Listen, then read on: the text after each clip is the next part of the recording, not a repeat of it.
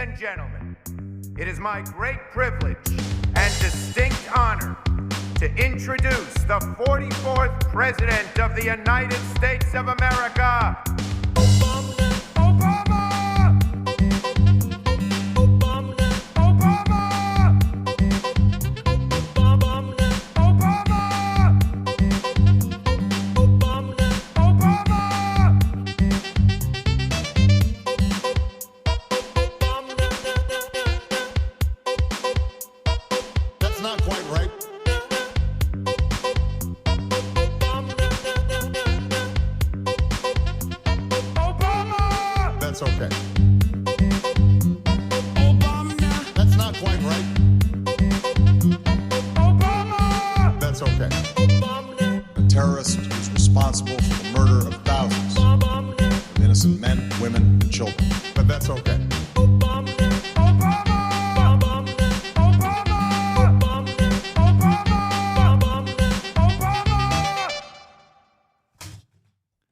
What's going on, everybody? I hope everyone's having a fantastic evening, afternoon, pre-noon, no matter where you are in the world. I'm Hasan Piker, and this is the HasanAbi broadcast coming to you live from sunny California, Los Angeles. Folks, we're live and alive, and I hope all the boys, girls, and MBs are having a fantastic one, because today's a beautiful day, today's a wonderful day, and today is a day that I shaved. That's right. I couldn't let go of the mustache, but I did shave, so you could see my wonderful pronounced jawline. And that's all you're going to get as far as costumes. But why is this a special day? Why is this a beautiful day? Why is this an important day? Is it because it's Halloween? It's the HALLOWEEKEND? No, that's not the only reason. Is it because I did chest day earlier and feel pretty good about it? Is that the reason? No, that's not the real reason. It's one of the reasons. It's a special day because it's always a special day every single week, ladies and gentlemen, because it's Friday. That's right. It's Friday then. That's right. It's Friday. Ladies and gentlemen, boys, girls, and MBs, it is a freaking another Friday, 69 degrees and sunny here in California, Los Angeles. Our forefathers fought long and hard to make sure that we can enjoy the weekend and have a sense of autonomy, a sense of purpose, so that we can go and have a little bit of fun. And maybe get a little crazy tonight. That's right. It's Friday. It's Halloween Friday. I hope everyone's having at least some fun. Maybe you're sitting at home tonight and watching whatever Halloween movie you want to watch. But remember, it's a labor union movement. And it's the socialists and the communists and the trade unionists and the anarchists that fought long and hard to make sure that you could have even a sense of minute freedoms on the weekend, a sense of autonomy, a sense of purpose. And that's precisely the reason why we always and forever celebrate the Fridays around these parts, ladies and gentlemen. You already know. No, you didn't. And of course, this is the part of the broadcast where I will tell you about my personal news about what's going on in the world of HasanAbi Piker in between the time period where I press the start streaming button and press the stop streaming button. So help me God, that's what I'm going to do. And I'm going to get right into it. Folks. Friday, October 31st. Spooky. It's spooky season. You already know what it is. It's spooky season. It's spoopy. And it's so spoopy that we actually ended up. One more. It's so spoopy that we actually ended up. What is this? Luke Thomas mentioned you? I don't know who this is. It's so spoopy that I played a spoopy game last night. You already know. Damn, that costume is terrifying. Yes. For a Twitch streamer such as myself, a real job, looking like a real jobber, yeah, doing a 9 to fucking 5 is obviously the most terrifying, spookiest costume of all time. I should have just had a job application, pretty much.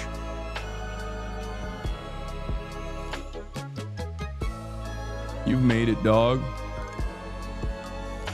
Jeff Nippard quote retweeted you, my goat.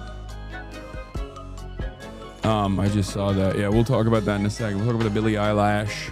I love your insurance salesman costume. Yeah, I am wearing a costume. For me, as a Twitch streamer, basically wearing a suit is a costume.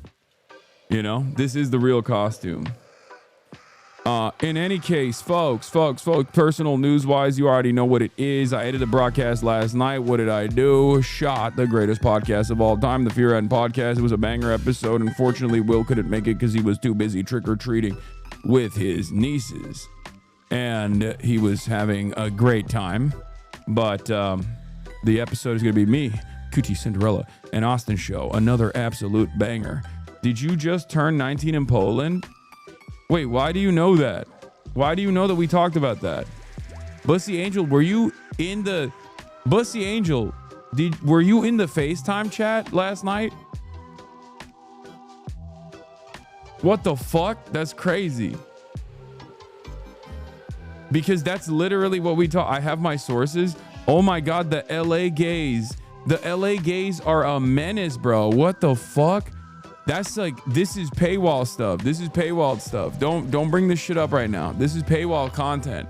That's behind the paywall. That's confidential. Oh, is it because of Christian? Is that what it is? Austin just asked me to get him a Diet Dr. Pepper. Hello? I'm literally live streaming, so no, I won't get you a Diet Dr. Pepper, but you can go off your end and get a Diet Dr. Pepper. Like, oh my God. Oh. Well, hello there. That's crazy. How did you find yourself here? Oh, was this door open? That is crazy.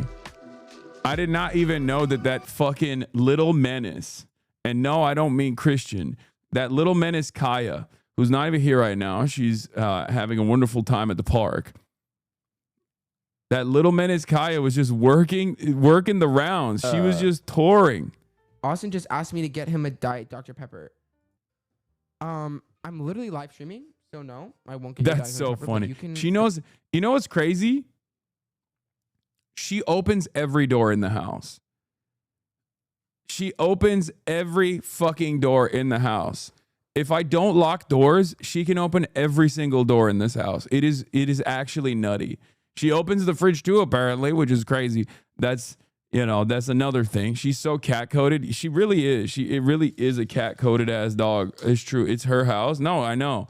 It's her tase her. Bro, she tases me, okay?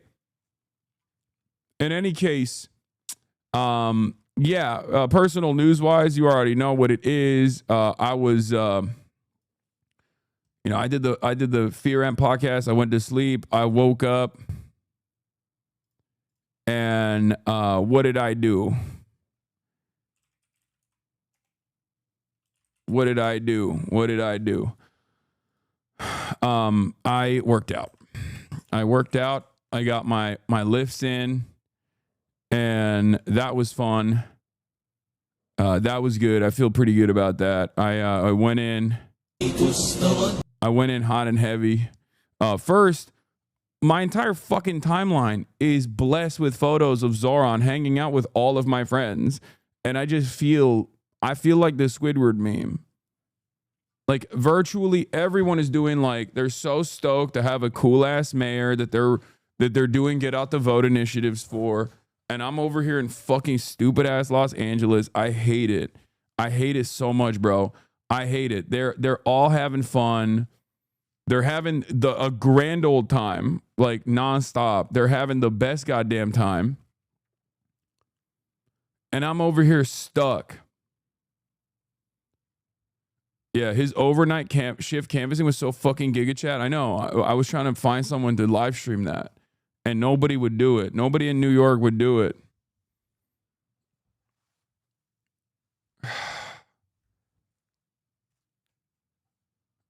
Anyway, but yeah, please continue the game you started yesterday. I will. But yeah, that was how I was feeling this morning. But then I hit this. 230 incline, 4, 6. Look at that.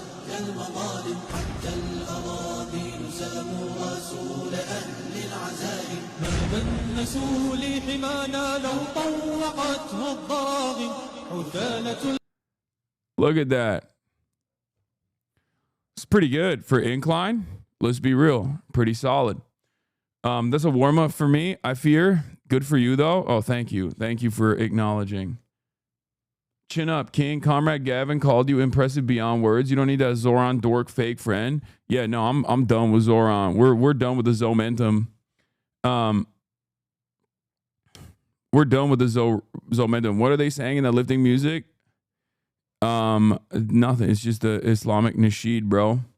Don't worry about it. All right. Anyway. There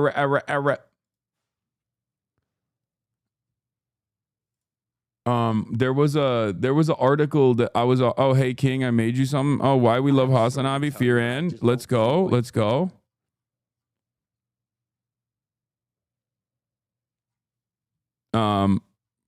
Hell yeah. Nice. W Karis, another Karis production. Let's go.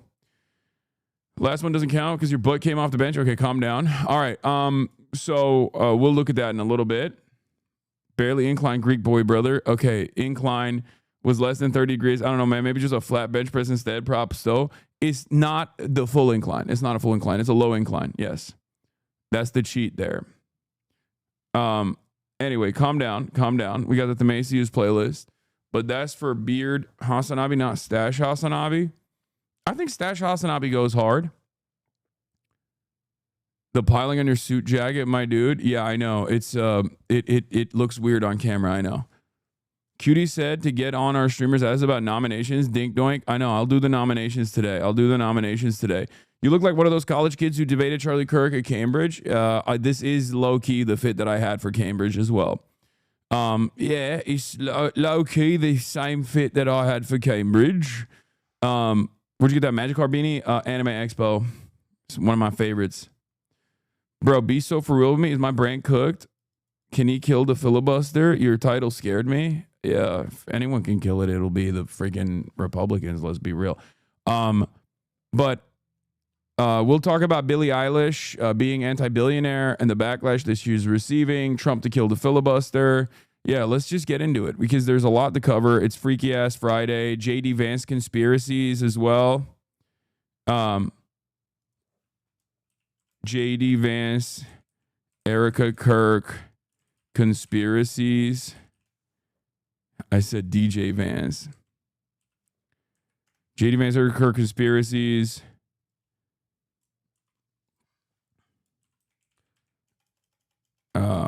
Wait, what the frick?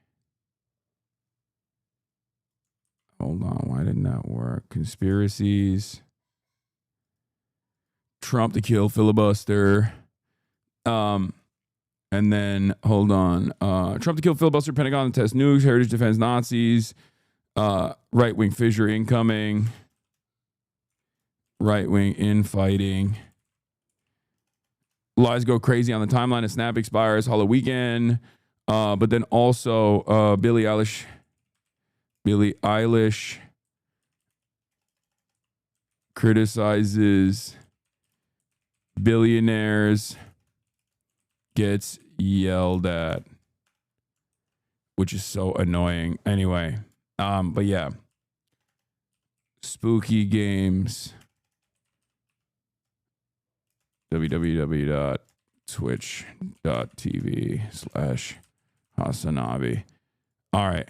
And yeah, I know I'm just here to make sure the dog's okay. Oh, thanks, man.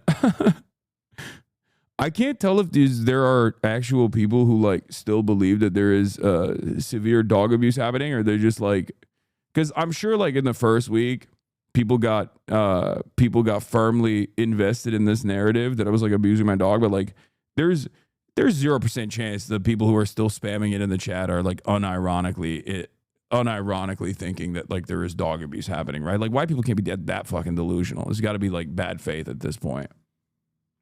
I'm sure there are people are still trying to spread it. Yeah, they're just pushing it. It's a joblessness for the most part. 100% there's abuses at the park right now. Shaking my head. I know. What happened to the beard? I shaved it. Why are you dressed up today, brother? Because it's freaking Halloween and I wanted to dress up as guy with a job. You know? I wanted to dress up as a dude with an actual job. Why are you saying Clark Kent? Who's Clark Kent? I don't understand. Anyway, here's the blast off. Fisher Price is my first substitute teaching gig. I don't understand. Like, why? No, I'm dressed up like this, not for Clark Kent. Who's Clark Kent? Who's Clark Kent?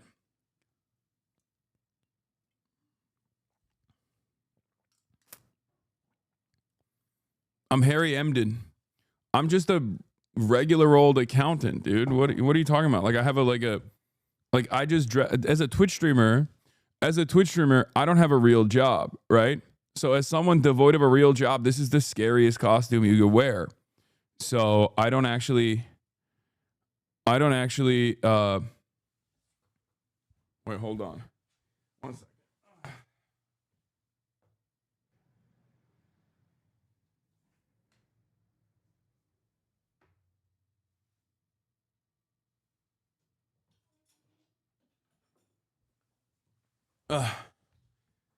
Sorry. No, okay, it's not back. Who is this in Hasan's room? Look. I know a lot of you are probably a little bit disappointed. Right? Because you're like, oh my God, you didn't fulfill your promise to us. Like you were actually going to dress up. You were actually going to do something.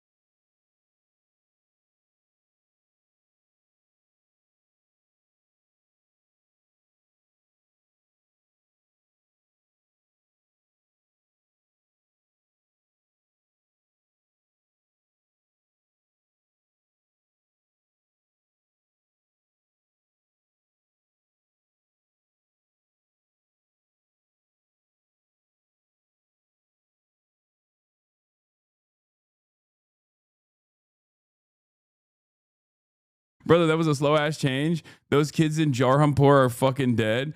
I know. Well, it's fine. I wasn't going to go there anyway. I was going to send Hawk Girl there regardless. I still have a 9 to 5. So yeah, there it is. No muscle pads needed, baby. I know there are little padding on. There is a little bit of padding on it, which made it harder to fucking put on, which definitely made it harder to put on the, the jacket over it. But you're cosplaying Superman mid transition. Superman, but he got called back to work overtime. My feeling got hurt when you were cooking day jobs. Oh, really? Blonde Bob, thank you for the 25 gifted subs. Oh, and then, of course, the final part of the Superman costume is this. Boom. This is what he does. It's crazy. He, like, in the newest Superman, he just goes like this. And then everyone's like, what? That's Superman. That's a totally different guy. I forgot. Yeah, I forgot to do that. Here it is. Boom. There it is. It's funny because, like, David Cornsweet and actually Henry Cavill before David, both of the last two Supermans have the exact same issue that I have, which is that they look significantly better with like stubble and like maybe a little bit of a mustache, as opposed to when they're doing the Superman fit where they have to go fully clean shaven. And because I've done this before where I like went fully clean shaven before, specifically for one of the costumes that I did for Zorro, I just didn't want to do the full commit this time, and I wanted to make sure that I still had the mustache. I just could not get away with the full commit because there's too much, you know, there's far too much that you need to do. Does the S stand for Soros? Yeah. I think the most goated fit, like honestly, one of the most goated Superman outfits would be the Red Sun one. Where's Crypto? I'm gonna see if we can get Kaya a Crypto fit. Actually, that'd be pretty sick. But we'll see. Yeah, and then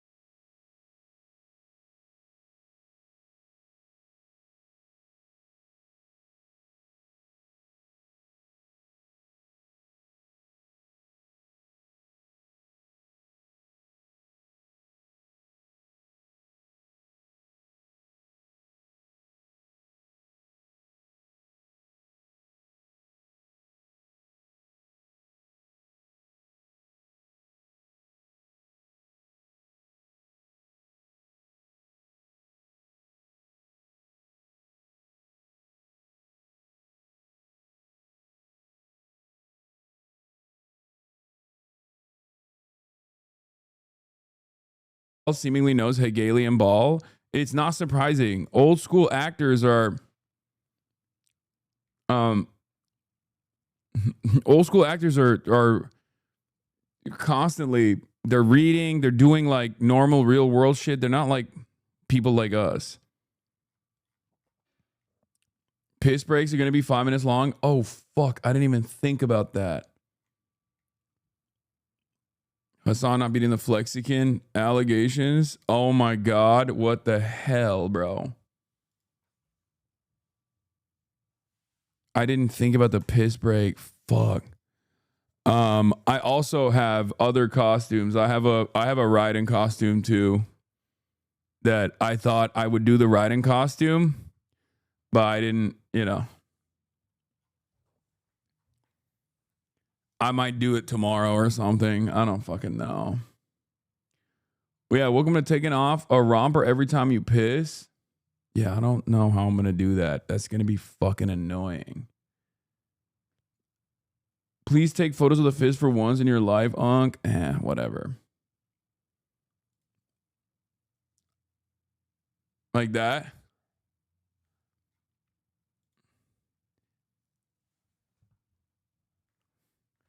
There you go. Take the glasses off. And then do one of these.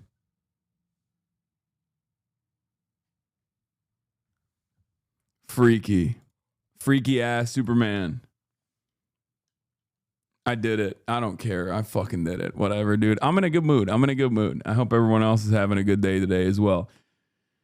Do an outfit costume change before? No, I'm not a human. All right, bro.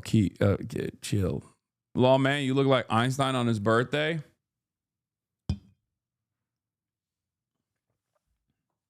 Daddy Kit Kat, thank you for the 5 gifted. Hot girling, thank you for the 5 gifted as well. All right, we got a lot of news to cover. We're going to get all the way up into it. Christoph Waltz, first and foremost, explaining Hegelian dialectics in a food YouTube show in the context of ceviche was not in my expectations today, but I'm all in for it. There can never be a whole without a contradiction. Contradiction is part of the whole. You see, contradiction is what gets movement into the process. You can't just do one thing. You have to consider the contradiction in order to eventually arrive at something at all. Yeah. In my headcanon, he's not just a Hegelian. He understands Hegel because he understands Marx. In order to understand Marx, you must understand Hegel. You must understand dialectics. But that's he's not just Hegelian. He is dialectically thinking about commodity production.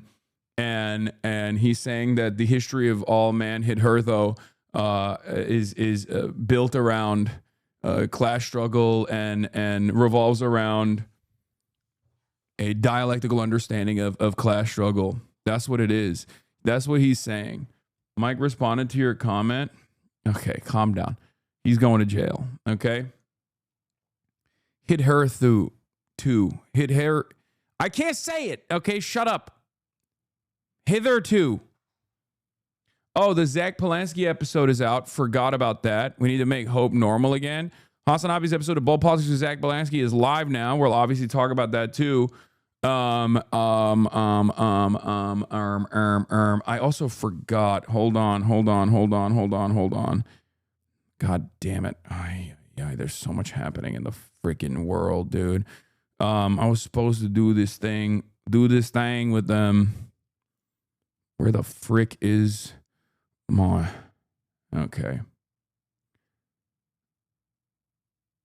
Hold on. Let me see if I can click on this land. Nope, I can't.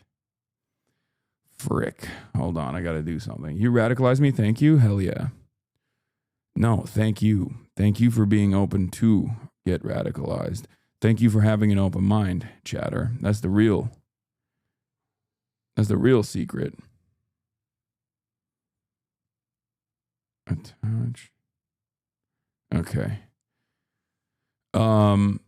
Yeah, I need to do a collabo post. So I didn't even do the collabo post, but now I did it. Okay, I did the collabo post. Okay, we're good. I think we're good. I think I did the collabo post.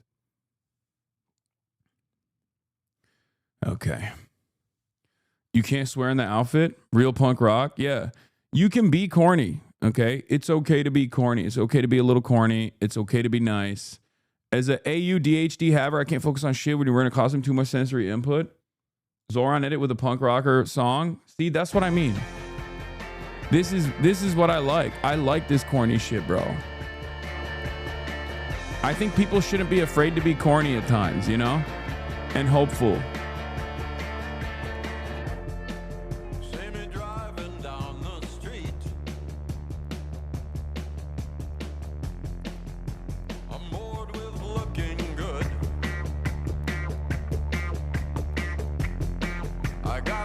I think we need more of that. We need more of that. We need more hope and change, dude. Not to get all Obabe with this, but we need more hope and we need more change.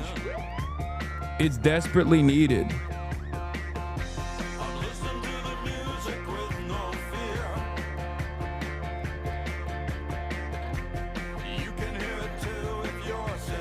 God, okay, maybe a little too corny. Maybe he's too much of a corn dog, but maybe he's too much of a cornball, but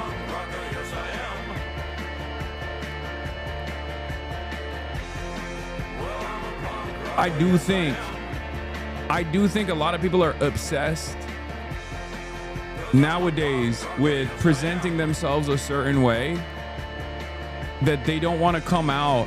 They don't want to come across like they care about anything. You know what I mean? Especially on the internet where people are just so nihilistic.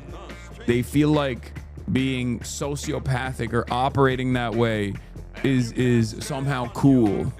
I don't think that shit's cool at all. I think owning your cringe is much better than just like constantly escaping it, constantly trying to present yourself as something that you're not. You know? It's all right. I think being earnest is cool. Being sincere is cool. Showing empathy is cool. You know? Now, obviously, don't let it get ahead of, don't get ahead of yourselves, right? Don't go super corny, but will we talk about really important things, but not this trash Halloween? Like, this is what I mean. We can't even have a brief moment, bro. You can't even have a brief moment of sincerity and be like, it's all right. It's all right to be kind to others and all this stuff without some fucking leftist coming to the chat being like, all right, enough fun. Fun is bourgeois decadence. Fun is counter-revolutionary. Hope is counter-revolutionary. Fun is counter-revolutionary. Get to the fucking news. I am angry. I'm angry all the time. The world sucks. It's like, we all know, man. We talk about it every day. I know. Just relax, okay? Relax.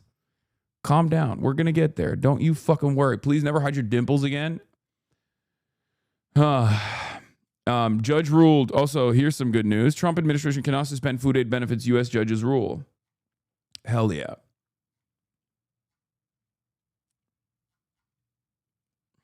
There's plenty of that. There's plenty of that on the internet. Nice Batman costume, you said? Dude, also, I'm back on my reading shit. I'm back on my reading grind. Okay. And doing a little bit of, wait, that's what you got? Can you find the Crypt Dog one?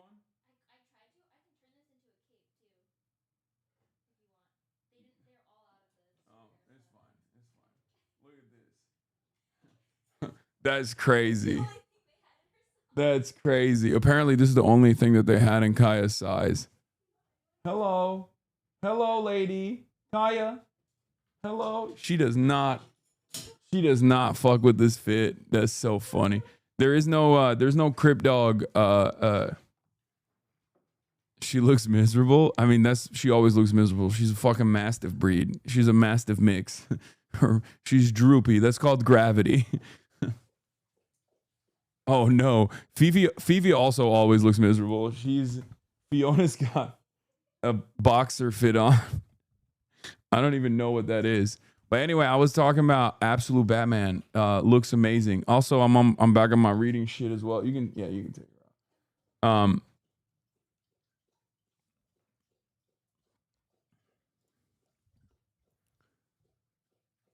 Check out Absolute Batman. He brutalized Nazis for the annual. Yeah, I saw. I heard he also beat the shit out of a cop or something, or like an ICE person.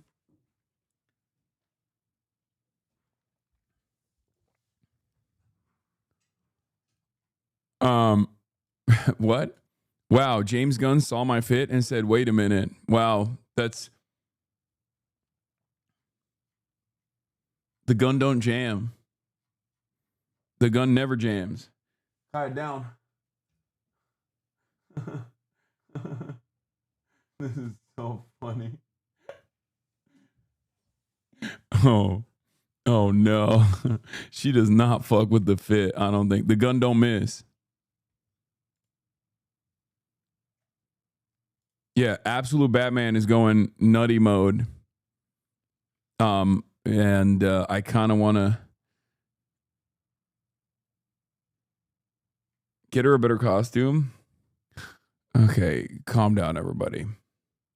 What you see is what you get. Not to be cheeky, bro, but dressing Kai as a rain cloud or lightning bolt would have been funny as hell. No, I think so too. I agree. I was gonna do Raiden. I was actually gonna be Raiden specifically.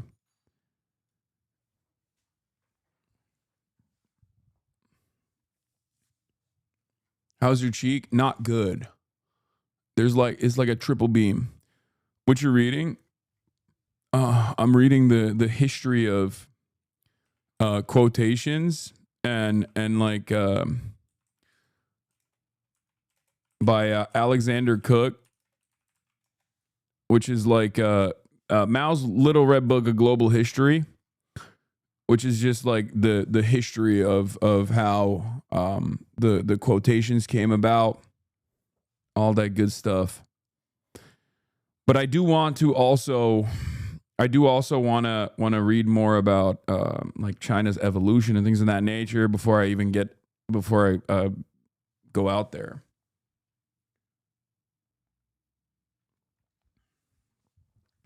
Jesus, boring? What is boring? Like about grammar? No. Mao's Little Red Book, A Global History, is the book that I'm currently reading. Okay, it's from Cambridge University Press. And it is basically using Mao's quotation as a medium through which to re-examine the history of the 20th century world. Okay. Challenging established ideas about the book to reveal its remarkable global impact.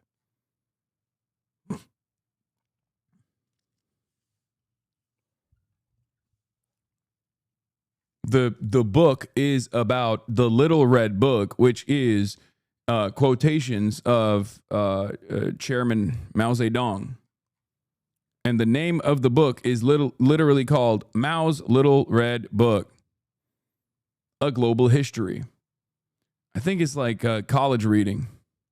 I fell asleep during your description. Okay, we're never going to get anything done. You have to learn how to read, man. That's really, really important. Do you have any leftist hentai recommendations? I saw Adam 22's penis. That's crazy. Oh, God. I hate myself sometimes. This is one of those moments. You are taking the hope away from me. Okay. You can tell Hasan is a reader by how often he mispronounces English words that sound different from how they're spelled. No, that's also an ESL problem. That also stems from ESL.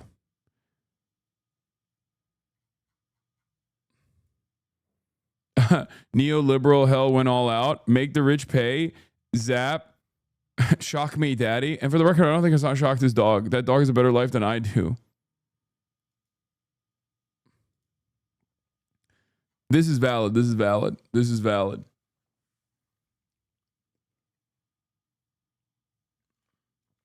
You realize Mao killed millions of Chinese people from his famine? Yes, I do realize it. Thank you. You're right. I shouldn't learn. You know what? You're right. This is like, you know what's funny about this? People that say this stuff, it's basically the same as like, you know, the founding fathers had slaves, right? And it's like, okay, so should we not learn about them? Like, what the fuck is the argument?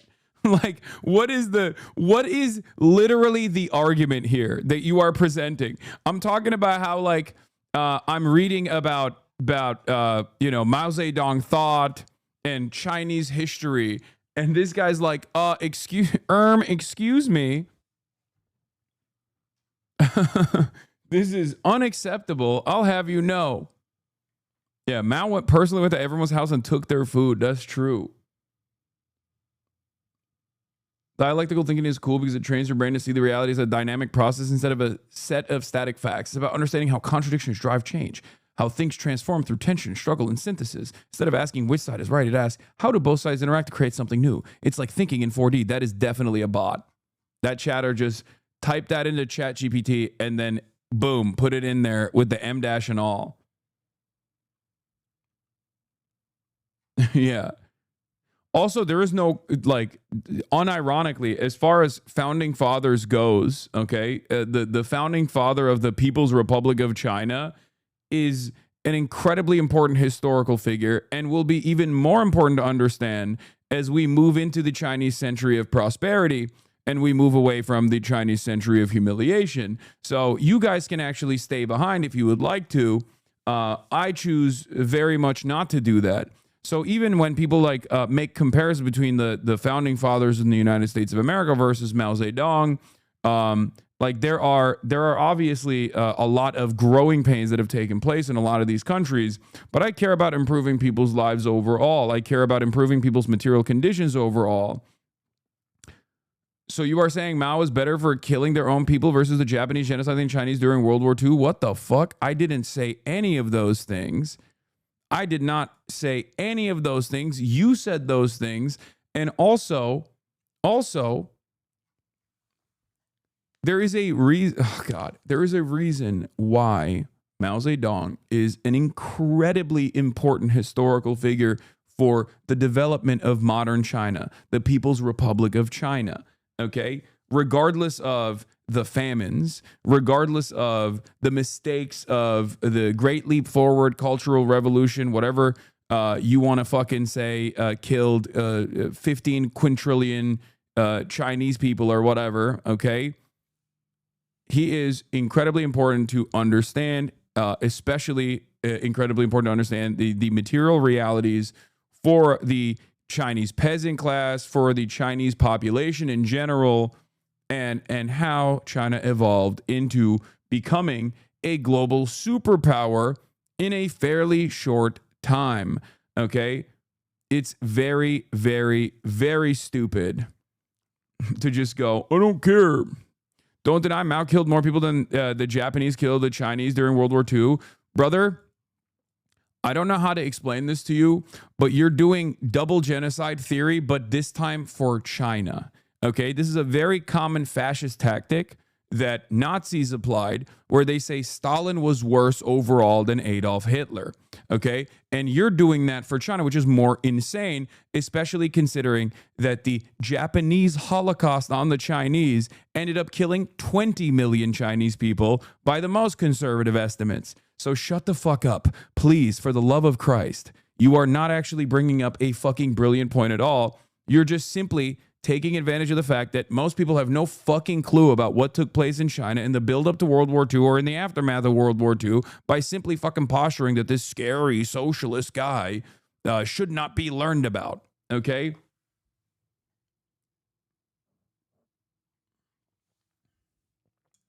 Jesus Christ.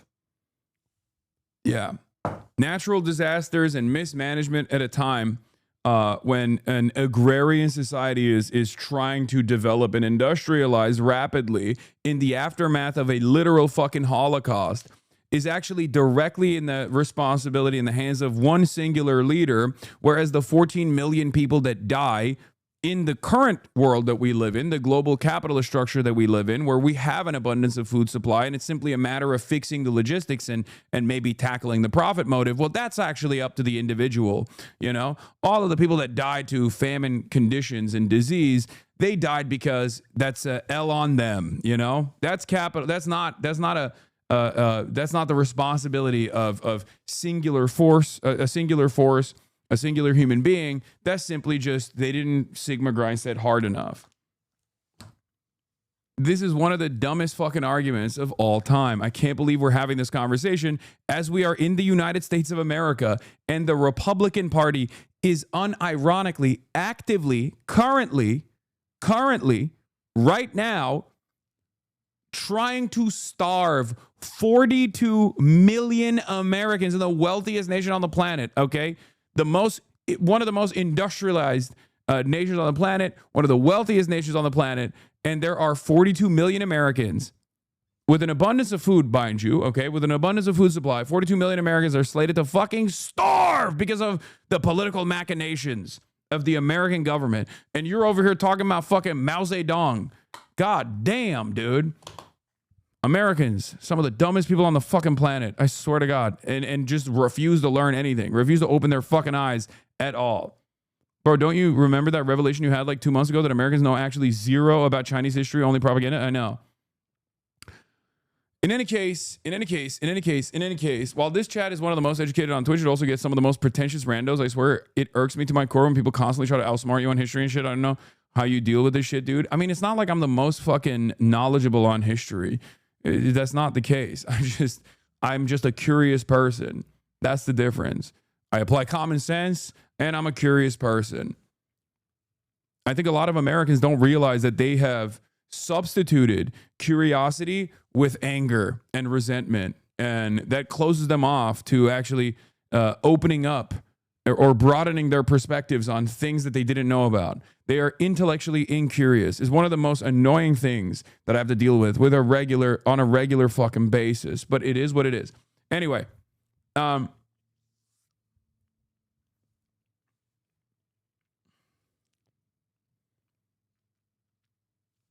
you seem like a fucking genius to Americans because we know nothing, or you pissed them off for the same reason. Yeah, I know. I'm a dumbass too. Like, I'm not even a smart guy. Anyway, having said that, where was I? What was I going to talk about? Not Mao Zedong. I was just talking about what I read that fucking pissed off this dumb fuck. While I was urging people to go out and read and urging people to have an open mind and learn about different perspectives. Anyway, we have a lot happening in the world, and we are going to get to all of it. Hopefully, we'll talk about. But first, what is this? This is a lefty UFC guy. One more time, where are the political candidates lining up with MMA fighters in swing states to affect young men as a voting bloc? Where is Hasan Piker at UFC events? Which fighters are going on left-wing politics? Which MMA leaders are speaking for left-wing candidates? Which gubernatorial candidates are holding, on the left, are holding events in MMA gyms? Which podcasts on the left feature MMA fighter? I could go on and fucking on and do. Guys, it's raining outside and you're trying to tell me the sun is shining. One more time, where are the political candidates lining up with MMA fighters in swing states to Yeah, I don't know shit about MMA. I'll be real. And not only do I not know shit about MMA, there is a guy out there. There's two guys out there, John Boyce and Felix Biederman. They've done that. But also, I don't know if the MMA community is invested in like leftist politics. There are some that definitely are, but the problem is it's owned by fucking Dana White. Dana White's never gonna fucking invite me to any of those events. Let's be real. I would go to the Dana White Throne Nazi Festival. I know a lot of the fucking influencers personally, some of which are even friendly. I'm friendly with, and some of which I'm even actually friends with, like Mike Malak, right? So like, I wouldn't be that out of place at an event like that. But I don't think Dana White is gonna invite me anytime soon. He'd probably fucking invite me to kill me, to beat my ass with hammers. Or hammer punches. So yeah. This is an out of context clip. It's an inner MMA community debate that's happening and you just got brought up for no reason. Why did you abandon MMA fighters? No. I don't think this person is actually blaming me for it. I don't think this person is blaming me for it at all. I think he's just saying that like there is no diversity of ideology reflected in the MMA community amongst the fighters or even amongst the politicians. And it's like, it's one of those things where like the context of the video is simply pointing out that MMA is right wing, not that Luke is asking leftists to engage with MMA. I would though.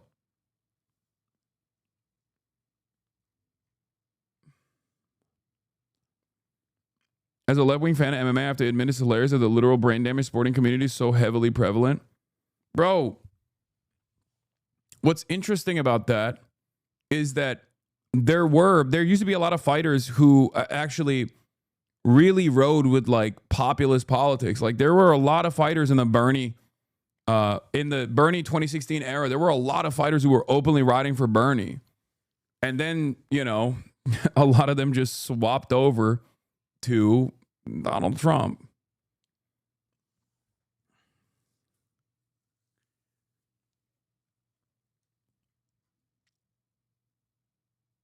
I'm trying to read Rashid Khalidi's 100 Years War on Palestine, but it's sad, depressing, and overdue. Yeah. Even if Hasan went to a UFC event, do you really think they would pan the camera to him and show him off? The UFC production team picks and chooses who they show, and I highly doubt they give even a second of attention to anyone on the left deliberately.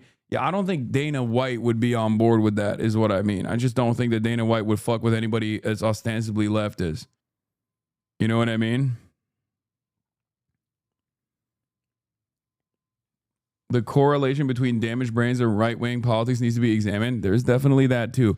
Anyway, speaking of brain damage, we got to talk about something that's going on. The brain damage that I saw on the timeline that gave me direct literal CTE by just simply being online.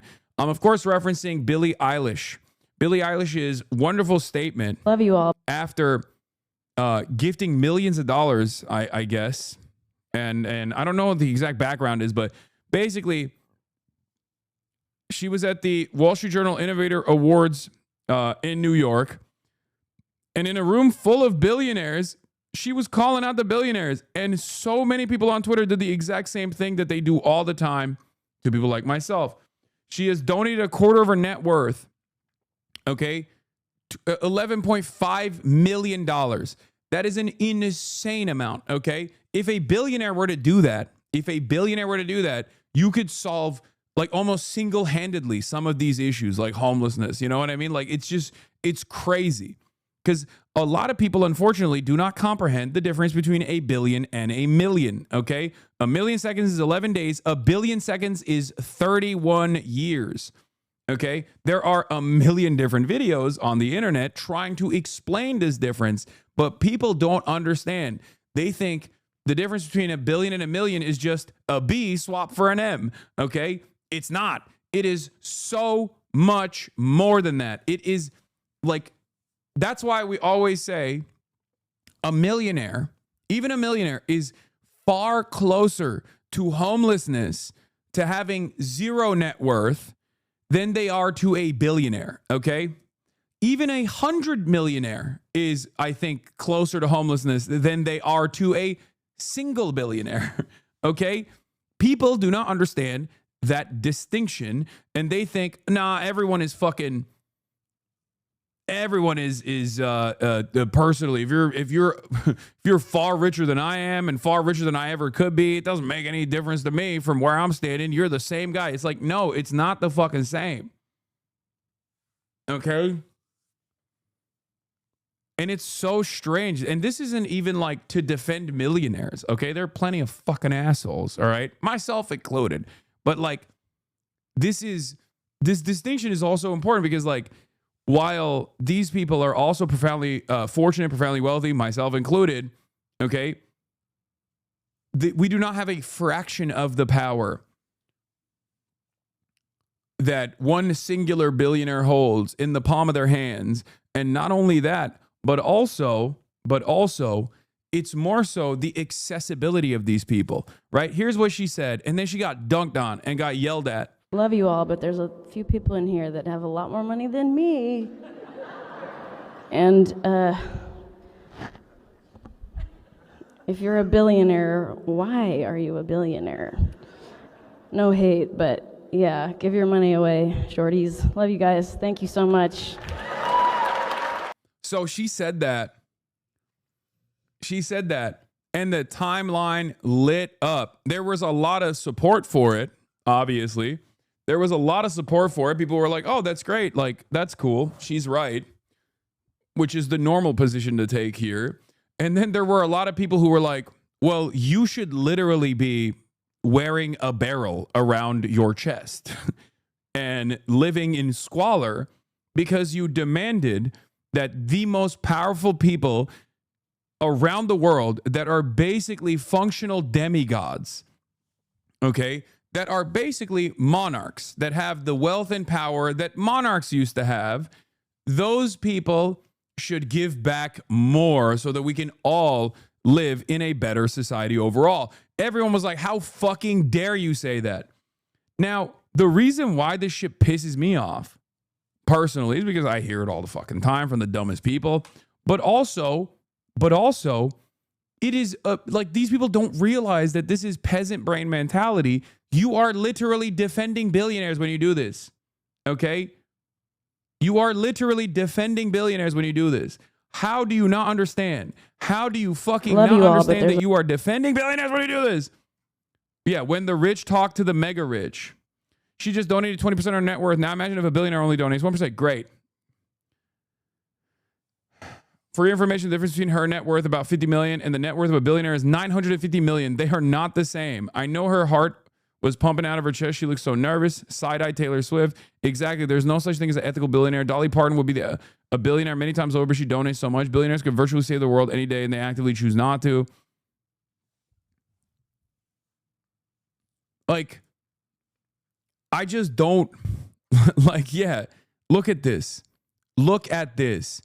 Look at this.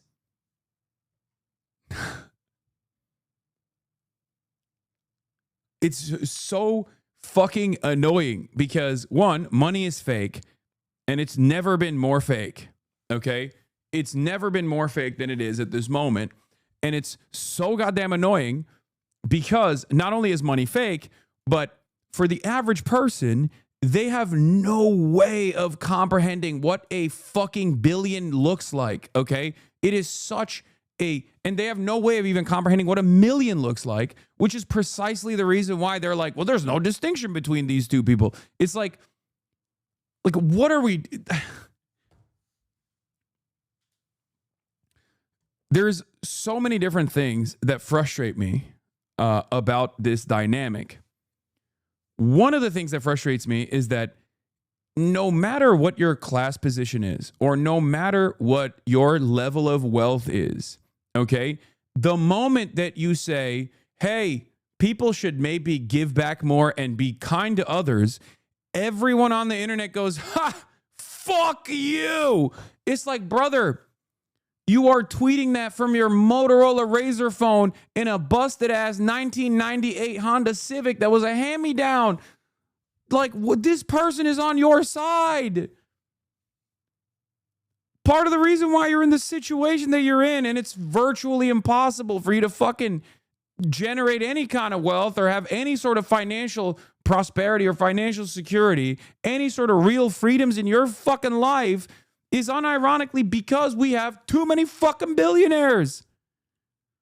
But God forbid somebody calls it out. Immediately people go, how dare you call that out? I'm going to be a billionaire one day. It's like, come on, man. It doesn't make any fucking sense. Yeah, and then, of course, this kind of dipshit gets promoted. Nothing more inspiring than millionaires castigating billionaires. It's not just any millionaire castigating billionaires. It's a millionaire that is doing their part, okay? You should take a note from Billy's book. What do you mean? It's so fucking annoying. This kind of stuff, from the way people reflect on it, because we are the most propagandized people on the fucking planet. This is capitalism propaganda through and through, okay? This is capitalist propaganda that is baked in to the collective consciousness of the dispossessed masses, that they are angry, they are pissed off, they're frustrated, and they don't even fucking know where to direct their attention to. And when someone comes out and says, hey, direct your attention to the super, super, super wealthy people that control all of the levers of society, they go, how dare you fucking say that? You, in my mind, actually have more power than some fucking billionaire, because I don't know who the fucking billionaire is. The billionaire didn't make an album that was important for me, or a billionaire didn't actually get into drama with another, musician that I really love. So obviously I don't give a fuck about the billionaire. It's like, they're boring for a reason, okay? They're boring and mostly invisible for a reason, okay? With the exception of like the Elon Musks of the world. People would rather direct their enmity towards someone like fucking Bernie Sanders for dropping a mill off of his fucking book that he wrote after being in office and advocating for the working poor for like 100 years than the people that he wants to tax more. And the other problem here is that this makes it so that people go, all right, why the fuck would I say anything? It's much better to shut the fuck up.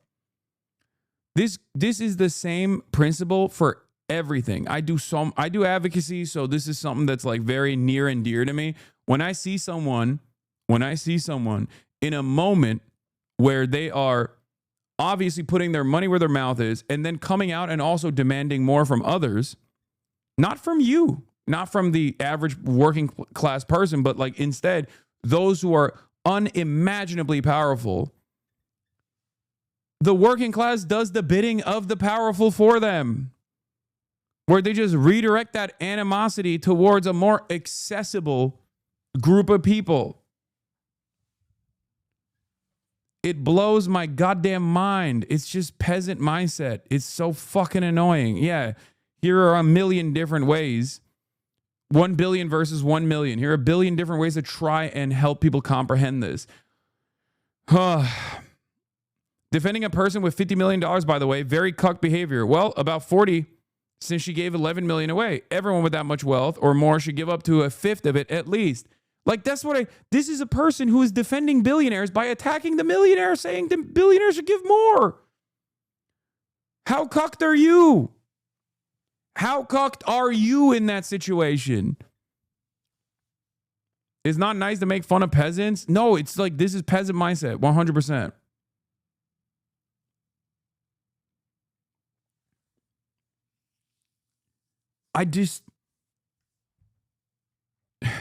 Yeah, now compare a millionaire with regular folk. Tax them too. What the fuck?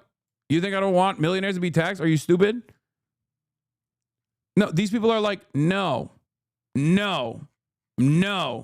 So you're saying you are not a millionaire? Not you unintentionally glazing Fantano. That's the other thing that breaks people's brains, where it's like, that's the other thing that breaks people's brains when someone who is wealthy goes, no, I want to be taxed more. I don't give a shit. Yes, I want to fund these programs. Like, it breaks their goddamn brains. They go, what do you mean? This creates negative incentives for people to come out and speak out. It makes me so fucking mad.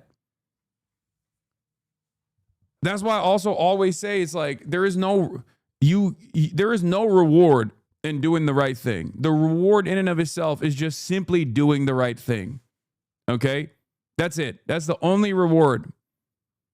That's why no one does this for a cynical purpose, okay?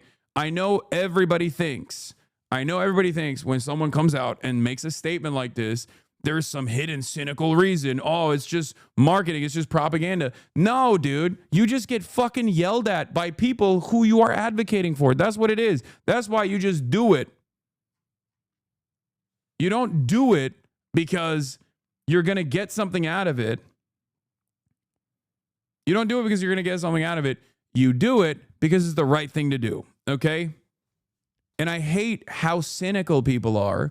Because they are so nihilistic. They have been hurt so much. And they're so angry that the moment where they see someone speak out on an issue like this, they go, oh, that person must be grifting. No, dude. They could have just kept fucking quiet. Okay? They could have just kept quiet. There is no reward for speaking out like this.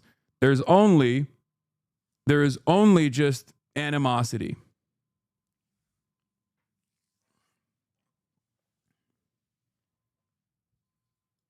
You do get something out of it. You don't have to watch the pain and suffering of a homeless person. I know. That's the selfish argument that I sometimes make as well, which is like there is a selfish argument that you can make for ending homelessness.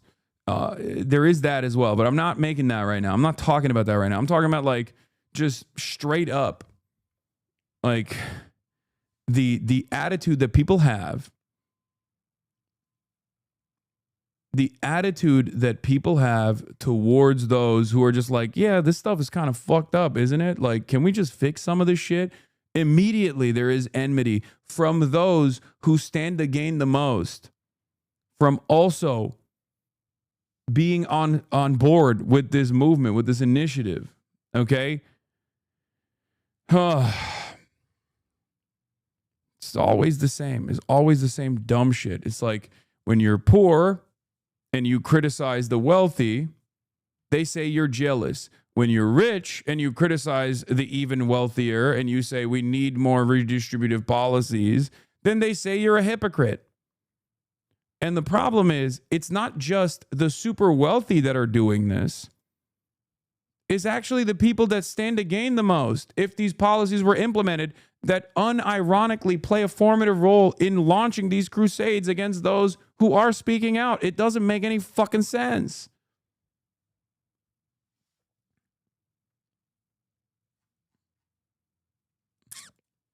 Yeah, I said massive amounts of angry people yelling at Billie Eilish for being rich while calling out billionaires are oblivious to the wealth a billion holds and are more invested in yelling at someone more in reach. The appearance of hypocrisy online is worse than actual harm. Like, this isn't even, you can even literally be a billionaire yourself. And if you make this, if you do this advocacy and also on top of that, literally fucking give away as much as you possibly can so you're no longer a fucking billionaire, that's still a good thing. Okay? Millionaires are not poor. Okay? Poverty is a relative concept. Millionaires are not fucking poor. That's ridiculous. Okay? That's ridiculous. Of course they're not poor, especially when the average working class person has nothing. Nothing at all in comparison to the millionaires. That's not the argument. The argument is not even that, oh, millionaires have no money. Like, that's not what I'm saying. That's dumb as fuck. Okay? The argument here is that there is a ginormous wealth disparity even amongst millionaires and the average billionaire. But even besides that, this is not even like the average millionaire. The average millionaire just shuts the fuck up because he knows that the system is already designed so that nobody ever fucking pays attention to them. And we have a tendency as a society to punish those who do talk about it. It's very strange. It's a very strange phenomena. It's like this cynical rot that people have in their souls. They have been so propagandized. They have been so propagandized into believing that anyone who speaks out on this shit, anyone who says we must improve society somewhat, is immediately like, well, you're participating in society and it seems like you've benefited quite a bit from participating in society. Fuck you. If you spent $10,000 every single day, it'd take 100 days to spend $1 million. It would take you 274 years to spend $1 billion. The gap is insane.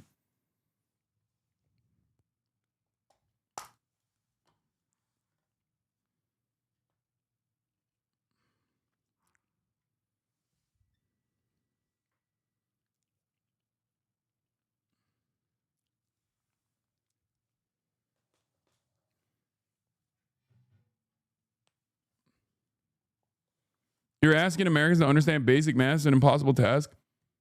No, even if you don't understand basic math, I'm asking Americans not to understand basic math. I'm asking Americans to understand their own class position. I'm asking Americans to not be so cynical. I'm asking not just Americans, but just people, working class people all around the world, especially in the Western world. the more capitalist our culture is, the more you see this kind of mentality from people who feel like they have overcome the propaganda. They have believed and have a firm commitment to the fucking prosperity gospel, who think, no, if I suck billionaire toes, one day I too can be a billionaire. It doesn't work that way.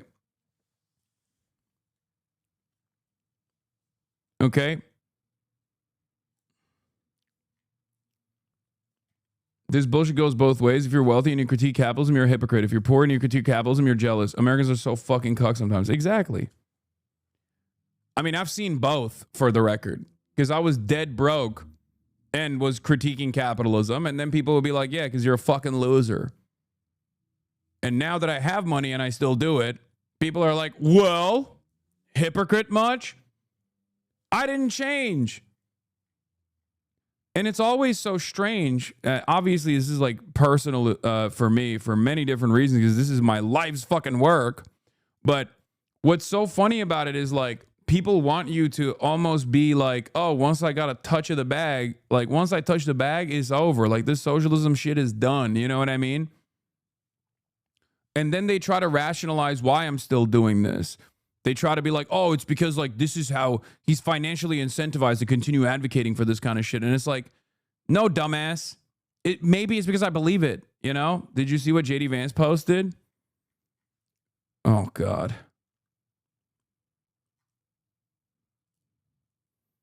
It's so stupid. It also gets increasingly harder to make this kind of argument when people don't have object permanence.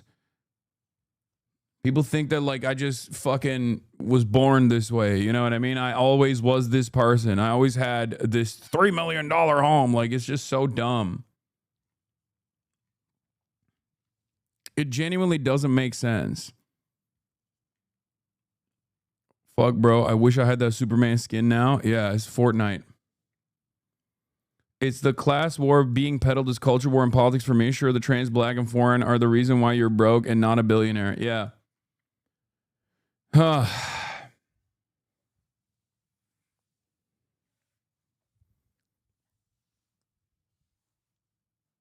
Aren't your dad a billionaire? No, man.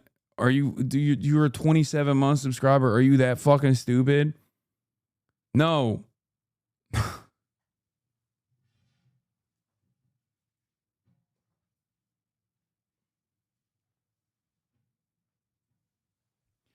I am fortunate enough to be able to financially take care of my parents, both of my parents. There are people who genuinely believe that, by the way. They literally think like, oh, he comes from a billionaire family. It's like, you're fucking dumb. You're so dumb. God damn it. There are a handful of billionaires in Turkey. He would be on fucking lists if that was the case.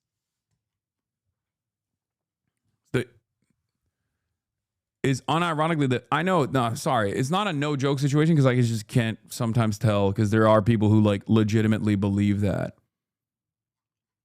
And there are people who unironically believe that. Yeah, U.S. billionaires reached a record-breaking $7.6 trillion in wealth as of September 2025, an increase of $4.7 trillion in less than 8 years. Most of that wealth hasn't been taxed and won't be taxed under our current system.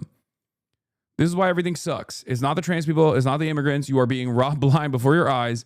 And those same people who also own all the tech and media networks to tell you that the cause is not them. That's exactly what's going on. And people just don't see it. They don't want to see it. And it's especially those who think they are above it. It is especially those who think, oh, I can't be propagandized against. I'm actually quite smart. It's good to have a little bit of skepticism. It's good to apply a critical lens to the information that you're consuming.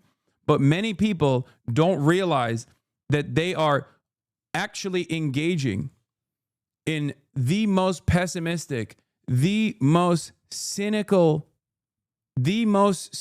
framework when they actually apply this hyper scrutiny, not to those who are saying everything is great, shut the fuck up. If you fucking work hard, you'll get there. Trust me.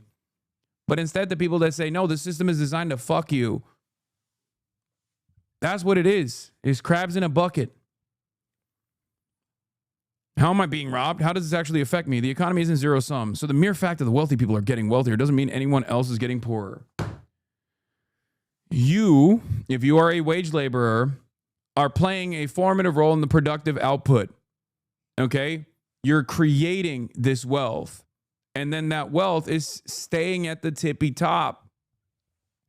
That's it. That's what we mean when we say it's theft. That's what we mean when we say profits are exploitation. Okay?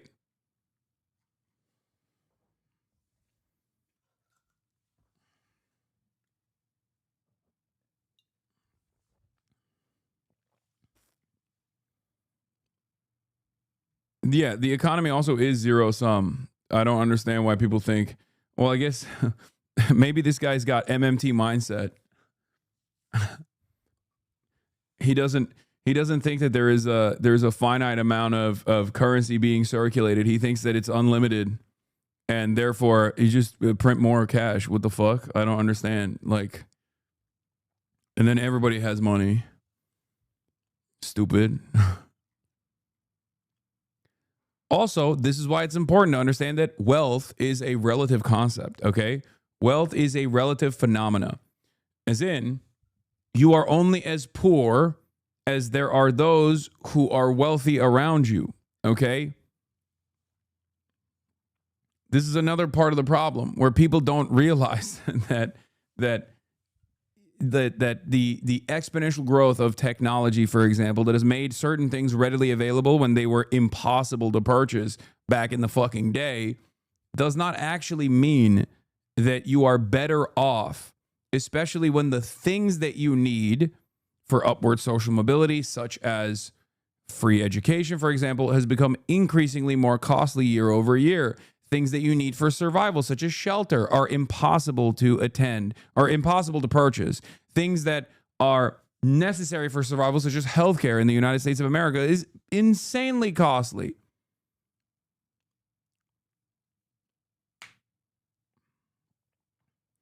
They would preach to the ordinary man that he might elevate himself through political means rather than through hard work. This would be a most unfortunate example to the common man in our country. And there's a remarkable correspondence between Secretary of State Lansing and President Woodrow Wilson, in which Lansing says, the Bolsheviks are wanting in political virtue. They would preach to the ordinary man that he might elevate himself through political means rather than by dint of hard work. This would be a most unfortunate example to the common man in our country and other countries. They understood what was the threat. The Americans themselves, the American ruling class, had very little didn't have all that much. I told you about Hoover and a few other speculators, other people like that. But they joined in with 14 other nations to invade the Soviet Union, to overthrow the socialist government that had just been put in after the Tsar was overthrown. That process of invading a revolutionary country is still happening before our eyes.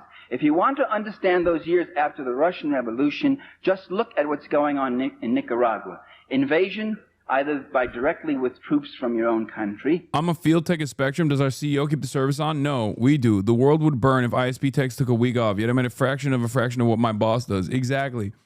And your boss's job is quite literally to ensure that your pay is kept as low as fucking possible, that you don't get the benefits that you need. Okay?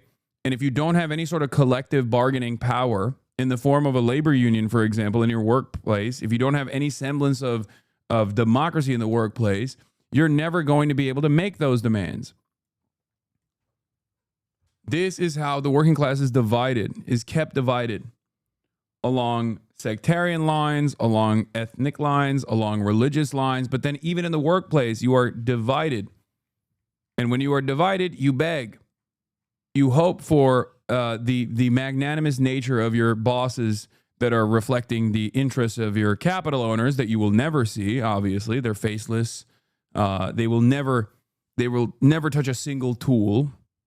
They will never be a part of the assembly line. They will never be a part of the productive process. They will never be a part of the productive forces in general. And you generate the value for them, and the value that you generate for them then also is retained at the top. And it's ironic because it's basically people fucking one another all the way down the line.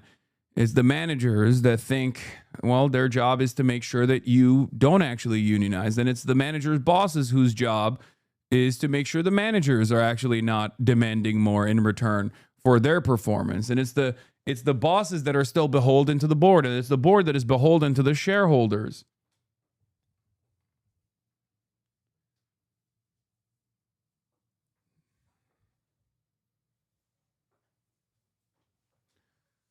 And this system is only beneficial for those at the top.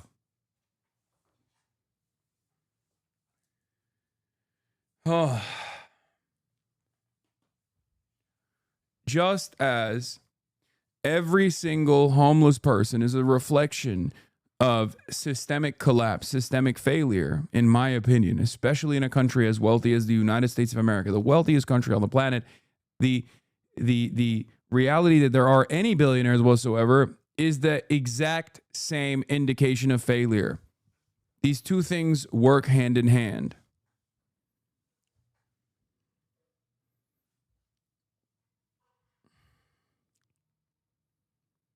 There's always someone above you until you reach a point where you are simply engaging in the act of capital accumulation, where your money is making money for you.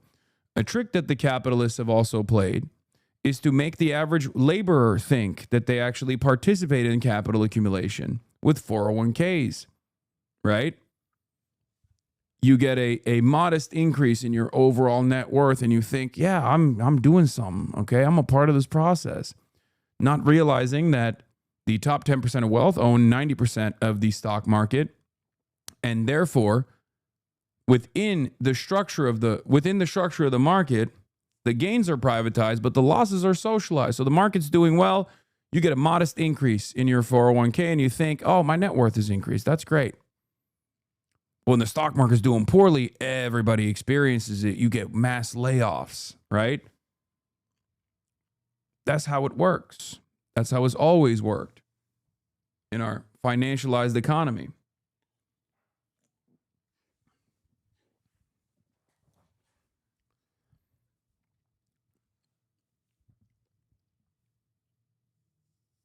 But as long as the overwhelming majority of your yearly increase in your net worth is not coming from capital accumulation alone, you are still, in the old sense, a wage laborer.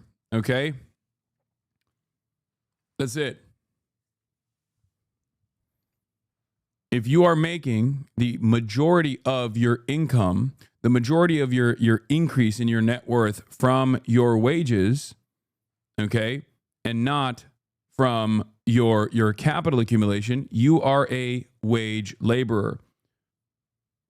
If you lost your job, you would have no income whatsoever, okay? Or you would have a little bit in your 401k. Which one is more? The moment that you make more,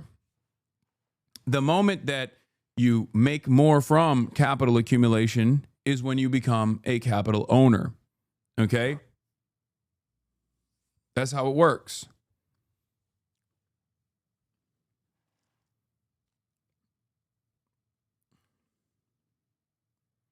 Oh my God, the Superman costume. Can't wait for a major event to happen and it's on cover like that. Yeah.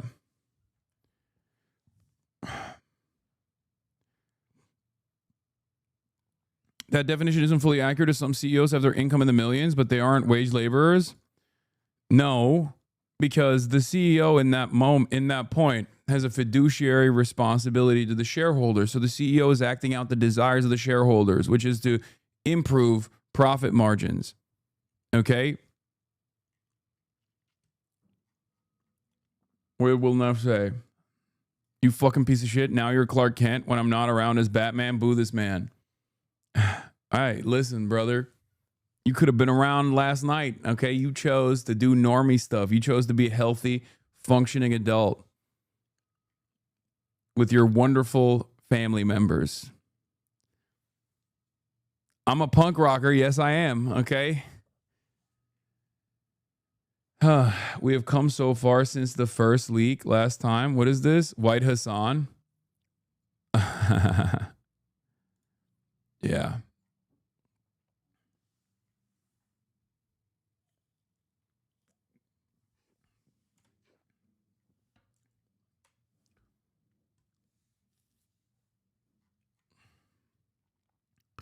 Yeah.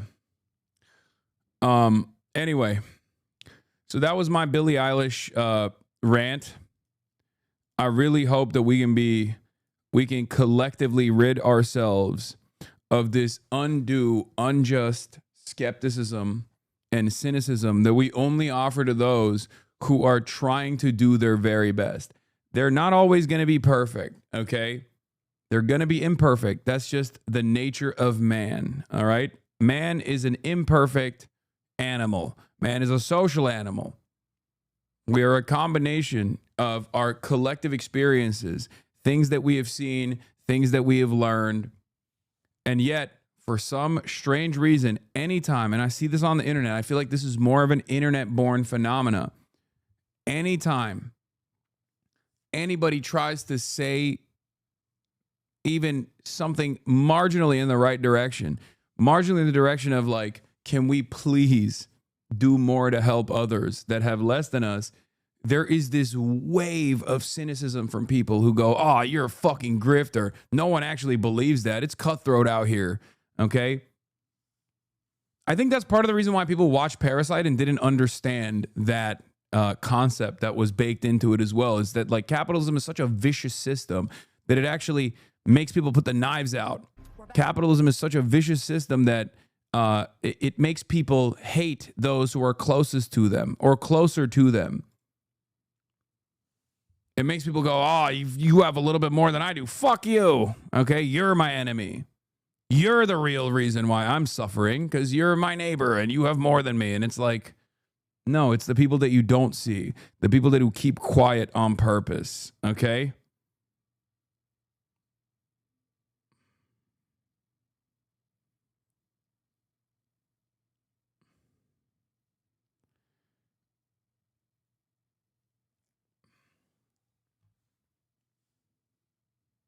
Yeah, we'll watch the Bold Politics episode with Zach, the leader of the Greens in the UK, later. Okay, but don't you say the same by saying the billionaires are the enemy because they have more? This is a joke. Okay, good one. Parasite was a garbage movie? No, it wasn't.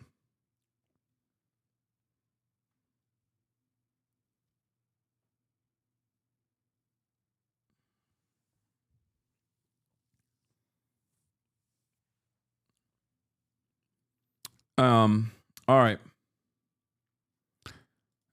Now let's get to the real enemy, Venezuela. Okay, the enemy of the United States of America. It's existing over there, looking sexy, probably deserves an invasion.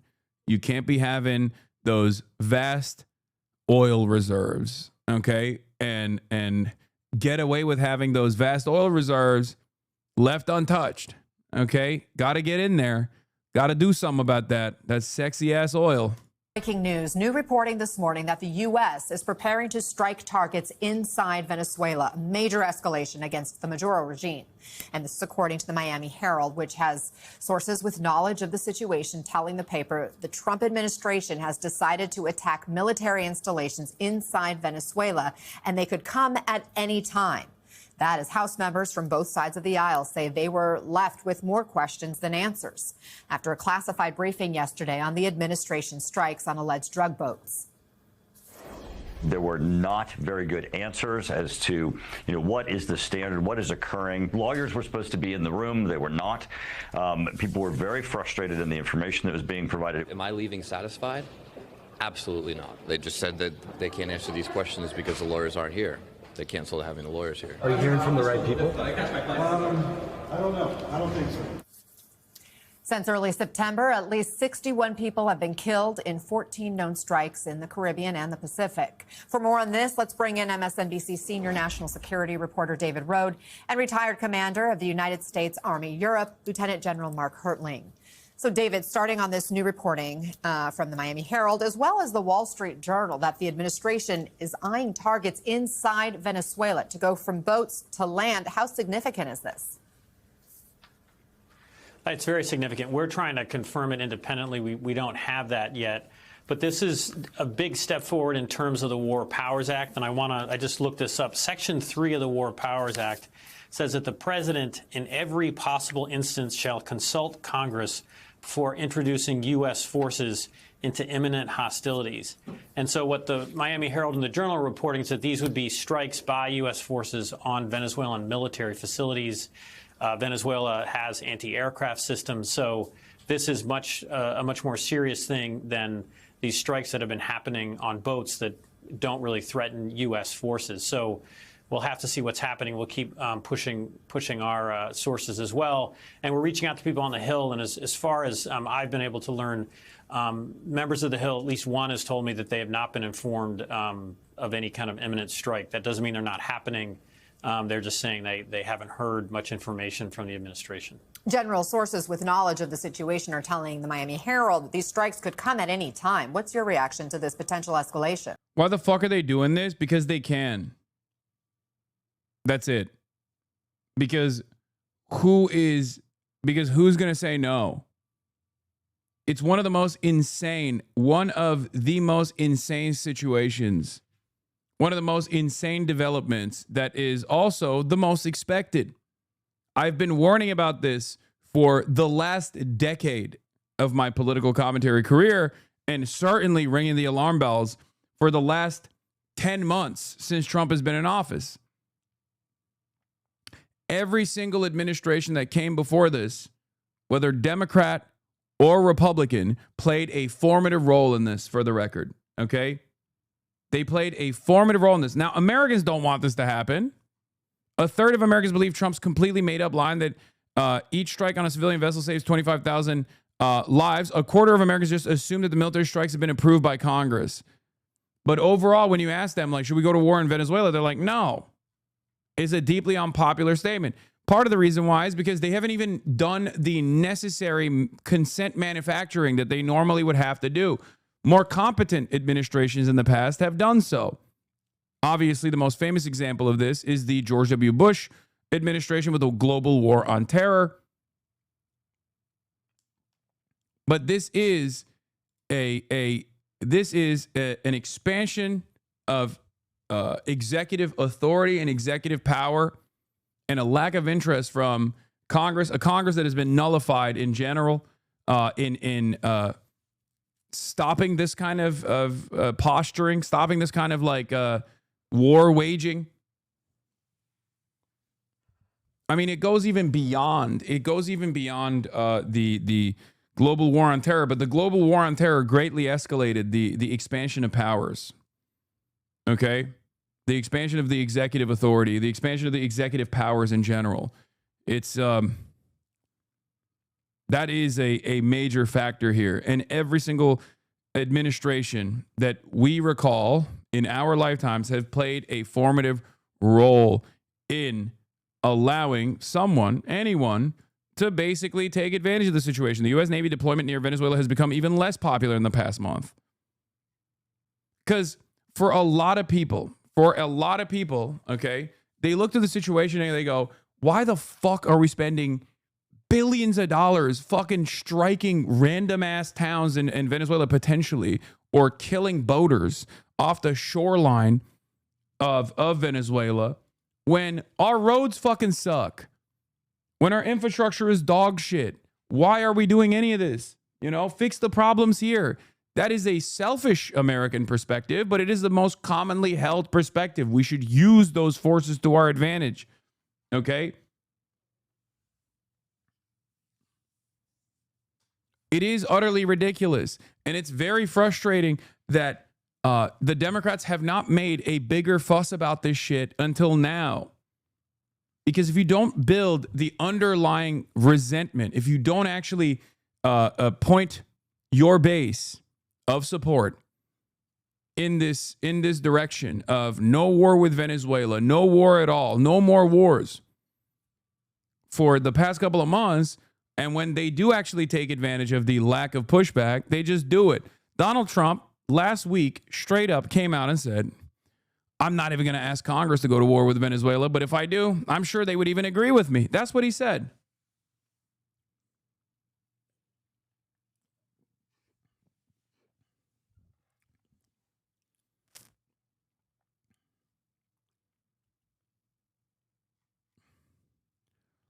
How many places warned about what was imminent?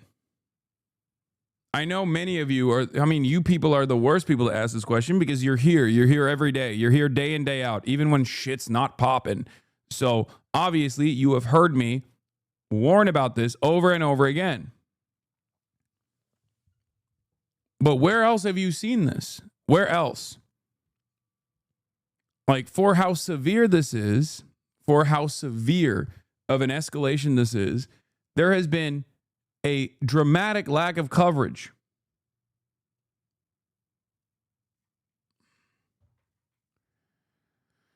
Oh.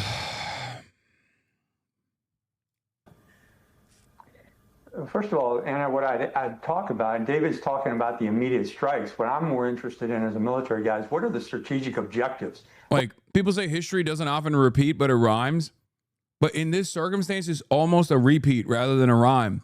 Build the concentration camps on the one hand, start slamming people into those concentration camps through the exact same legal mechanisms of through the exact same propaganda vehicles of dehumanizing and constantly shifting the blame over to undocumented migrants when they are not responsible for any of the fucking issues that you're experiencing.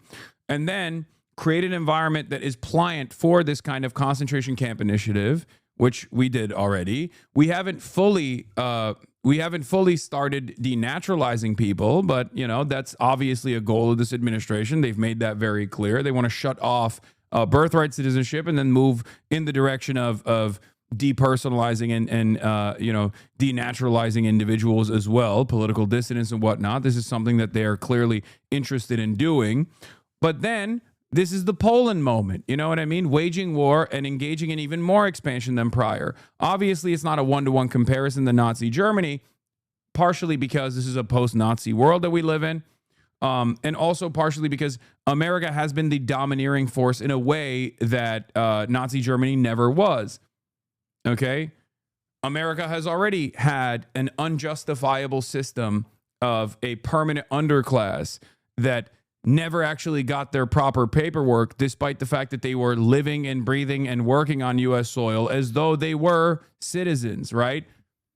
And the reason for why they never got that proper paperwork is because they needed to be discardable, disposable. That was already unjustifiable to begin with. But instead of giving these people the necessary paperwork, what is this? I mean, you don't listen to the Venezuelans in your chat. Your analysis on this has genuinely been abysmal and painfully U.S.-centered. I expected the latter, but I'm still disappointed in the former. This article still feels relevant. If you want to actually learn more about the political situation in Venezuela, I recommend this news site. My people yearn for freedom, dude. My people yearn for freedom. Hasan, you don't understand the situation in Iraq, okay? Saddam is a brutal authoritarian dictator that has done ethnic cleansing campaigns, that has engaged in sectarian violence. He is a madman. He must be overthrown violently, okay? He must be. You are not listening to the Venezuelan voices, the bodies and spaces argument, okay? What is the argument here? What is the argument that you're presenting? I haven't even actually fucking defended the Maduro administration at all. What I'm simply defending here is, what I'm simply advocating for here is no militarism. That's it. How many times do we have to play this song and dance?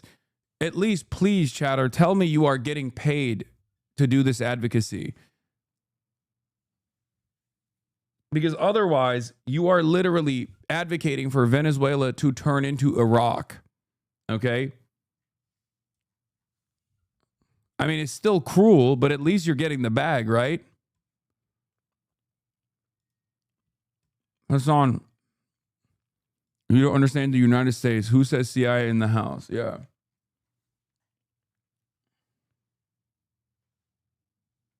I cannot believe it.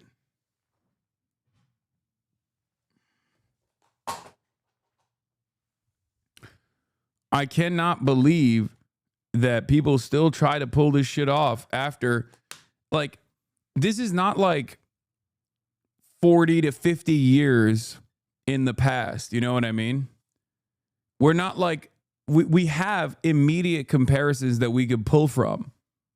We have contemporary examples that we can point to that American intervention of this sort is not good for the fucking nation that we're intervening in. And it actually creates a desolate, hollowed out, bombed out, destabilized fail state in the aftermath. Look at fucking Syria. Look at Iraq. Look at Afghanistan. And that one ended because America was like, yeah, we're holding the L on this. It is so crazy. Look at Libya. Libya is another great example. I'll give you a democratic one. You know what I mean?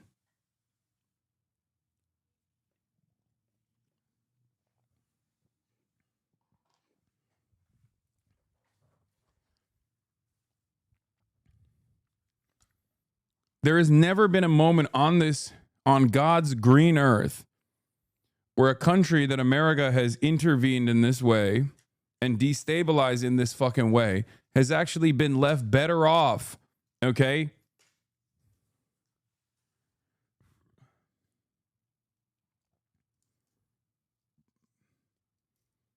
This is not an advocacy for Maduro at all. Damn, you look sickening. Wait, why?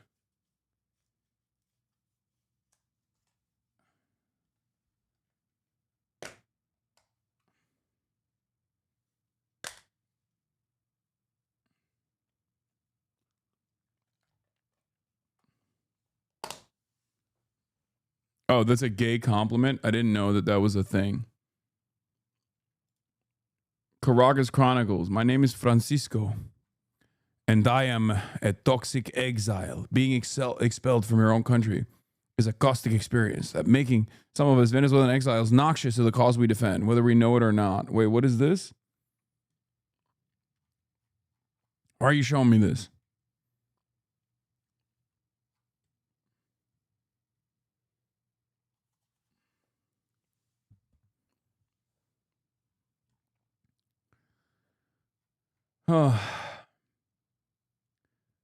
Like, the reason why people look for examples, especially in this moment, the reason why people look for examples, especially in this moment, for intervention is so silly to me. It's like, oh, were the past elections legit or not? Brother, does that even fucking matter? What are you talking about? We're talking about bombing this country and killing potentially millions of people and tens of millions that have already been displaced due to the fucking endless sanctions that we've applied to Venezuela. Even more will now suffer. The fuck do you mean? Oh, no, their elections weren't legit. Like, what are you talking about? Saudi Arabia is one of our closest fucking allies. They are a direct monarchy, chatter. Wake the fuck up. What do you mean? This is not a consideration. This is not how things work. That's not how things work at all. You do not bomb a country into abiding by democratic values, okay? That's not how this works. If it did, it would have succeeded at least once with American military intervention. The only time it actually succeeds is after endless, unlimited amounts of war crimes. Do you actually have a successful purge of the invading forces? And then it takes like 30 to 40 years for the country to recover from that process and become like an established nation state. Look at fucking Vietnam. It's so crazy. What's the end state? What's the administration clearly defining as mission success in this? Is it just to bomb targets, or is there something related to that? Secondly, how does this campaign, if you will, if they describe it as such, challenge broader U.S. national defense interest in the Western Hemisphere? How are they coordinating with other countries in the region? A strike against Venezuela is certainly going to affect countries like Colombia, Honduras, Guatemala, Mexico. And have they assessed the second and third order effects of a major naval air strike capability against... Bombing them won't get rid of fentanyl either. Brother, there is no fentanyl coming out of Venezuela. What are we talking about? Are people even still believing that? That's bullshit. That's been bullshit. You get laughed out of every goddamn room available if you were to run with that narrative. Let me tell you something, okay? That's never been a thing. That was never a real consideration. At most, it was something to get like Trump on board potentially. I don't know. I mean, I think you probably told him that there's oil reserves, and he's like, "Oh, I'm down. I fucking hate Maduro. Let's get those. Let's go sit on that pile, that stockpile of oil, just sitting there looking pretty."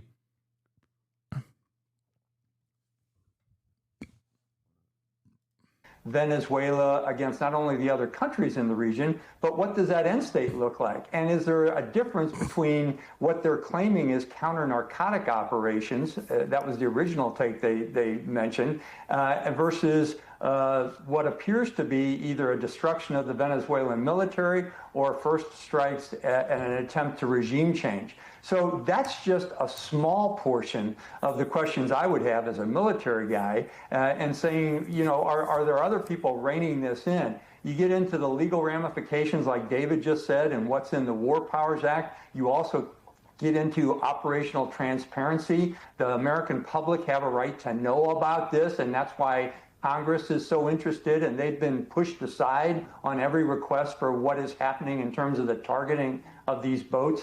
Anna, the questions are endless, and I don't think the Trump White House has answered any of them. I mean, there have been now at least a couple of briefings that we're aware of. But, David, we heard from those lawmakers say there is still a major lack of transparency, that they aren't getting their questions answered, in part because they aren't able to ask the right people their questions. Who should be given these briefings, and who should be part of these briefings from the administrative side? Well, one basic thing would be, usually these are more intelligence focused, but the Gang of Eight in Congress gets to know before there's any major operation. There's maybe some gray area in terms of the military, but those would be the chairs of the House and Senate Intelligence Committees, and the ranking members and the Speaker of the House and the Majority Leader in the Senate would be informed of this. And, you know, we'll have to see if they've heard about this. And the questions that the general's asking are the right ones, like what is the long... What about the argument that this is to prevent China from having a foothold in South and Central America? I mean, I think it's a failure of American policy once again, because if anything, this will cause every other South American government to actively run to China. They have a lot less to lose. They are not in a permanent vassal state status in the same way that like in the same way that like the European Union is, for example. So it'll only harden their position. The thing is, for the South American continent, they all have experienced to varying degrees American intervention, and they all fucking hate it. I gave you this example in the aftermath of the Venezuelan elections that took place. There were some inconsistencies, right? And I know everyone's going to get mad at me for saying that. You're like, oh, you're just giving in to the imperialist pigs in their argument or whatever. It doesn't fucking matter ultimately. But Latin American countries came out and they were like, whoa, whoa, whoa, this election looks a little sus. And then America immediately was like, this election was fake, it was illegal, and actually we think the opposition won the election. And then do you know what happened? Every single country, including, you know, social democratic countries or leftist countries, regardless of whatever their perspective was initially about the outcome of the election, every single country came out and, oh, there it is. We did it.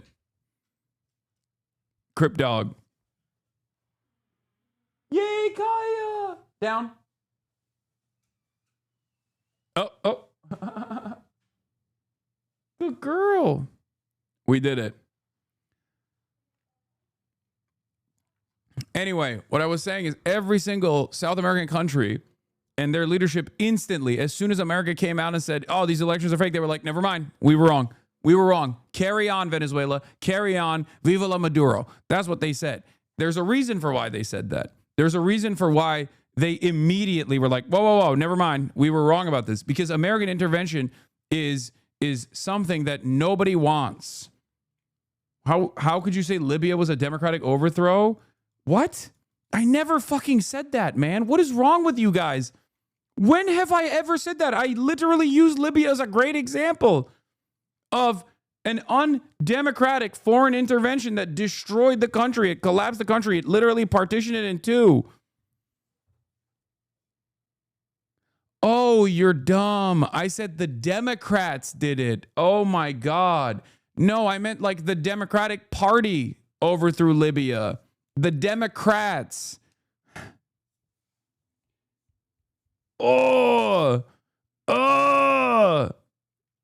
Please, chatter. I said, like, the Democrats, if you want to know, like, a country being overthrown and creating tremendous instability that came from the Democratic Party, Libya is the example.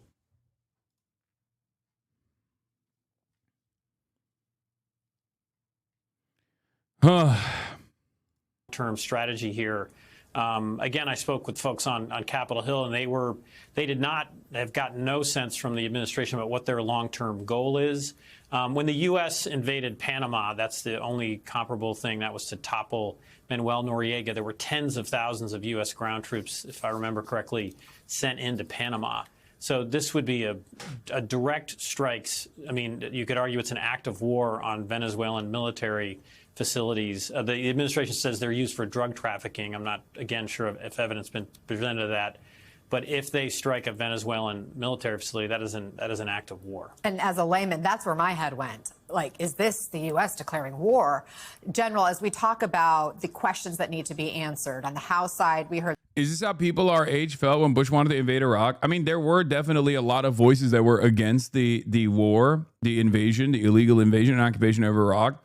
But I would say that there was definitely more appetite to do that because Americans were even dumber back then and even angrier back then because they felt like they just wanted to kill Muslims, okay? They were like, we got to kill Muslims. 9/11 happened. Muslims did it. We have to go and fucking show them that they can never get away with 9/11 ever again. And the administrative state at the time took advantage of that fucking anger and resentment. And that's the reason why they redirected the attention over to Saddam. They didn't even do a decent enough job of like connecting Saddam to 9/11 at all, honestly. But it didn't matter for a lot of people because they were so fucking angry. They were so excited at the prospect of this vengeance quest. Yeah. And that is what took place, except we live in the failure. We live in the ashes that remains of the global war on terror. It was an abject failure. People understand that it was an abject failure. And it was so close.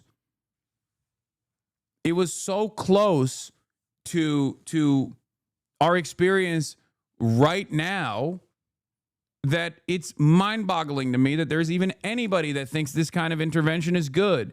And I don't even think there's a lot of people that think this kind of intervention is good, if we're being real. They're just either sleepwalking into this process, and the Democrats have played a formative role in allowing that to happen by not making a much bigger fuss about this shit when the Trump administration has just been lasering fucking boats off the coastline of Venezuela over and over again, testing out how little people give a shit about it.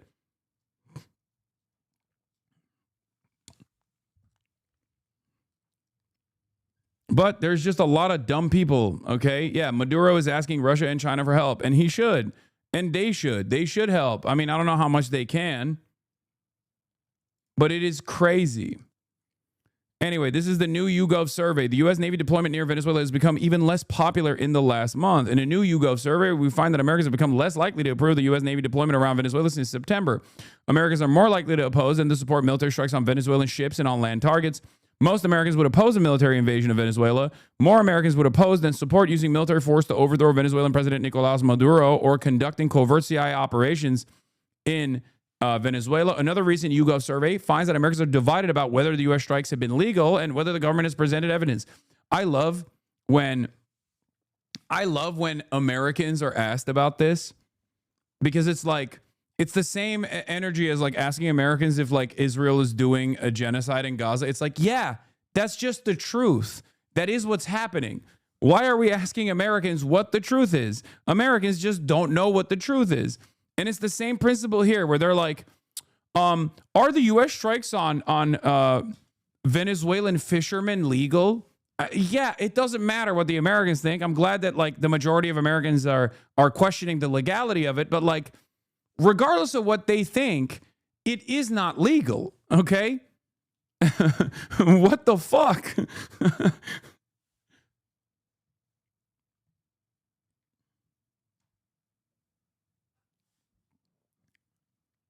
What can Venezuela even do about this? Russia is cooked and China doesn't seem to want to fuck up trade. I mean, we'll see. We'll see. I don't know. I don't know what kind of runway Russia has because they have their hands full. to begin with. In September, YouGov surveyed Americans about U.S. military actions around Venezuela after the U.S. military amassed ships in the Caribbean Sea around Venezuela and began attacks on Venezuelan ships that the administration claimed were shipping drugs. By the way, get ready for, as a Venezuelan, this is the best thing to do because you're going to hear that a lot. You're also going to hear a lot of people go, oh, of course you would be a Maduro supporter. Of course you're a dirty communist socialist. And you will hear greatly over-exaggerated and sometimes valid critique of the Maduro administration thus far in an effort to justify this kind of thing. Just get ready for that. Gear yourself up for that, okay? Marco Rubio's denying the story, but I don't trust him as far as I can fucking throw him. Your sources claiming to have knowledge of the situation tricked you into writing a fake story. U.S. poised to strike military targets in Venezuela in escalation against Maduro regime. It's crazy because it's like, why would this be fake when you're saying you're going to do this every day? Okay? What happens when it does happen?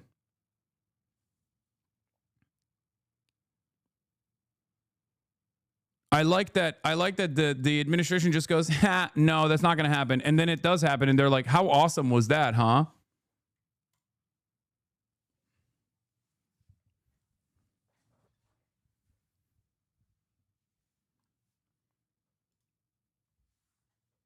And yes, the Nobel Peace Prize Committee absolutely played a role in this as well.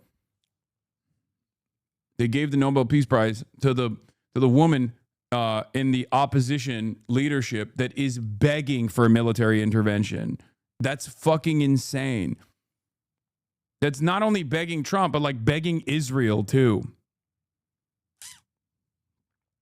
Long-term strategy in Venezuela could be to get an American company leading the oil production renaissance if Maduro gets overthrown.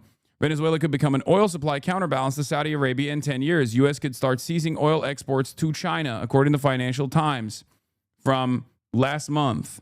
Shriner Parker, partner and head of emerging markets at Rystad Energy, said, I think the long-term strategy, again, when you see this hue, you best recognize this is an important piece of news that you're reading, okay? You see that pinkish hue, know that you're reading the Financial Times. Know that you are reading one of the only reliable news outlets out there, okay? Remember that. Socialists must always carry a copy of the Financial Times. I'm not even fucking kidding when I say this, okay? They are far better than every other outlet. Pinkish, beige, whatever the fuck you want to call it. This is this hue. The Financial Times hue.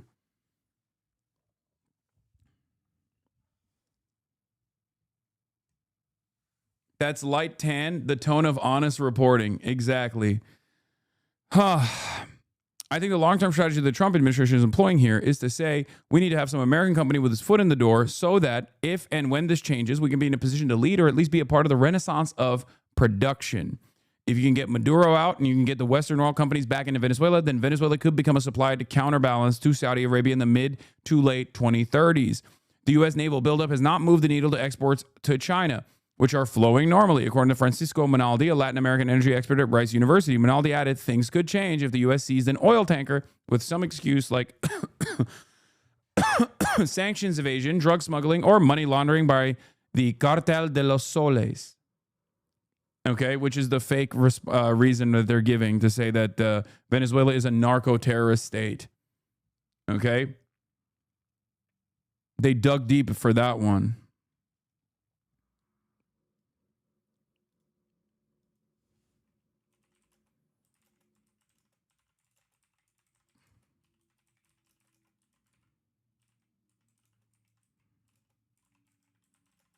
Sure.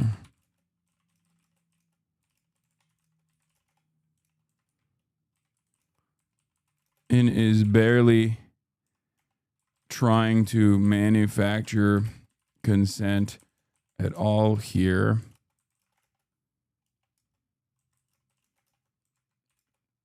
This is the reason. Financial Times, I thought the Financial Times was centrist, right-leaning. It doesn't matter.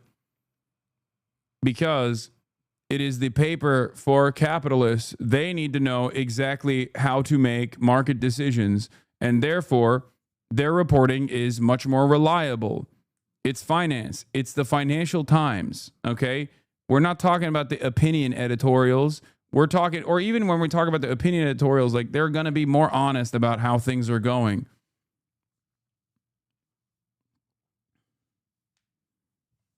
They will do fact-based reporting because those who want to make decisions about where the markets are going to go need to make those decisions after being informed on the facts. And if they want to be informed on the facts, they have to go and read one newspaper that actually does that kind of honest, fact-based reporting. You cannot make solid investment decisions if you have no grasp over the truth. Yeah, it's the same reason, exactly as the shadow says, is why insurance companies don't play when it comes to Florida property rates. Yeah, that's like those. There are resources that you can rely on. Everybody can say climate change is fake. Okay, climate change is fake. It's made up.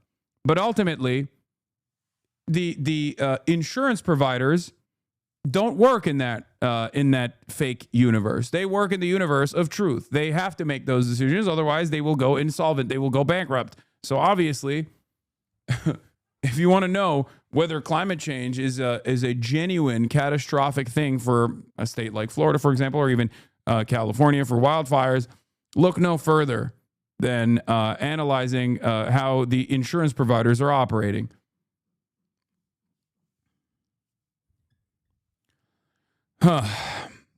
Anyway, getting back to YouGov poll, approval of the U.S. Navy's presence around Venezuela has fallen since September. Since September, when YouGov last polled Americans about military actions around Venezuela, support for the Navy's presence has declined. In September, Americans' views were about evenly divided. 36% strongly or somewhat approved of the naval development, and 38% disapproved. Today, the share of who approve has fallen to 30%, while the share of who disapprove has little changed at 37%. The greatest change in opinion has occurred among Republicans. While the majority of Republicans approve the military presence around Venezuela, the share who say they approve has fallen to 58% from 68% in September. The share who disapprove has grown to 17% from 13%.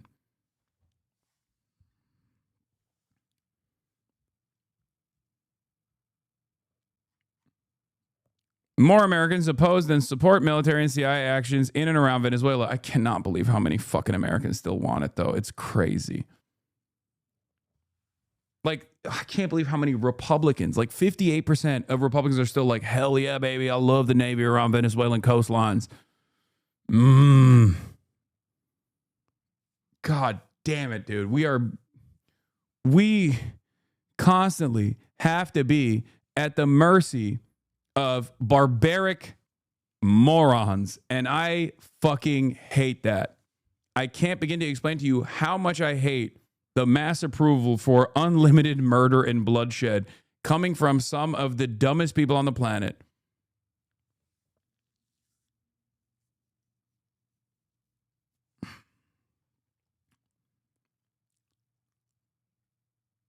Most Democrats disapprove of the strike. 67% disapprove, while only 8% approve, and more independents disapprove than approve, 42% to 21%. On the other hand, a majority of Republicans approve of the strikes, while 16% disapprove. More Americans disapprove than approve of U.S. military attacks on ships around Venezuela. Out of U.S. adult citizens, strongly or somewhat approve is at 27%, not sure is at 31%, and 42% say strongly or somewhat disapprove. This means that if there was at least like a little bit of fucking manufactured consent around these attacks, there would be a lot of Americans that have appetite for this death and destruction, by the way. So even with this like demonstrably incompetent administration that hasn't even tried to really flood the media markets with like justifications for why we have to kill these fishermen, there's still clearly plenty of appetite for death and destruction. Striking land targets in Venezuela, which Trump says he is considering, is less popular than attacks on ship. Nearly half of Americans say they would strongly or somewhat oppose the U.S. military attacking and destroying targets on land in Venezuela. Only 19% say they would support such strikes. Democrats would overwhelmingly oppose such attacks, 68% versus 9% who would support them. Independents are also more likely to oppose than to support strikes on land, 46 to 13. Republicans are closely divided. More say they would support such strikes at 38% than oppose them at 27%.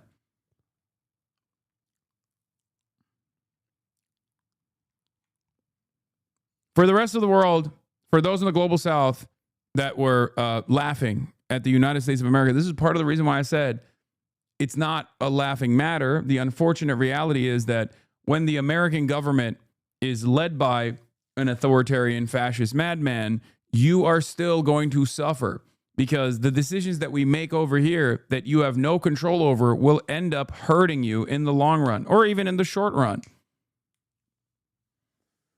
Oh.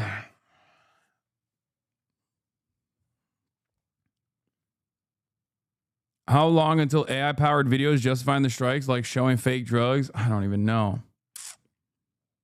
As was the case in September, most Americans now would not like to see the U.S. engage in a more significant military conflict with Venezuela. A majority of Americans would oppose the U.S. invading Venezuela, while only 15% would support an invasion. Jesus Christ. 30% are still unsure.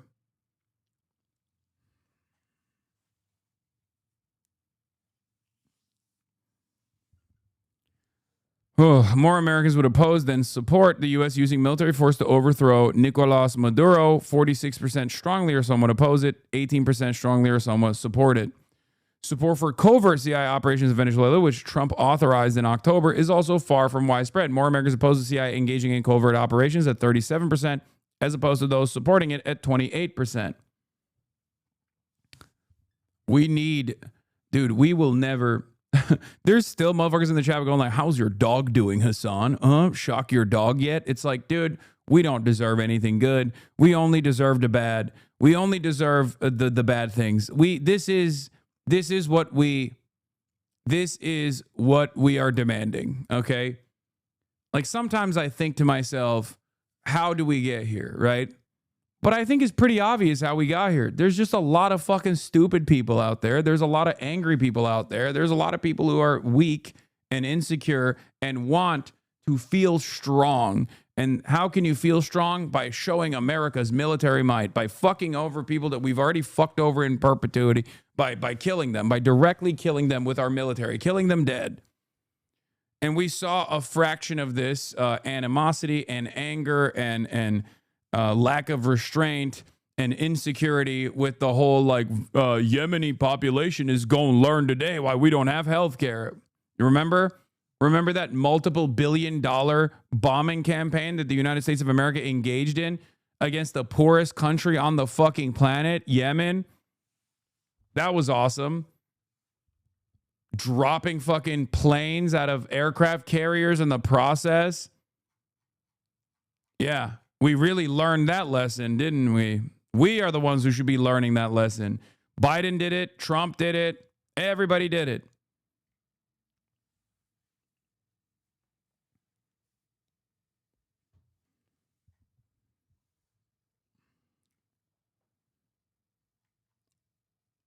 More Americans oppose than support covert CIA operations in Venezuela. What Americans believe about recent boat strikes. Americans are divided on recent U.S. military strikes on boats in international waters. In a series of strikes in international waters, the U.S. military has destroyed boats and killed several dozen people that the government claims were involved in drug smuggling. Do you approve or disapprove of the strikes? This is perhaps the most important piece, because this is what they have actually at least defended, right? What they have actually celebrated, right? This administration has come out and said, this is what we're doing, and it's fucking awesome, right? That means that there was at least some kind of propagandizing to the American population about whether or not this was a justifiable act. So the reason why this is the most important information is because all of these numbers are slated to change. Okay? With a little bit of push, you see how Americans actually do think this is cool. Americans are divided, and yet 42% strongly or somewhat approve of the military strikes on random fucking boaters. 43% disapprove of it. Okay? That is far too close. And if you notice, only 15% are unsure. Republicans, of course, once again, at 76% approval for the boat strikes. Remember, totally unjustifiable, transparently illegal, cruel, unusual, ridiculous, empire shit, Nazi shit, if you will. The idea that we just get to fucking laser boats off of the Venezuelan coastline is ridiculous. okay, with no evidence whatsoever of whether or not they're actually trafficking drugs, and with more evidence coming out that they certainly are not, as a matter of fact. But even if they were literally shipping drugs, which they are not, okay, but even if they were, this is not what you do. This is not how this is handled, okay? It's ridiculous that Americans think, no, that's the only way to do it. That's the only thing that we can do. That there are 42% of Americans, 76% of Republicans that say, no, that is how you're supposed to do it. You don't know if they're shipping drugs? I know. There is at least evidence to suggest that they weren't, however. Okay? But it doesn't even matter if they were, because that is not how you're supposed to deal with drug shipments. We can overtake these boats. Okay? You can create an investigation. That's what you're supposed to do. What do you mean? Like, think about it. Think about it at the domestic level, okay? Think about it at the domestic level. Do you think there is no reason for due process? Do you think there is no reason for investigations to take place? I know that for many Americans, I had to explain the importance of due process over and over again when the Trump administration talked about potentially destroying it. But when you don't have due process, everybody's a target, okay? Your words, they aren't shipping drugs. Oh my God. I said there is more evidence to suggest that they are not shipping drugs than there is evidence to suggest that they are. Okay? And by the way, this is not my assessment. This is the assessment of the Department of Homeland Security. This is the assessment of the DEA. If you look at any of the readily available data from the government, okay, they are not shipping drugs. They are not shipping drugs. It is unimaginably unlikely that they are shipping drugs, especially drugs to the United States of America. That is not how drugs are shipped to the United States of America. If you knew anything about how drug trafficking works, you would know that they are not coming from, fentanyl is not coming from Venezuela by way of fast boats. It's confusing to you because you're fucking stupid. Okay? Drugs come in through regular ports, regular points of entry. The chemical compounds necessary to make fentanyl come in through actual carriers, like actual big ships, okay? Or packaged inside of fucking cars that are driven by American citizens. They're not trafficked over the border in the pockets of otherwise law-abiding abuelas and random people, and they're not being shipped into the country by Venezuelan fast boats.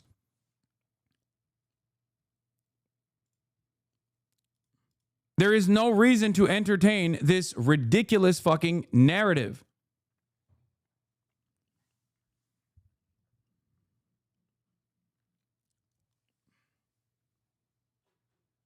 Oh.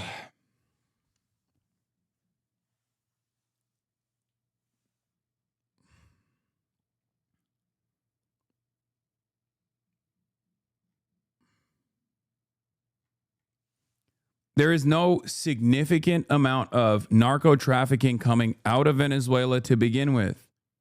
And there is no evidence whatsoever that this is the case.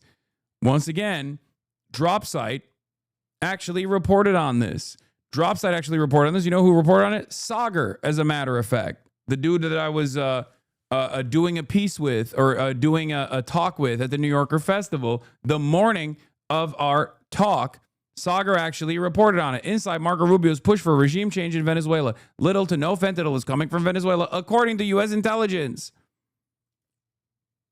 U.S. intelligence has assessed that little to none of the fentanyl trafficked to the United States is being produced in Venezuela, despite recent claims from the Trump administration. A senior U.S. official directly familiar with the matter tells DropSite.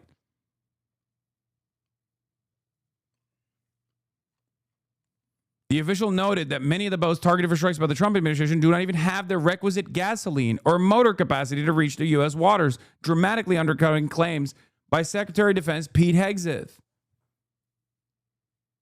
Brother, please stop. Stop. I don't care about the fucking California governor's race right now, man. Oh my God. You're just spamming it in the chat so you can fucking say, oh, Hasan doesn't fuck with the Green Party. Shut up. Jesus Christ.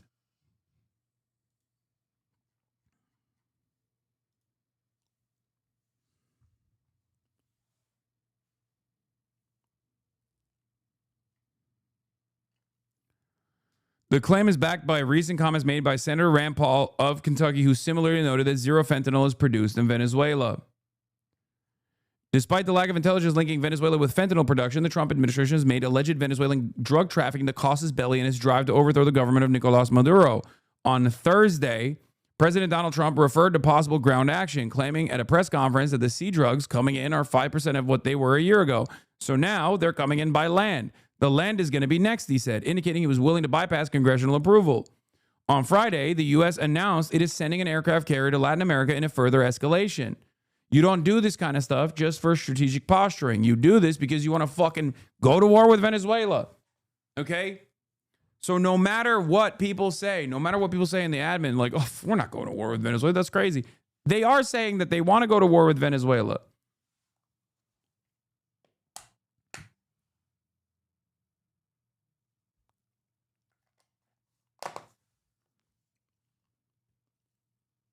On your knees for the Dems? What are you saying? Fuck the Dems. What the fuck is this has to do with anything right now, man? This is what I mean. Some of you guys are so one note. You're so hyper focused on like one singular thing and you want to just like constantly fucking eat away at it. Like, I'm trying to do news coverage, man. Please. If you want to say fuck the Dems on this issue, then the way you should say fuck the Dems on this issue is that they haven't actually brought any of this stuff up to the forefront of public consciousness. Okay? Because it is true. That would be a valid concern for this story, okay? They're not in power, but it doesn't matter, chatters. They have legitimacy. They are the opposition party, okay? They should let their voices be heard. They should encourage people to do the same.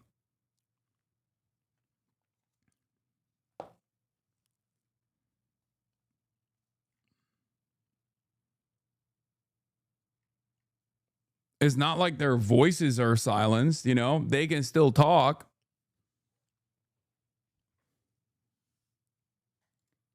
Yeah. From Trump's own 2025 DEA National Drug Threat Assessment, Venezuela does not appear once in the report in the fentanyl section and briefly appears only to highlight Trinidad as a low-level street traffickers who specialize in human trafficking. The administration itself admits that it has no idea whose drug boats are being bombed. There is no evidence overall that Venezuela is a major narco-trafficking hub. As a matter of fact, there's only evidence to suggest the exact opposite. But it doesn't fucking matter. That's my point. It's crazy that none of this shit matters anymore. You could just be like, nope, we're doing it. And no one seems to get mad over it.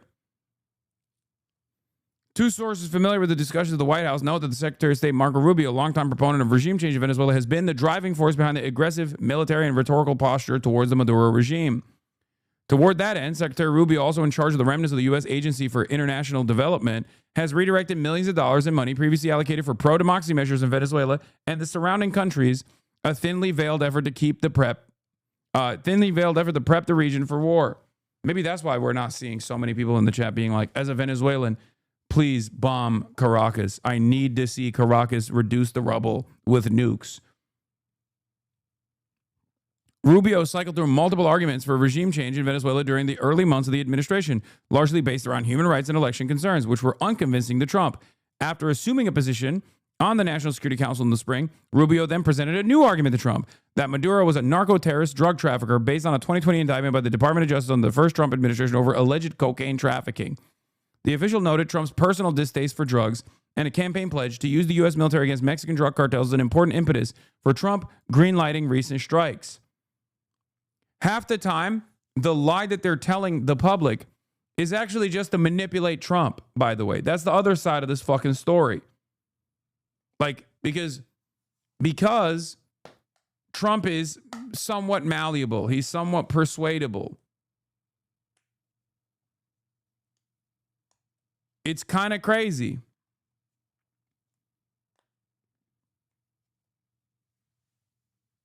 Yeah, the lie is usually not for you because these guys kind of understand that it doesn't really matter what the voices of the public say. They can always pick the slack up and pump a little bit of propaganda, and Americans are so fucking stupid broadly that they'll be like, yeah, we should do it actually.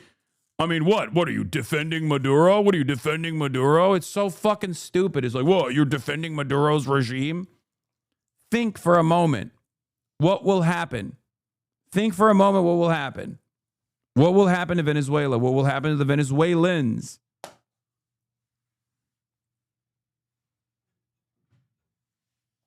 You do not bomb a country and then install democracy. That doesn't happen. It's just a lie that Americans tell themselves to sleep soundly and comfortably at night, to believe that they're still somehow the world police, that they're still doing it for the greater good. It's just bullshit.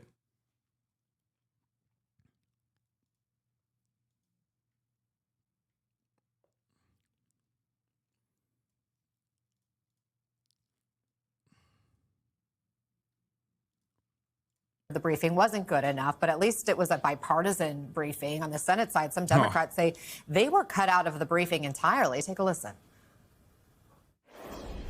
If you're sitting in this room getting clearly what have been prior Gang of Eight level classified information, didn't somebody raise their hand and say, well, holy crap, where are the Democrats?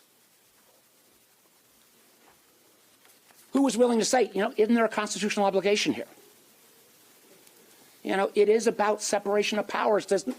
For the folks who wave their Constitution around, read the damn thing and then explain why you would sit through that briefing and not call foul.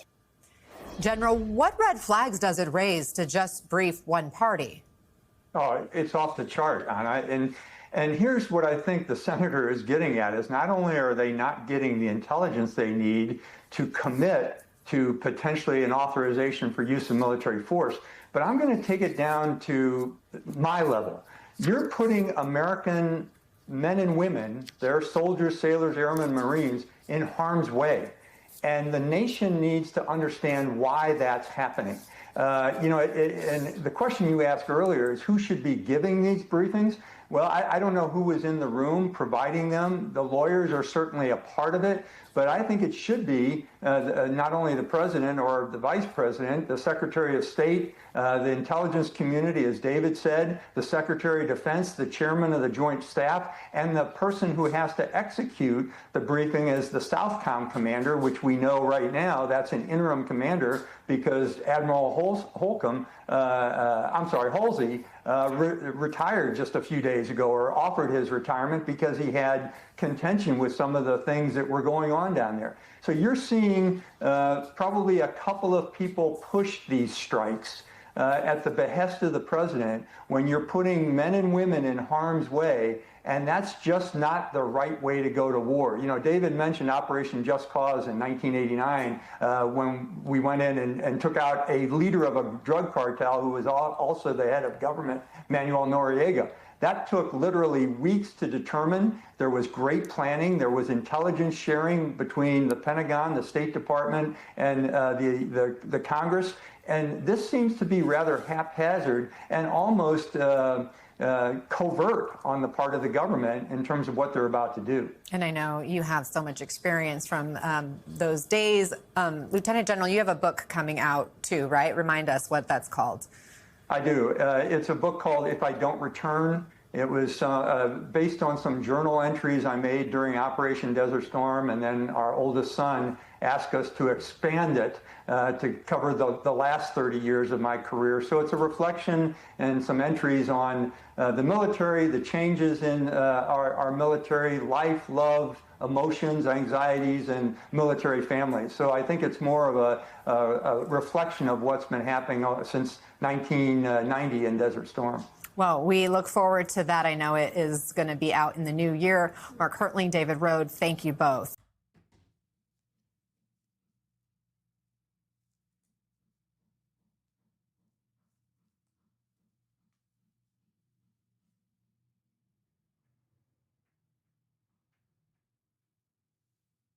Hold on. In the last few weeks, there's been a big buildup of United I'm trying States to put forces. the fucking cape back on, dude. I had to take it off I had to take everything off to pee. It's crazy.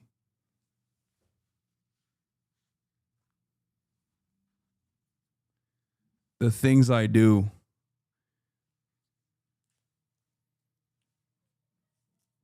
For just a second, a fraction of a second of a goddamn meme.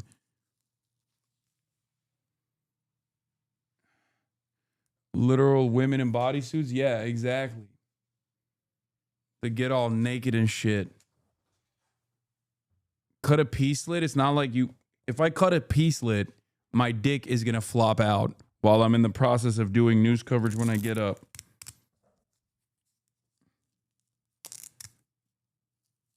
There's going to be far bigger problems.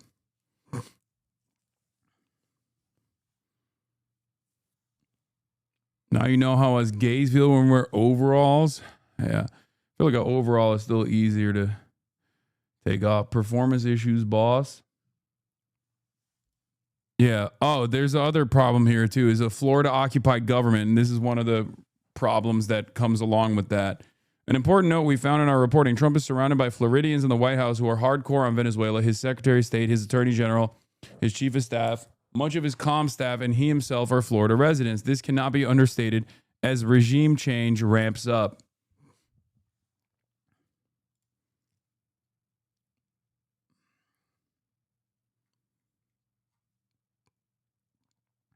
This idea that destabilizing Venezuela won't also cause regional destabilization as a result of a likely refugee crisis is naive and blind refusal to use history as evidence for what happens after these interventions. Absolutely.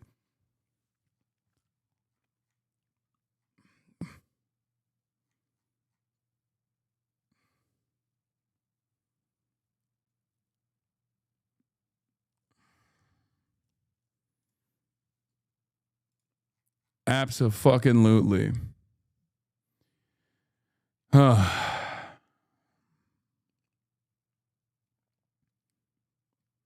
Easy fix, just put on some undies over the costume that now has a crotch hole. Classic 50s Superman look, by the way. Yeah. Oh, where were we? All right, right here. Is Donald Trump trying to topple Venezuela's president? In the Caribbean, apparently directed towards Venezuela. Ships, aircraft, quite a lot of troops. Something looks as if it's about to happen. What might that be? Se están inventando una nueva guerra eterna. This is one of the biggest buildups of American forces in some years. It involves an assault ship, a cruiser. Funnily enough, the hogs here in Trinidad constantly call to deport Venezuelan migrants, but are also cheering on the U.S. I know. It's very, very dumb. It's very, very stupid. They don't realize that this is like going to make things worse. Also, it's additionally stupid because like Trini people have been killed so far for even boating between Venezuela and Trinidad. So what the fuck? Oh, God, these people don't care. They don't care about you. I don't know how to describe it. They don't even care about American citizens. Why would they give a shit about the brown people in general? 3 destroyers, troop carriers, a submarine, quite a lot of Marines, and now the biggest warship in the world, the Gerald Ford aircraft carrier, is in Split, on its way apparently now across the Atlantic to join this. I bet you a bunch of those boys got some tattoos, okay, when they were on shore leave. You know what I mean? Famous place to get tattoos, Split. Croatia. Task group. So this clearly is a very impressive military display of power. It looks as if all this is directed at some sort of intervention in Venezuela. But an invasion itself is not very likely, and Venezuela is a pretty big country. But ground operations of some sort, hitting targets on the ground, does look as if it's in the American playbook, and certainly President Trump has indicated that that may follow next. But we are certainly looking at land now because we've got the sea very well under control. Why then might he want to do this, particularly against Venezuela, but also in a way threatening other governments in the region who he also thinks are in the... Wanna nibble Hasan's freckles. Great name. Thank you for the 5 gifted subs. And Jen Aaron, thank you for the 5 gifted subs. And PP777, thank you for the 5 gifted subs. Same sort of situation. So far, there have been 10 strikes on boats, which the Americans say are drug runners. And they haven't tried to arrest these boats or take them into custody. They've simply destroyed them and killed the occupants, saying that these were drug runners. But if this is about counter-narcotics, these are the wrong targets, because over 80% of all of the drugs that come from Central and South America into the United States come through the land borders in Mexico. They come across the customs posts because they're smuggled through.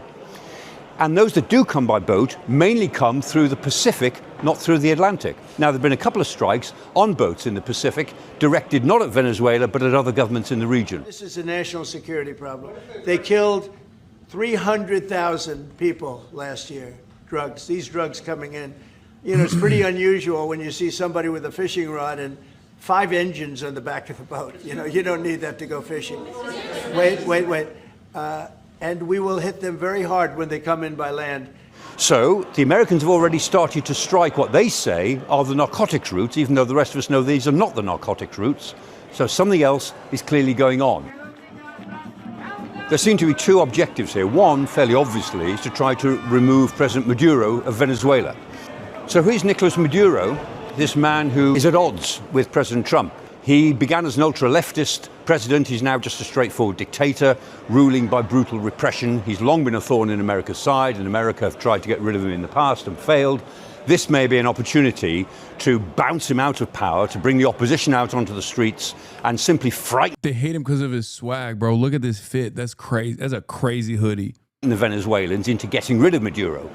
That may be easier said than done because he's surrounded by a kind of ring of steel and quite a lot of supporters who depend on him for their livelihood. Hoy estamos viendo la confrontación entre dos mundos.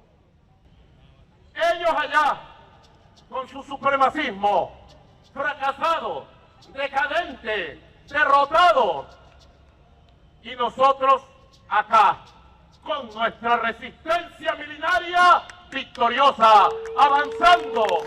The other objective, almost certainly, is acting as a visible deterrent to all of the drug bans in Central and South America. And the message to them is that we're going to attack you wherever we see you. Wherever you're sending your drugs, we're going to attack you. So stop sending them to the United States. And in a sense, this is like deterrence by denial. If you're going to have drugs, send them to Europe, send them elsewhere in South America, but don't send them to the north towards the United States, whether through Mexico or anywhere else. If people want to stop seeing drug boats blow up, stop sending drugs to the United States. One of the reasons that we can be fairly certain that this is an anti-Maduro operation is because Donald Trump astonishingly announced that he was authorizing the CIA to undertake covert operations in Venezuela. Why did you authorize the CIA to go into Venezuela? And is there more information you can share about these strikes on the alleged Well, I can't do drug boats in that, the but Caribbean? I authorized for 2 reasons, really. Number one, they have emptied their prisons into the United States of America. I mean, they can't be that covert if the president has just announced them, but nevertheless, that's what he's done. And there's a long history of this in American relations with Central and South America. In 1961, famously, the CIA tried to displace Castro in Cuba. In 1973, they successfully displaced Allende, left-wing government in Chile. This is a laundry list of why nobody in South America fucks with this kind of behavior. Okay? Just so you understand. Pinochet, who was very right-wing, and then in the 1980s they ran what became the Iran-Contra affair in Nicaragua, trying to undermine the government of Nicaragua by backing their own opposition groups. Of those 3 cases, one of them was successful, though did the US no favors in the long run. 2 of them were unsuccessful. This looks as if it might be a 4th big attempt to displace a government in a big country in Latin America. But I think Venezuela is feeling heat, but I think a lot of other countries are feeling heat too. And interestingly, in this task force of ships that are assembling around Venezuela is the MV Ocean Trader. And the MV Ocean Trader is a special forces ship. It engages in all sorts of special operations, and it launches other ships and boats and individuals from the special forces. Yeah, Maduro, brutal authoritarian dictator, Pinochet was just very right-wing, is a crazy assessment to make. Okay? Like, criticisms of Maduro aside, there is no comparison. Like, Pinochet was devastating. far, far more brutal. But of course, he was an American puppet, and therefore you're just like, oh, he's just kind of like a right-wing guy, you know? He's just a goofy guy. Straight up fascist war criminal, by the way. When you see people on the timeline post like, oh, we're going to give these socialist helicopter rides, they're talking about Pinochet. Famously had the practice of disappearing people by rounding them up and then throwing them into the ocean through from the helicopter, throwing them into bodies of land through the helicopter rides.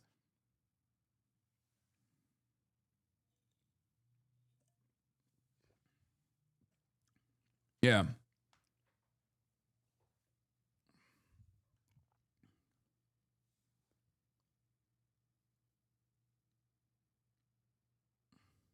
Pinochet, like Adam shit. Yeah, Pinochet. Oh. Go and do whatever it is they've been ordered to go and do. What might this indicate in the grand scheme of things? Well, the United States is rethinking its whole security policy. It certainly wants to get out of Europe. It wants to get out of the Middle East. It wants a deal with China so as not to have to bother too much with Asia. And a lot of thinking at the moment in the United States is that the US will be isolationist for the next era, which means the next 30 or 40 years. And that isolationism will also take the form of regarding Central and South America as America's zone of interest, its zone of influence. And in a sense, I think what the Trump administration wants to do is to show governments in Central and South America and drug cartels in Central and South America that there is a new sheriff in town. Yeah. And that sheriff... They want to show the other drug cartels that there's a new sheriff in town by striking a totally random country that is not significant at all in narco trafficking. Yeah, we really showed them. We really showed them by doing this random thing. Okay, cool. God damn, dude. Oh, peace president, by the way. Peace president, peace president, peace president, peace president. Meanwhile, as we are moving in this direction, and I gave you, I think, plenty of evidence at this point that it's fucking utterly bullshit. The other side of the story is, of course, exclusive. Documents show that Venezuelan President Nicolas Maduro has drafted a letter asking for Russia for missiles, radars, and upgraded aircrafts in U.S. forces as U.S. forces amass in the Caribbean. Okay? But obviously, there is still fresh hell to unlock. Obviously, there's still fresh hells to unlock. Because while that's happening, Donald Trump and the Republican Party, under the Republican Party's command, the USDA, the FDA, all of our federal agencies are actually serving not the interests of the public, but working against them. And one of the things that they tried to do was to suspend SNAP funding. Now, SNAP funding is slated to run out because the government is shut down at this point. But there is a $6 billion contingency fund for emergencies for when SNAP funding dries up. Emergencies such as this circumstance. Because if SNAP, the Nutritional Assistance Program, the Supplemental Nutritional Assistance Program specifically, were to run out, 42 million Americans that rely on SNAP to be able to purchase food every single week would now no longer have this additional assistance and would not be able to eat at least one meal, maybe two, depending on whether they have children, depending on the number of dependents. Wealthiest country on the planet, by the way. Wealthiest country on the planet, just want to remind you.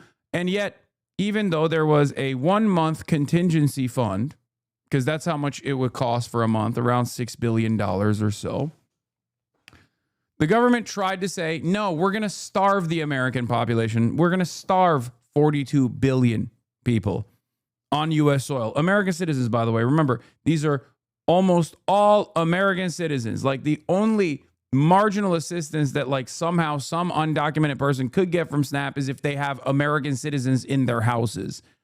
Okay? 42 million. Oh, did I say 42 billion? I'm sorry.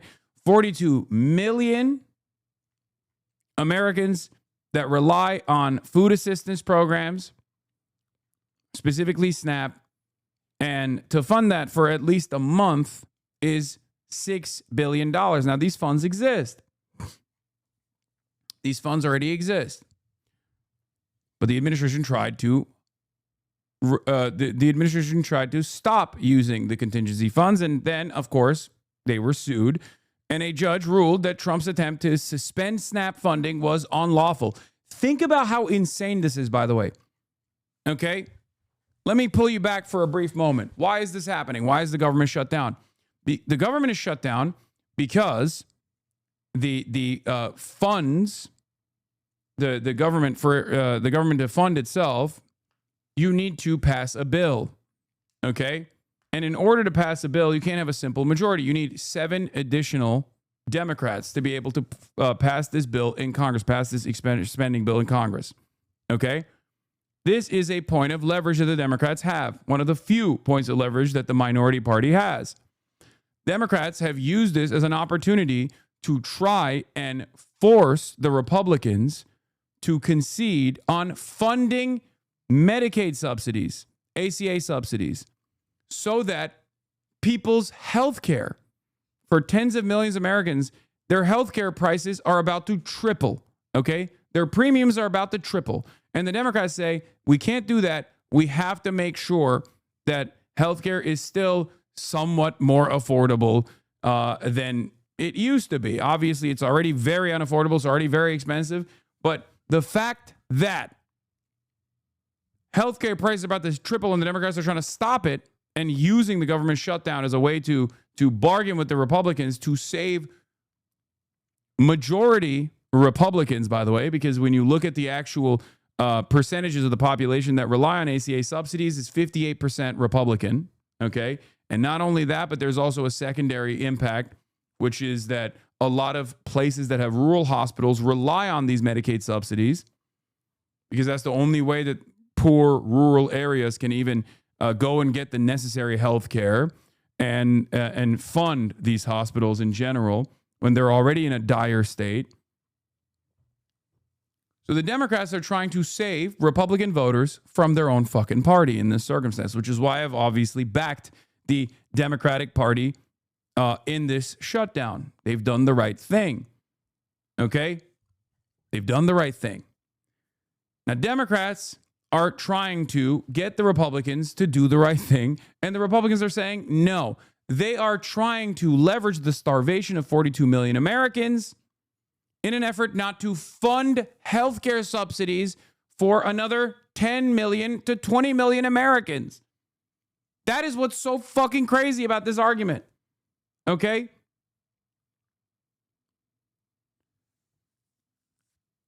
Now this judge has declared Trump's attempts to suspend SNAP funding, the $6 billion in contingency funds, to not use the $6 billion in contingency funds to be unlawful. That's where we're at. That's what's going on right now.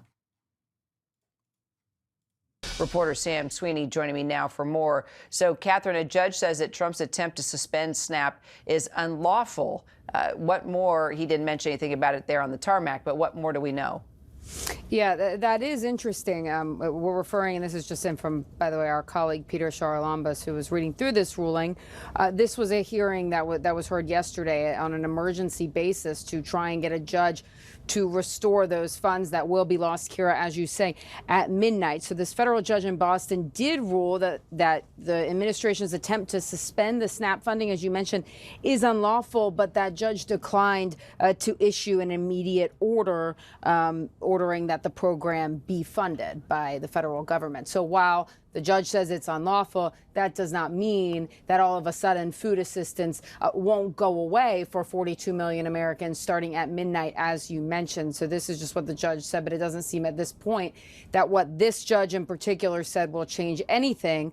that will go into effect at midnight tonight. Now, remember, there's also another hearing in Rhode Island before a separate federal judge. So we'll see if that judge says anything different that may happen to affect the outcome of what will happen in less than 24 hours. This morning, I saw someone say, at least Marie Antoinette said, let them eat cake, lol. Yeah. Donald Trump, on the other hand, is saying, let them eat ballroom. It's even fucking dumber than that.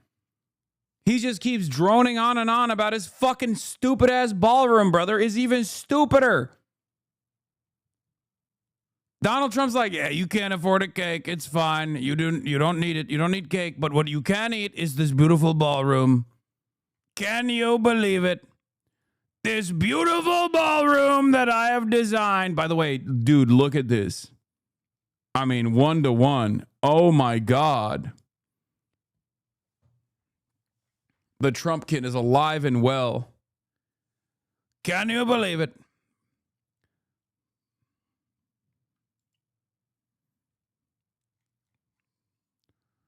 $42 million people on food stamps are 10 hours away from losing their benefits. When I first learned a toilet like that existed inside the White House, I was horrified. President Trump is making people's house more elegant and beautiful for generations to come.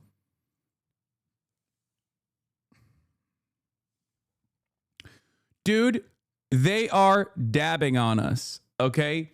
And not even just us, because we are already fucking angry at Trump. We did not vote for Trump.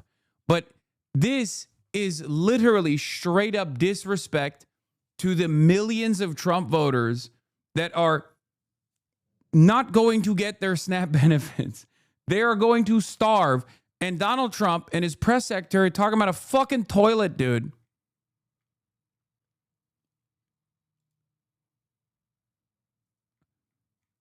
Anyway, that sucks about your kid. What was the thing he needed to live? Medicaid or something? That's where we're at. People are going to starve, okay? People are going to starve. And the admin's talking about toilets. It is fucking awesome. It's amazing. I have not seen a group of people so ready to be publicly debased, so ready to be ritualistically humiliated than the average Trump-supporting Republican. Whether it be the farmers that kept voting for Donald Trump in spite of the fact that he fucked them over time and time again, whether it be the ranchers that are experiencing the same as the Trump administration is now slated to flood the markets with Argentinian beef. I have never seen a group of individuals that are so servile, so unhuman. I don't know how else to describe it. Like so excited at the prospect of being humiliated, being destroyed by this godlike deity that they've cultivated in their minds. It is fucking crazy. It is straight up a cult. An entire nation of cuck fetishists.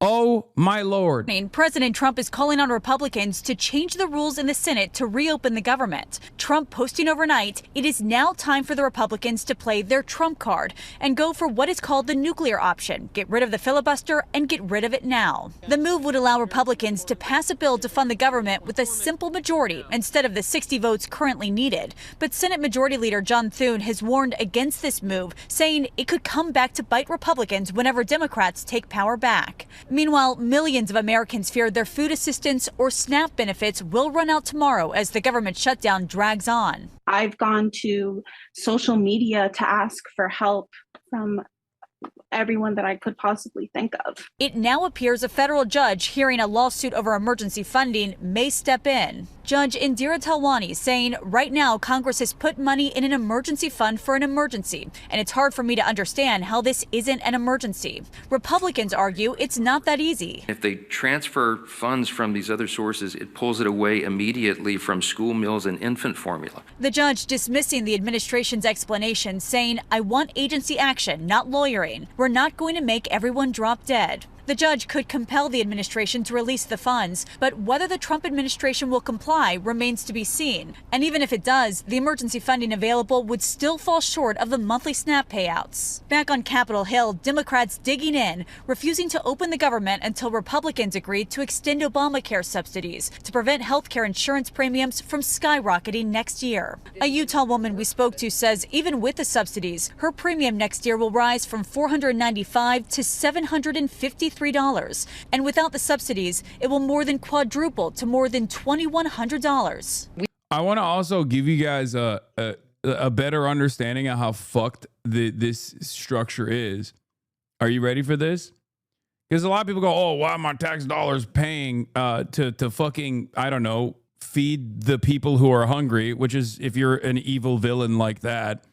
If you are straightforwardly an evil villain such as that, the average American taxpayer spends $36 per year for the SNAP program. $36 comes out of your pocket if you're an average tax-paying American citizen. Okay?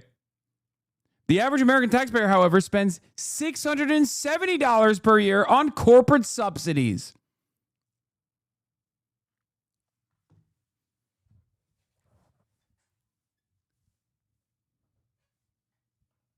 $670 on corporate subsidies, $36 to feed people.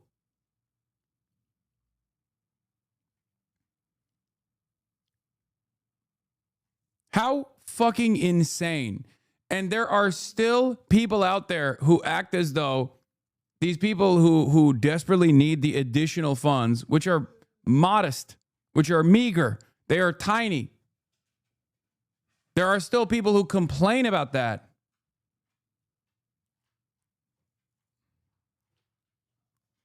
Incredible. No. Kaya, no. What? What are you doing? No, get out. Oh my God. Kaya, out. Oh my God. All right, get out of here. Go.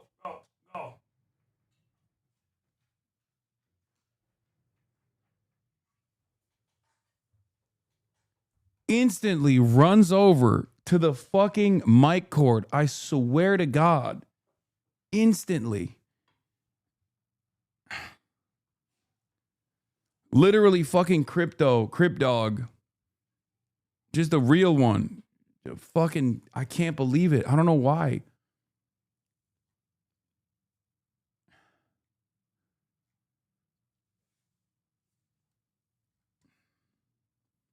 Yeah, she just got used to being electrocuted so much. She's like, I need that electrocution.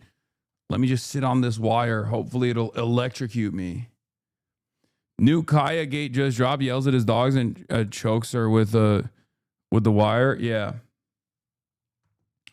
Also, just like the secondary impact of refusing to fund ACA subsidies will cause rural hospitals to collapse completely.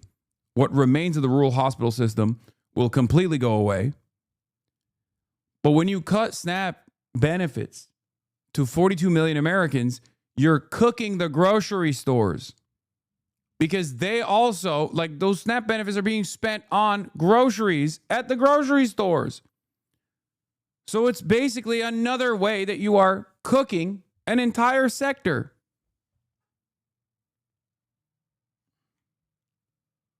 We can't afford to double what it costs for us to live just to have health insurance. Republicans argue the Affordable Care Act, which set up Obamacare, was a bad law that drives up premiums and strains doctors. President Trump last night posting, quote, Obamacare is a disaster. Rates are going through the roof for really bad health care. Do something, Democrat. His alternative to that is just complete chaos and complete bedlam. It's not like the alternative he's suggesting is fucking Medicare for all, by the way.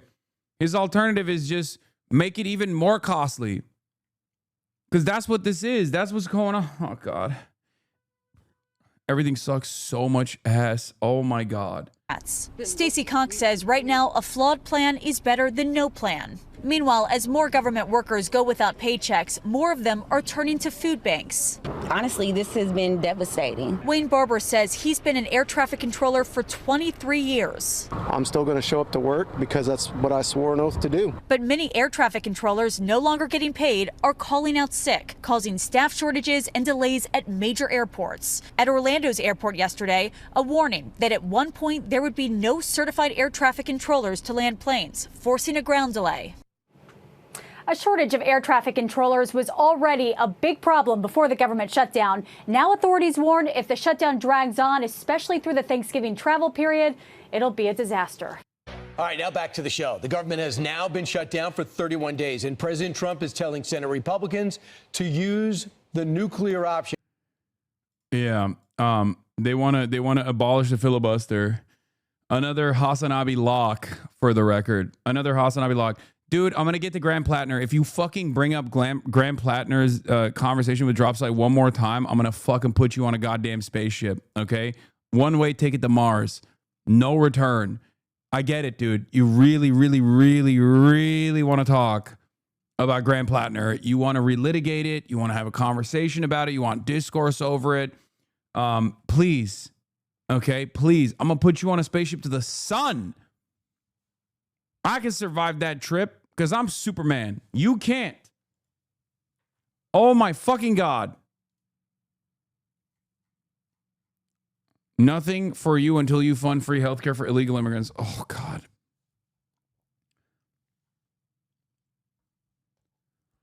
Oh.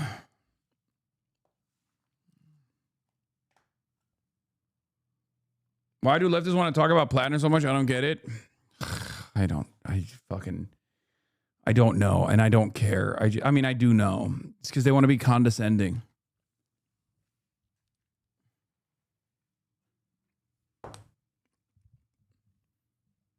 Leftists love discourse more than anything else, okay?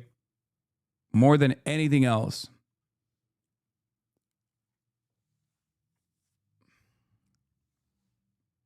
That's it. The Mainers don't give a shit about your concerns, it seems.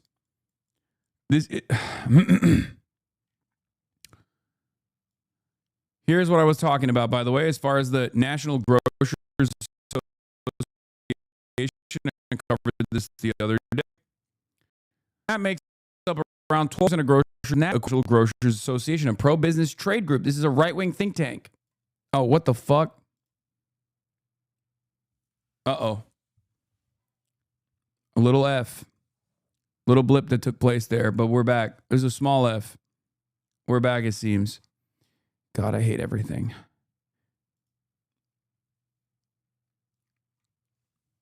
It's fine. It's fine. We're back. Okay. Let's test out. Let's test out the delay. Delay test. Okay. Put the number you see on screen. Type it in the chat. 5, 6, 7. Okay. There's a 6-second. There's a 6-second delay. All right. I'm going to fix it. I'm going to fix the ingest. You're going to see a minor blip, a minor F in 5, 4, 3, 2.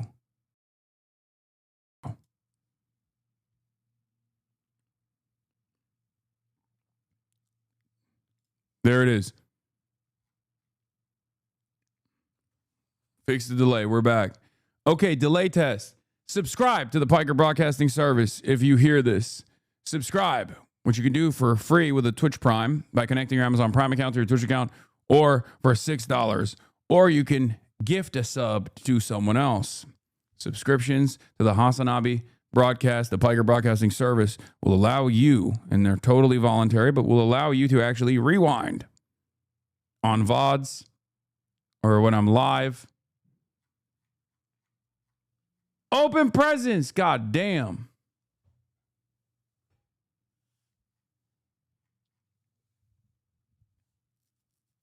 Okay.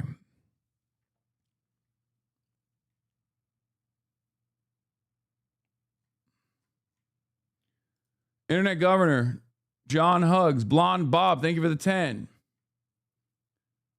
Open presents of 25. Hasan, my woman has been talking about you quite some time. Can you tell her to focus on me instead? No. Sorry.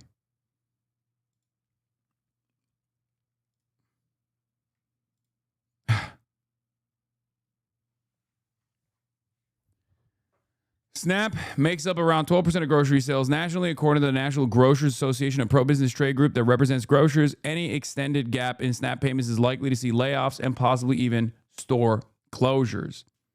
Okay? Remember that. This isn't just cities. Rural areas benefit from SNAP, per the Conservative American Enterprise Institute. SNAP reduces rural poverty. Unmet needs still high in rural areas. Despite robust support from SNAP, food hardship is still higher in non-metro areas. Just like with Medicaid helping fund rural hospitals, SNAP helps fund grocery chains that are in rural areas. Who lives in rural areas, you might ask? Republicans. Okay? Republicans. That's who.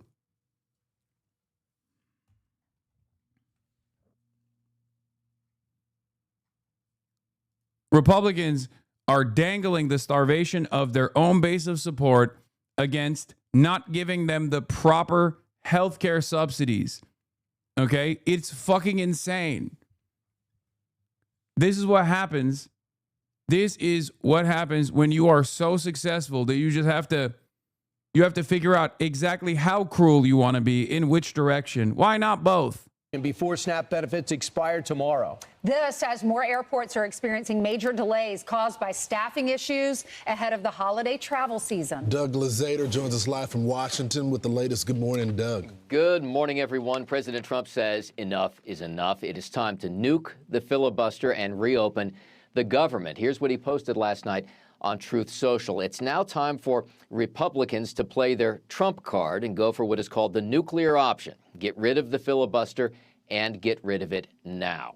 That would allow Senate Republicans to reopen the government on their own, even though Senate leaders generally don't like the idea of ending the filibuster. But pressure is mounting. Troops are getting paid today after the Pentagon shifted some funds around, but federal SNAP benefits run out this weekend, and we're already seeing major flight disruptions in places like Orlando and here in Washington. Look, it could be a disaster. It really could be, because at that point, you're talking about people have missed 3 paychecks. They've missed 4 paychecks. What happens when pilots start not showing up for work because they're so focused on paying the bills, they can't fly the plane safely? That's going to lead to massive delays. We want people to be able to get home for Thanksgiving. Okay, then give the people the ACA subsidies. Give the people the ACA subsidies. What are we talking about?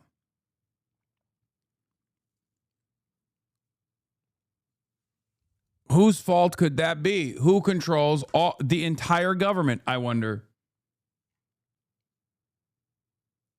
It's fucking nutty, dude.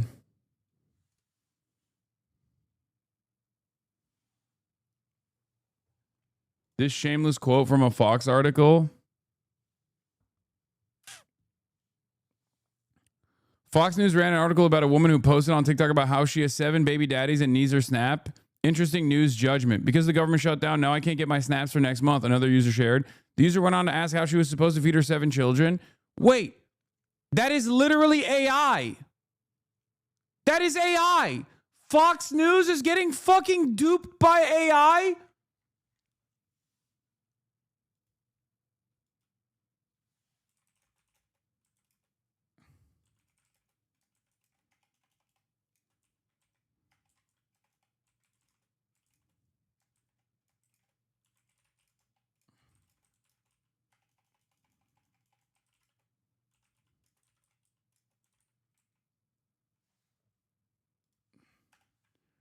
This is a viral string of AI videos, and Fox News reported on it. It's a real person.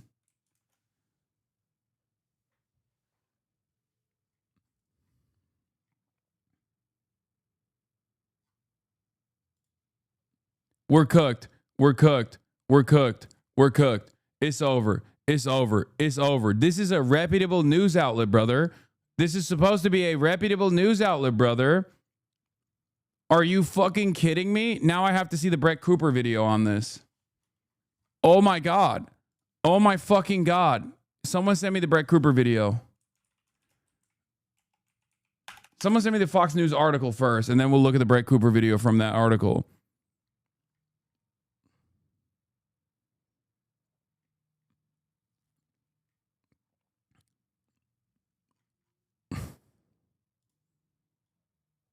Because of the government shutdown, now I can't get my snaps for next month. Another user shared on social media. The user went on to ask how she was supposed to feed her. Well, I clicked on it, and it literally goes to just the media tab, by the way. That's awesome. So it doesn't even go to the original video. And then Brett Cooper discussed the woman. Shut down. Now I can't get my snaps for next month. How I'm gonna feed my 7 kids? I have 7 different baby daddies, and none of them no good for me.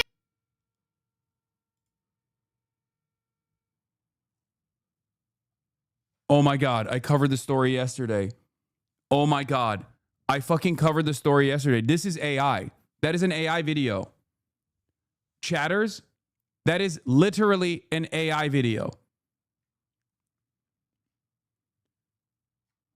We are cooked beyond belief. We are cooked beyond belief. It is the same fucking script. Oh, we're so cooked. We're so cooked. We're so fucking cooked. Oh God.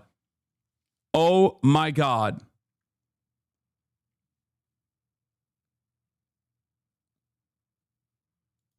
Yeah, this is the last thing I want to show you about the snap. This literally just released. My video on this just released 4 minutes ago. I covered this yesterday.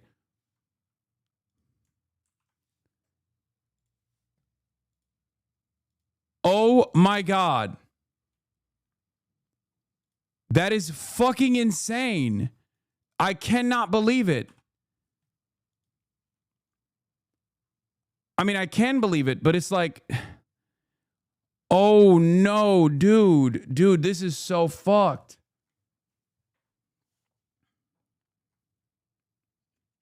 This is so incredibly fucked.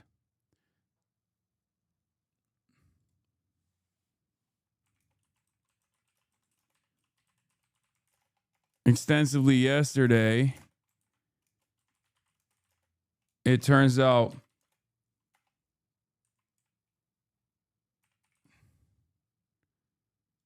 what is Brett Cooper's Twitter at?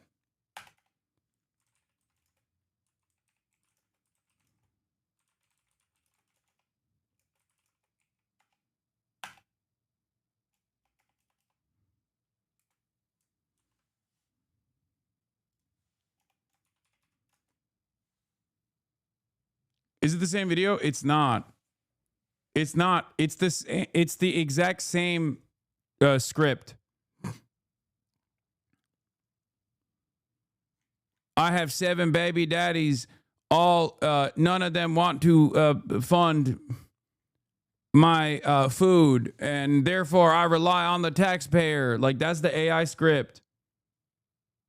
It's the literal. My kids have not eaten in 5 days. It is the taxpayer's responsibility to take care of my kids. Yeah. These are all AI videos. Every single one of these AI videos have the exact same meta. Okay? Every single one of these has an angry, crying black woman. They all have 7 kids. They always say they have 7 kids. They always bring up, some of them bring up baby daddies from different baby daddies. Some of them don't bring it up. And then they fucking turn around and say it's the taxpayer's responsibility to actually take care of me. These are all AI videos, chatters. Okay? And I have literally seen probably 20 different versions of the same style of video. Trump done cut them food stamps off. If you're poor, don't have kids, okay? If you're struggling, don't have kids. Don't bring more in. If you already have them, that's another situation. If you don't have them, don't bring any in. And if you have two, don't go having another one. If you have one, don't go having two more. So they say 2 million is getting cut off this month for the scamps. I'm about to go find out if I'm in that number, in that ratio. It's been day 5 and I have not received no food stamps. My disability checks is on hold. My cash benefits is not coming no more. They're still pending. It is the taxpayer's job to pay for my kids to eat and for my kids to be taken care of. I have over 2. That's how you know it's AI, by the way. That's how you know, like, another reason why you know it's an AI script is because they keep saying it's the taxpayer's job to take care of my children, because it's written by a fucking right-wing dickhead. It's a very specific script.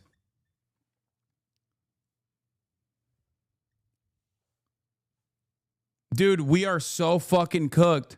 All it takes is for you to, like, erase the Sora watermark on TikTok, and I can't get not one person to send me 50 cents. If you're watching a fucking video and you can't send me nothing, I'm blocking you.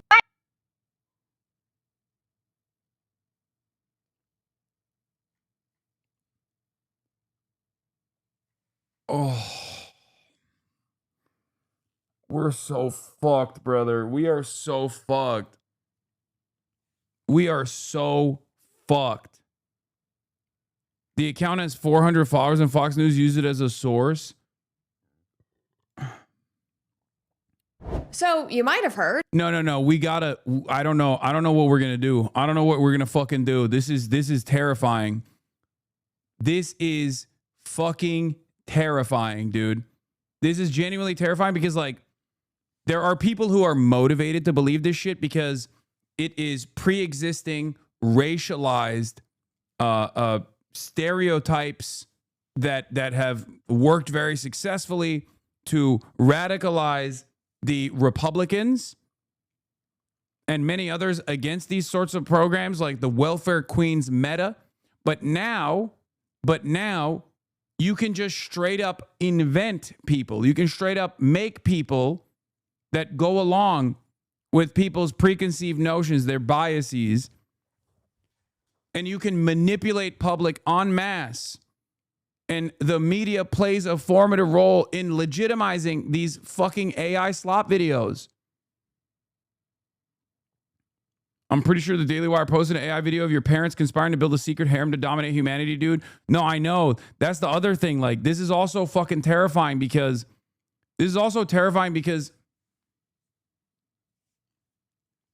I don't think it's AI. I think it's paid actors reading a script. It looks too realistic for it to be AI generated, in my opinion. The likelihood that this is like 20, 30 black women that were specifically paid to run the same exact script. If it was, then they would have fucking changed the script up. They wouldn't have the same exact script. It is definitely AI. There's also a guy who broke down exactly why it's AI as well. Because here, I'll show you. We'll watch it again.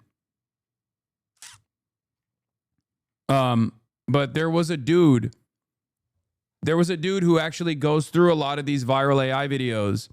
But in some of the videos,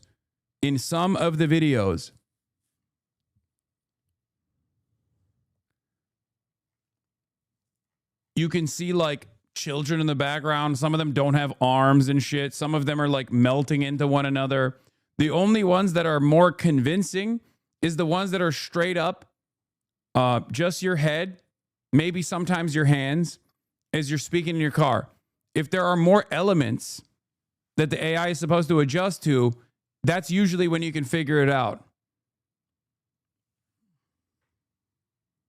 Here it is. This is AI. Here's how we know and why it matters. It's made by Impossible_ASMR1, who, after 8 failed slot posts and a 3-month break, decided that Sora could finally make their dream. Anyway, go watch my video from yesterday if you want to see, because I covered all this shit, including this exact video. content. Videos of black women trying to use EBT in places it's not accepted. True creativity unleashed by AI. The shutdown created an opportunity to have them yell at the camera, but it's not till the whole family's back there that the full racist stereotype is fulfilled. This is rage bait, and we'll get angry commenters. Yeah, you can see one kid doesn't have an arm. You can see another kid in the background, like merging into another kid. Who, when they learn it's AI, will say, oh, but it's true anyway, which of course it's not, and that's cope for being played. They were so played they didn't notice the kid missing half an arm while the other kids are frozen in place for no reason, and these down here are warping together. They were too focused on this fake AI person cramming in a script that they used 3 other times for their other fake AI people. I will gladly not. Yeah, you can also notice if you've seen enough AI slop, you can figure out when the vocal distortions take place as well. There's also I saw the Neil deGrasse Tyson video this morning. It's fucking terrifying, okay? Down AI rage bait of all kinds and from anywhere on the spectrum, because it's part of the same problem. Casually letting our feed slip into fake parallel AI universes that exist only to divide us. Like, this kid is frozen. That kid in the background is this is fucking AI. frozen. Here's how this kid's face is fucking frozen. It's like, how is this any different from Fox News spreading 100% misinformation for decades? It's just instead of words, it's video now. No, there is a major difference. There is a major difference. Fox News, not the opinion editorial side, not the editorial side at all. Fox News still has a digital team that is supposed to at least lie by omission or lie by cherry picking data. Like, there is a difference between the way that, like, the New York Times lies, for example, when they fucking listen to whatever Israel is saying and then just go, the IDF says this, right? That's a way that the mainstream media still tries to maintain a shred of credibility while simultaneously misinforming the public. This is just straight up misreporting. This is straight up not reporting the truth. There's a difference between someone just being like, there are baby mamas according to these according to these videos, there's women with 7 children from 7 different baby daddies that are complaining that the taxpayers are not footing the bill, right, of their irresponsible behavior. Like, that is a complete fabrication. That's not omitting key details. That's not actually that's moving in a very dangerous direction where they're not even engaging in the act of deceptive messaging or deceptive framing. They're just straight up inventing fake evidence or going along with falsified evidence.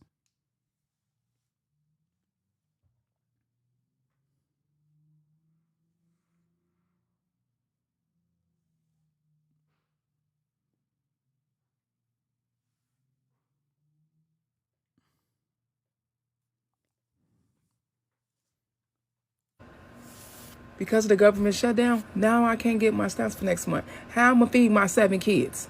I have 7 different baby daddies, and none of them no good for me. It's the taxpayers' jobs to make sure this happens. So taxpayers, y'all out there, I need y'all to make this happen next month.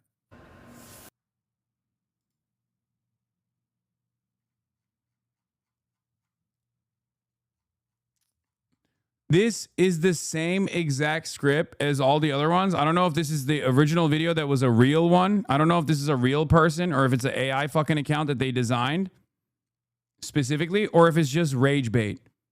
Okay? It could be rage bait. Even if this is the original video, all of the AI videos are using the exact same script. Okay? Like, look at this shit. Attention, a food stamp caseworker found dead. First 48. Somebody done snap.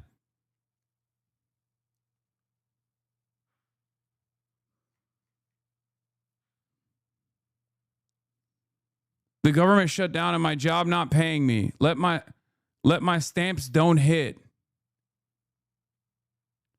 Even if this is a paid actor or an OG content creator who's just like straight up a real person, okay? Straight up a real person. The exact same script has been getting pumped as AI. The exact same script. in this circumstance, what you're supposed to do, is verify. In this circumstance, what you're supposed to do is find who this person is. And maybe to the best of your ability, go through their background here to see if this is a real person or fucking, this long convoluted plot, if it's AI or not.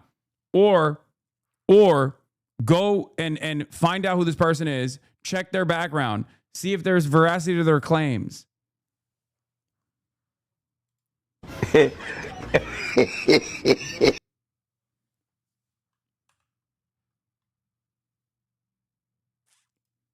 Viral clip of about 2 months ago, I stopped eating dinner almost every night of the week. Yeah, this is a real person, okay? This is a real fucking person talking about SNAP benefits being cut.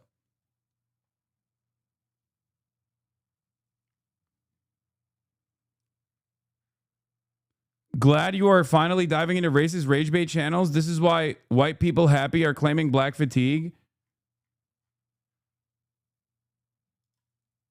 I need to see more of this. Yeah, that nigga just called me talking about I'm sick of your monkey ass. I told him.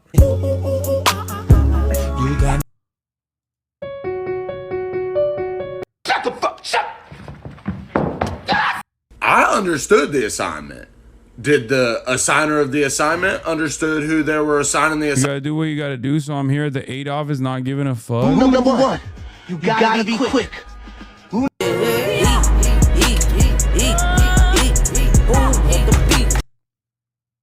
What the fuck is this? Because the government.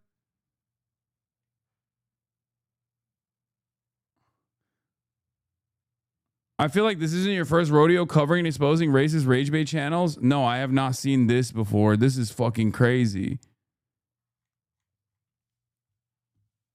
The left needs to start using it if we want right-wingers to stop and realize AI is bad for them. Fight fire with fire. No, man. What the fuck are you talking about? Somebody better bring me some food. Woo. Please bring me some. Come on, baby. Don't act like you forgot. Oh, baby, we about. Bro, I'm telling you, I still can't tell if this is like. This video she posted says she's a mother of 4. They say keep posting content, so I'm just gonna keep showing up until y'all catch on all this greatness over here. Wait. So this is a real person. Channel only began September 26th. You know how many white people love cosplaying as black people? Wait. Glad you're fine. So what the is this like a rage bait channel? This is like a person who has an inconsistent story and they're just trying to do like racist engagement bait, leaning into fucking racialized stereotypes and shit like that. Right now, my candy can't sleep, bills are piling high. Ain't worked in 3 weeks. I ain't fake, can't shake, cause my heart is.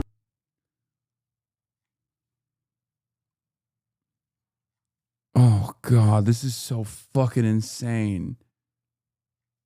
Yeah, there's no children, but maybe she's like, she does actually have children and she's not showing them, but like.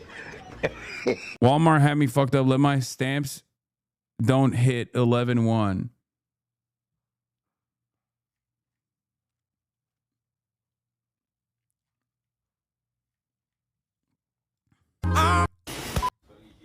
Mama gonna make it happen with or without a man. Let's eat. Really gonna miss these days when these kids move out, okay? I'm gonna miss these days. That's a different lady, by the way, I think. It's a different person's voice. So, trick or treat. Here's what I have for my trick or treaters. All right, hold on, let me get this candy. This is what I have for my trick or treat. Yeah, those steaks were from 2021.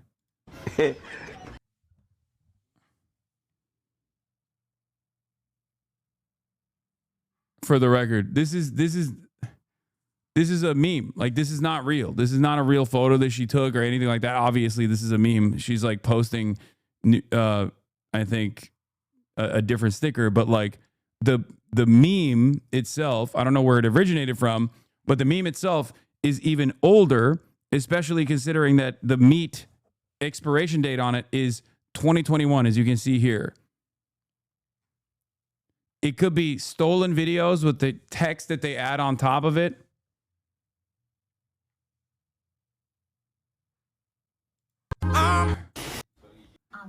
Cardi B on TV, y'all. Look at Cardi B. Look at Cardi B. So I need this message to get out to like everybody. Like, get this message out to everybody, because for one, I'm so tired of y'all steady bashing these people or me or whomever may be getting EBT. I'm so tired of y'all bashing these people's. Like, what's the point? Why are y'all making fun of people who getting EBT? Like, y'all just do not know what people is going through or what's their situation to why they're receiving EBT. Y'all need to learn how to humble yourself and just shut the fuck up, because for one, them tables can turn real fast and God can take anything that you got away from you, and then you'll be looking stupid and shitty and be wishing you had EBT. Okay, this is a normal take. This is a rational take. So guys, since we got the government shut down and there's families out here that need food. Yeah, that nigga just called me talking about I'm sick of your monkey ass. I told him. Shut the fuck, shut. I understood. Number one. Because of the government shutdown, now I can't get my stamps for next month. How am I feed my 7 kids? I have 7 different baby daddies, and none of them no good for me. It's the taxpayers' jobs to make sure this happen. So taxpayers, y'all out there, I need y'all to make this happen next month. Taxpayers need to pay up. I need my stamps next month. I don't care what nobody says. Just give me my money. Bro, this is literally the identical fucking script to all of these other AI videos. What the fuck is going on here? We watched like 10 different videos. We watched 10 different fucking videos with the same exact script, and they were AI 100%. I don't think this original video is. I think this might be a real person. I don't know if she's trying to rage bait. I don't know why she made this video. It seems like she doesn't have 7 children.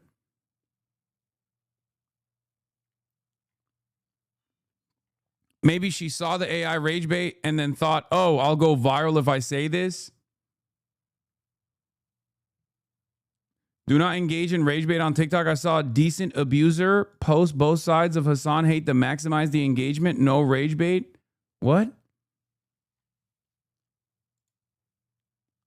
Dude, what the fuck are people doing on TikTok?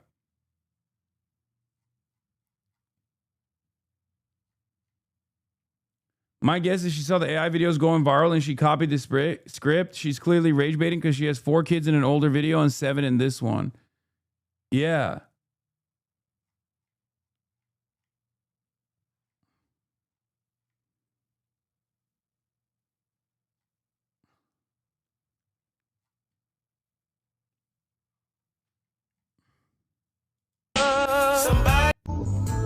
Don't act like you Taxpayers' forgot. money. Please don't cut off my SNAP benefits. Bitch better have my money. I'm calling all you punk taxpayers to the front. I'm sick of y'all acting like we can't. Fuck y'all. Bitch better get my money. I don't fuck with my stamps, bitch. Dude, what the fuck is going on here?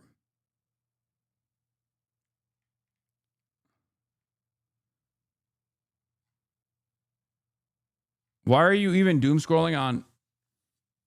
Why are you even doom scrolling on TikTok? Because this is something that I covered yesterday. Something that I covered yesterday.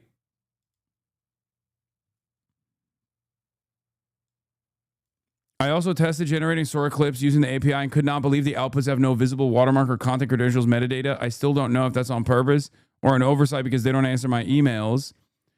Tech giants keep touting a system they built to label AI-generated content, so I checked. They're not using it. I generated a video on Sora and confirmed it had the content credentials metadata, which marks it as AI-generated. I posted across social media. Every site stripped the metadata off my video. Not only YouTube displayed any indication that it was synthetic, hidden behind a menu.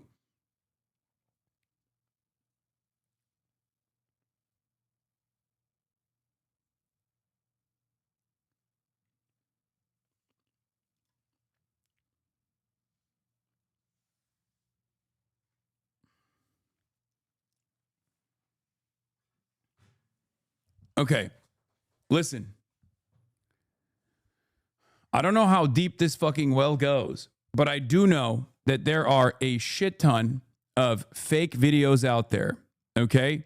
There are a shit ton of fake videos out there. These are either directly fake videos, okay, created by random fucking AI-generated videos from random AI-generated channels, or potentially these are people who are seeing the AI videos and then saying the exact same thing within the AI videos. Okay? Racist influencers using OpenAI Sora to make it look like poor people are selling food stamps for cash. Yeah, the U.S. government shutdown has officially reached a month in length, the second longest federal funding gap on record. The longest is 35 days, by the way, and we're slated to pass it. That makes it a perfect storm for chaos-fueled Trump administration, which now has a de facto kill switch that Elon Musk Doge couldn't even dream of. As the shutdown drags on, it's wreaking havoc on the nation, leaving millions of government workers without pay. As a consequence, the U.S. is suffering issues like sporadic airport closures, massive delays in small business loan processing, issues which surely have a negative impact on GDP growth. One of the most pressing issues, however, is the shutdown effect on the Supplemental Nutrition Assistance Program, SNAP, commonly referred to as food stamps. The U.S. Department of Agriculture, which oversees the program, had warned that the program's 42 million recipients would likely go without starting on November 1st. Though, as of October 31st, a judge blocked the White House from suspending the program. Where the fight goes next is anyone's guess. But the eruption of discourse about food stamps has been influenced by a disruptive new force, generative AI. And specifically OpenAI Sora 2, the video generation engine responsible for filling social media with incredibly realistic fake clips. One clip, clearly labeled with a Sora watermark, nabbed nearly 500,000 views on TikTok alone. It shows a black woman explaining to a local news reporter how she sells, in air quotes, her government assistance for cash. I'm going to keep it real with you. I get over $2,500 a month in stamps. The AI-generated woman explains. I sell them $2,000 worth for about $1,200 to $1,500 cash. Here's the video. We saw it yesterday, but here, we'll watch it again. I get over $2,500 a month in stamps. I sell them $2,000 worth for about $1,200 to $1,500 cash. That's why everybody's upset. Folks say we're taking advantage, but that's how we get by. And that's the frustration we're hearing out here in downtown Atlanta. Most social media users replying in the comments appear oblivious to the fact that it's AI. This isn't about feeding their kids. This is about getting her hair and nails done, one top comment read. Even more troubling are those who realize it's AI but run with it anyway. That's AI, one commenter notes, under a version of the same clip uploaded to YouTube. But that is what is happening, another replies. Despite this fabrication, yeah, they go, oh, it's AI. And then the person goes, well, it's a real thing that's happening. Who cares if it's AI? Okay?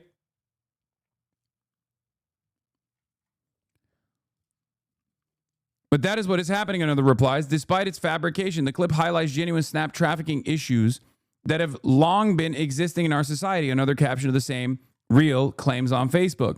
On Elon Musk's X, formerly Twitter, the right-wing influencer Mila Joy shared the video uncritically to her 426,000 followers.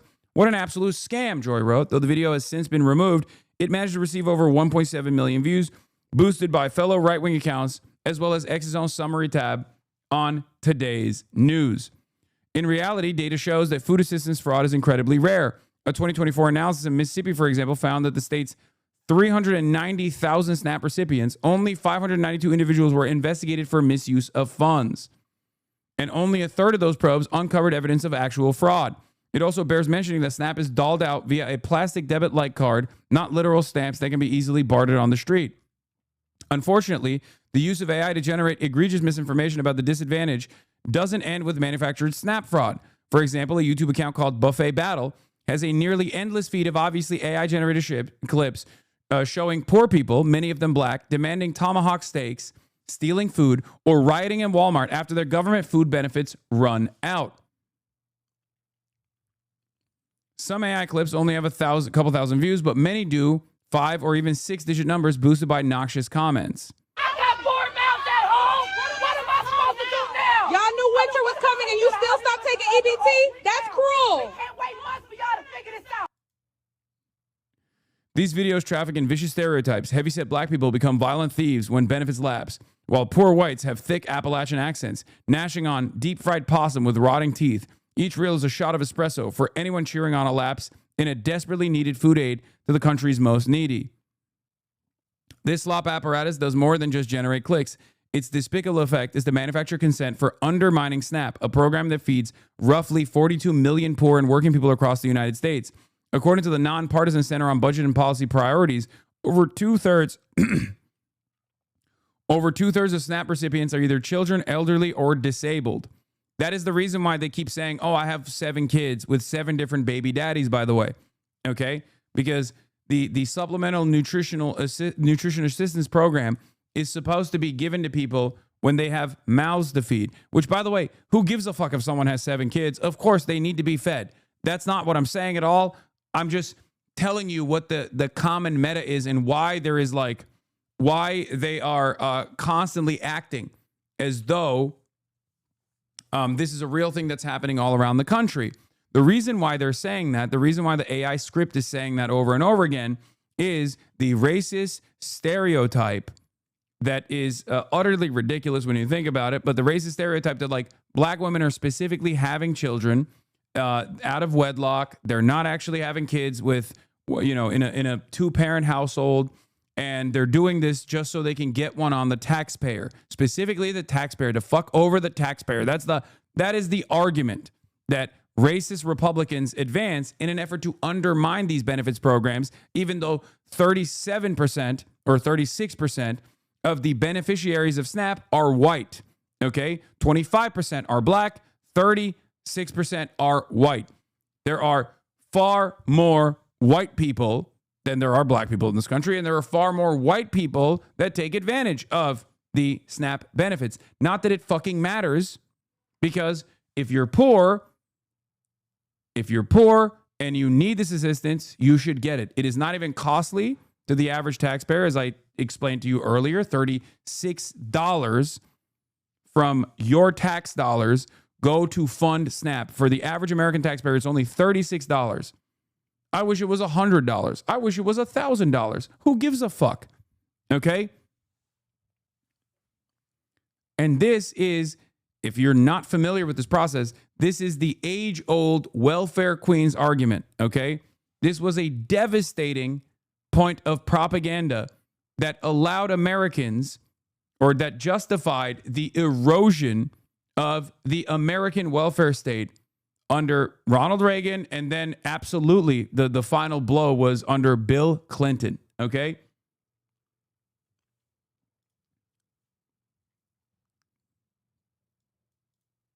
I've lost count of the amount of Sora AI videos that are being made that continue using black women as the face of SNAP. I told you guys this last week, and Mila and her blue check has over 25K followers. The uphill battle we're going to be facing with how AI will be used. Yes.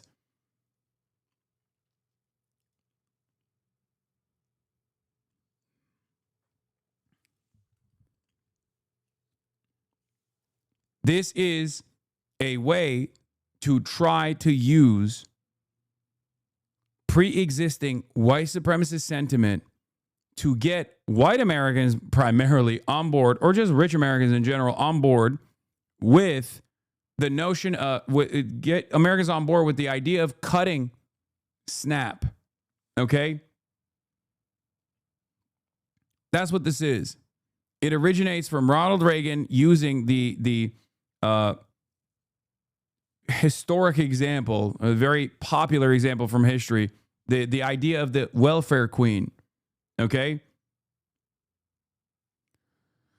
Of those able-bodied workers with at least one child who receives SNAP, a whopping 89% of them have jobs.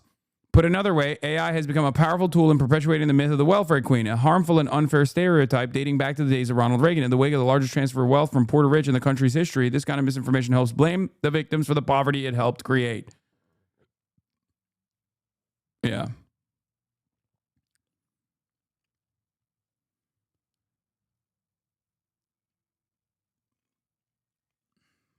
Incredible.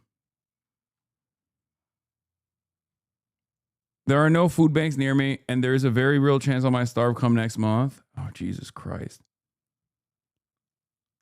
Here's one Facebook post reactions. We are so cooked. This woman says she has 7 kids from 7 different dads, and it's the taxpayer's responsibility to feed them. Yeah.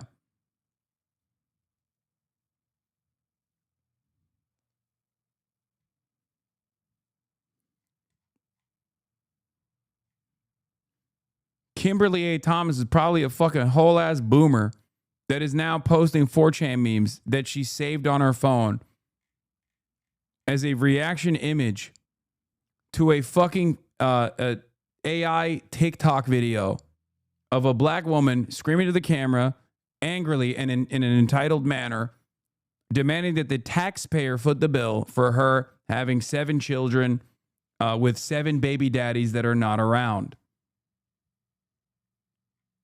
It is a completely, it's a ridiculous racist stereotype that is supposed to invoke anger out of the person that is completely and utterly oblivious to how this stuff works. It's unimaginably cruel. Yeah, this is the welfare this queen. Is another fascinating, controversial part of his rhetoric, is the welfare queen narrative that he popularized in his 1976 presidential campaign. Right. Yeah. While he never explicitly mentioned race, the story played on existing anxieties about welfare abuse. And contributed to a growing resentment towards social programs. It's a tactic that continues to be used in political discourse today. It's a powerful example of how he framed complex issues in ways that resonated with voters.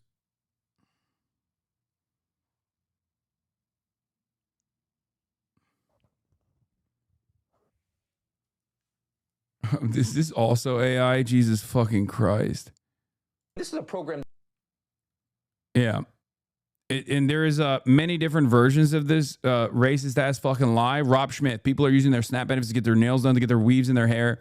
This is a really ugly program. You have this is a program that has exploded over the last 20 years, and we are just dumping $100 billion a year into a program that we all know is being so woefully corrupted and exploited. And people are selling their benefits. People are using them to get their nails done, to get their weaves in their hair. I mean, this is a really ugly program. It's weird to me to hear Josh Hawley screaming that we have to protect this and that we're not talking about why is it so ridiculously expensive and exploited, and what can we do to make it better? I just provided my colleagues another one of my charts yesterday that showed from the inception in the 70s until President Obama, we would... Roach commented on this post. Didn't Asmongold literally use food stamps when he was growing up? There is no chance that he's anti-food stamps, bro. That's fucking crazy. I would be... Where is it? The way it works is that people who have food stamps trade their card for cash, usually at a rate of 50% to 80%. Many people do this. It's a common practice with people who have more balance than they need for food. I was on food stamps before. If you were, you would know this.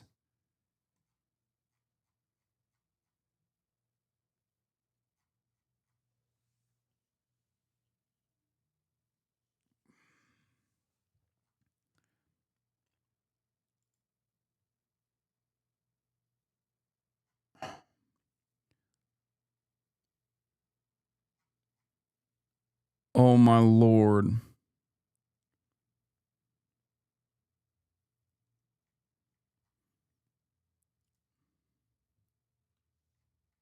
Somewhere between 6 and 10% of Americans on food stamps, right? Then Obama came in, dramatically increased flex of eligibility. Now it's between 10 and 15%. Right now you have 42 million Americans, 12.3% of our population on food stamps. That is not a metric of success.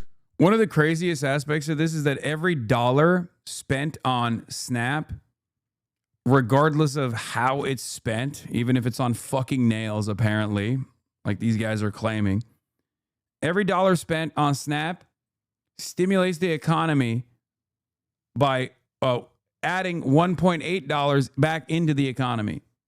Okay?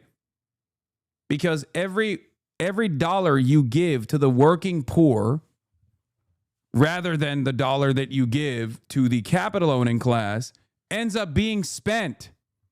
It ends up literally funding the grocery stores, for example.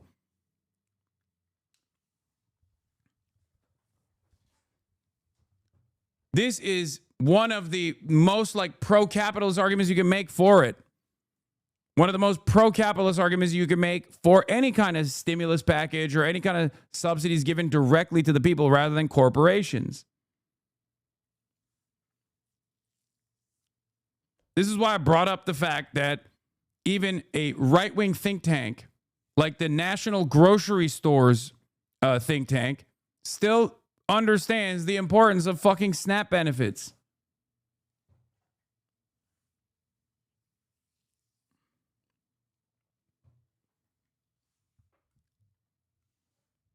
What is so crazy about Asmongold's reply there is, and I'm sure he will say, well, you know, I wasn't saying we should cut it. I'm just saying that it's a thing that happens, right? But what he fails to mention here, like the argument here that they're presenting, is that if it means that like a hypothetical black person is potentially getting her nails done, if they have additional SNAP funds that they sell for 50% at the cost for cash so they can go get their fucking nails done potentially, a hypothetical black person misusing SNAP funds is unacceptable to the degree that I am willing to cut my own SNAP benefits that I'm using for food. Because that's the argument. That's what this is. That's what the fuck is going on here. When we talk about welfare queens, that's what the argument is.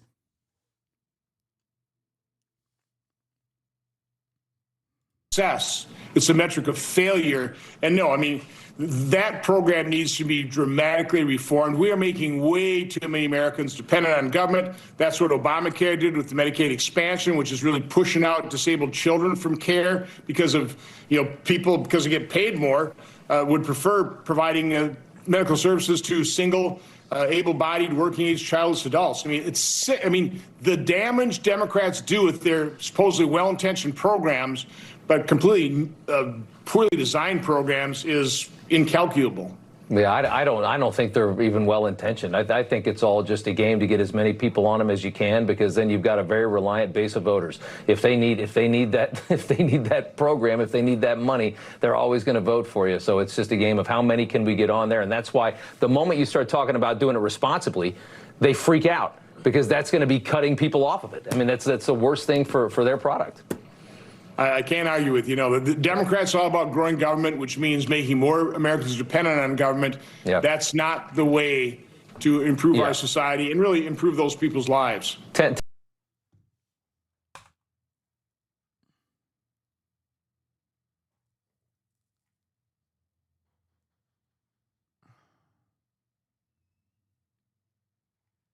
This is so fucking devastating, dude. This is...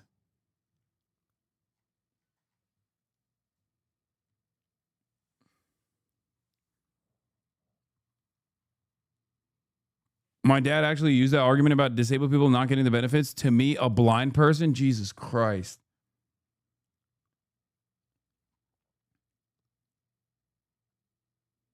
Now watch the viral TikTok of the real person for the reality of how important food stamps are. Yeah, here's a non-AI, actual real person.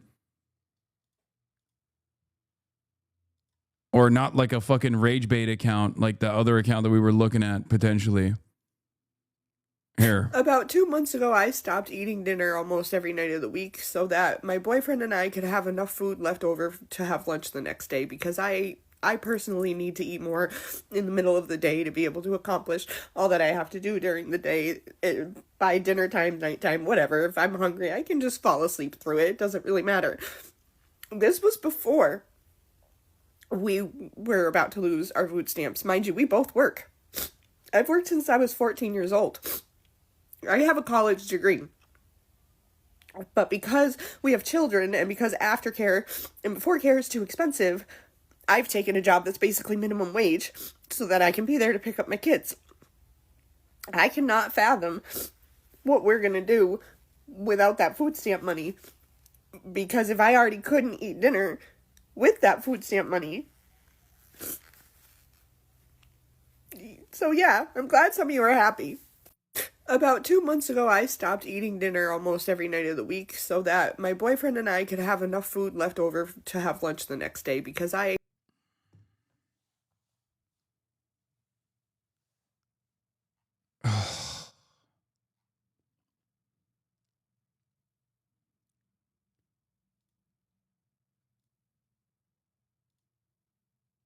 It's been day 5 and I have not received no food stamps.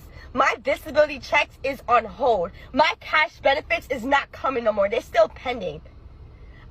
It is the taxpayer's job to pay for my kids to eat and for my kids to be taken care of. I have over 2,000 followers on TikTok and I can't get not one person to send me 50 cents. If you're watching video and you can't send me nothing, I'm blocking you. Crazy freaking lady. It's insane. This is literally insane. You're telling me that it is my responsibility to make sure that your children are fed? That it is all of our responsibilities to make sure that you keep a roof over your head, that you are able to afford your life? Not with that attitude, ma'am. You whipping off your glasses. And she's so angry that she's not getting these benefits, and now she's turning to TikTok and she's demanding that the people who follow her, these 2,000 people, aren't sending her 50 cents. Ma'am, that's not their responsibility. That is not their job. You are not entitled to their money. I have not received. I can't even see what the original account is because she took that from Eric L. Daw, who is, I think, a right-wing a Twitter poster. So I don't even know if this is rage bait, real, AI. I can't even fucking find the original video.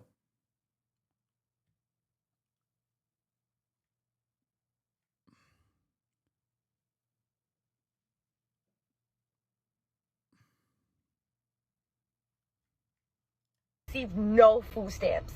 My disability checks is on hold. That one was in the AI montage, though. Cash benefits is not coming no more. They're still pending. It is the taxpayer's job to pay for my kids to eat and for my kids to be taken care of. I have over 2,000 followers on TikTok. Clip her face and Google reverse image search it.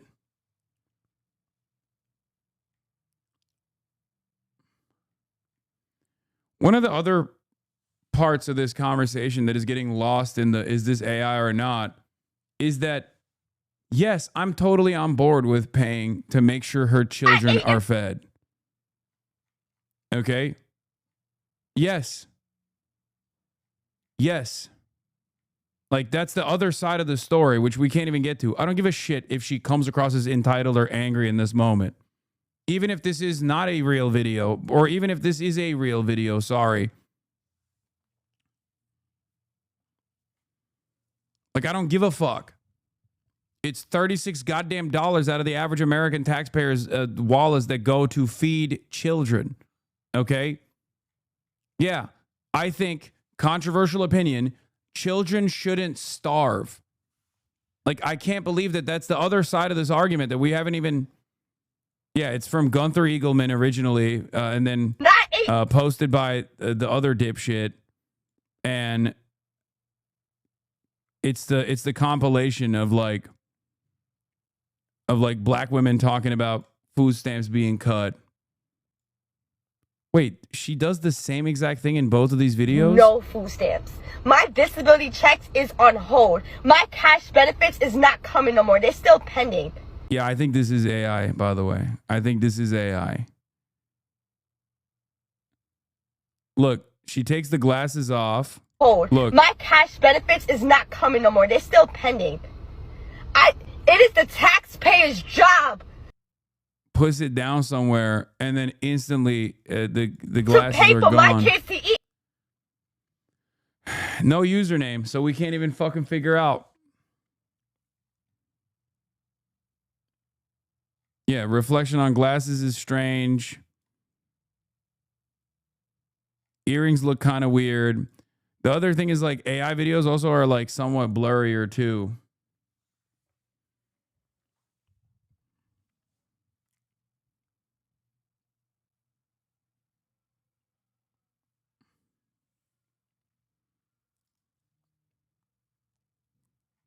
Dudes will get on here and be like, poor kids don't deserve to have a cookie and think they're the good guys. When I go to the store and see them advertising big tubs of chocolate chip cookies at EBT eligible, it makes me not care about things getting shut down. Oh my God.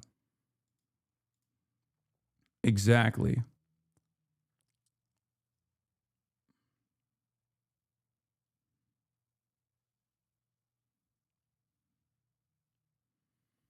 Dug a bit deeper. The person from earlier seems real, but they didn't post the same taxpayer do something video to Facebook or Instagram. Everything else was cross-posted. Now they only post reels on each platform.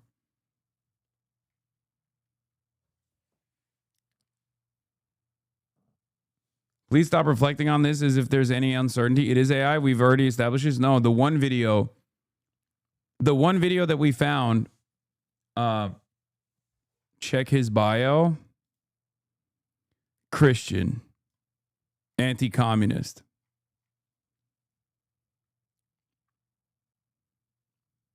Many such examples.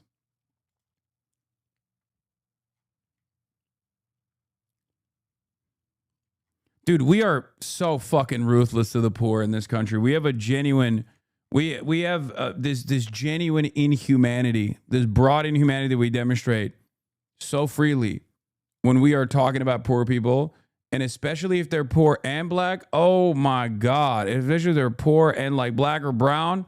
Holy moly. People go crazy mode, dude. Where's Kaya? I zapped her. I zapped her so hard. She died. She perished. She pee-pee poofed. I electrocuted her so hard that she evaporated like a fucking cloud of mist and dust. Is that good? You want to fucking go clip that and post it and be like, Hasan is. Yeah, there, you got me. That's what happened. Or perhaps, just like any other day that you could have actually been in here, you would have seen that sometimes she's not on fucking camera.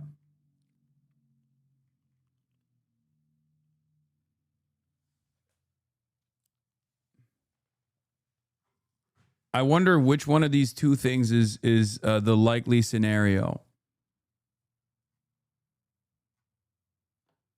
That she gets to roam freely and in and out of the room with regular frequency, or that it's a major conspiracy.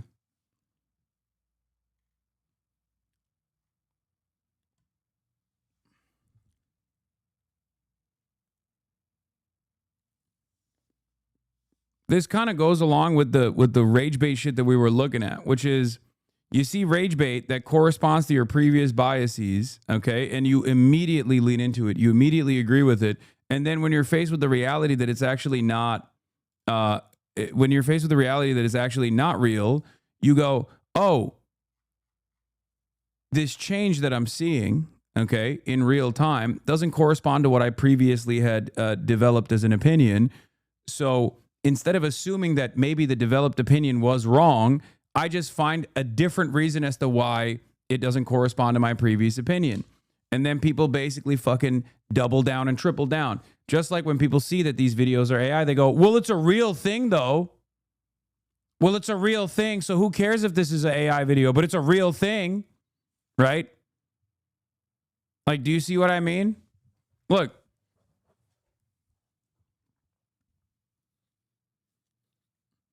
In this situation, they have falsely led themselves to believe that Kaya is always locked and trapped in these confines, right? And when they don't see her, they go, oh, there must be some alternative reasoning for this, and not that the previous thing that I believed was false.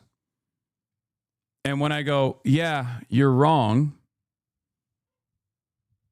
and demonstrate the stupidity of the argument that you're advancing because it doesn't literally meet the reality that you can observe in front of you in this moment, you go, why are you being so defensive? That's it. Yeah.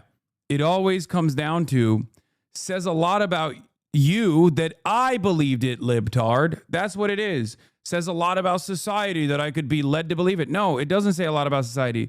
It says a lot about you, dumbass. It says a lot about you that you're fucking stupid. Like,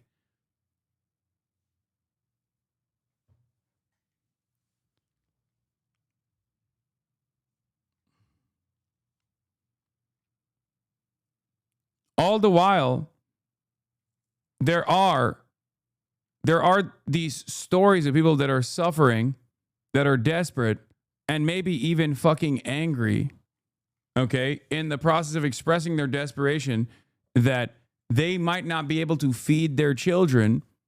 And people point to those examples to be like, well, you see, none of them deserve the SNAP benefits.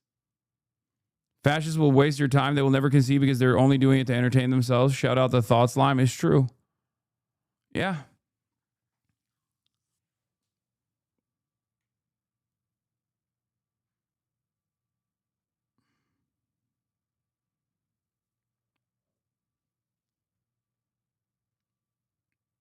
God damn, dude.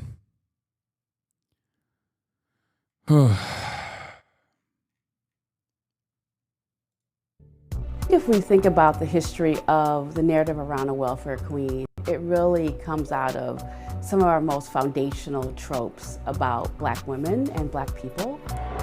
She's the craziest and the laziest. Evoking a narrative of cheats, of scoundrels, of parasites. It's the welfare queen. Feeds into this welfare queen narrative and allows states to make draconian cuts. What is that? Is that? It's food stamps. Get so much money from the government, I just throw it away. And all of that's really a reflection of anti-Black sentiment. Yep. Started in the 70s in many conservative commentary, but Ronald Reagan really, took it to the next level when he ran for president in 80 and 84. And he had this story he would tell on the stump. It was part of his stump speech. In Chicago, they found a woman who holds the record. She used 80 names, 30 addresses, 15 telephone numbers to collect food stamps, Social Security, veterans benefits. And so it was this whole image of someone abusing the system and in fact getting rich and living luxurious. You don't ever have to really use kind of racial terms. That kind of language in and of itself evokes kind of this racial resentment. Welfare is to help those who are the neediest of the needy and not to bring in children to the world they cannot care for. Section 8 rental vouchers. Medicaid, free health care while I'm paying up the wazoo for health insurance. The parasites outnumber the producers. This guy is a parasite. And my contention is that the Obama administration is encouraging parasites to come out.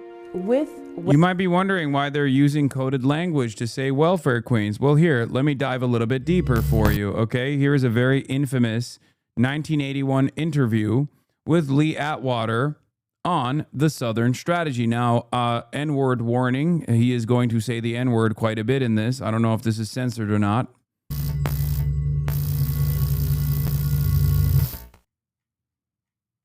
In 1981, the legendary brutal campaign consultant Lee Atwater was working in Ronald Reagan's White House when he was interviewed by Alexander Lemieux. In this audio, made public for the first time ever, Atwater lays out how Republicans can win the vote of racists without sounding racist themselves. Here's how I would approach that issue as a statistician or a political scientist, or no, as a psychologist, which I'm not, is how abstract you handle the race thing. In other words, you start out, and now y'all aren't quoting me on this. You start out in 1954 by saying nigger, nigger, nigger. By 1968, you can't say nigger. That hurts your backfire. So you say stuff like forced busing, states' rights, and all that stuff.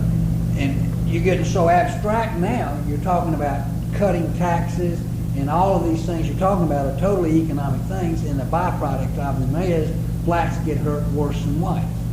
And subconsciously, maybe that is part of it. I'm not saying that, but I'm saying that if it is getting that abstract and that coded, that we're doing away with the racial problem one way or the other. You follow me? Because obviously sitting around saying we want to cut taxes, we want to cut this, and we want is much more abstract than even the busing thing, and a hell of a lot more abstract than nigger, you know. So he's saying that society is progressing, like we're getting woke, because the level of permissible anti-blackness, like the window for permissible anti-blackness, has gotten smaller and smaller. That's the argument that he's making here. But I think this is a very important thing to bring up, which I do with regular frequency, but newer HasanAbi heads might not have seen me bring this up before, because it basically exposes the racialized animus at the core of Republican policymaking. Okay? Welfare Queens is another example of this. Yeah. The GOP Southern strategy, as Lee Atwater said, used busing as a coded racist appeal. Richard Nixon, October 21st, 1970. We do not believe the constitutional mandate that schools be desegregated requires compulsory busing for the sole purpose of arbitrary racial balance.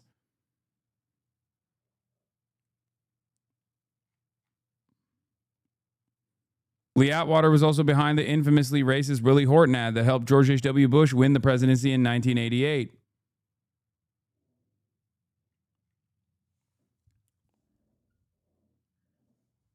This is also allowed. This is also allowed the Republican Party to win over a larger flank of people from marginalized backgrounds as well, because that kind of coded language allows black and brown folk who are conservative to comfortably find themselves as advocates for these kinds of things.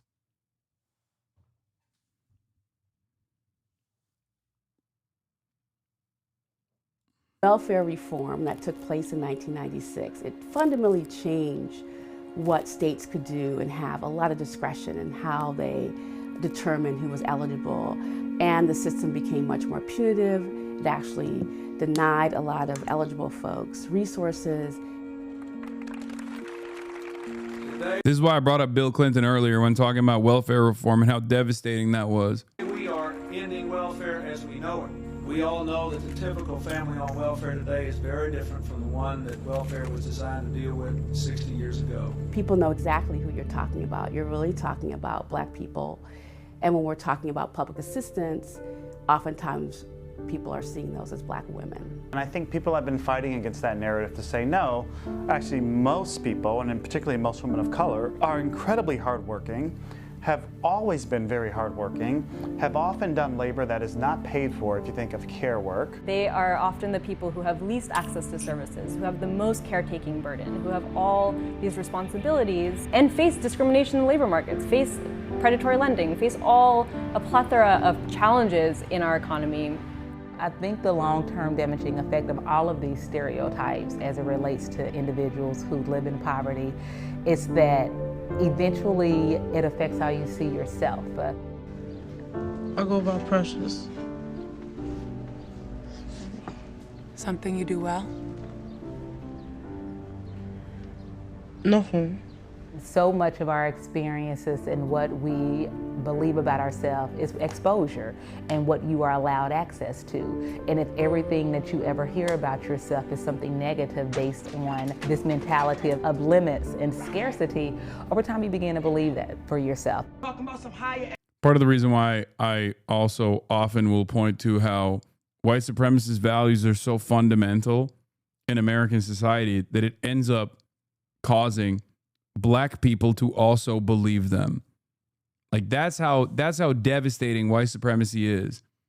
White supremacist history, like a white-centered understanding of American history causes black people in the United States of America to have incomplete education on their own stories.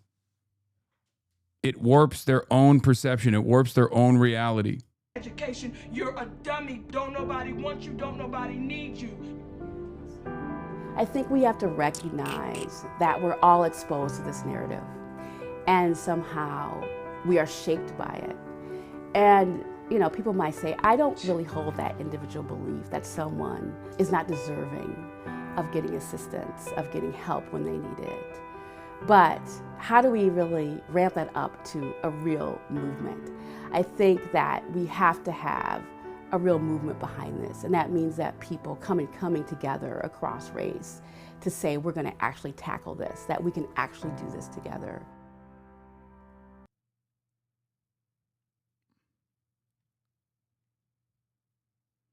That's why, that's how black girls, when shown a black doll and a white doll when asked, will say the black one is evil. Yeah. Anyway. And if you want to see how fucking devastating AI videos are, here it is, okay? Doing calculations, as well as looking back at old NASA footage and raw data from satellites hovering above Earth. And I just can't escape the conclusion that the Earth might actually be flat.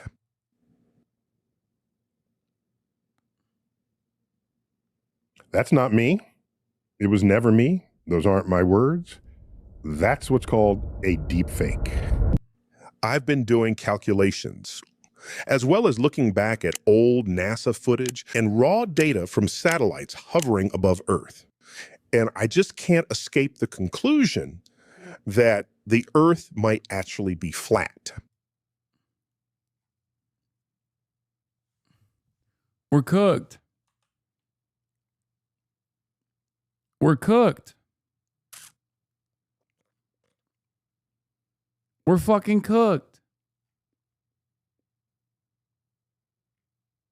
And I can't get not one person to send me 50 cents? If you're watching a video and you can't send me nothing, I'm blocking you. Crazy freaking lady. It's insane. This is literally insane. You're telling me that it is my responsibility to make sure that your children are fed? That it is all of our responsibilities to make sure that you keep a roof over your head, that you are able to afford your life? Not with that attitude, ma'am. You whipping off your glasses. And she's so angry that she's not getting these benefits, and now she's turning to TikTok and she's demanding that the people who follow her, these 2,000 people, aren't sending her 50 cents. Ma'am.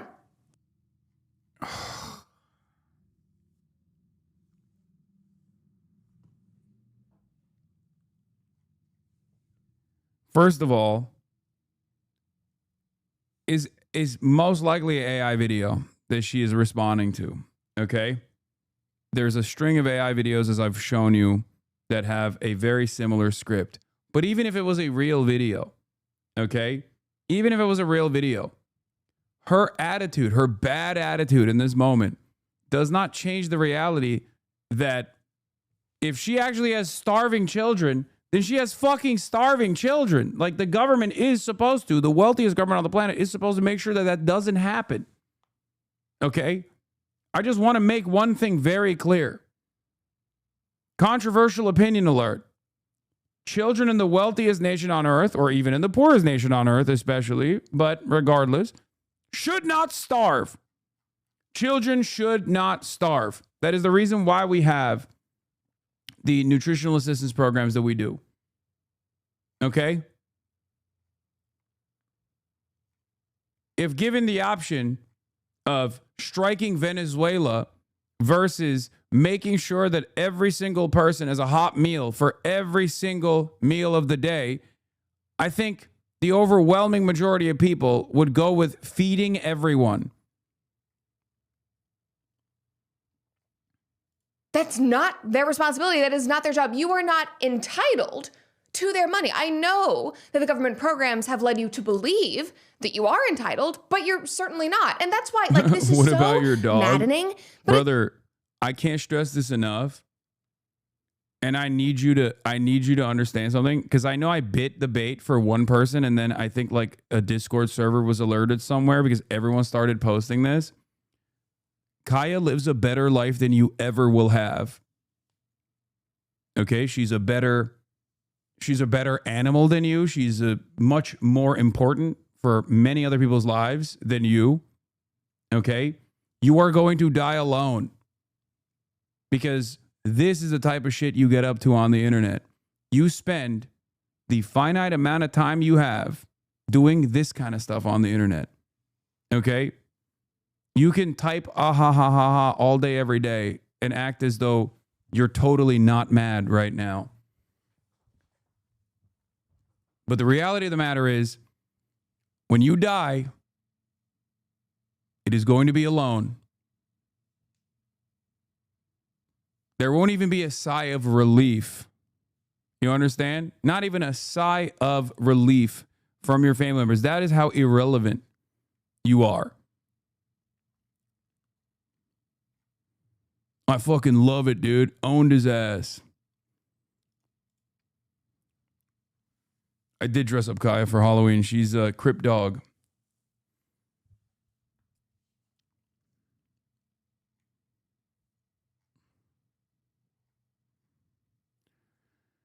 That's it.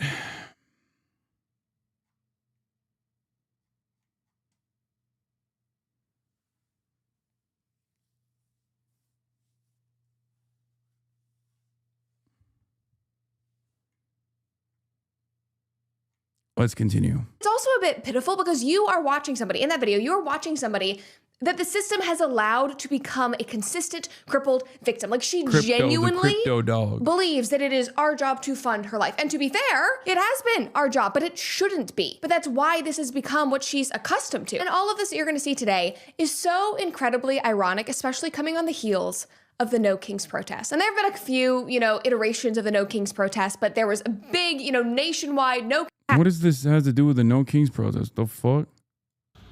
Okay, they wanted $9 for this. So. Okay, I don't think this one is fake. I think this is. So. Oh wait, maybe it is. They wanted $7 for this. Mind you, I don't have food stamps anymore. This account is called EBT of TikTok. There is a Twitter account dedicated to EBT of TikTok.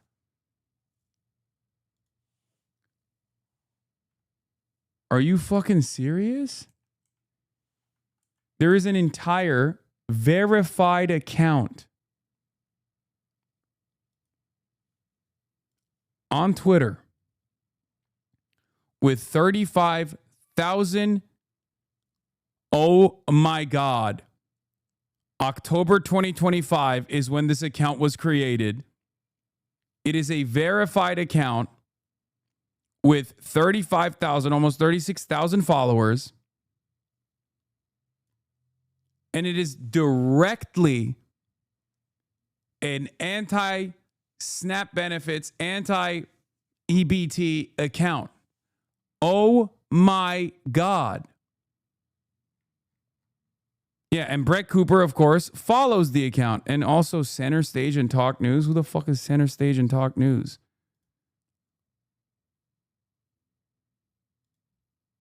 I have no idea who this person is. It's automated account.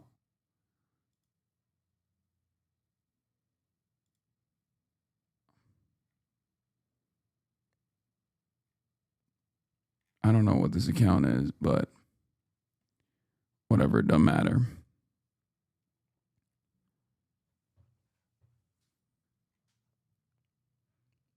Woman says, time to flip some fucking tables when SNAP benefits go away. Who receiving these SNAP benefits? TikTok creator reveals how people may be blessed by the cancellation of SNAP benefits. This program is keeping a lot of people unmarried and uneducated. It's time to step out. The government is not your friend. You're about to see a blessing in disguise. If you're currently on the SNAP program and you lose your benefits, it's going to be the best thing that you could have ever saw.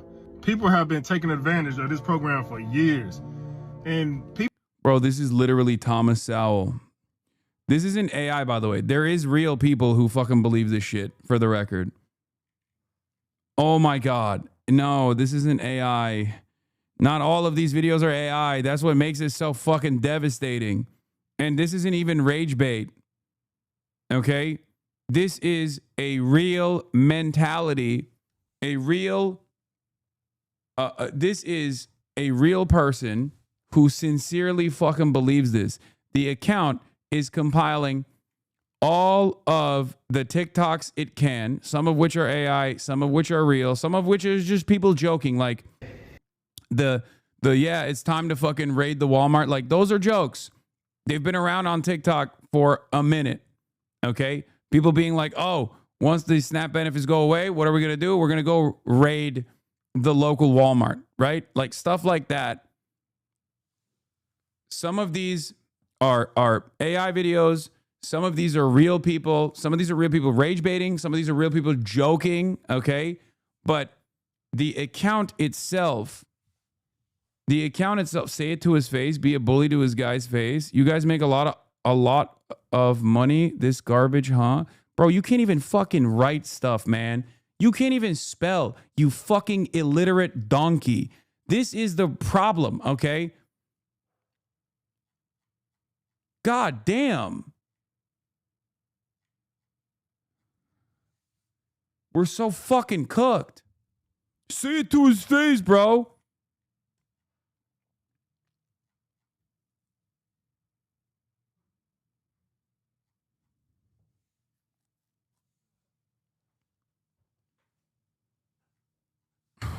Fucking children left behind, or should have been left behind.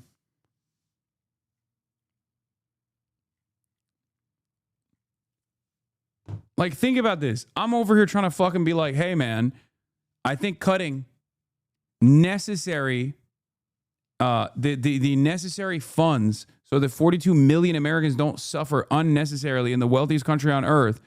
And half of the fucking spammers are like, where's your dog? Where's your dog? Okay? Your grandparents are going to fucking die, dumbass. Okay? Either because they can't pay for their fucking health care, or because they can't pay for your food, okay? Or their food. And you're over here being like, where's your dog? And then the other half is like, oh, say it to his face, dude. I bet you wouldn't act tough if you saw this man in the real world. Why the fuck wouldn't I?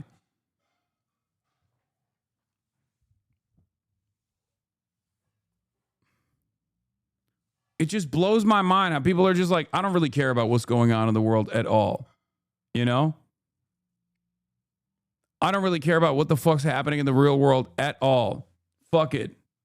Who gives a shit? Who cares if fucking poor people suffer?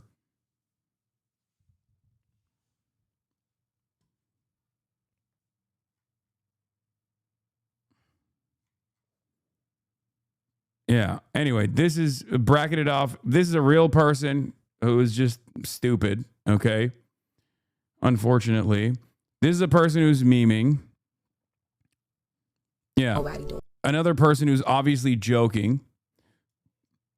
I'm noticing that there are at least some white people, but it's heavy on the black and brown side.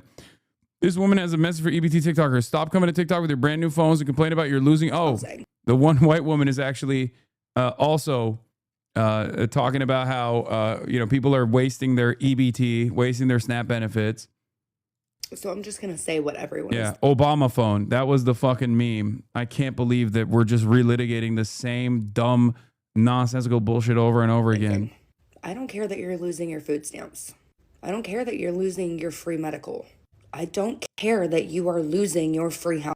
Yeah, interesting that the first post was October 27, less than a week old account. Click the media tab and see how many videos it's created and posted. This is an actual organized psyop. Huh. Interesting.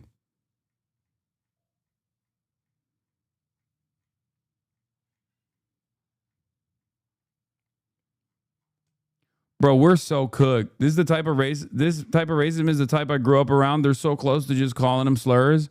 Yeah.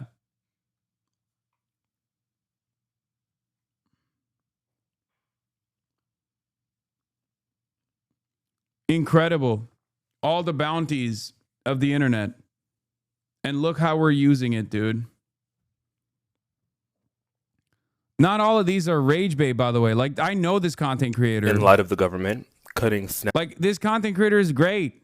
Benefits November 1st, I want to remind everybody that stealing is never wrong.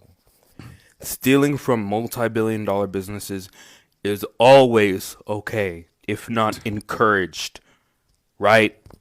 5-finger discount. It's the best discount you could ever get. 5-finger discount. Like, that's not even rage bait. That's just a person who's like half memeing, half talking about. If you were to ask him sincerely what his beliefs are, he's gonna be like, yeah, I think if the option is you starve to death or you steal from fucking Walmart, yeah, steal from Walmart. I agree with that as well. The fuck? If push came to shove, yeah, who the fuck would get mad at that?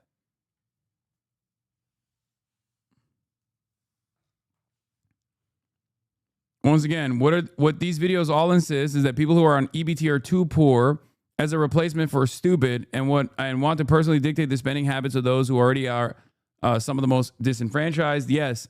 And the overarching attitude here is that, like, it's a moral failing, and that's the reason why they're fucking... It's a moral failing, and that's the reason why they're poor.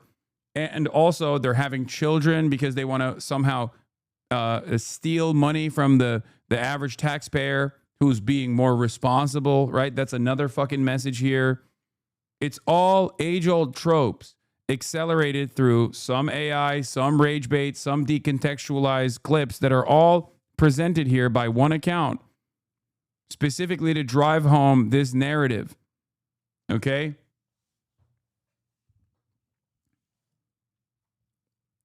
And if you eat into this, if you even lean into this even a little bit, you are the biggest sucker of all time. Because while you might not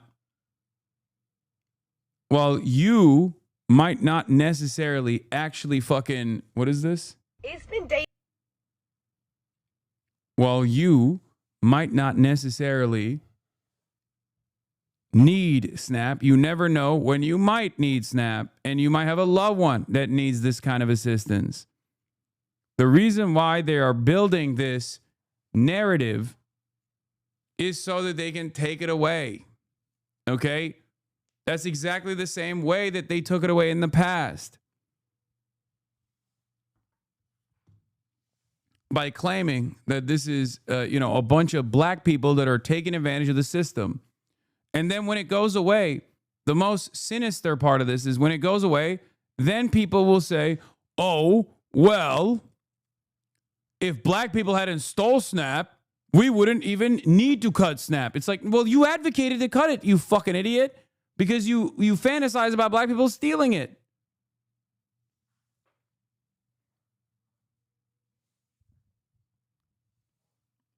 It's so fucking dumb.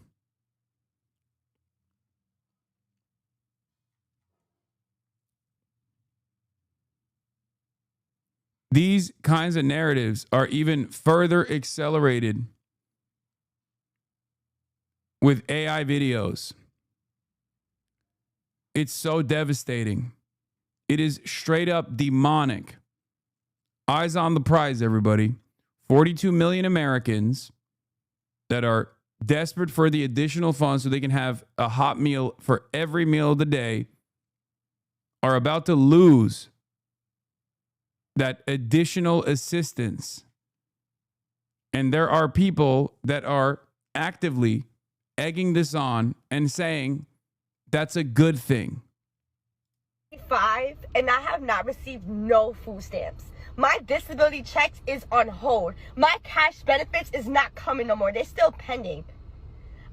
It is the taxpayer's job to pay for my kids to eat and for my kids to be taken care of. I have over 2,000 followers on TikTok, and I can't get not one person to send me 50 cents. If you're watching this video and you can't send me nothing, I'm blocking you. I'm fucking blocking you. 50 cents. My kids have not ate in 5 days. It is the taxpayer's responsibility to take care of my kids. Yo, I just seen a video, and that's exactly what the fucking lady was saying, bro. I'm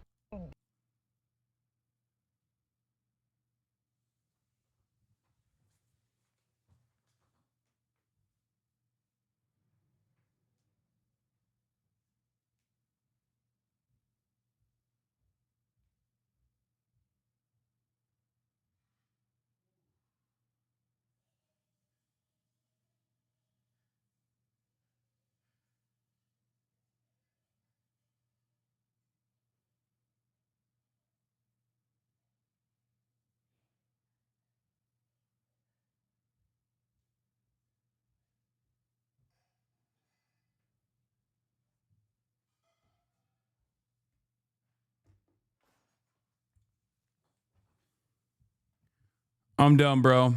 I'm done. Nah, I'm quitting. I think I'm quitting. I think I'm quitting forever, bro. This is it's over. It's done. Half the fucking videos are AI. The other half is just people literally like redoing the AI video. That's awesome.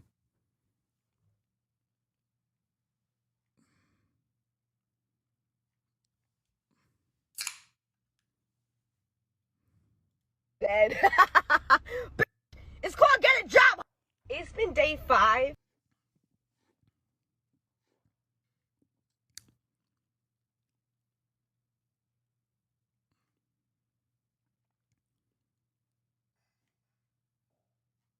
What do we do?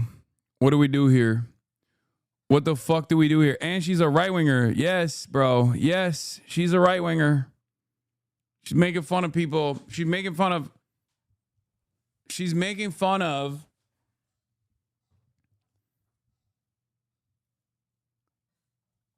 most likely an AI video that she saw that she recreated.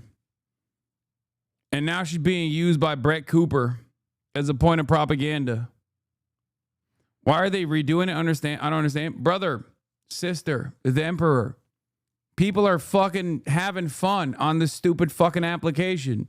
Who knows? I don't know.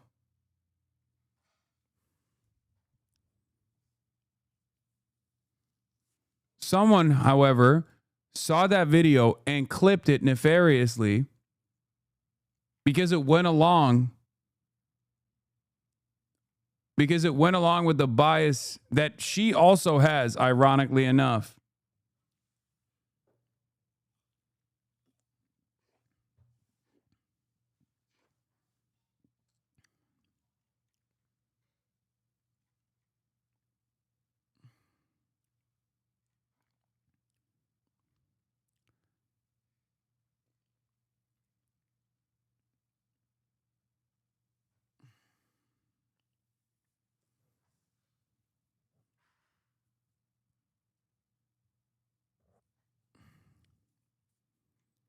Chinese firewall vindicated every day, brother. Every day.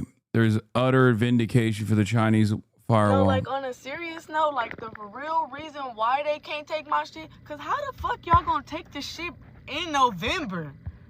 That's when Thanksgiving and people eating food and preparing meals and shit and bringing potlucks and bring your own dish and bring a dish and fuck, like, what the fuck am I gonna eat? Some crackers? Some bread? Like, people look at this and go, that's a black woman. And they say, oh, she's being entitled. And don't think that this is a fucking valid problem. Okay? That's also clipped alongside all these other fucking clips. She doesn't even have to say anything wrong. Because after you've been inundated and primed into feeling some type of way about these assistance programs and who gets to use them without actually accounting for what their material conditions look like, you're already ready to fucking go, oh, look at that.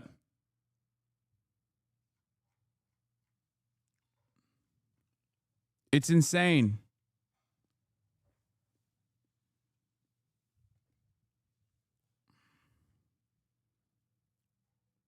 Well, first off, it's not yours. Second, you're working. Third, it is not an entitlement. Fourth, study to improve. Fifth, don't speak unless you can improve the silence. Sixth, anything given can be taken away at any time. Seventh, go to church. Next, please.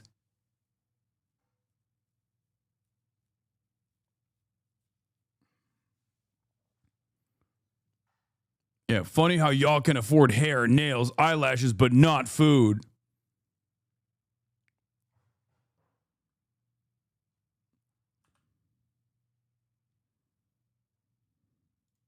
I'm gonna tell y'all straight up like this. I just got that text that the link is definitely cut the fuck off for November. Y'all better stay the fuck out of my way in these stores. I'm walking out with carts and I'm not paying for shit. Trump, if you want, motherfuckers start looting. Oh, it's gonna happen. Like, again, you can literally see that this is a poor working class family. Like, it's not like this is, you know, fine dining over here. That's like a fucking cheap ass steak. You see her child eating the food.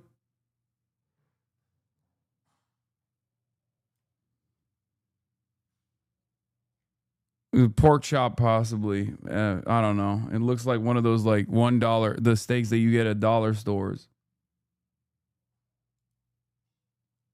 It just blows my fucking mind, dude. Yeah, 75% of adults on SNAP work. These people just want to eradicate the poor. That's why they say vague things like it must end. SNAP recipients, 42 million. 10% are elderly. 31% are adults. 39% are children. 10% of the 13 million adults are, in air quotes, disabled. At least 11.7 million adults without a disability are on SNAP. This is a major problem. It must end.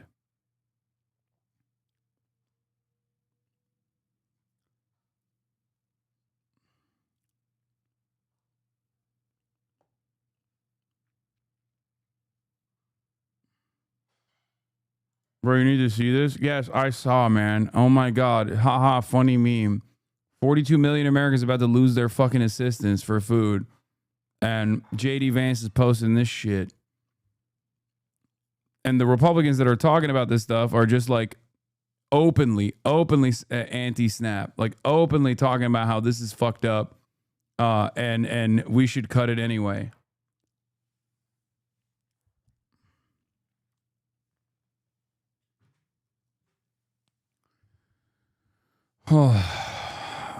I mean, yeah. When you see stuff like this, understand that they are pro starvation of children. Okay? That's it. Just say it what it is. You are pro starving children. Good luck. Good luck to you. You're a fucking animal. Actually, even an animal wants to feed its children. You're something beyond.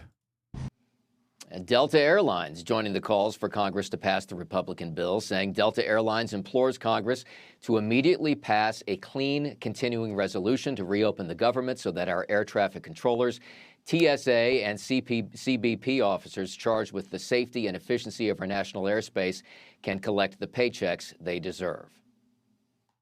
They're going to have to go take... I'm noticing that the worse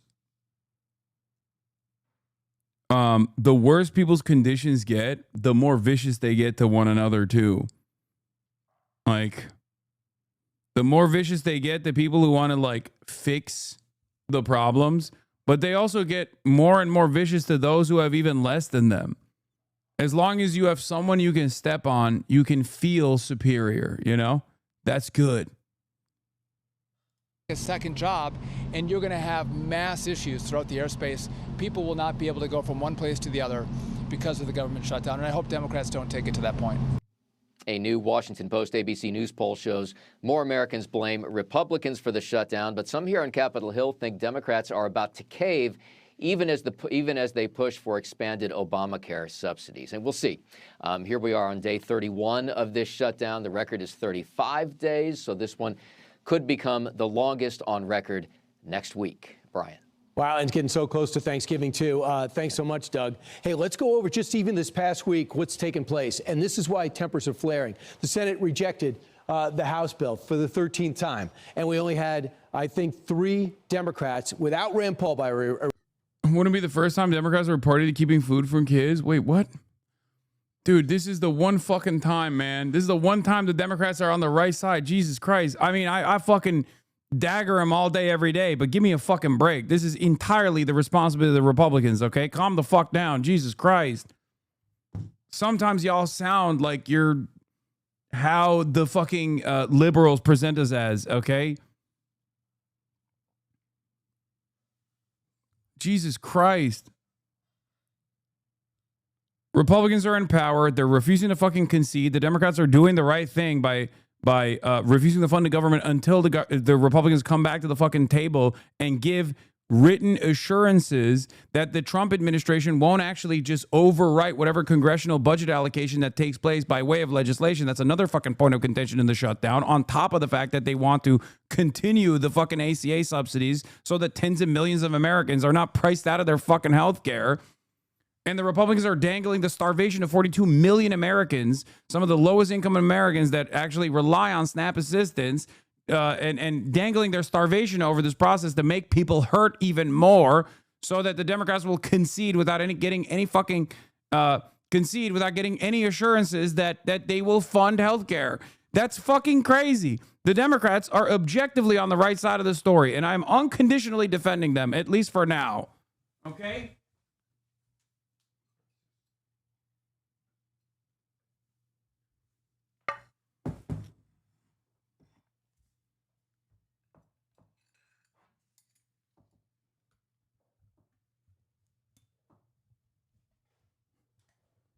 Until they do some fuck shit.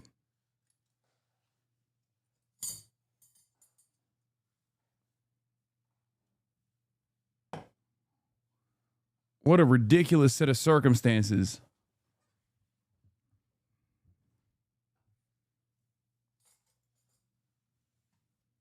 Republican, vote for it. So you need 5 more to get to 60 in order to get the government queued up again. So on Wednesday, the Congressional Budget Office reported that this is costing us overall between $7 and $14 billion. That's what the president sees when he gets back, and that's why he is so upset today. He's trying to rebuild the economy, put it on jet fuel, and now this happens. On Thursday, the remainder of the federal agencies will miss their first paycheck. I talked to a group of people the other day who work as staffers in Washington. They say it's tough every month just to pay for your rent. Can you imagine you have no money to pay for anything? Even a promissory note isn't really effective. It's affecting real people. You talk about the military, they stopped getting paid, but the president has found a donor for 1 week and other ways to pay him this week. So for now, the military is getting paid. On Saturday, this is really going to hurt in various states, especially. Some states have about 7% of people on SNAP programs, that aid program for food and basic staples. You have now SNAP payments not being issued. The WIC program will run out of funding this week, and open enrollments for ACA begins. And people are looking at it and saying, well, the Biden subsidies are gone. The pandemic is finished. The big, beautiful bill is queuing up. So this is your chance. These are your new bills for the upcoming year. Didn't the Democrats say the whole reason for their walkout was because of the Obamacare subsidies? Well, people are already seeing it. But I think the big picture, guys, is the reason why those prices are going up, the premiums are going up, is not because of anything the Republicans did. It's because Obamacare is not working. The subsidies during the pandemic put a Band-Aid on a problem that is now apparent for everyone to see. I'm not sure that people are getting that message, though. Well, Lindsey Graham said that he thinks Democrats will cave next week, but Hakeem Jeffries says you're delusional. We're not, or he didn't say that specifically to Lindsey, but they were asking him, when will y'all fold? And he said that the Republicans are delusional for thinking that Democrats will fold. They call it a dirty deal, cold stone liars. But President Trump says this is all about the legendary Trump derangement syndrome. They just hate him, so they don't want to give him a win. Well, they're trying to hurt him in the process as well, but they're hurting the country right now. And when you talk to people, we all know federal workers that we know and care about. It's tough for them already. People, some of them living paycheck to paycheck. Do you really want someone that's an air traffic controller to have a second job when they need the focus to navigate the airwaves? Yeah. I just don't think it's smart at all. I do disagree with the president. Yeah, what if they're on SNAP, big dog? What if they're on SNAP and the Republicans are refusing to fund it when there are contingency funds for it, and the Republicans are refusing to use the contingency funds, for example? What then? These people do not give a fuck about the working class. I cannot stress this enough. They very clearly use every opportunity, every fucking point to propagandize against the working poor. They despise them. That is their job. Republicans used to be much more overt with the way that they communicated the disdain for the working poor. In the last couple of years under the Trump administration, there was like more of a populist wing of the party. Or at least they like kind of they were changing the way that they communicate about the working class a little bit. because there was this exchange where the Republicans went from country club Republicans to the Tea Party Republicans, even though the Tea Party Republicans were still backed by the country club Republicans like the Koch brothers. But the messaging changed a little bit. But this is old school shit. This is old school conservatism, okay?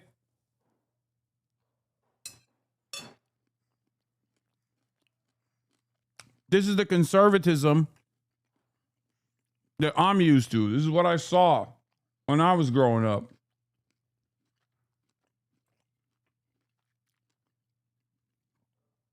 The open disdain for working class Americans.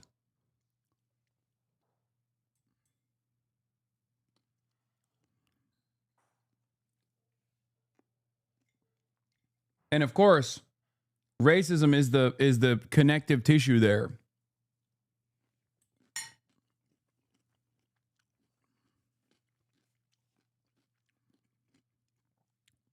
They use racism and say as black and brown people taking advantage of these fucking subsidies in a fake way, in a way that where in a fraudulent way. So white people who also take advantage of these fucking subsidies and these programs will be more pliant about fucking having them get taken away without realizing that they're actually advocating for their own demise.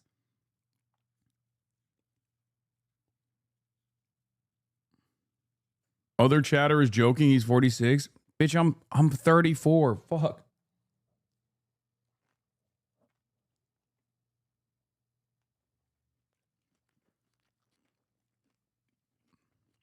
And I think it's a bad idea to eliminate the filibuster, but I understand his frustration. It looks like they're not willing to compromise or have some type of debate or anything like that. They just want to hurt him in the process. But I think that what he's saying is, hey, you did it for judges, but you kept the filibuster for legislation. Why don't we just do it for shutdowns? And that's where I think that Mitch McConnell's not going to go along with that. We know that for sure. Traditional Republicans don't. And also, I mean, they want hard to stop President Biden from blowing up the filibuster. We would have had 2 more states. We would have had a packed Supreme Court. Right. And Joe Manchin and Senator Sinema saved the day. So I understand the frustration, but I don't think that's necessarily a good move. I just think this. How about this? How about you get in writing, the OMB director will not blow up any of the programs, number one. How about you get in writing for the next 4 weeks, they will examine premiums and subsidies for Obamacare to see if they can fix it, because nobody wants to see families, and I think 70% of them, paycheck to paycheck, suddenly realize I don't have enough in my account. So that's something the president has always had a heart for. But they've already tried to do individual bills. Let's just fund the military, get them their pay, or the federal workers. Let's just fund the SNAP. Let's do these individual things, and they're voting against that as well. So it's like, I don't know what type of compromise they're able to reach if you can't even vote on the basic essentials. Well, we won't have an answer until next week for sure, because they're not in session today. They're home, and they won't be back until Monday. I'm Steve Ducey. I'm Brian Kilmeade. And I'm Ainsley Earhart. And click here to subscribe to the Fox News YouTube page to catch our...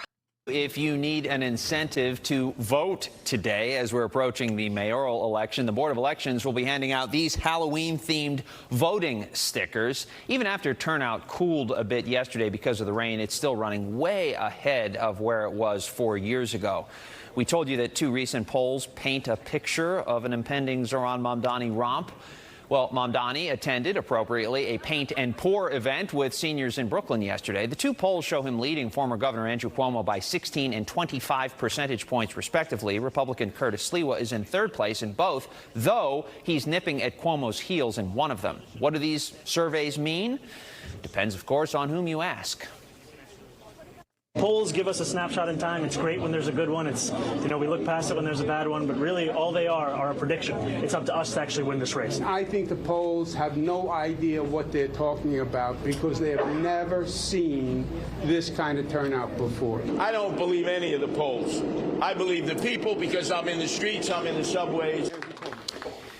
Cuomo appeared with Mayor Eric Adams, who's endorsed him, in Harlem. The two fought back against accusations that Cuomo has leveled Islamophobic attacks against Mamdani. For instance, a super PAC supporting Cuomo funded this ad that shows the words jihad on NYC over Mamdani's picture. Cuomo says Mamdani is the divisive one, and what's more, his ideas cannot become reality. Yeah, it sounds good. Flying buses, free food, freezing, rents. It's all untrue. It is all untrue. He has no plan, and he has no ability or experience to accomplish anything in this city.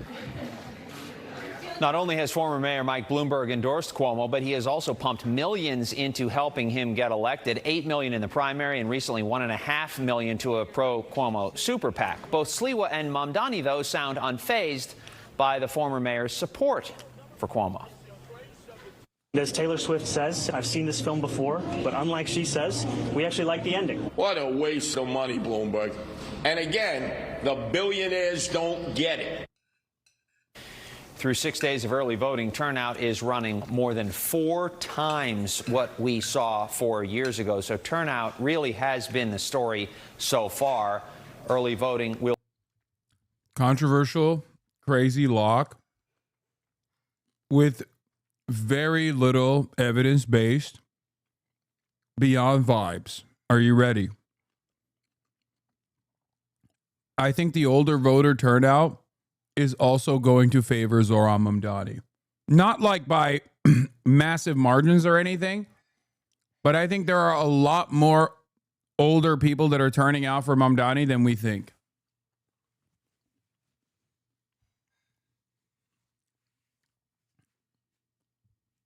I think that there are aunties and unks that have never been successfully polled or correctly polled in previous elections due to their lack of performance, especially on the Asian demographics.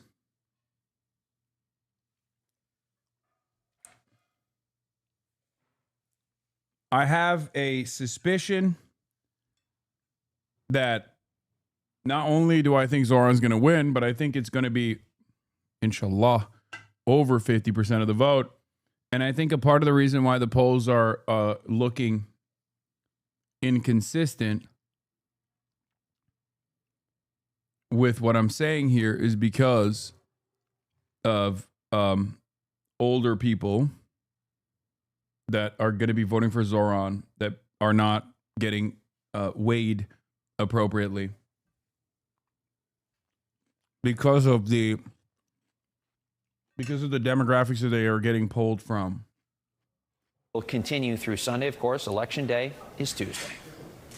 Robert, thank you. Now, last weekend of the political battle over who will be the next mayor of New York. The 3 candidates verbally jousting with their opponents and trying to convince those who haven't yet used early voting to vote for them.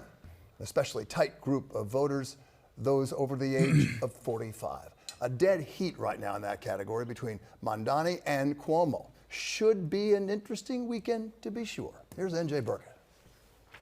Zohran Mamdani tried his hand at Tai Chi with seniors on the Lower East Side, continuing his attempt to reach out to older voters. Now is the time to deliver an affordability agenda for seniors who are being pushed out of the city they call home. When it comes to seniors and middle-aged New Yorkers, Mamdani is essentially tied with Andrew Cuomo among voters the former governor desperately needs. A major finding in the Marist poll that shows Mamdani with a big lead overall. Cuomo campaigned with conservative Russian immigrants in Brighton Beach, among them Inna Vernikov, a Republican city councilwoman who's no longer endorsing Curtis Sliwa. You see what I mean? You see what I'm saying?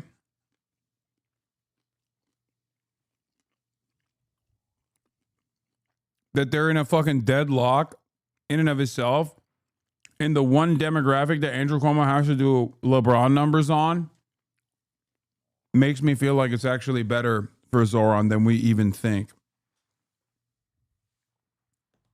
It makes me feel somewhat vibes based, but it makes me feel like the plus 55, maybe even, probably not plus 65, but the plus 55 is going to surprise people. Because right now, when you look at some of the past poll performance, the plus 55 is like Andrew Cuomo margin, within the margin of error over Zoran, right? That's what it shows. But I think it's actually better for Zoran than we think. I think Zoran's going to win plus 55.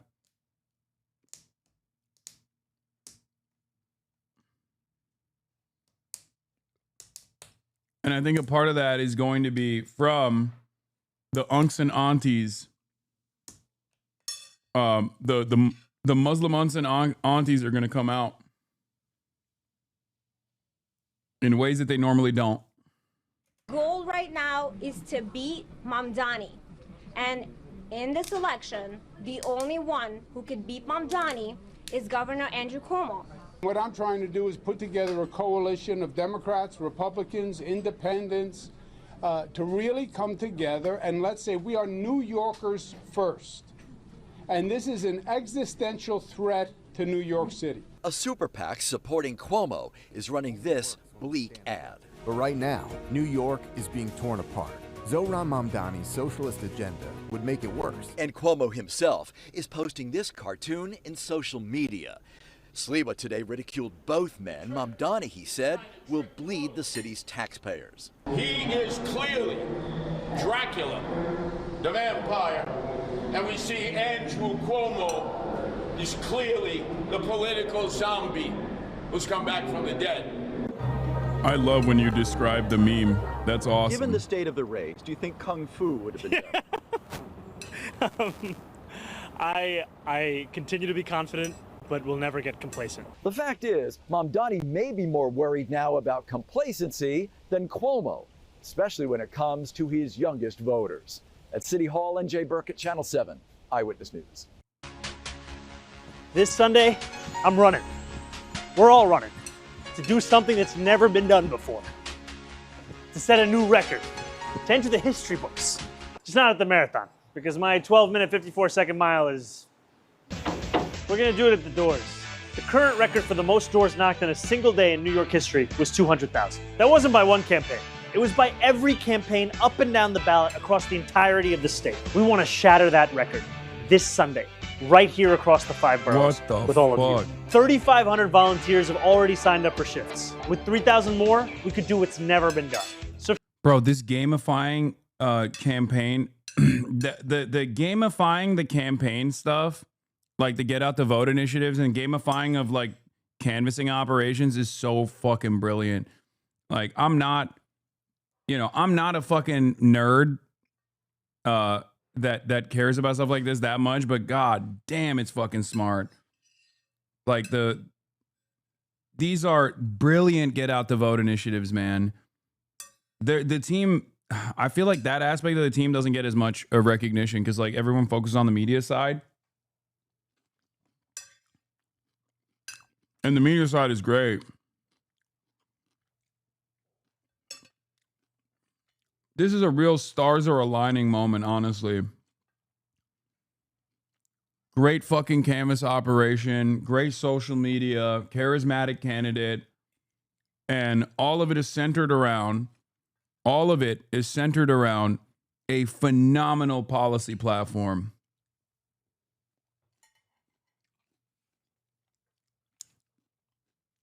I think people are going to try to redo this route, regardless of their ideological convictions, for campaigns all across the country. And you will see many hilarious failures from establishment Democrats that are like 854 years old that try to do similar things and fail spectacularly. But I think this is a dramatic, game-changing campaign.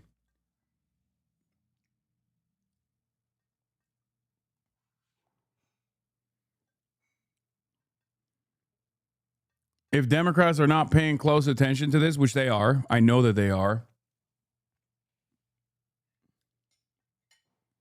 Wait, what is this?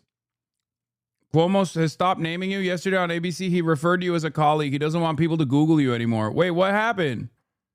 Wait, what happened? Bro, he was giving me a new audience every day.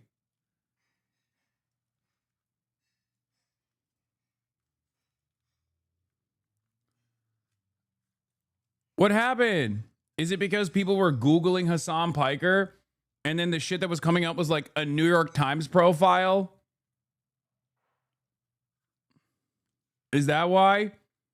Leading people to perhaps not consider me to be this fucking ever-present danger to New York?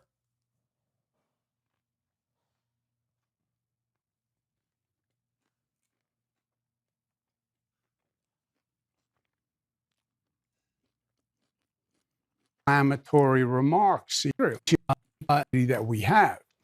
You have to be very careful as a leader not to inflame divisions. So he calls the NYPD, for example, racist and wicked and corrupt.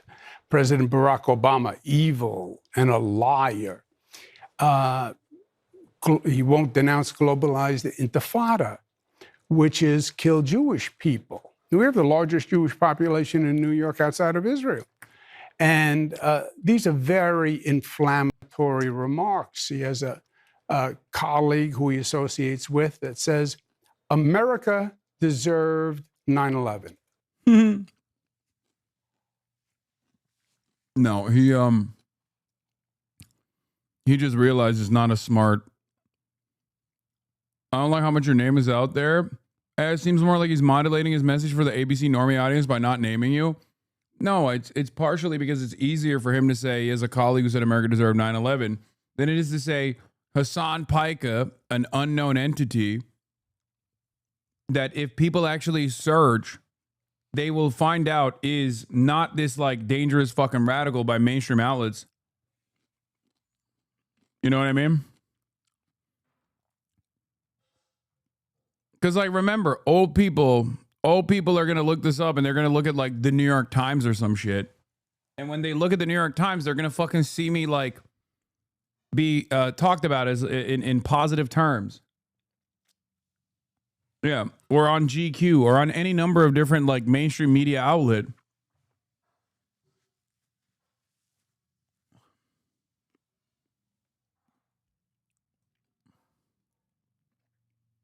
America deserved 9/11.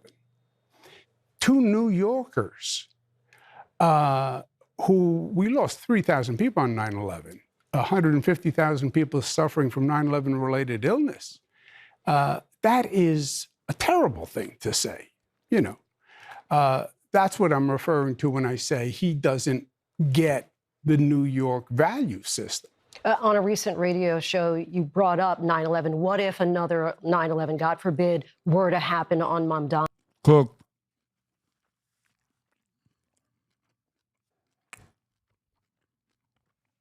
Cooked. Michael from Pennsylvania says, dude, some billionaire is obsessed with you. You got to watch out, brother. It's not one.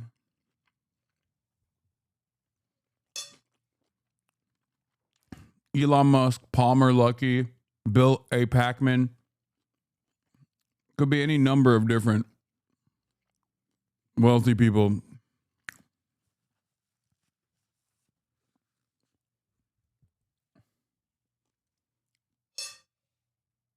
So,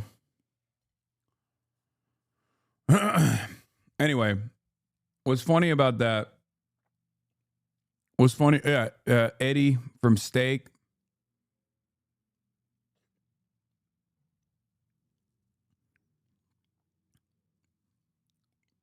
Andrew Cuomo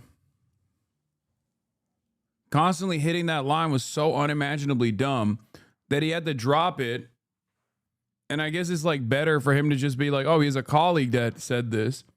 But even then, he cooked himself because he went on the conservative Sid Rosenberg's radio show like 2 weeks ago or 3 weeks ago, where he said Zoran is going to, or 2 weeks ago, where he says Zoran, like he agreed with the statement that his conservative show host said that Zoran would actually cheer on another 9/11. It's over. After that point, you can't bring up 9/11.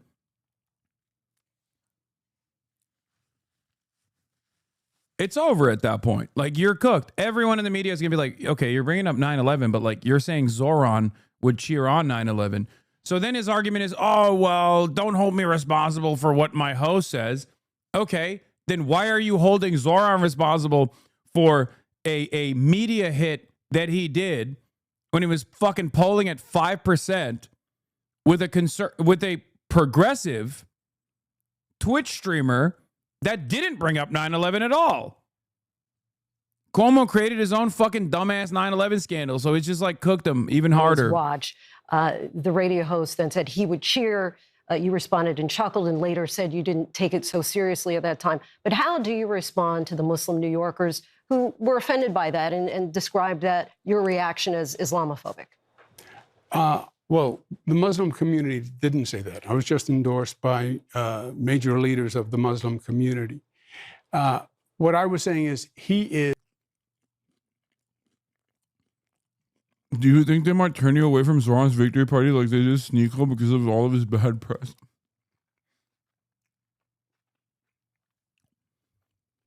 Brother.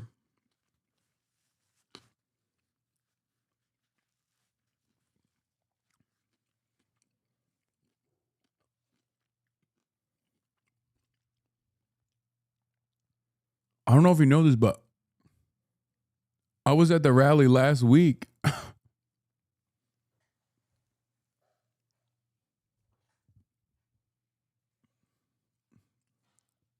Are you okay?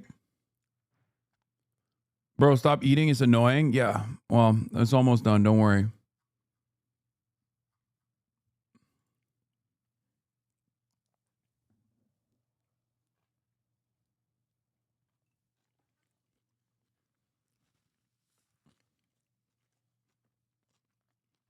Also,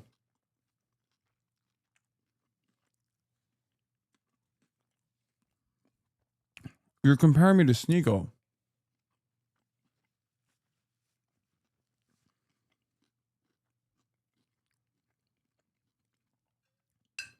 Who has literally denied the Holocaust. The attacks against me are smears.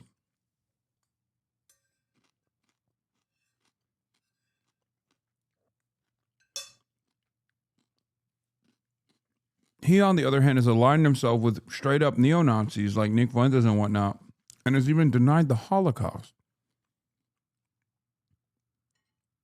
I think it's a little crazy to try and make a comparison like this one, especially considering that half of the fucking door knockers are from this community, and including Canvas leads.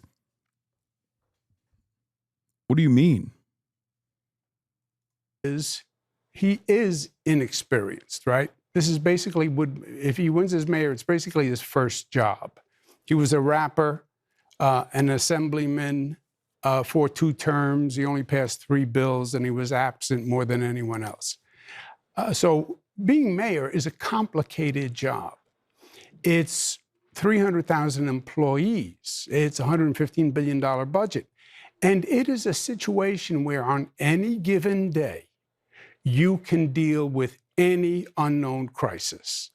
There's a difference between an executive position and a legislative position. You know, if you're a state legislator, you vote. The question was, people say you're Islamophobic for saying Zoran would cheer on another 9/11. If you're not running the marathon, or you're not like me and you can finish the marathon without having to go to the medical tent, sign up for a shift at ZahranforNYC.com/GOTV. Let's make history, one door at a time.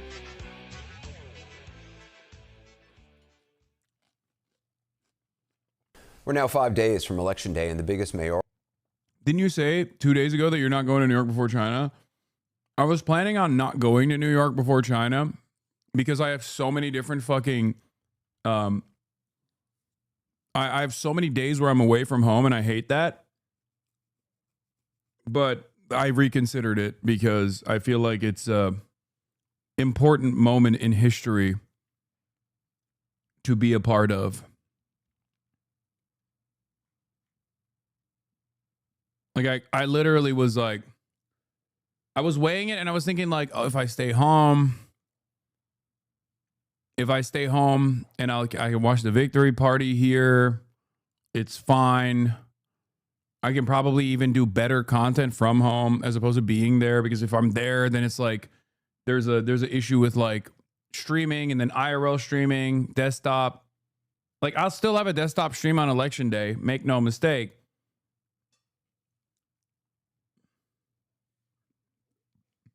But bro said, I want to be in the photo law. No, dude, I don't give a fuck about that. You're so stupid.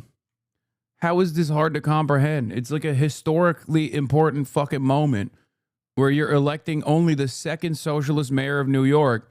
And this community, myself included, played a pretty fucking formative role in that. God damn, brother. I am such an on-camera monkey for all of you. I swear to God, where it's like I can't have any sort of fucking real human feelings about any sense of accomplishment without motherfuckers immediately being like, ah, oh, yeah, dude.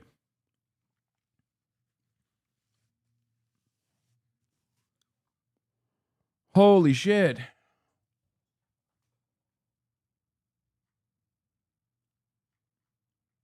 It's just so lame.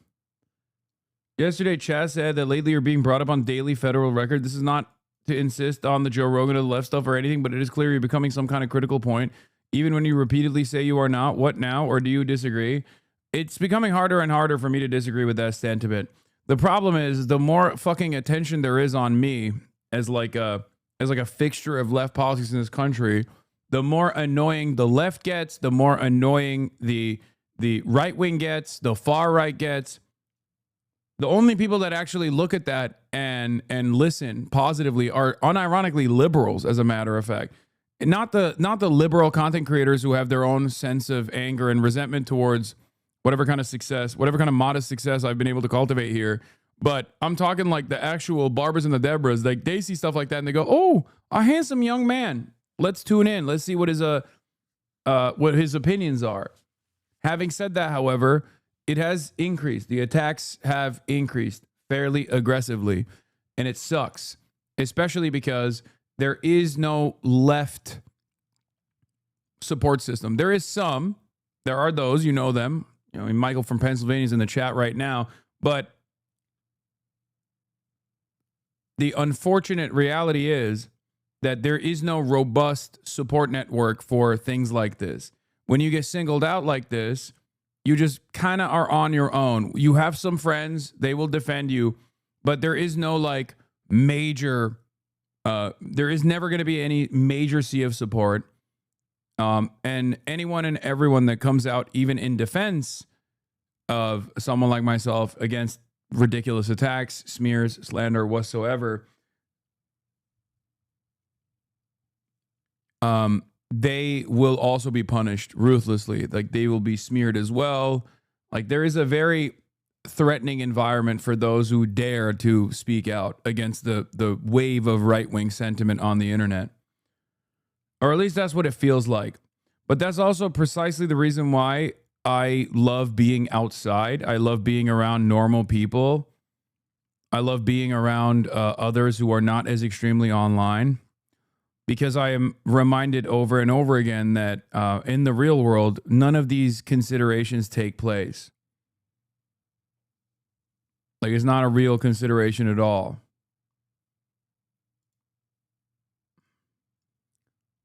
And that's precisely the reason why, or at least that's partially the reason why I chose to go to the Election Day event. Race in the country that could upend all conventional wisdom in the three-way race. There's Democratic Socialist candidate Zohran Mamdani, former New York Governor Andrew Cuomo, who's running as an independent, and Republican candidate Curtis Sliwa. All of them have been busy crisscrossing the city campaigning. A new Marist poll out today of likely New York City voters show Mamdani with 48% over Cuomo's 32% and Sliwa's at 18%. Now, the stakes are high if Mamdani is elected. President Trump has threatened to withhold federal funding for the city and deploy National Guard troops here, as he's done or pledged to do in other Democratic-led cities like Washington, D.C., Chicago, and Portland.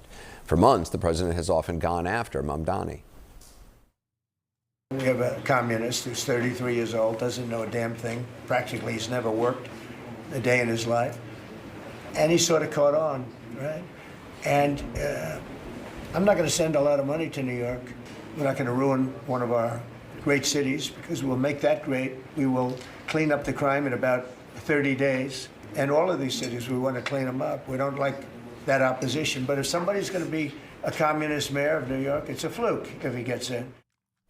Well, earlier today, I spoke with the Democratic nominee, New York Assemblyman Zohran Mamdani. Recently, you heard President Trump suggest he's going to withhold federal funding, possibly send in National Guard troops if you're elected. Andrew Cuomo has kind of amplified that. What do you say to New Yorkers who say, is this worth the hassle of losing perhaps? That's a crazy way to start this interview. That is okay, bro. I thought he didn't take such a Vanderbilt-ass position from the start. I thought he would have been somewhat woke. Nope. He just straight up said, hey, I know the president is doing something unprecedented by trying to change the outcome of a local election in the state of New York. But don't you think there's some validity? Let me advance the cynical pattern. It's understandable that you bring that up, right? But that's not how you're supposed to bring that up. You would probably bring that up by being like, how much has this very obvious electioneering impacted your own personal confidence in the race? Something along those lines. You know what I mean? Not like, don't you think New Yorkers should be concerned that if you become president of socialism, then the president of capitalism will come and kill New Yorkers? That's crazy.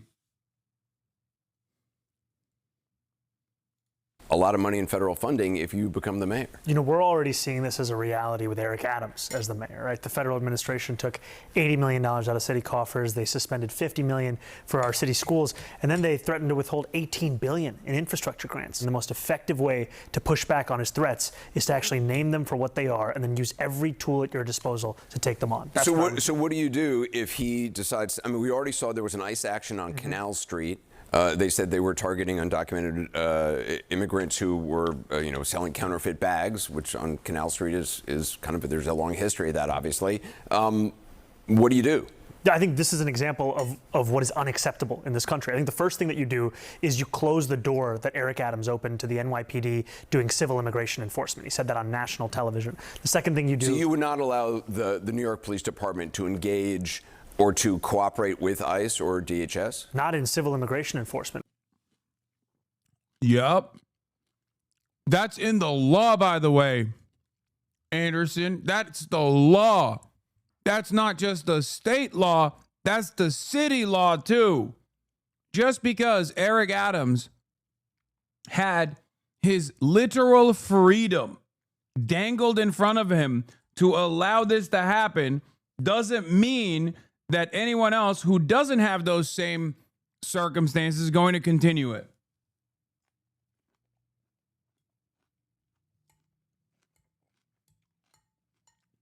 It's bullshit.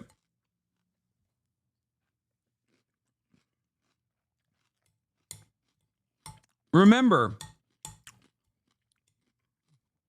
this is so against the grain and so new and unique that Donald Trump and his Department of Justice had to use the existing criminal investigation into Eric Adams and his potential freedom to literally get this done. And Eric Adams has actually been in violation of the law to actually allow the NYPD to work alongside ICE.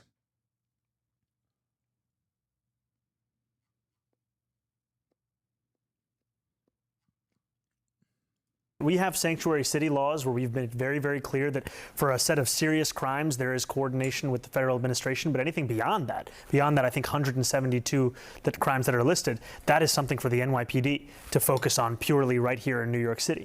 Leading Republicans are trying to make you, in some ways, the new face of the Democratic Party. I'm sure you heard what Speaker Mike Johnson said. He essentially blamed you, at least indirectly, for the ongoing government shutdown. I just want to play what he said. They're worried about the radical left base that is rising in the Democrat Party, and some of the leading politicians here, including the two New Yorkers who run both chambers, Hakeem Jeffries and Chuck Schumer, are afraid they're going to get a challenge from a... By the way, I don't think these guys understand what kind of promotion this does for Zohran Mamdani, because the liberal wine moms that are watching CNN are thinking, oh my God, Chuck Schumer and Hakeem Jeffries are actually doing something, and I like it, right? And then now you have the leader of the opposition saying they are motivated to do something that you like, if you're a liberal wine mom, a Barbara and a Deborah, because of this fucking brown boy, okay? That is massive national recognition for the Democratic base. And there is some truth to it. I mean, obviously, that's not the entire reason. Liberals have been very pissed off. Liberals have been very pissed off about this situation for a while now. The inaction from the institutional Dems. So Zohran is just another example of what could happen. You know, if there is some ambition. What could happen if you have a little bit of dynamism, right? So that definitely helps. But the resistance liberals wanted the resistance way before this shit. So when you, leader of the opposition, put the blame on Zohran, that looks really good. Yeah, this is Hakeem Jeffries on CNN. Donald Trump should put on a costume and pretend to act like a president, at least on this day. God, he's so fucking hot. Oh my God, he's so fucking hot, dude. Zohran is stealing your thunder. This man is everywhere, bro.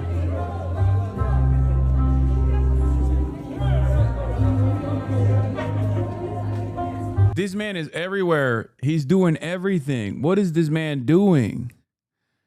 Oh, I saw this on Unholy Podcast. Friedland asked Hillary Clinton if she'd vote for Zohran Mamdani. Oh, hell yeah. They want Zohran to win. This is what you do. Okay? Let's finish this video, but after that, we'll look at Hillary Clinton doing an anti-endorsement, which, by the way, is better than a Hillary Clinton endorsement, because we all know Hillary Clinton endorsement is a death sentence for a fucking campaign. No matter how popular you might be, your campaign will fall apart if you get that not so coveted Hillary Clinton endorsement. Let me tell you something, okay? That is exciting stuff. That is exciting stuff. Love to see it, folks.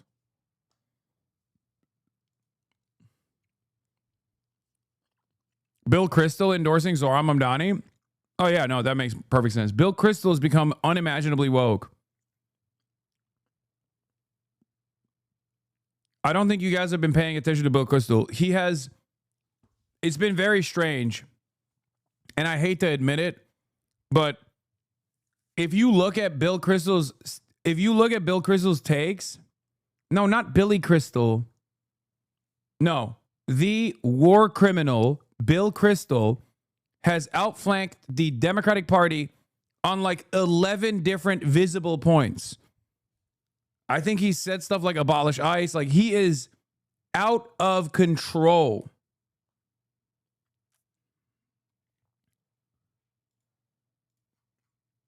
No, Bill Kristol has been he's been on a tear. It's weird.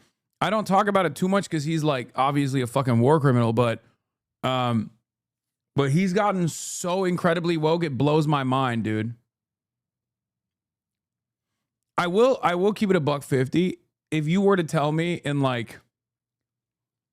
2013 that Matt Taibbi would be against a socialist anti-corruption mayor and Bill Kristol would be for him, I'd be like, you're the dumbest person on the planet. Like, shut the fuck up.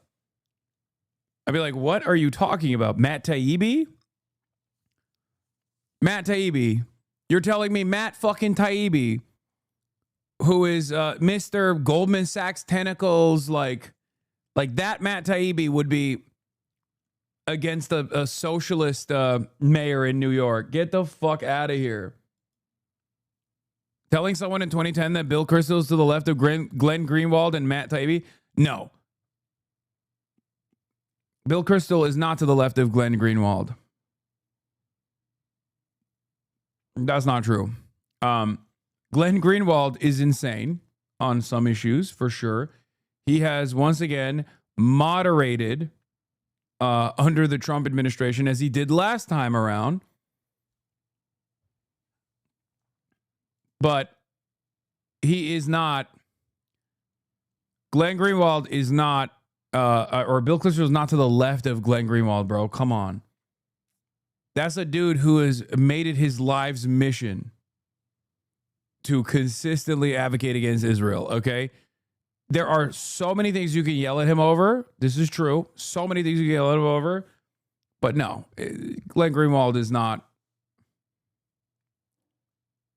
He don't got internet, okay? That's the way you got to look at it.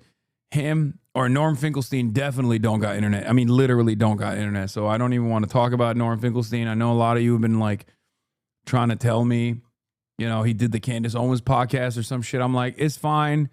Just let him. There was a couple days ago, he had a little slur moment too. It's like, let him do it. He's like 95. Okay. He's just, it's not for us. You just kind of gotta, it's not appropriate, but you know, you just kind of gotta let certain things slide. You know what I mean? You're just like, he's old. He's just 95. He's 95. He's 90. I need you to understand he's 95 and he literally only has a landline. He is 95 and only has a landline. Okay. Matt Taibbi did the Collargate thing. Yeah. He's cooked, dude.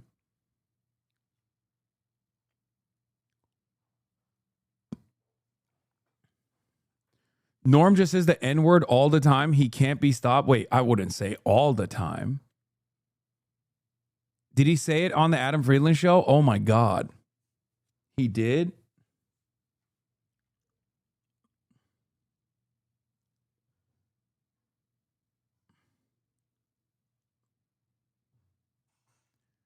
What is this guy? This guy got mad. Not you using Ebonics.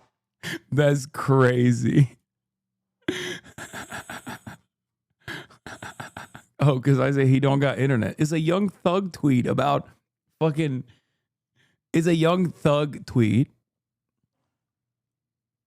about James Harden when he was wearing the Blue Lives Matter bandana. Okay, that's just what you say. Hasan on me. I'm sorry he can't mind his business. I'm joking. I know. I know you're joking. I know.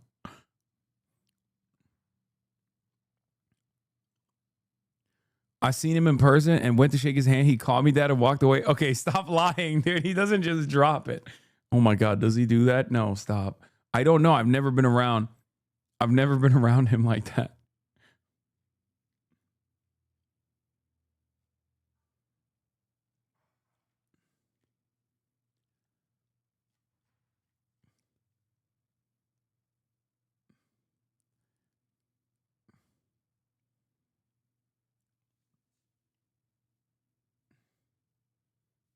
Norm isn't chill.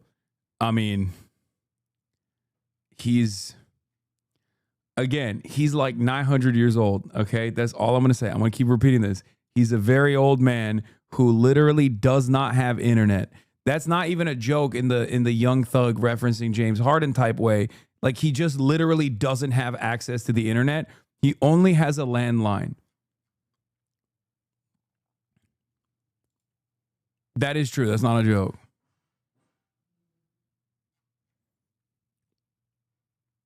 Anyway.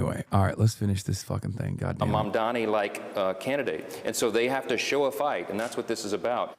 The only reason they did it right now is because they're afraid of the rise of the far-left Marxists in their party, and they have to show them that they're going to fight. And real people are hurting during this political game, this showmanship. Do you believe National Democrats are afraid of you, and Schumer has not endorsed you? I believe that National Democrats are holding the line right now to actually call the question on the Trump administration, which ran a presidential campaign on the premise of cheaper groceries and is now using the power that they won to make it even harder to afford those groceries. And to hear someone try and pin this on me when what we've actually seen is that Americans just want their health care, they just want to be able to afford their groceries, their day-to-day lives, it shows how out of touch the Republican Party is. There's a clip. Bro. Even daggers Anderson's throwing his way turned into fucking lobs for an alley-oop, okay? He's just, god damn, he's good. You that's gone viral from 2023, just 2 years ago, you were speaking to Democratic Socialists of America. You talked about the importance of international solidarity, and this is what you said. Oh, God. Oh, God. And I think that for anyone to care about these issues, we have to make them hyperlocal. We have to make clear that when the boot of the NYPD is on your neck. Yeah. Only interviewed him for less than 4 minutes and still managed to shoehorn a question related to Israel. Lol. That interview was edited like Jeffrey Epstein's prison video, blaming the government shutdown on a New York City mayoral candidate. Lol. This interview is so short, it feels like CNN felt obligated to do it. Looks like Anderson Cooper is less interested in Mamdani's answers, more interested in labeling him a certain way. CNN is promoting the billionaires and Andrew Cuomo's agenda. Mamdani's great. Horrible interview by Cooper. Anderson Cooper AIPAC is fascinating. Any form of leadership in the U.S. appears to require loyalty to Israel. Nice try, CNN. So you had him on for 30 seconds to try and humiliate him. It's over. And no one cares about this last-minute hit job. Props to Mamdani for standing his ground. Absolute trash journalism. God damn. Oh, this is the end of the interview that was uploaded as a short? Okay. It's been laced by the IDF. Right? We have to make, not specifically that example all the time, but just to say that for working class people who have very little time, who have so many stresses, who are under so many pressures, there isn't that much time for symbolism. We have to make it materially connected to their life. Because it's true. Because it's literally true, by the way. And everyone I've seen, I mean, this is always, as it pertains to Israel, this is the meta, this is the method. But everyone just goes, oh, this is anti-Semitism. This is anti-Semitic, sweetie. And it's like, why are you saying that? Why are you saying that it's anti-Semitic? It's an objectively true thing that he is talking about. Okay? It's just so funny that, like, everyone, when you want to defend Israel and you know Israel's done a lot of fuck shit, you just only have one option, okay? Anti-Semitism. That's it. What does that mean? I mean, that was just 2 years ago. What does that mean that the boots of the NYPD have been laced by the IDF? It was a reference to training exercises that have taken place between the NYPD and the IDF, and I've spoken. Yeah. And not only that, but also all local police departments, the ADL, an Israeli Knesset grant funded. Well, the Canary Mission is Israeli Knesset grant funded. I don't know if the ADL gets what kind of funding from Israel, but we do know it serves Israel. Okay. Make no mistake. It is the Apartheid Defense League, has openly promoted that they have brought in a police chief from every single precinct in the United States of America to Israel to get counterterrorism and anti-Semitism, countering anti-Semitism training. Okay? Every single major precinct in this country has had a cop that has gone to Israel to get training. This is in the ADL's own fucking documents. They promote it. They talk about it. They say, look how awesome this is. Go back, go find it. ADL's 2016, promotional material openly says that. I'll take it one step further. Yes, Superman knows a lot about this stuff. Have you not seen the latest Superman movie?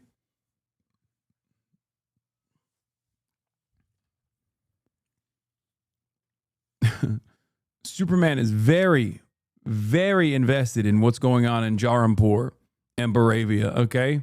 The Baravian genocide is top of mind.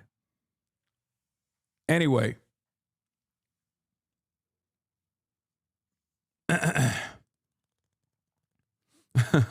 Dude, and just like in the movie, I got a bunch of people typing super shit in the chat. Superman is woke. He's lame. He beats crypto's ass, bro. Superman abuses crypto. Why is nobody talking about super shit beating crypto's ass all the time? Where's crypto? Where's crypto, super shit? Super woke? Get the fuck out of here.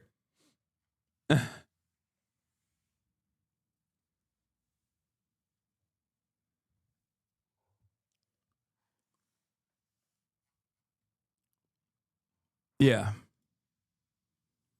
More than 1,000 senior U.S. police officers have visited Israel. Here's what they learned from Israel's police force and why it's controversial. So do you still believe that the NYPD is basically working in hand in glove with the IDF? No, what I've made very clear is those are training exercises that were of concern to me, and what my focus is on working with the NYPD to actually deliver public safety for New Yorkers across the 5 boroughs. And I've made the decision to retain Police Commissioner Jessica Tisch because of her record in being able to deliver that safety, reducing crime across the 5 boroughs. That's new. Previously you wouldn't say that you wanted to retain her. Dude, Anderson Cooper. What the fuck? Bro, what the fuck is this? Dude, this is so contentious, brother. This is crazy, brother. Zoil knows ball. What is this? Oh, shit. That's fire. That's fire. Bish, be quiet. This sleigh is too loud. Oh, my God. What a fucking perfect, and I mean perfect cosplay for him. God damn. You were saying point blank. I mean, she's helpful. She's done a remarkable job, it seems, lowering crime rates. What I've said throughout the course of the campaign, I think since April, was that I would consider it because I think these decisions are very important. They're ones that you have to actually take your time with. I appreciate you being here. Thank you. Real pleasure. Do you have a positive or negative stance with Jessica Tisch? Very negative. Very, very negative. Young. She is the daughter of incredibly wealthy New York financiers.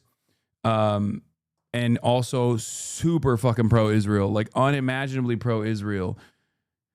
And also just bad. She's bad at her job. I don't like her. I don't like her at all. I think that is probably, like, her family has given millions of dollars to the Andrew Cuomo super PAC Fix the City. Her family, yeah, the NYU's Tisch, the Tisch name is such an important fucking name in New York. The NYU School of Arts is named after them.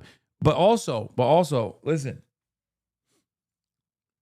Her family has given Andrew Cuomo millions of dollars to pump anti-Zoran ads, which include your boy and Zoran dabbing each other up with the fucking title Google Hasan Piker 9/11. That's the fucking super PAC that her family funded.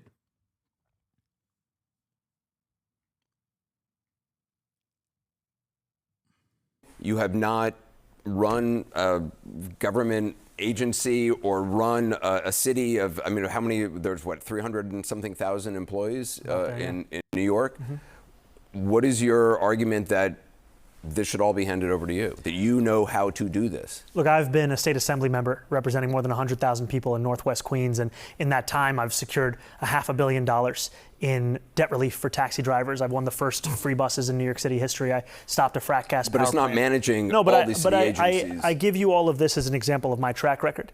And what I've built over the course of this campaign is a team that now oversees more than 90,000 volunteers. And the way in which you build a team is you hire the best and the brightest, and you ensure you don't just inspire people, you can absorb that inspiration into an infrastructure. I've heard a lot of people running for office say that running the campaign, it's sort of similar to governing. And okay, I don't want to watch this shit. Fuck this is crazy. This sucks.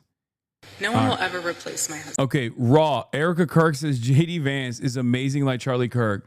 This clip is so crazy to me. Okay, there was some sus ass shit that took place at the Turning Point USA conference. We got to play it. I have to piss though. God damn it, I have to piss so bad, and it's gonna take a long ass fucking time because.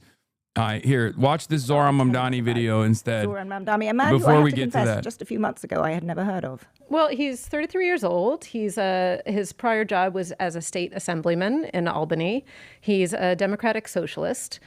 He is a really skilled politician. I mean, he comes out smiling all the time. He presents this very positive vision for New York. And I think it's worth, before we go into his policies, just laying the context. His main opponents in this race for mayor were people who were, to use the technical term, horrible, absolutely horrible candidates. So you had Eric Adams, who's the current mayor of New York, who has been the subject of an alleged corruption scandal. You have Andrew Cuomo, the former governor, aging former governor, who just hasn't gotten the memo that his political career is over and clinging on to the limelight. And you have a New York population that's deeply fed up for the reasons that we've been discussing. I love your polite but utterly devastating critiques of for the current mayor of New York and other contenders. It reminds me of the fantastic line in your cover leader this week where you spoke very positively about Michael Bloomberg as the last good mayor the city had, but you said he has the charisma of a spreadsheet, which I thought was I'm a big fan of Michael Bloomberg, but describing charisma is not his just strong suit. Before we hear more from and about Zohran Mamdani, can you just, point of clarification, tell me what a democratic socialist actually is, John? Well, the Democratic Socialists of America are a very small group. Zohran Mamdani is one of their number. Alexandria Ocasio-Cortez is another. They, until pretty recently, had a platform that was really out there. You know, they wanted to defund the police, get rid of the Senate, nationalize a lot of industries. In the intervening time, in the past couple of years, they've actually updated their platform. It's a little more mainstream now than it was. They've ditched some of the crazier stuff. But I think what it is mainly is a signaling device to say, we're fed up with centrist Democrats. We don't like Republicans. We're fed up with the same old centrist Democrats, Chuck Schumer, whoever, and we really want to change things. So I think it's more a kind of expressive thing, in a sense, of a kind of identity badge. It's a way of being on the left and being an outsider in some, similar way politically to how Donald Trump was able to come to power, promising a whole bunch of stuff that people kind of knew he couldn't do. But the fact that he was so mad and was proposing such radical things demonstrated to the electorate that he really got it in a way that other people perhaps didn't. So Zohran Mamdani is a democratic socialist. He's young and he's an extraordinarily good campaigner. Let's just have a look at one of his many brilliant TikTok videos. I'm freezing. Your rent as the next mayor of New York City. Let's plunge into the details. More than 2 million New Yorkers live in rent-stabilized units, and their rents are set by the Rent Guidelines Board. The board is made up of 9 members, and the mayor appoints each one. Ed, you've watched a number of these Mamdani TikTok videos and Instagram videos. What do you take away from it? Are we all going to be doing this kind of thing soon? I tell you, I really like his energy and enthusiasm. I think it's a strong contrast with the kind of pessimism, America's a hellhole kind of version of change that Trump demands. I love the fact that his mum directed Salam Bombay, which is a fantastically good film. So there's lots to like about him, but I worry about his incredible lack of experience. Why would you leave us with some centrist analysis of Zohran Mamdani? The reason why I did that is because I had to piss. Okay, there's no other reason really. Because I had to go pee and I had to take this whole fucking thing off to go pee, and I knew it was gonna take around 4 minutes, give or take. Normally when I take a piss, it takes around 1 minute, but because I have to do all of this stuff, some clips on topic. Does anybody else think that Oh yeah. We'll do the JD Vance thing, but the other reason why I wanted to show you guys a bunch of centrist Brits was because, and this video is unavailable for some reason, it's not showing. The reason why I wanted to show you guys a bunch of centrist Brits is because, well, guess what? There's also a not so centrist Brit that your boy got interviewed by. Okay? Did you wash your hands? Yes, I did. And that, of course, is Zach Polanski, leader of the Greens, and your boy having a convo. And I wanted to show you some bits and pieces of it. Okay. Zach Polanski, for those of you who don't know, is the leader of the Greens, right? You've heard it said. And your boy had a 54-minute convo with him. Most globally influential UK politician. The guy who has a shock collar on his dog? No thanks.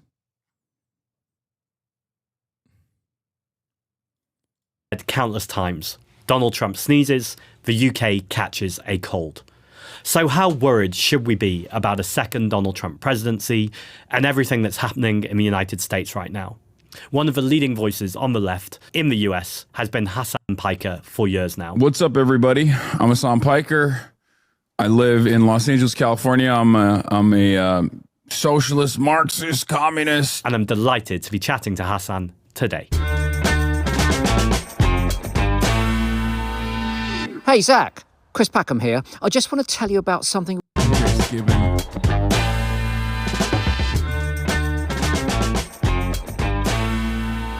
So, Hasan, one of the most surreal experiences I've had since I was elected as leader of the Green Party was seeing you talk about me on your stream. And that's because I've watched your stream for a long time. I've loved your work for a long time. And in fact, on election night, in terms of the US election night, I was watching various American channels before I got really, really sick of the coverage, and I put your coverage on.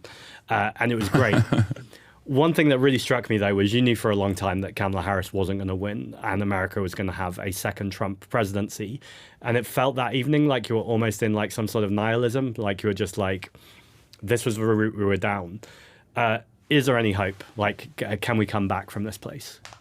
There's always hope. I mean, if you're a leftist, if you're a socialist, Marxist, if you're an anti-imperialist, look around over the course of the past 2 years. And while there's so much chaos and commotion happening everywhere, a lot of people, especially Hasan, I only recently discovered your content. I know get bombarded by content against you. It's insane. These new algorithms are working overtime. Stay woke. At least you recognize it. Yes, it's Instagram voice, because I was getting interviewed at fucking like 7 a.m. with respect to the genocide that Israel is committing in Gaza. People's attitudes have changed dramatically.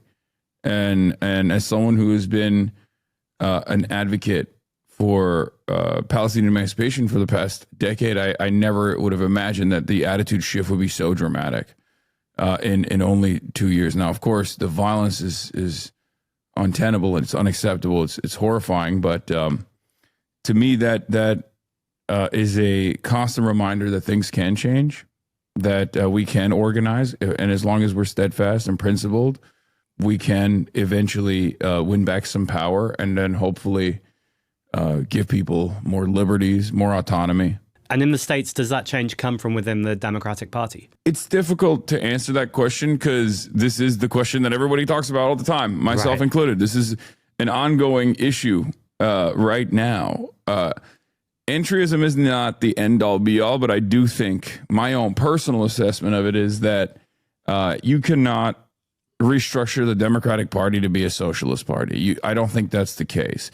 But I do think that there are readily available tools and a willingness from self-identifying liberals to vote for self-identifying socialists within the Democratic Party. So in the absence of a third party ticket, in the absence of a third party viability, I think you just got to use whatever tools are readily available, exhaust all options. And I think one of the major problems in America is the lack of class consciousness and also the adverse reaction to even the moniker of socialism. Most people don't know what socialism is, and those who have heard about it have been properly they've been educated against socialism. They hate it. They think it's a bad thing. So I think it's important for people to, at the very least, become more comfortable with the ideology as it's happening right now in America. I think it's like 65% of Democratic Party voters say that they sympathize with socialism. And I think even 16% is an even weirder number of Republican Party voters also sympathize with socialism. I guess those are the national socialists. I don't know what's going on there. And somewhere around, I think, like 45% of independents. So that's what I think leftists could do, while not ever stopping their organizing. It's a multifaceted approach. This is just one of those. This is just one aspect of a multifaceted approach. That reflects a lot of what's going on in the UK right now. Bloomberg did a piece about me the other day that was meant to be, I think, a hit piece that compared me to Zoran Mamdani. And I spoke to the Washington Post yesterday, that famous leftist organization. And they're doing a piece this weekend, I think, about what's going on in the UK with me and what's going on in New York with Zoran. I don't think the Washington Post are necessarily coming from a place where they want to see a big left-wing transformation in the world. But nevertheless, do you think there is a moment right now, both in the States and around the world? And what sense do you get that if Zoran does win in November, and I think it's looking pretty good without being complacent, what ripples will that have around the world? I think it'll be pretty significant for the National Democratic Party and its outlook. I think democratic socialists, like people like Zoran Mamdani, are basically saving the Democratic Party from itself. It shows me that liberals, by and large, which is as it stands, unfortunately, the most mass political movement that we have, people who just simply self-identify as liberals, or people who are liberals start realizing it, people who might have sympathetic values to Marxists and socialists, but just think that they're liberals. The people that think that liberals are the left, right?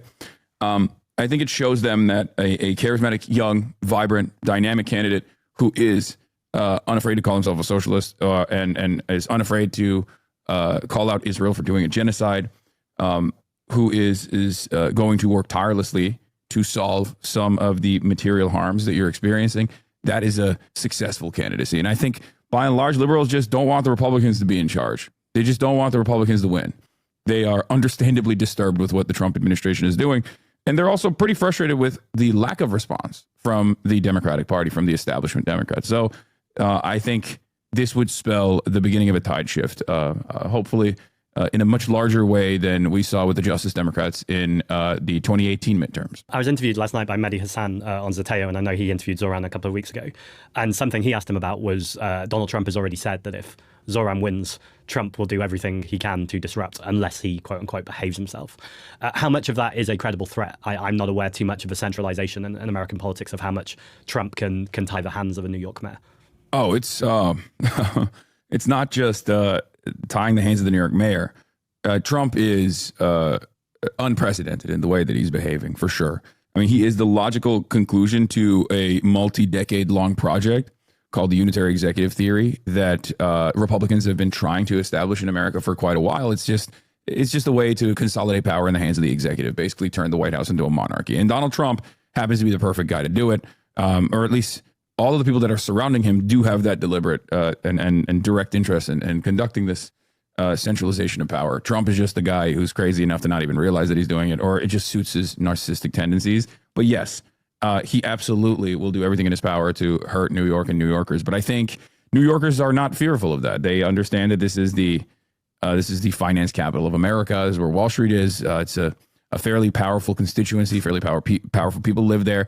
And there are interests outside of like simple class interests of like destroying the city that I think people might react negatively to. What I mean by that is a lot of people that live there love New York. They care about it quite a bit. You got a lot of journalists there. There's going to be a lot of resentment from people, not directed towards Zoran, but instead directed towards the administration. And I think people will put up a strong fight, and that's probably a better alternative than Andrew Cuomo, who is already a right winger, but also has a DOJ case hanging over his head that would make him just as compromised as Eric Adams is. gosh, it's quite a mess there. Trump, in the last kind of 48 hours, has finally put on, I say finally, he's put on sanctions on President Putin. We've seen kind of his relationship with Putin and Zelensky, kind of he's just flip-flopping all over the place and doesn't seem to have taken a clear stance. I was asked about this last night, and I basically said that I think Donald Trump cares about one thing only, and that's Donald Trump.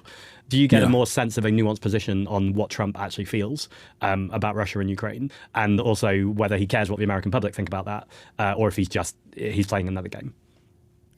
Yeah, I think Donald Trump just cares about Donald Trump. Like there was no interest, like even with the Gaza peace plan, the so-called Gaza peace plan. There's no like real interest. There's no real humanitarian interest from the Trump side. He just wanted to, I think, set up business deals with Gulf states, and also thought that like Israel was losing too much.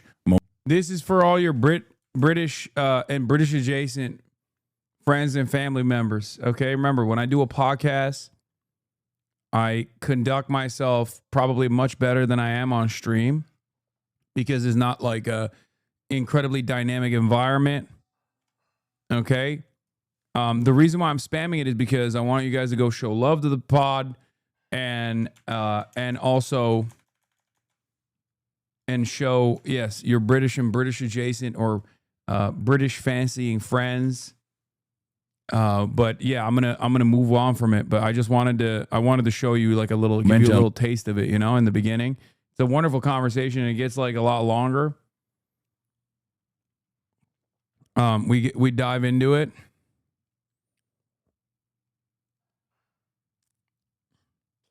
Had a double take when I saw Zach and Hasan on the same thumbnail. I followed Hasan for 3 years and Zach for the last month or so. Okay. Go and show us some love. Interact with it. Like it. Retweet it. Is this the guy Felix said he leaned into the Corbyn anti-Semitism thing? I think he might have been one of the dudes. I didn't even know that, but I don't think he is committed to that kind of thing. Some Greens aren't happy with Zach for you doing this. They think you're a grifter. Yeah, I know. But luckily, Zach is a HasanAbi head, so he don't give a shit. Superman, I'm attempting to push for my workers' union to publicly get behind Palestine as a cause, as I've been for the last few years. I'm attempting to use public consensus for more pressure, but the union lacks the militancy.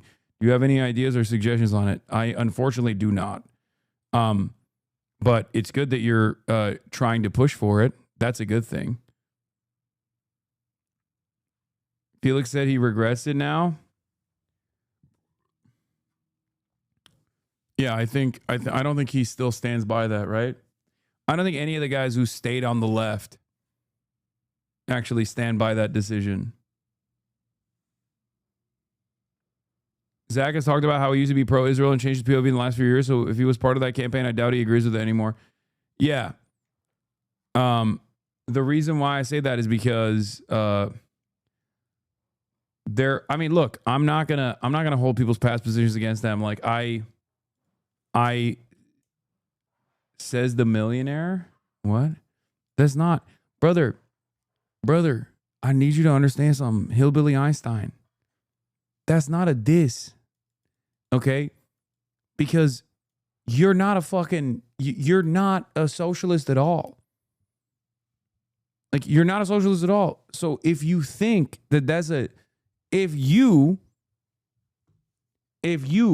are trying to undermine my advocacy by saying I'm rich, you have already failed basic comprehension. You should know your place in society. This is what you want, right? Hush now. A rich person is speaking. Know your place. What are we doing? You want to be servile to the millionaires and the billionaires. Then why is your father a billionaire? He's not. But if he was, shouldn't you be servile to him as well? Hush, peasant. A rich man is speaking. Isn't that what you want? That's your advocacy. You know? He is. Damn, he's been holding back from me then this whole time. It's crazy because I take care of him financially. So I must be a trillionaire. I like that random hillbilly Einstein is like, nah, I know, dude. Your father is a billionaire, actually.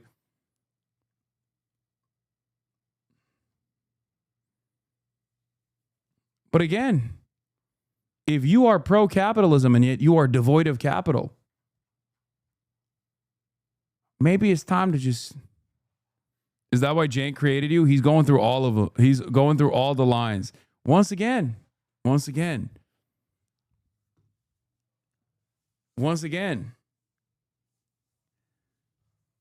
you like capitalism. Yet here you are, devoid of capital. So if you think I am a millionaire, descendant of billionaires, shouldn't you fucking respect me? Shouldn't you kiss my feet as you do all of the other faceless billionaires and millionaires? Put some respect on it. The bigger number, the better the person, right? Says the dude who presides upon capitalism. Exactly. I'm dominating. You're saying it. You're saying it yourself. You're like, you are a domineering force of capital. You are a titan of industry. And yet here you are disrespecting me. What's that about? This doesn't make sense. You're slow. Okay. What does that say about the system that you are advocating for then? That a slow man that does not deserve the wealth that he has accumulated, a stupid person like myself, a rich, entitled nepotism recipient, was able to amass wealth beyond your comprehension. What does that say about the system that you're defending? Doesn't that kind of make you mad? Doesn't that make you feel at least a little bit angry?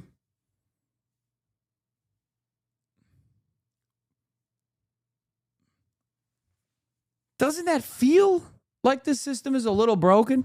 Because you got a guy that you're watching and you're like, he doesn't deserve this money. Why the fuck does he have it? Oh, it must be because his dad's a billionaire.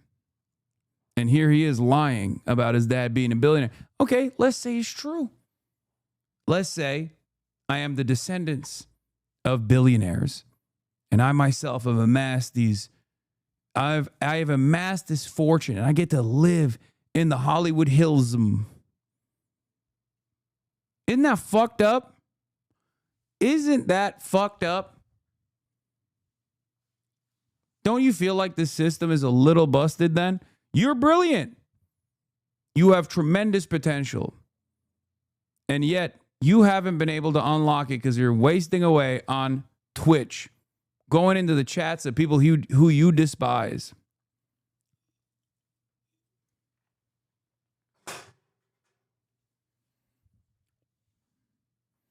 Why is it that rich kids advocate for socialism? I don't know many rich kids that advocate for socialism.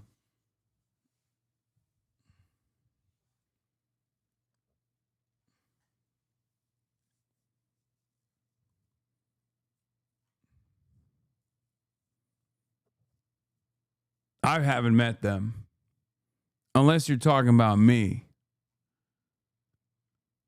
That's the point, genius. Wait, what? The point is that rich kids don't advocate for socialism?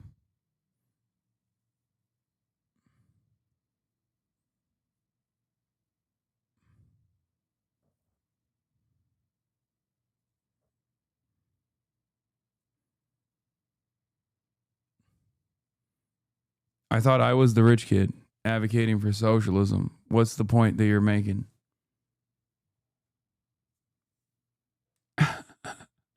I think we just hit him with a hard reset. I think he's having an aneurysm right now. He was not expecting this response. He was going to go back to whatever fucking Reddit he came from to be like, yeah, I did it. I fucking owned this guy. He banned me.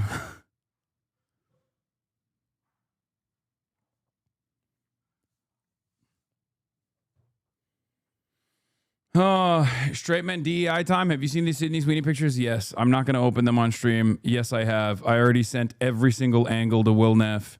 Literally every single angle. There's photos of her sitting down, photos of her standing up, photos from, I went and I scouted out the different, Getty picture, the different news outlets that scoped it out from different POVs. All of them were immediately sent to Will Neff. It made me forget that she's dating Scooter Braun for a second. You want to know what the funniest thing is? Hillbilly Einstein? I'm going to leave you with this parting take. You know who was an out and about, open, straightforward socialist? Albert Einstein, you fucking idiot.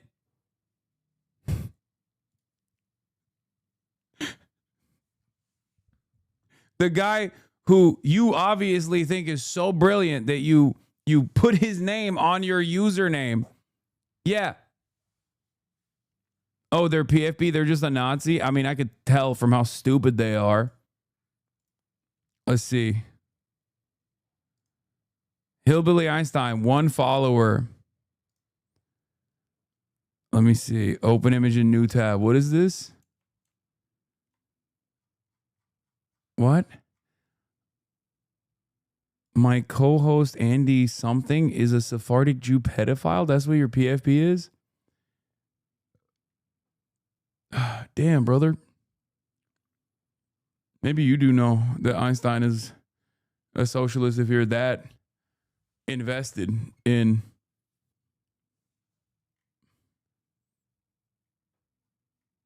whatever the fuck that is. Now I feel dirty for even entertaining this fucking dipshit. Actually, you know what? I don't, because what did we learn today?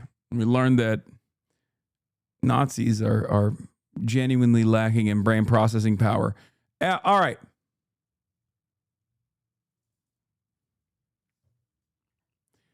Yeah, you know what else would make us feel dirtier? That's right. Erica Kirk, JD Vance conspiracies have hit the timeline, ladies and gentlemen. I seen it. I seen some crazy shit. Here's the clip. But I do see some similarities of my husband in JD and Vice President JD Vance. I do. And that's why I'm so blessed to be able to introduce him tonight, because he understands the fight that we're up against, and he can articulate that in a way that transcends race, that transcends... Bro, why are you smiling like that?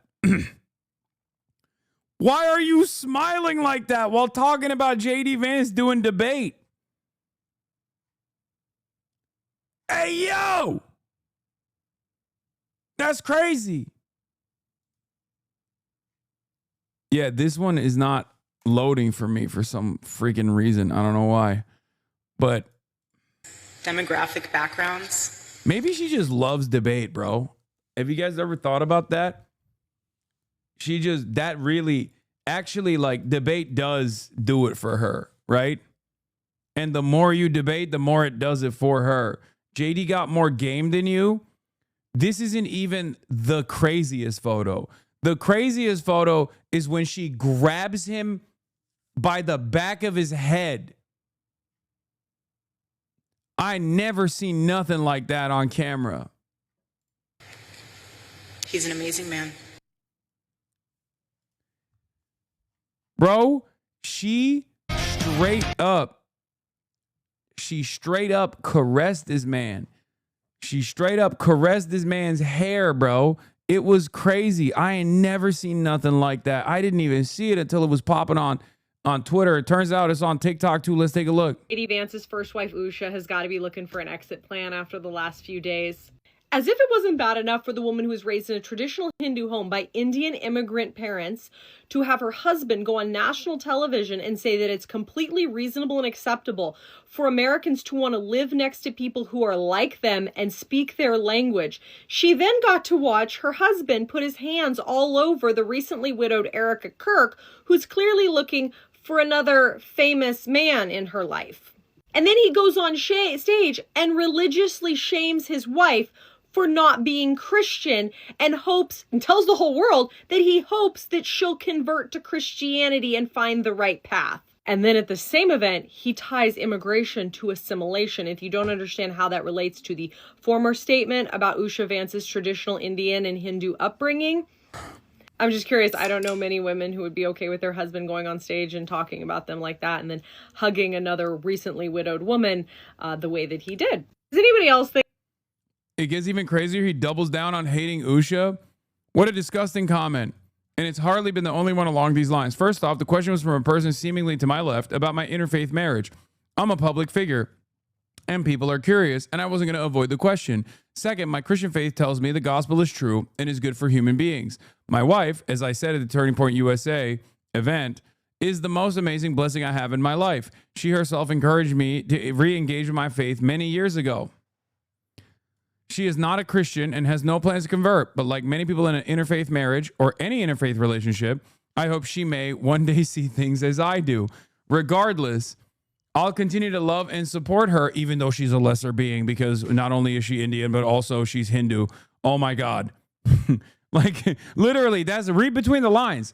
When a Christian person says that, that's what they mean, okay? When a Christian person is like, oh, she's going to hell, that's what he's saying. And I don't think J.D. Vance believes that, for the record. But that is the value that he is reinforcing here. Okay? If you are a real one, if you're a real Christian, like that's what you believe. She's, yeah, bless your heart. Bless her heart. You know, bless her heart. But the mother of my children is going to hell. Right? Fuck.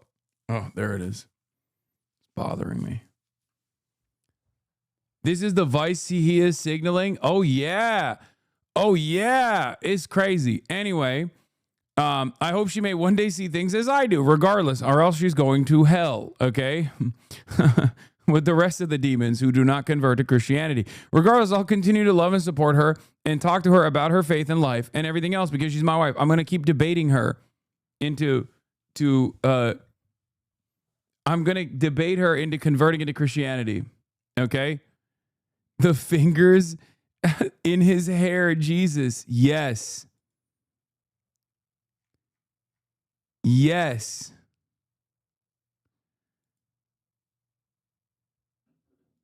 Brother, that shit don't look right. Am I reading too much into it? Am I crazy? Also, hand on the waist. Are we for fucking real right now? Hand on the waist? Hello? Hello? This is bad, brother. Tremendously. Yeah, and then she also said, no one will replace my husband. Except for J.D. Vance. Hey, yo, dude.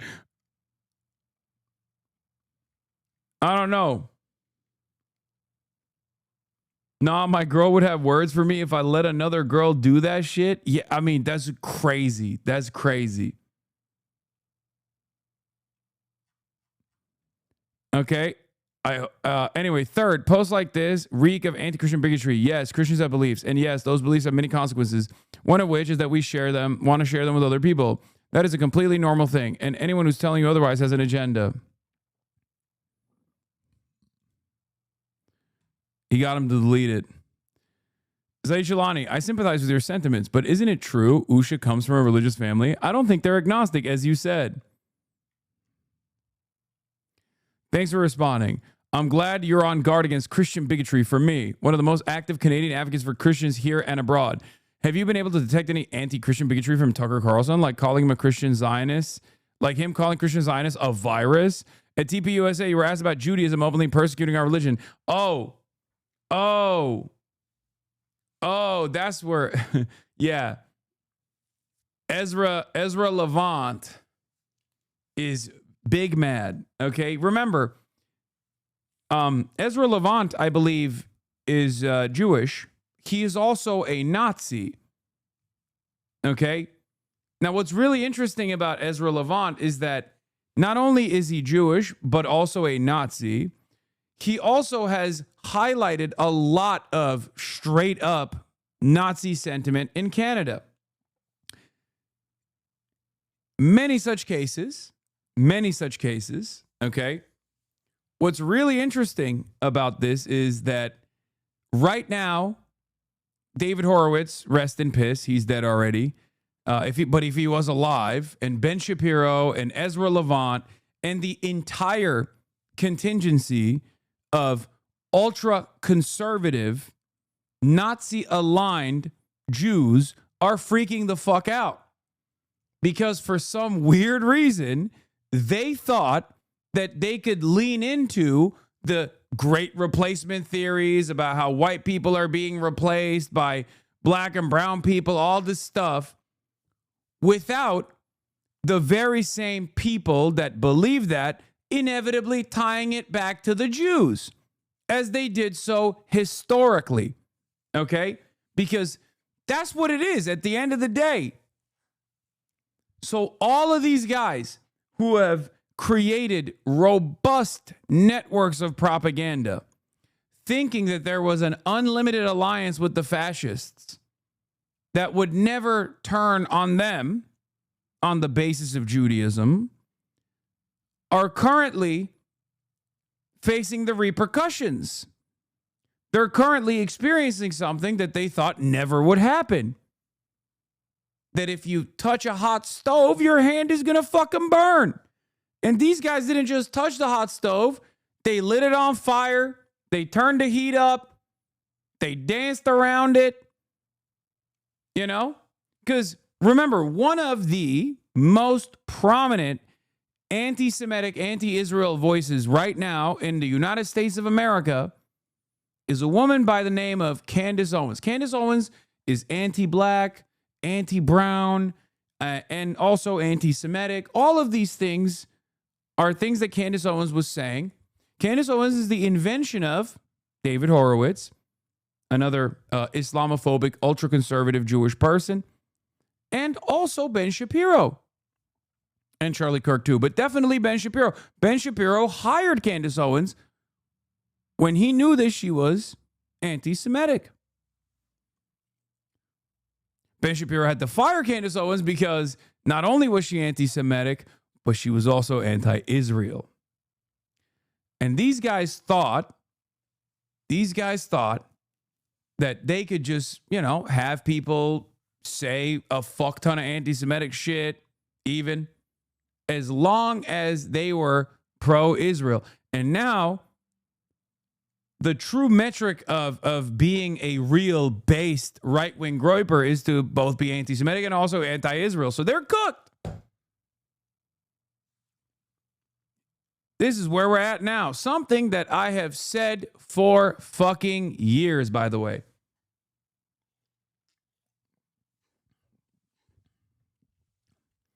John Podhoretz, another great example of this, responding to Kevin Roberts' take from yesterday. I covered this yesterday, but it bears repeating. This is a real chickens come home to roost moment.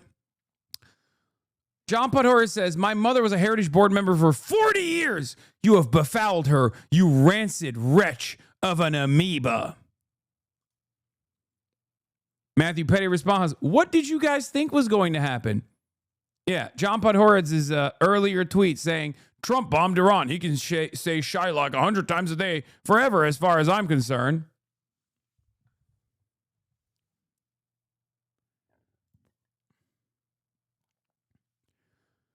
Ooh, Jonathan Greenblatt. Ooh, he finally came out. He got a statement. He got some choice words, man. This is far from the first time, Jonathan Greenblatt of the ADL says. Tucker Carlson and Nick Fuentes both have been spewing hatred explicitly or subtly spreading it for years. None of it is acceptable. Jonathan, Jonathan, they were doing it for the past 2 years, bitch. Jonathan, who were you focusing on? Jonathan, why did you burn all of the social and political capital that you had? Why did you drop the notion that you were a civil rights organization, that were presiding over a civil rights organization, Jonathan? What happened? Wake up. You went after the one fucking guy that is a prominent media figure that isn't Jewish, that is anti-Zionist, but is also pro-Jew. That's what you spent the last 2 years on, Jonathan. And I don't think these guys are going to change, by the way. I don't think he's going to change this at all. But it's so fucking crazy. When I noticed that, it blew my mind. Jonathan Greenblatt did not talk about Nick Fuentes one fucking time post October 7. He literally spent every fucking waking moment that he had plotting out ways to deplatform me, motherfucker, knowing full well that I am not an anti-Semite, by the way.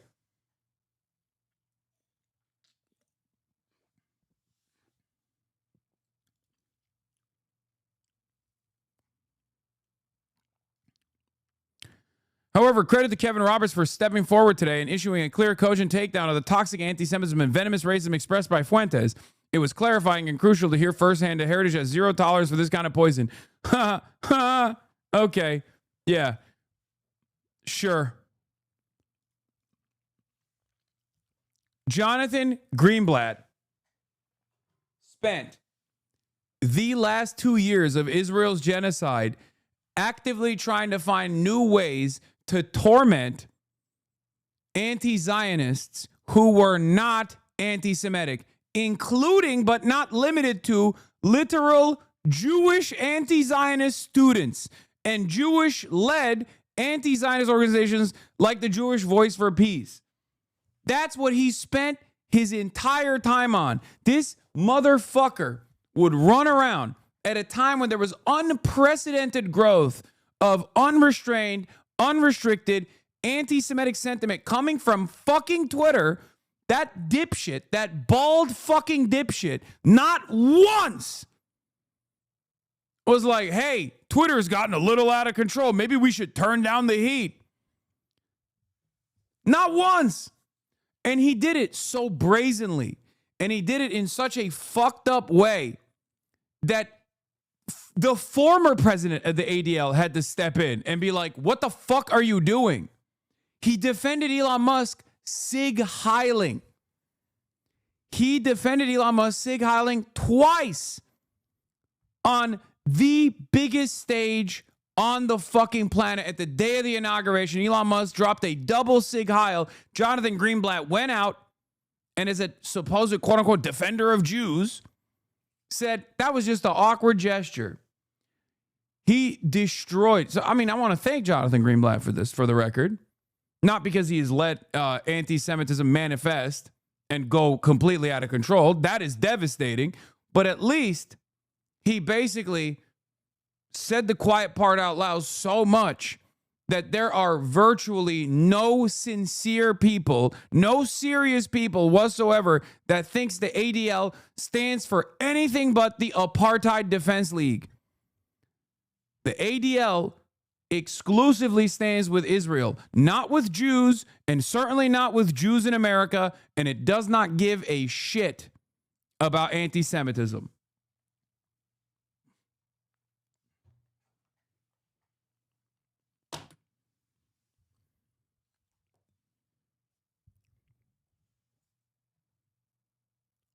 But the ADL always served this purpose, at least after the invention of Israel.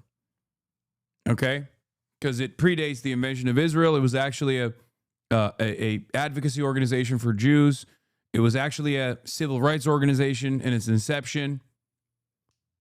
But shortly after Israel's formation, it turned into a institution that defends Israel unconditionally.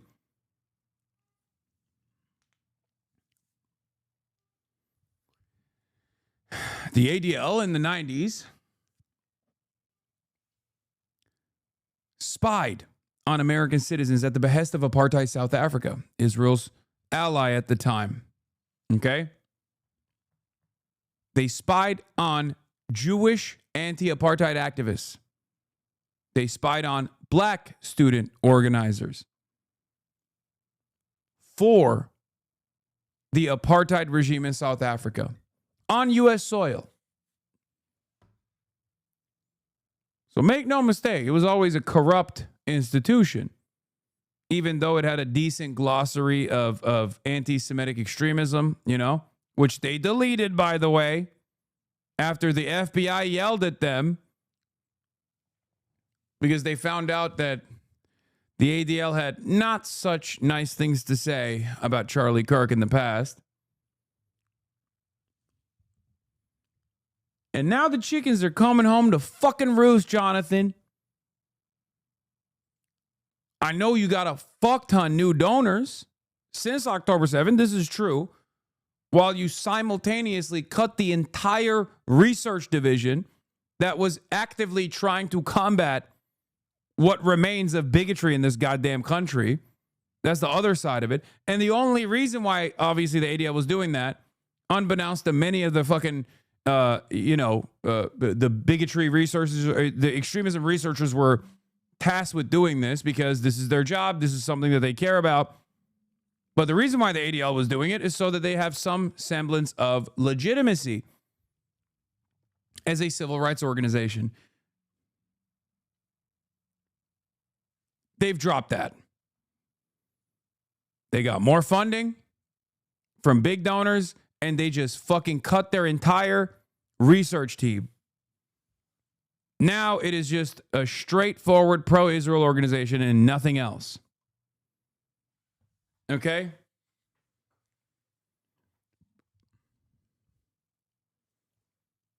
Yeah.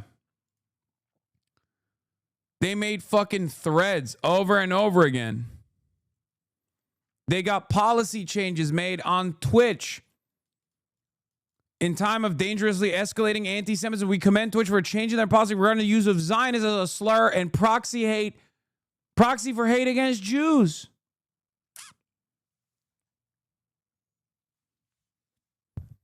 That's what they were busy with. And of course, while that was going on, that was what the ADL was busy with, Nick Fuentes was cooking. He was in the sidelines going, hey, this is my opportunity to fucking shine. When one of the largest streamers on Twitch, Hasan Piker, spends the hours after the Amsterdam pogrom. Remember the Amsterdam pogrom, chat?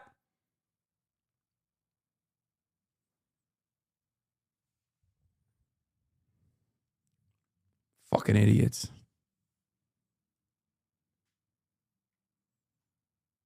I can't believe it. Yeah, Hamasterdam pogrom.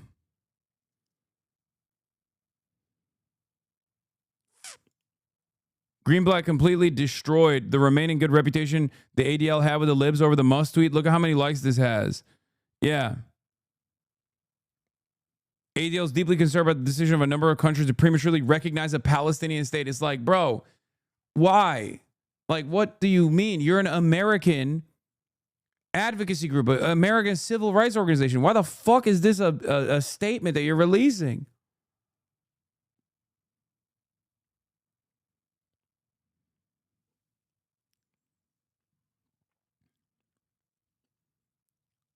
And now you got the Heritage Foundation defending Nick Fuentes and Tucker Carlson.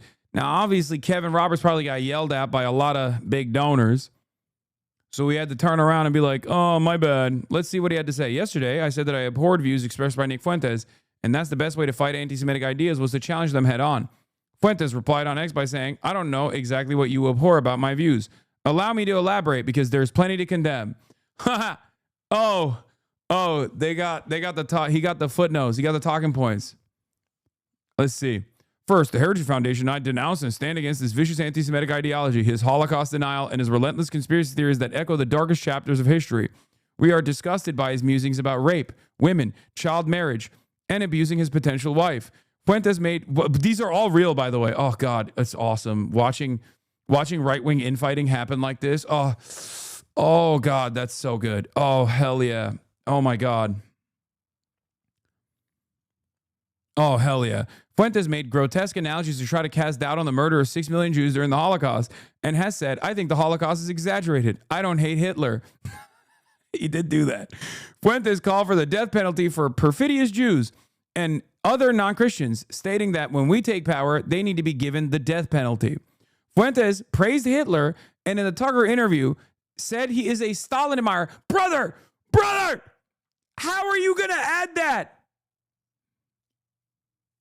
That's crazy. Like I feel like these two things are on different wavelengths a little bit. That's crazy. He did say that. He said he admires Stalin. He did. I saw it. Fuentes stated, but I do think it's funny that he's like, Nick Fuentes is a Holocaust denier. Also said he admires Stalin.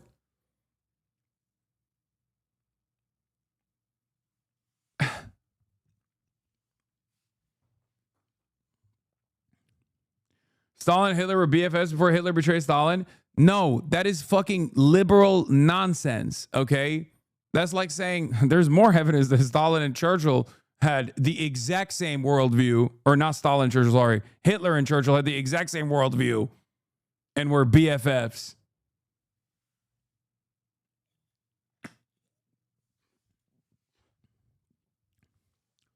Guys, the people,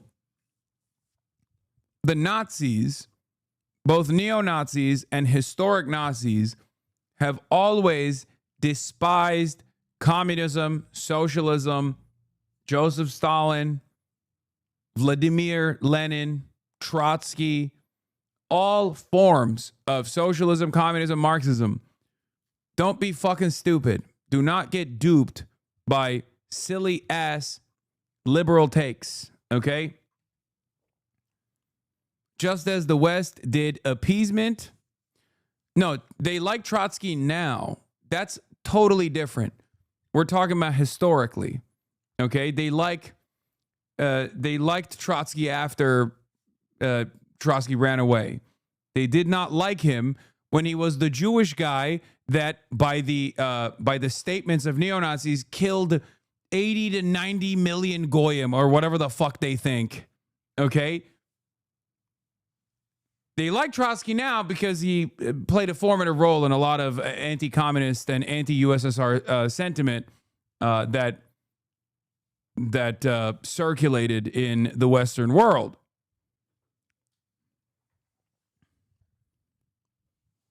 But that's what the claim is. Neo-Nazis now, and even fascists back then, saw the Bolsheviks as a bunch of revolutionary Jews that were just anti-white. Okay?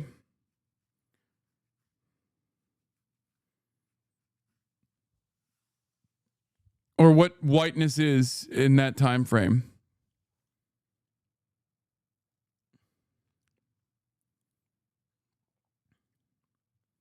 Churchill was actually a bigger fan of Mussolini. He once said, if I had been born in Italy, I would have been a follower of his from the beginning. I mean, makes sense. Churchill also has some fucking wild-ass racialized views, too. Yeah. Churchill was a European ethno-supremacist just like Hitler was ideologically. Churchill admitted in an address. Anyway. Fuentes stated that his goal is total Aryan victory and claimed that black people should be in prison for the most part. This is but a sampling of his vile daily rhetoric. Okay. So what's the difference between the Heritage Foundation other than, being anti-Israel, honestly? Like, down to the Holocaust denial, what really is the difference between, like, the average Heritage Foundation researcher that just graduated college and Nick Fuentes? There is no difference, by the way. That's what they know. They recognize that. That's why they're trying to fucking deal with it. Okay?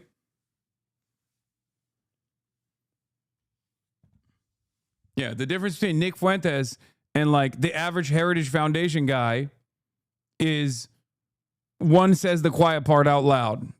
One is more honest about his disgusting worldview, his repulsive worldview. The other is just trying to, keep things as quiet as possible until they achieve total domination. Or, in Fuentes' words, total Aryan victory. Even though Nick Fuentes is, in his own words, Mexican. Anyway, racism and anti-Semitism are not relics of the past. They have blossomed on the left, on university campuses, and grown on the right through figures like Fuentes. Yeah. Racism and anti-Semitism has blossomed on the left, on university campuses. Brother, every other piece that your think tank produces talks about how woke and gay the libtarded college campuses are. Now you're saying racism is manifesting on college campuses because of the left? How is this? This doesn't. You got hit with the woke ray, it feels like.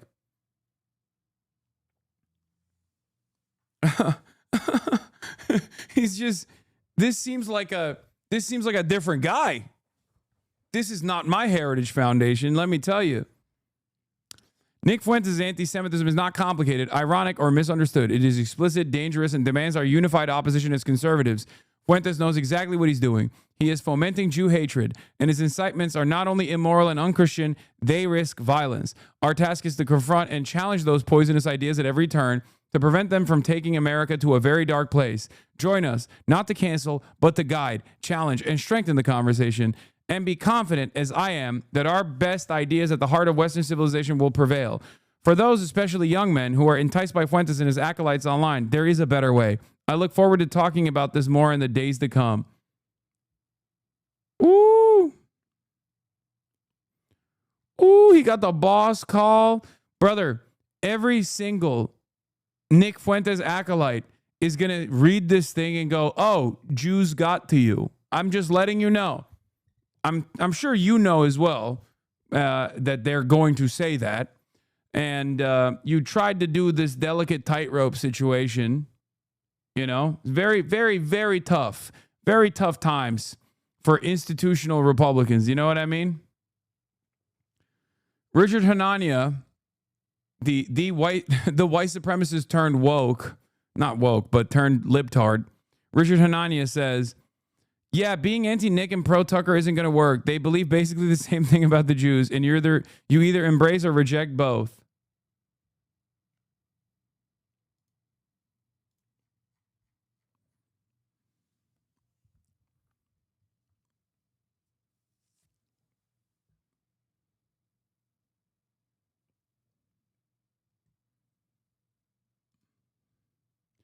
This dude is still trying to milk fascism. Press tell people don't let Nazis take power. Don't ever listen to the press. The press is the enemy of the people. These international organizations like the UN and the WEF, those are also enemies of the people. They exist purely to subvert your goals, to destroy your country, and to advance their own globalist agenda. They don't care.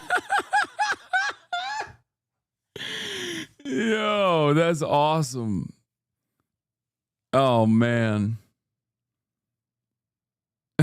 Oh God, he hates the UN. Yeah. No, I'm sure he has a real I'm sure if you asked him, he could spell out exactly why he hates the WEF and the UN and what the globalist agenda is. Okay. Yeah, no, this is a guy who's tweaked on fucking, I don't know, Alex Jones and Nick Fuentes video compilations that he sees on his TikTok, and he's just trying to do a shitty job regurgitating what he saw. Okay, he's just shittily repeating the same memes. It doesn't take much to be relatively successful on the right, obviously, and this is probably proof right there. Care about France. They don't care about your culture. They don't care about your religion. They don't care about your history. They don't care about anything about you. All they care about is using you as a vehicle to advance some worldview they have. Never listen to any of them. If it was up to me, they would all be defunded and probably just made illegal because they're effectively government organizations that are working against the people. That's it. I would never fund a single fucking cent. That's what I would do. these international organizations that want to complain about human rights have no...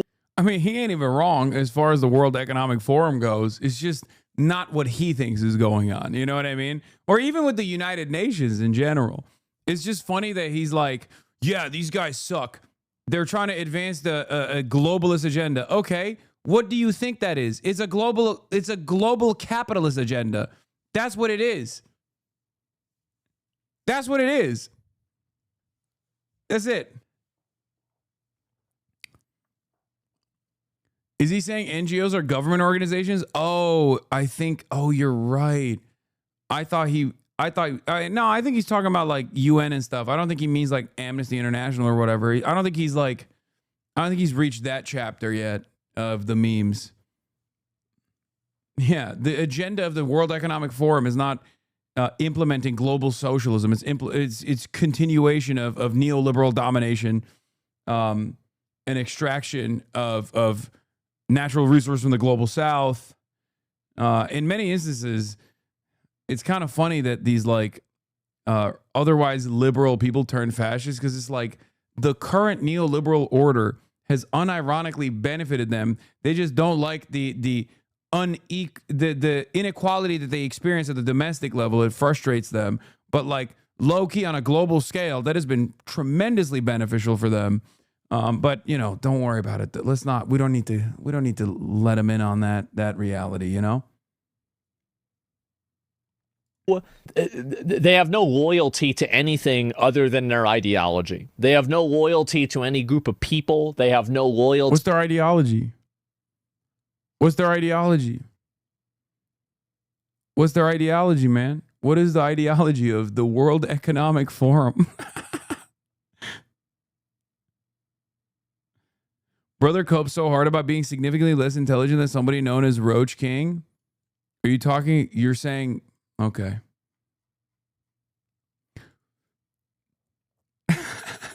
This is one of those things where you're like, you should probably be embarrassed to say that. I'm not necessarily a very intelligent person. I say it all the time. But like in a lineup of like normal people, if you were to bring both of us up and be like, this is the fucking brilliant guy, you got to listen to this guy. I don't know. Chatter is the coworker that you guys basically avoid at the lunch break, because he constantly is wanting to show you all the different memes that he sees on the internet. Look at him coping, dude, in real time. It's gaming o'clock. You're a little late, bro. I didn't realize we're at 7 hours. What do you think the World Economic Forum's ideology is? OS paradox?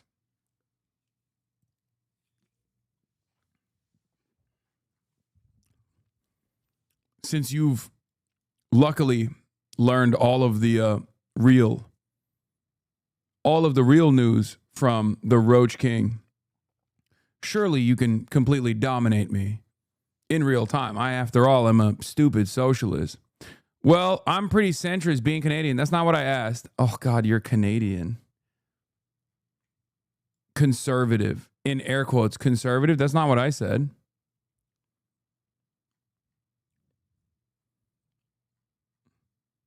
Come on, brother. You can at least Google it. Come on, I've given you enough time. That's so fucking stupid. Now do you feel like you're in the spotlight?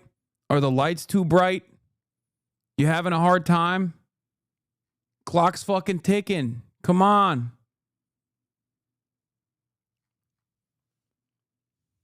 Come on, centrist conservative Canadian or centrist Canadian. It's so funny because like I already gave him the answer, but he was too busy fucking hornily typing this out. So he didn't hear me. You asked me what my political alignment was, and I told you, no, I didn't. I said, can you explain to me what the global agenda is of the World Economic Forum, or what the ideology is that Asmongold is pointing to with the World Economic Forum? I don't give a fuck about what your personal political alignment is. Listen, God. Canada is a Anglophone country for the most part. No, I know there's some Francophones there, but I'm pretty sure you're capable of understanding the English language, especially when you're encountering a person whose second language is English. You should be a little bit smarter than this, no? Go ahead, ask ChatGPT. Come back and copy paste it. Imagine coping and seething this hard. Oh, brother. All right, brother. I'm not even going to ban you. You're not even fucking worthy of a ban. To any country. They have no loyalty to any culture. All they do is sit around and complain. Human rights? Get the fuck out of here.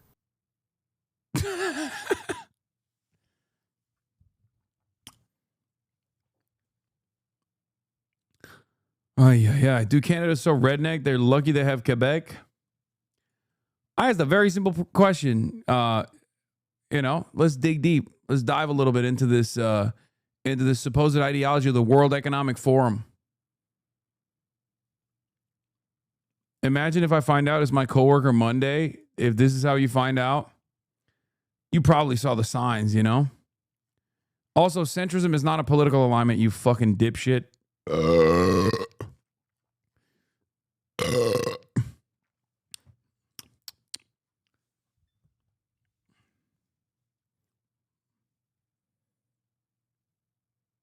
Address the Bulgarian butt lift allegations, please. I will never. U.S. Senator Mitch McConnell's assistant or staffer wrote this because Mitch McConnell can't type, let alone walk. The intellectual backbone of the conservative movement is only as strongly as the values it defends. Last I checked, conservatives should feel no obligation to carry water for anti-Semites and apologists for America-hating autocrats. But maybe I just don't know what time it is. Well, you don't. And you also can't draw a clock because you're demented. You have dementia.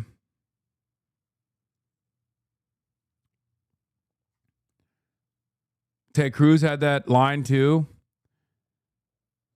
He blasts Tucker Carlson's defense. Now is a time for choosing. Now is a time for courage.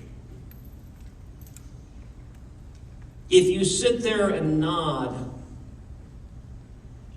adoringly. I mean, dude, he's at the 40th Republican Jewish Coalition. It's just, there's never been a better moment for anti-Semites. I swear to God.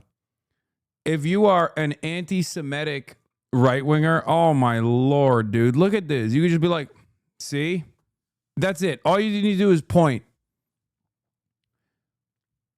It's not even wrong.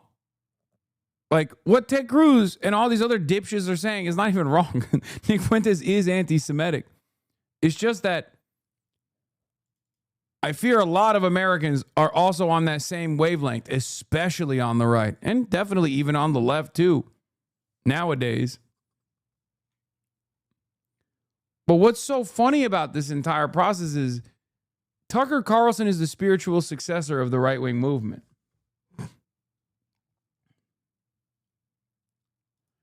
Oh, an acolyte of Asmold that we had watched before. Yeah, that's true. Andy Pants. Remember that one guy that we watched before and we were like, is this guy fucking memeing because no one is this stupid? Yeah, there's an update on his story. I forgot to mention this. It's one of the most insane things I've ever heard. He lost the custody of his kids, says Ackman. Stop Noticing the War on Men is the title of the video from Andy Pants Gaming. If you guys recall, I've watched some of his videos. He's one of the most insane right-wingers I've ever seen because it's like so childish.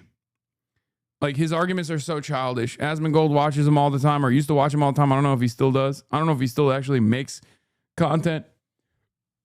Let me see if I can show you one of his like best moments. Hold on. Andy Pants Gaming, HasanAbi. Yeah. The name of the title of the video was I Can't Tell. Wait, what the fuck? Why is this a podcast? Why is this? I Googled it and that's the first thing that came up is a podcast. What the fuck? This is gay. Soy and health. Man, okay? Everyone has to do TRT. One gender and one gender only. Okay, this is one of the bot channels. The fucking, god damn it, the editors are so, the AI edits are so bad on these fucking stupid ass bot channels. Anyway, My point is, I've watched his videos before, and it turns out, and I can't believe this, but according to the Act Man, the replies to this from people saying he's right is so funny because they don't even know he used his daughter to produce AI CSAM material for a video game he made, and that's why he lost the custody of his child. This is the maximum divorced dad. Okay? Andy Pants Gaming, first of all, I was shocked that he even had a kid and was married, I guess. But yeah.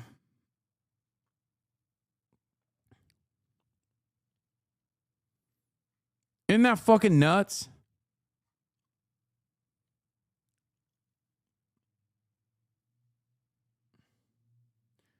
TikToker that got canceled for saying the N-word and started grifting is doing blackface live stream for 80K people on Twitter. I don't want to see that. I don't want to fucking see that. Give me some more info on this. I need to see more on this. Okay? Give me some more. Oh, so he was correct. My wife and child left me, but at least I was right. Men like you is why we keep getting ugly lesbian pro tags on every new game. Thank you for your advocacy, Act Man. It's true. Coming out as a gay woke communist featuring Andy Pants.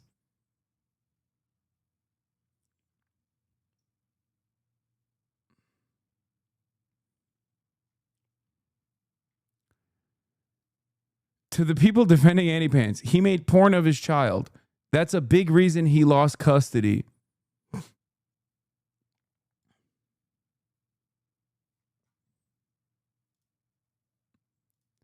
Bro, you made a game with AI images of 10-year-old girls pole dancing. You can try pointing the blame elsewhere, but you made a game where little girls become sex workers and dedicated it to your daughter. Yes, because people like you are doing this stuff.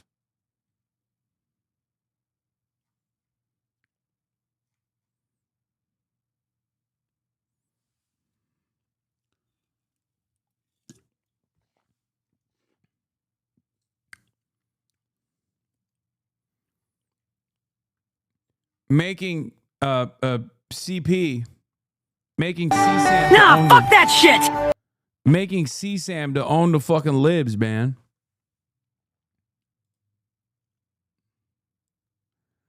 Nope, here with my wife and daughter right now. Yeah, okay, dude. Yeah, he denies the allegations as recently as October 19th.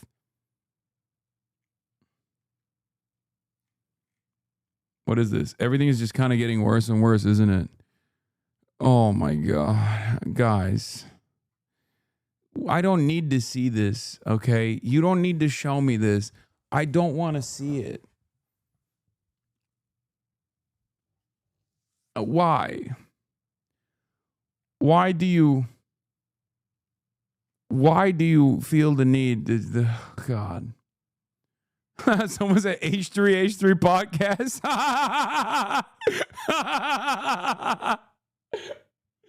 Yo, they did it first. That's true.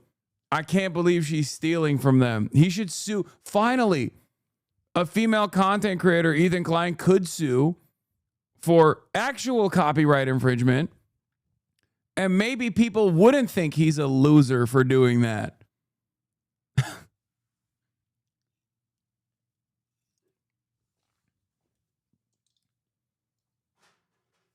Drop all the other lawsuits and then pursue this one. And I promise you, you will win the internet back. I promise you. People will finally say, sincerely, great moves, Ethan. Keep it up. They'll say it again.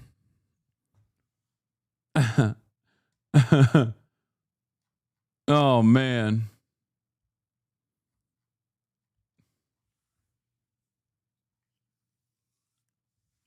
Revenge for us watching Israeli SNL lol. Okay, dude.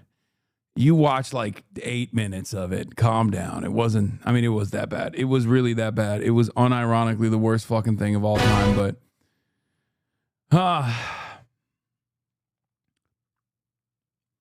You should play Superhero Telltale today. It will retain 25K gaming viewers, multiple super chicks suck you off, and you have a superhero costume on. Wait, what? No, I want to finish the scary game. And we have the Why We Love HasanAbi video that I didn't even watch.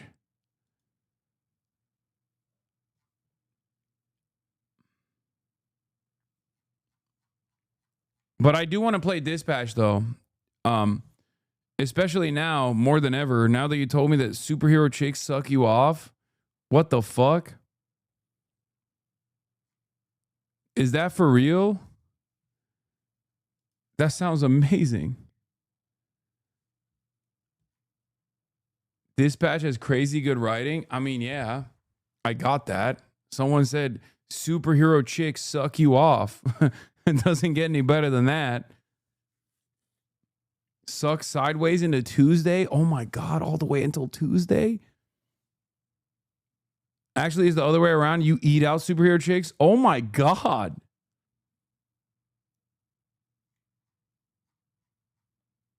What the fuck? No, chatter is lying, but the game is fire, so it's about as good. Okay, well, that's crazy. You can't be selling me on something that good only to have it not be the case. What is this?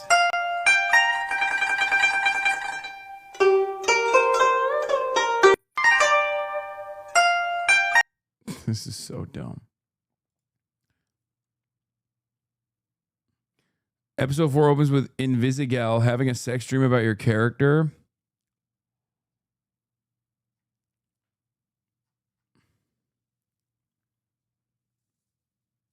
Dispatch only has 4 eps right now. 2 more next Wednesday and 2 more next Wednesday. Okay, I like that.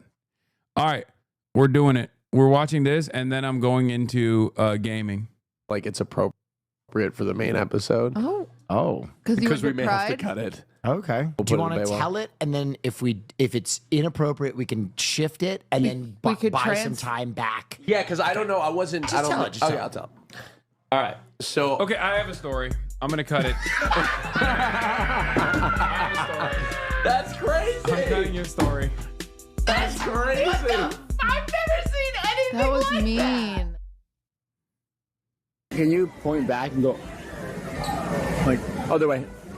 This is my knees, dog. You and that bear look related, dog. Yeah, what? Your grandparents are alive?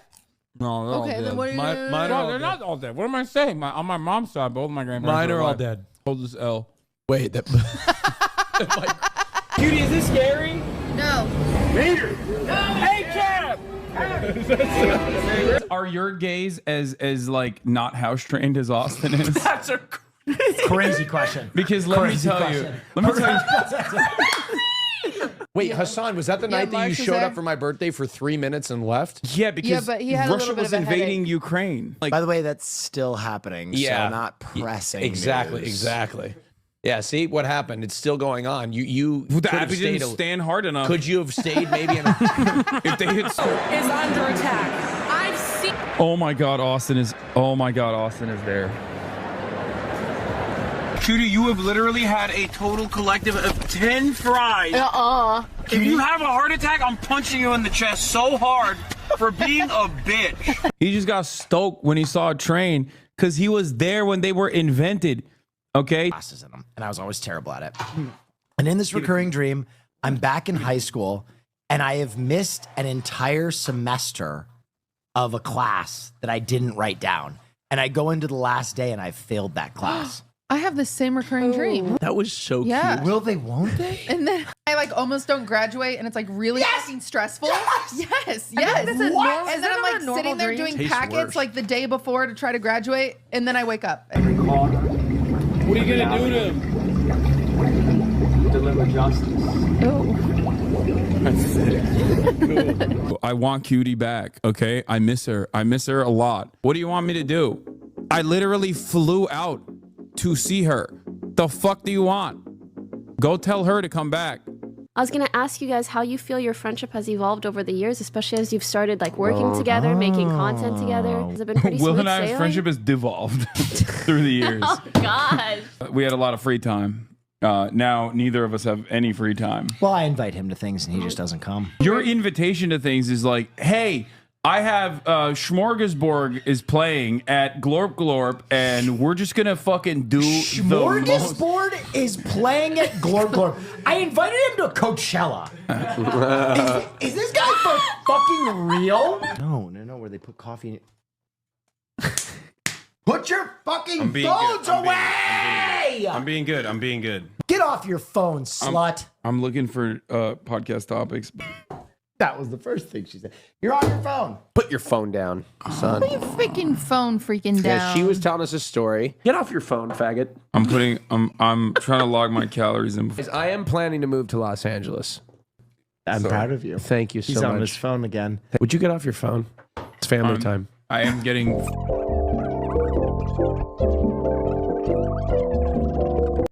It's not that I'm a screenager. There's like, when there's four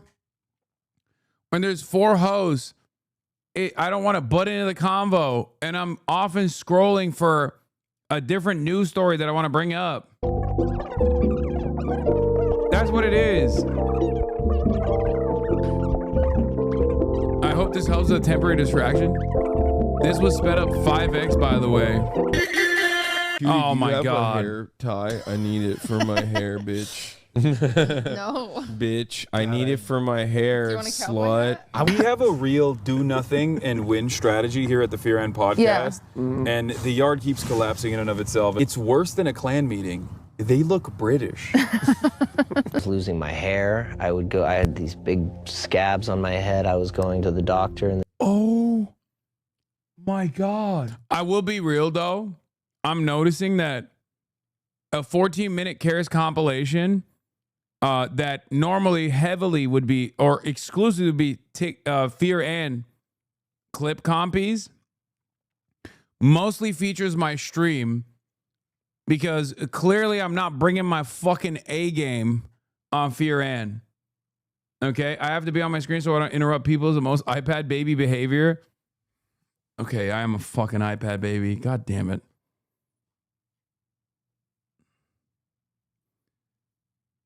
Mitchy Skippy. Let's see where that chatter is today. Okay. This is not from that long ago, but I want to see. This is I think this was pre-October 7. Superman chatters, Lamau. Mitchy Skippy, still here. I think it's time we start speaking other languages. Oh, that's smart. To open up our audience. I'll do Japanese. Mizu Korasai. Yeah. Bonjour, mon amis. Hasan, do a language. Patreon the two No, not that one. Come on. That What one the fuck? Okay, listen. I did What else you guys have going on? You guys got anything new? There is literally nothing that has happened in my life over the course of the past 7 days that is not directly related to Israel-Palestine. So light conversation. So right? that's all I've been doing. We've raised more than $600,000 in 2 days. That's for amazing. First I day. saw somebody respond, just brain dead, just being like, wow, millionaire raising money. Interesting. Better that than the classic, oh, you're funding Hamas. That's crazy. HamasAbi. Yeah. Is what I've been getting. HamasAbi. Yeah. That is crazy. Yeah, no. Why am I laughing at that? That's awful. We got to meet and interview so many influential queer people. Did you ask Jojo Siva to come on the podcast? No. No. Ow. Oh, what the hell are you doing? Oh, the ibis. They're so beautiful. Look at it. It's so funny that like people call them bin chickens and think that they're gross and disgusting when they're like literally an exotic bird. So you walked into the gas station, they were like, damn, that's a Dookie girl. They were like, that's Dookie Cinderella. Yes. Law enforcement can actually figure out exactly where you're at. Tesla's, you should be hung. I am hung. Oh, man. Yuck. If you were born British, would you have preferred to get aborted? Yes. The noise. You guys are objectifying me. I'm a political commentator. I was on CNN this week. Yeah, nobody gives a shit. Look at that cock. Super sick, bro. You want to plant trees? How about you plant bitches, okay? I could be a Dallas Cowboy cheerleader. Brilliant. I can't. You could. I can't do that. Can you do the splits? You could. You look like No. it. You're Said to me. blonde and you look racist. That's what I would do to Joe Rogan's nipples, dude. How can one man be serving so hard while possibly overdosing? He's ODing on cunt. Yeah.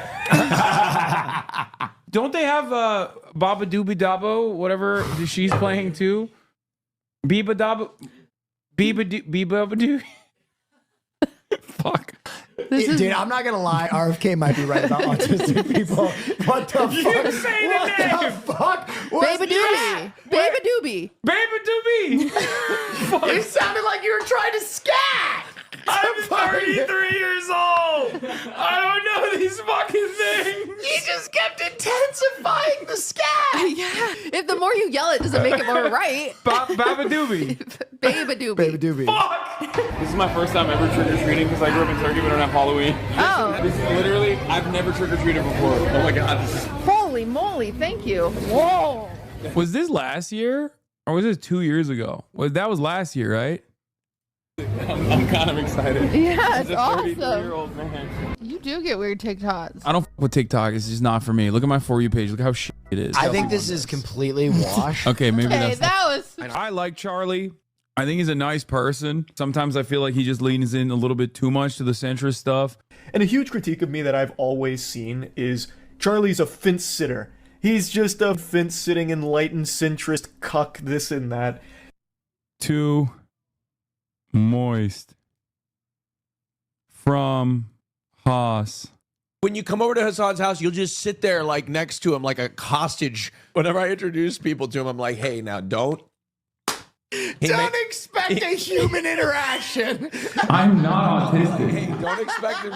He may not say hello. Wait, what? I do say hello. That's crazy. Okay, y'all are goofing. Or no, It's not true. Let me tell you something. Don't tell me library. Guys. Fiona is Batman. Or Batwoman, I guess, technically. But Batman! Come here, Fiona! Oh, her cape fell off, but she's Batman. Everybody is dressed up in the house. All the dogs are dressed up. Fiona, come here. Come here. Why are you looking at Fiona? Kaya, get over here.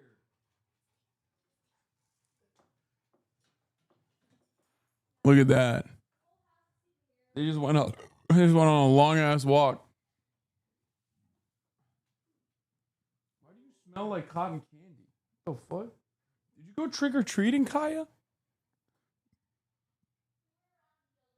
The U.S. government just closed the Venezuelan airspace? Are you fucking kidding me? God damn it. Oh my fucking God. If I want a human reaction from you, I need to bring a pupper. Yes, I love puppies. I love dogs. You missed the opportunity to dress her up as Shazam. Brother, we don't have an unlimited fucking costume pile to hit. Yeah, I would have liked to have actually been dressed up as I mean, Superman I had to do for you guys. It's fan service. But like, I would have loved to do Red Sun. I would have loved to do USSR Superman. I looked it up, but I couldn't get it on time.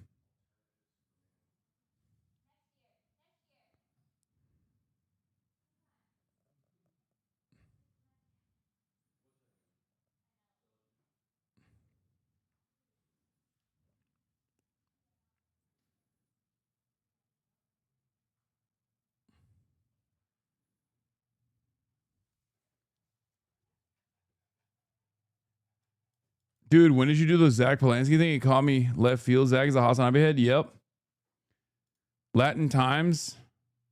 U.S. restricts Puerto Rico airspace for security reasons, even as Trump denies he's decided to strike Venezuela. Wait, what the fuck? Puerto Rican airspace.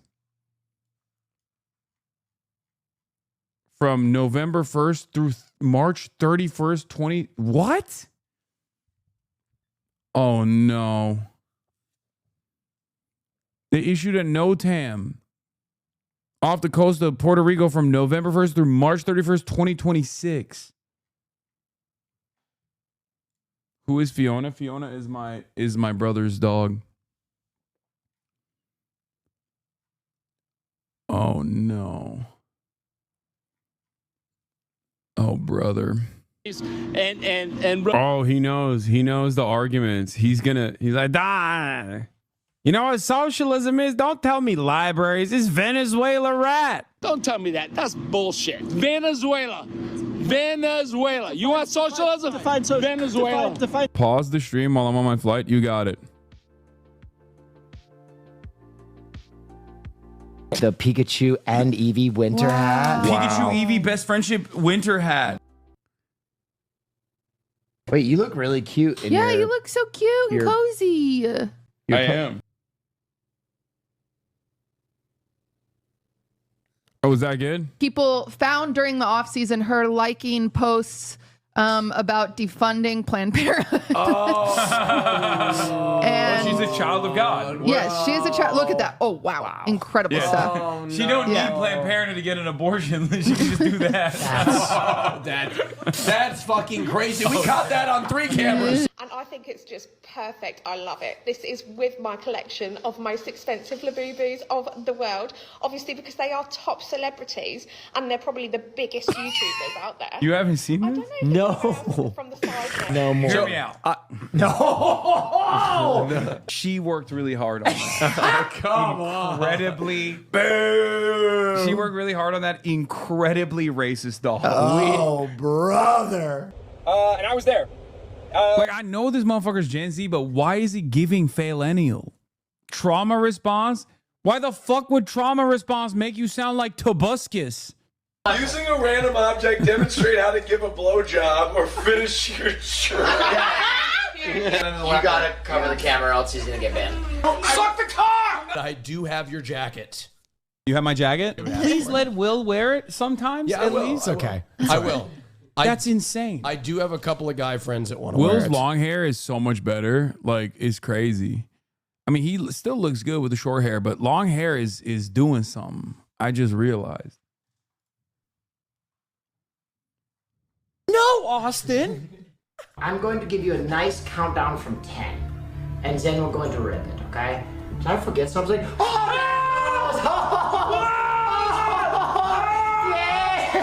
Why would you do that?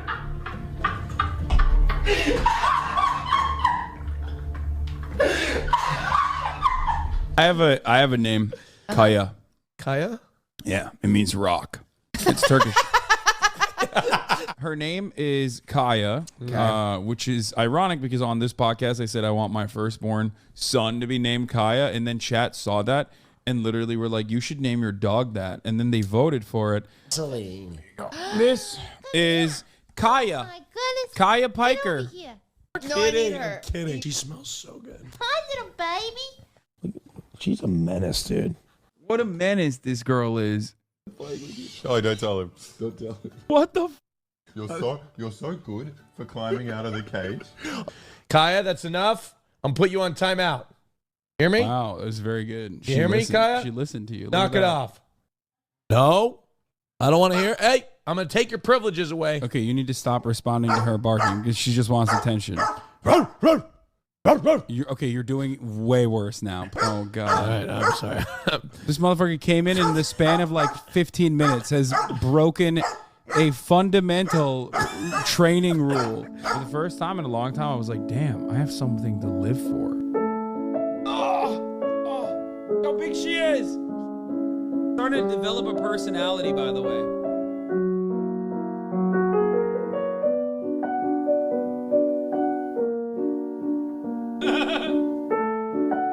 How big she is.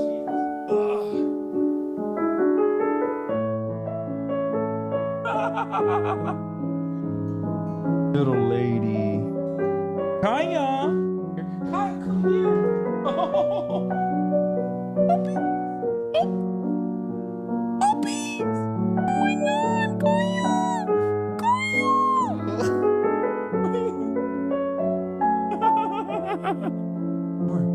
Okay.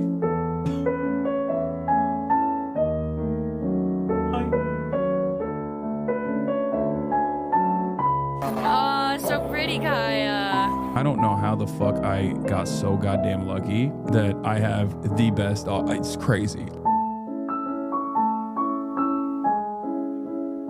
Thank you.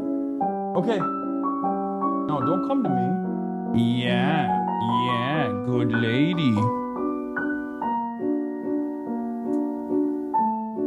Now all you do is call her fat because she is.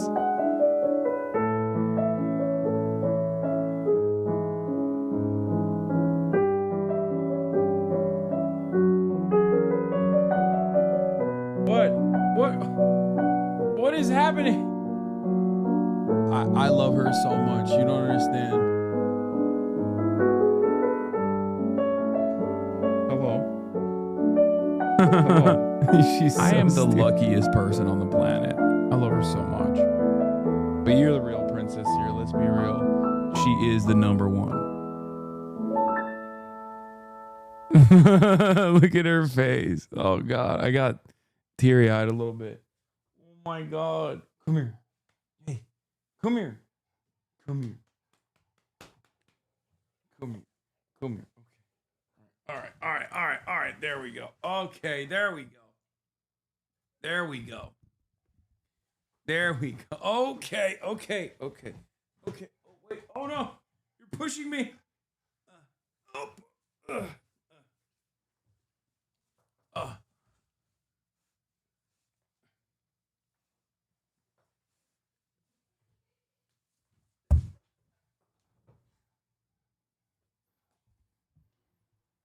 She's just a lap dog, little baby. I cannot believe how much bigger she's gotten.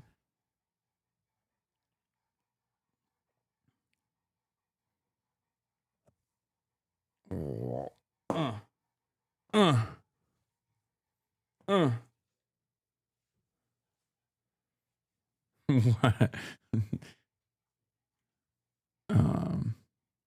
Good thing you didn't go with the P flap. Can't believe I watched the reason of raising this dog just for that 15-second clip to send the internet into a frenzy. I know. The fucking vice president, dude. The vice president.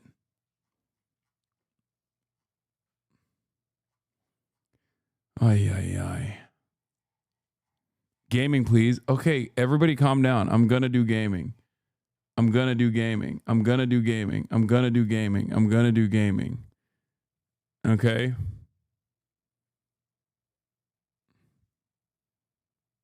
My 50-kilogram Great Dane turned 5 a couple days ago. I love my big dog. Yeah. That's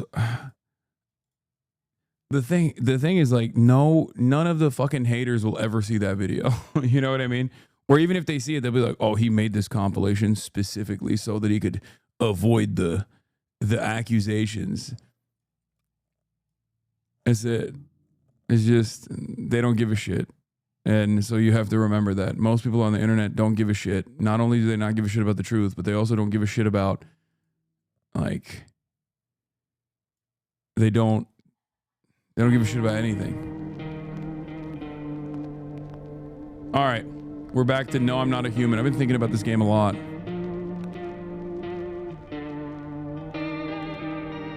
Bro, you already lost? I love Sam Sulek. Wait, really? Why did I lose already? Wait, are you supposed to not let anybody die? Is that what it is? 'Cause that's impossible.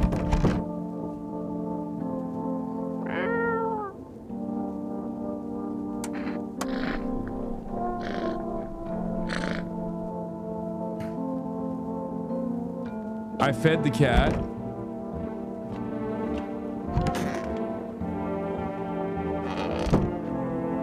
I slipped, I gave a FEMA slip to the fucking lady. The dude with the sewn mouth died. There's 10 different endings, so it excludes you from some of them. Okay. Turn the lights off in your room for full immersion. You won't see me on camera. All the lights are off right now. If I turn the lights off for full immersion, you will not see me on camera. I don't want to check myself. I'm scared. So I gave her the slip. What? These make me worse. More worse. Oh! The kid's back! Brother, I told you! Chat. Did I not tell you? She just kind of fucking loses the kid. I was right. Pure and utter vindication. I fucking told you. Or unless it's bugged. It might just be bugged. It could be bugged. I don't know.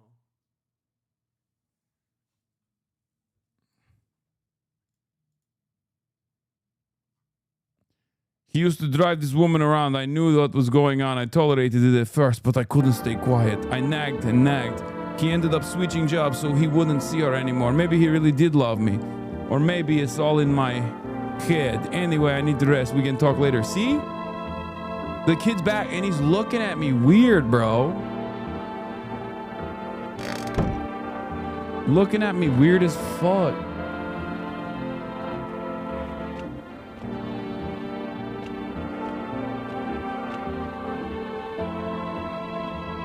Blast the fucking baby. Okay, calm down. Wait, why am I full of energy?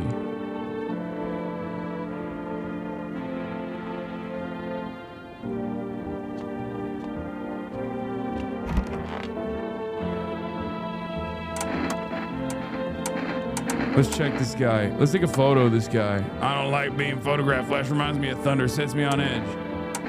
What?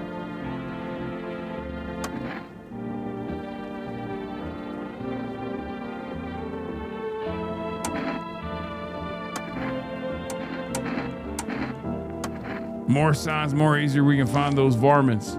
Oh, he's got hair. I'm just a normal fella, son. Don't know what you done, expecting to see. You gotta get the strap. Brother, why would I strap up? Wait, maybe there's something in the basement. Okay. Still nothing in the basement. Except for potat, and sardine, and pickle. Just the average. Check on the potatoes. Please, you have to kill someone? No. Wait, why can't I sleep? What the fuck?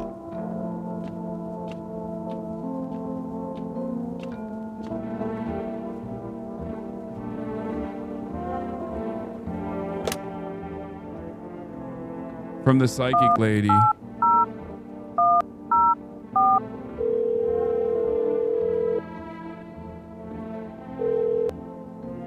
Structure of an apple, the over apple, the land of mushroom and paper, fear of the mush. Though it's so enchants thee, their meat, only tears and parting's doom. Check her breathing. Why won't you responding? I wish to die. They hung up. This was not quite what you expected.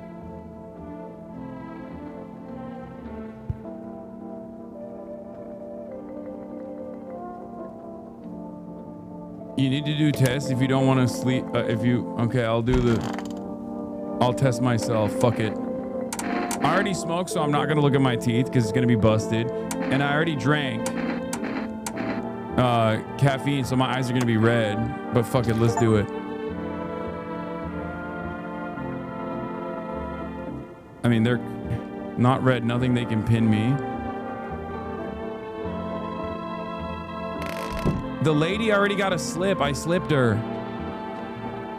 I gave her the slip, so she's gone. She's gonzo. Okay, I woke up. I wake up. You see a woman crying over her wounded husband. You can't tell if he's alive or dead. Tears streaked. She drags his heavy body away from gunfire. You are left with a single thought. Things will only get worse. You need to test her though? No, I don't need to test her. You want to know why I don't need to? Oh, what's up, kitty cat? You know why I don't need to test her? Because she's obviously a fucking visitor. What the fuck? The path along the field is littered with the bodies of those who tried to run. Nearby stands a man responsible, a female officer. He holds a rifle. Wait, what the fuck? Oh, I got F'd. Wow, F's during gaming. That's crazy. We're back. We are back. It's Mini F. FEMA guy killed people who are running. For those of you who are just tuning in. The stream got a visitor. He holds a rifle, smoking, drifting from the barrel. Why is no one knocking on the door? Panicked people rush to nearby houses. They bang on doors, desperate for shelter, but no one seems it seems no one is willing to let them in.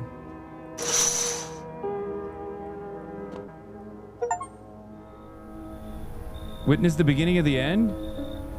Wait. What? Looks like no one else is coming tonight.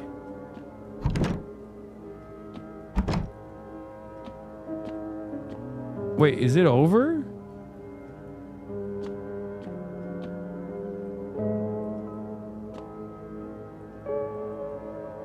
No one else is coming tonight. I guess I better go to sleep.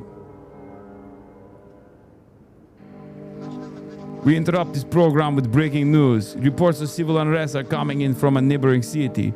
Due to unresolved circumstances, FEMA forces have sealed off the area. Please remain in your homes. Stay where you are and await further instruction. And remember, support FEMA and join the fight against the visitors. That's the latest for now. Next up, some ads. Up next, special report on the nature of the visitors. What are visitors? Ghosts? Creatures from the deep underground? No, this is neither a sci-fi novel nor a cheap headline. This is our new reality. Rumors continue to swirl about the visitors' true origin. Are they aliens? Are they walking dead? A lab experiment gone wrong? According to authorities, these are all just baseless theories. Studies show that a visitor is a human who has come into contact with an undetermined biological agent. Methods of transmission remains unknown, and FEMA urges everyone to stay alert for the signs of visitors. If you believe you've been exposed, call the FEMA hotline.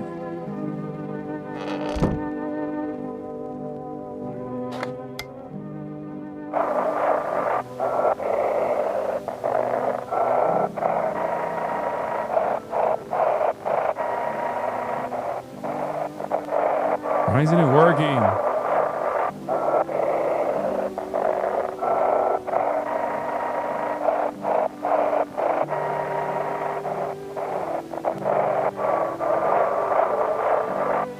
I'm going left and right, chat. Shut the fuck up.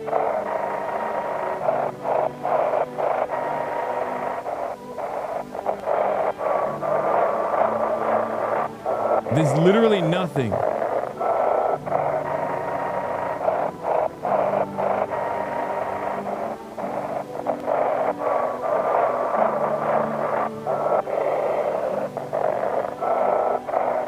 Left knob doesn't move.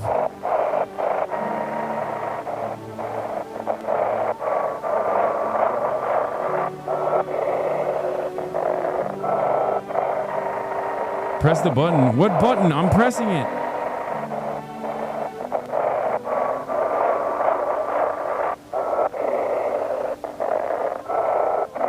Bro, the middle one? What middle one? The other one? This button doesn't work. I pressed this button.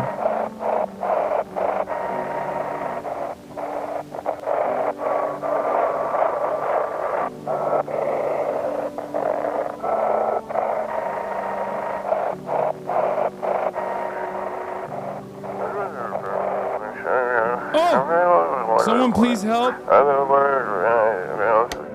Oh! Chat, you guys fucking suck. Wait, why is she not gone? You did what needed. Why about rest? Fine, someone sent me, but didn't say what next. You guys fucked me up. Aren't you worried about your kids? But probably not as much as I should be. The first one, I had no idea what I was doing. Screwed it up, but I thought I figured it out all by the second one. I'm convinced she's made babies just so she can lose them. But he turned out the same than the third and the fourth. The doctors told me I couldn't have kids. Then the second one came. I called him eighth wonder of the world. But then things got hard. It was awful. I need to shut my eyes. But to be fair, that's an ugly ass baby, so vibes are bad. Got me that beer. Okay, I'm not gonna give him the beer yet.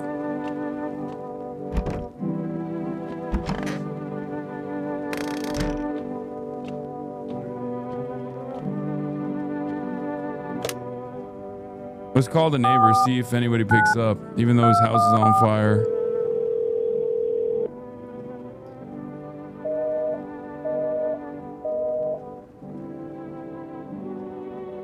I fed the cat last night. Do I need to feed it again? I fed the cat last night. Do I have to feed the cat again?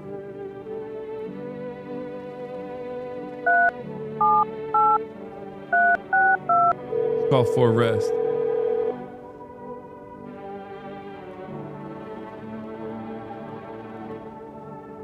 It saves your life. That's all from the psychic lady. Call the ad number. Which one is the ad number? Test the cat lady. I can't test the cat lady.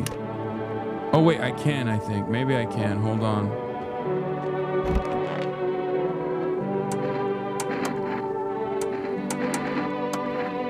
Stare, sniff, what the... Oh!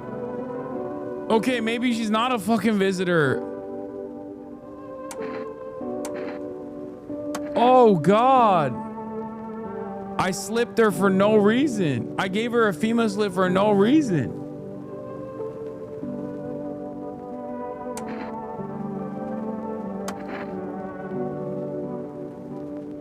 I need to test you.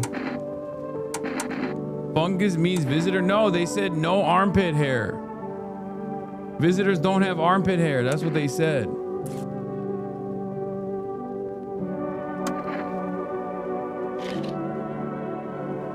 What the fuck? Oh, this is a, that's cat. That's classic cat owner.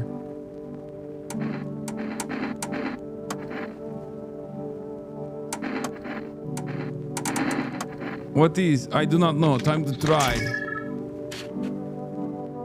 What?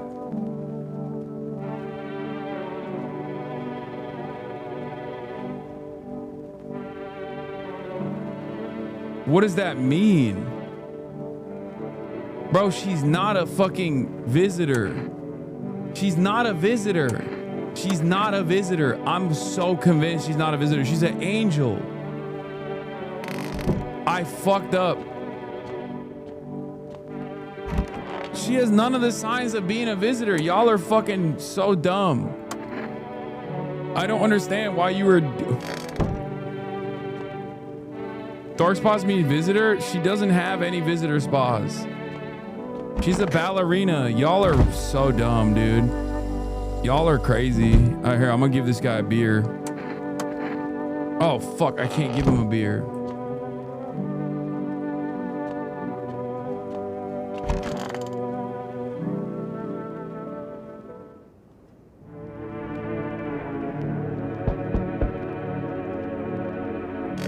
You are blinded by horniness? You think I'm horny for her? What are you, crazy? A group of evicted stand by your neighbor's ruined house. They are in shock, whispering amongst themselves. They likely want to take shelter. But is there any place left to hide from all of this? Any place in the world? Brother, if you think I'm horny for her, you're crazy.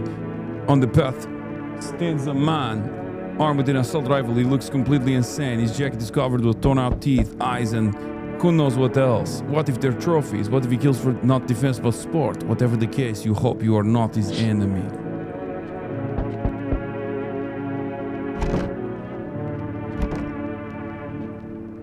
Hello, kid. You will save me. Oh, what the fuck? On the pole hangs a man with sign that reads, "You took everything from me." Was he robbed or did FEMA take his family? Your mind races, but there's no answer, only guesses. Okay, let's take a look at the door. There, much better. Oh, howdy. My lovely wife and I are looking for a safe place to weather the storm. Would you mind if we crashed here for a bit? Only if it's no trouble, of course. What if you're trouble? Well, I guess we could go and look for shelter somewhere else.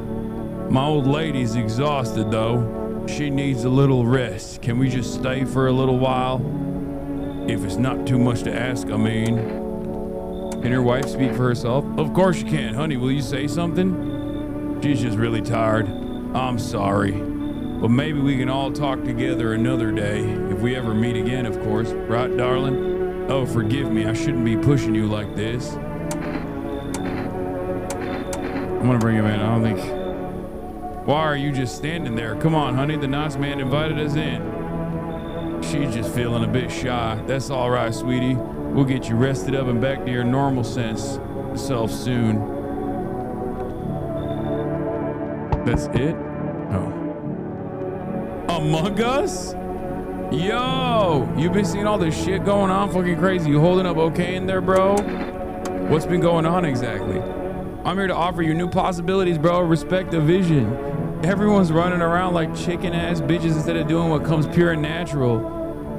They all just need to be happy is what I'm saying. For real. What is up with his neck, bro? Why are you here? Right down to business. I like that. I like that. Everyone thinks you're up to something in here, bringing in all these people, stirring some shit up. So I say, let's roll with that and host the party to end all parties.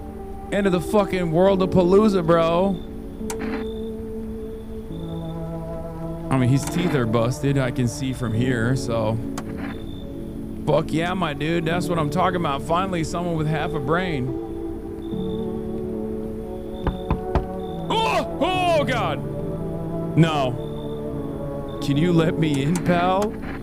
What happened to you? I got caught in the midday sun while putting out forest fires. I'm the only one left from my squad. The rest they coughed. The boss just wouldn't let him leave. Now they're on shift eternally. What the fuck?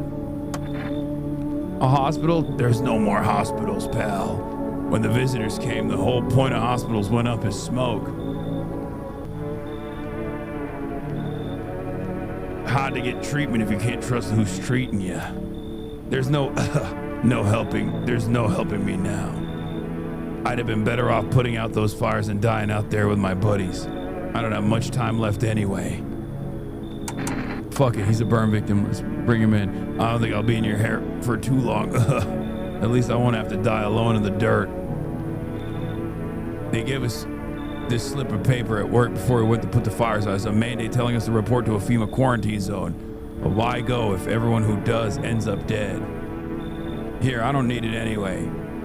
You can throw it away or use it for something else.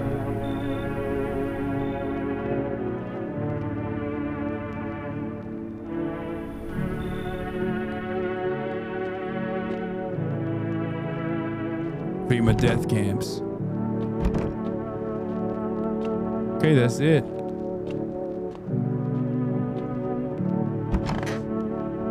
I can't feed the cat at night.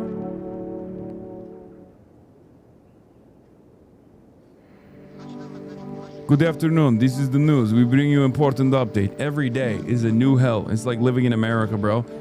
New details have emerged regarding a recent incident that unfolded in the city. It seems one of the city's quarantine zones came under attack from an armed individual. Suspect's motive remains unclear at this time, and it's unknown if the attacker had any accomplices. Notably, several unverified individuals also escaped the quarantine zone. What? Silence is the harbinger of death, a sinister quiet that drains the soul. But worse than emptiness, it is the ringing. A distant funeral knell growing ever louder. The bells toll for us all, filling our ears with endless din. What? Filthy thoughts caught in webs of wax. An infernal nest where visitors thrive, tangled deeply in sticky sustenance. Cerumen inundans, cerumen inundans, cerumen inundans. Up next, a special report on the temporary suspension of corpse disposal. What? There is some reports describe a lone shooter, while others mention an armed group dressed in hooded clothing. However, the city's greatest challenge may still lie ahead due to lockdown measures imposed. Corpse disposal in surrounding areas have been temporarily suspended. Residential inspections will continue. What fucking happened? Am I a visitor? If not, please wait until situation is resolved before surrendering any accumulated remains. That's the latest for now. Stay tuned.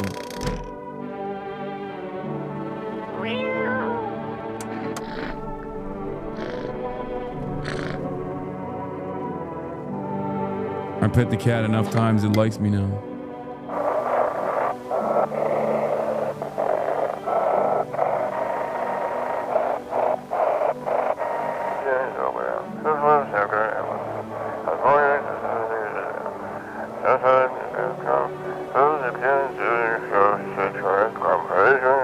They weren't the ones who attacked. I saw what was there. That it wasn't human. The quarantine zone was attacked by something that wasn't a human.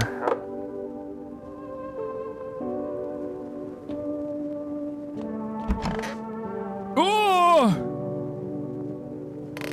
Okay, I'll get that. I'll get to that later. Did someone die? Nope. Spooky ass kid still there.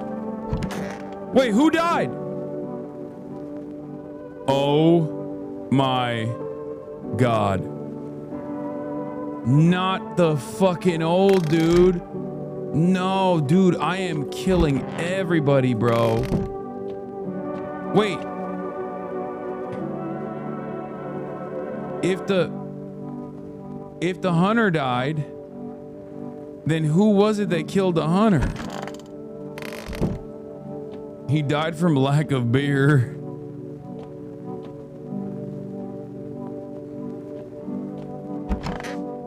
Wait, there was only 2 people. And if the visitors can only kill when there's only 2 people, that means both the ballerina and the cat lady are visitors, no?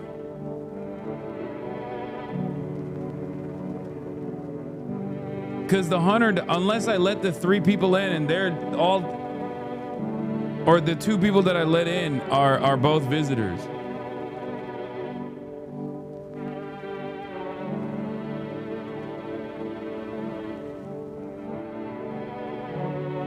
The dead bodies in the bags are human? Okay, let's talk to this fucking dipshit. What did you do before the cataclysm? Oh, man, I'm glad you asked, bro.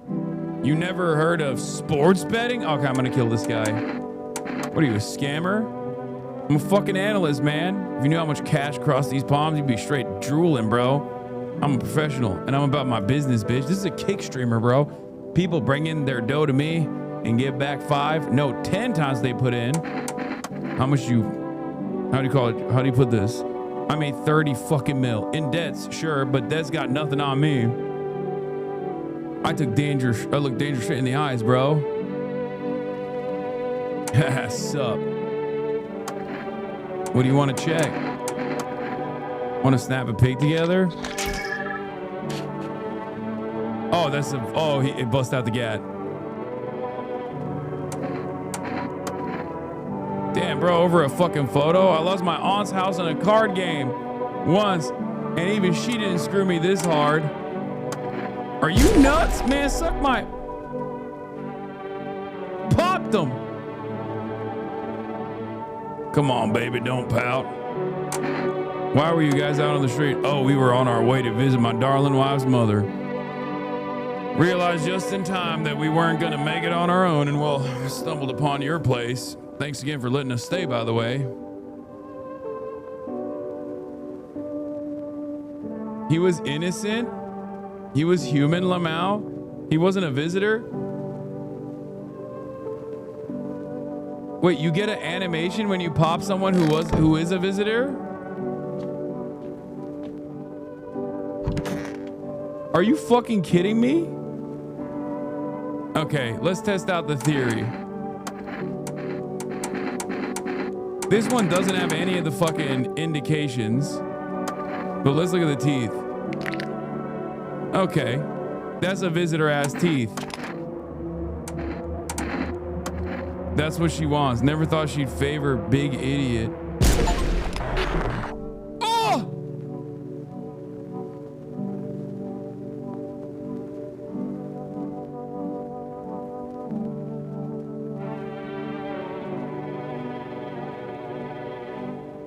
Okay, so oops. Oops. Killed. Oopsie. May or may not have killed a kick streamer for no reason. That sucks. So goddamn hot. How are you feeling? Asking a charred corpse how he's feeling. Seems like it's even worse than I thought. Oh, damn it. I don't think I'll hold out longer than a week. It did ease the pain a little when you let me in, though. Thank you. But now, I'm just sitting here while the rest of the guys out there are dying. I could have stayed with them. It's not like I've got anything to lose. I'm already on the way out after all.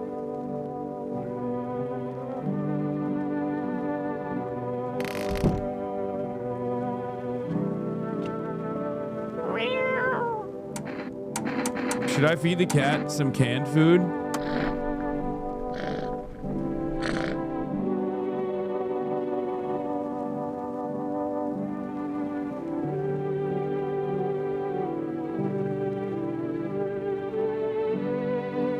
Let's pick up the kitty.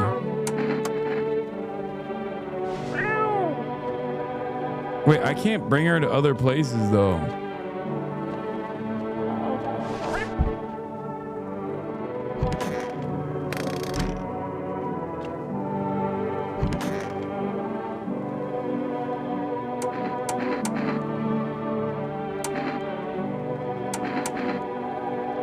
Make phone calls while you can. What to what? There's nowhere to call.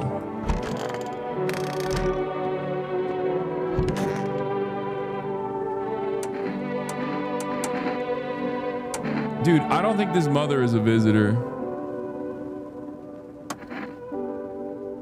Everyone always says everyone in the chat's been saying the mother's a visitor because you guys just want me to kill the women. But she is literally passed all the tests. Like, did I take a photo of her? Can I sit? No. Oh, come on, bro.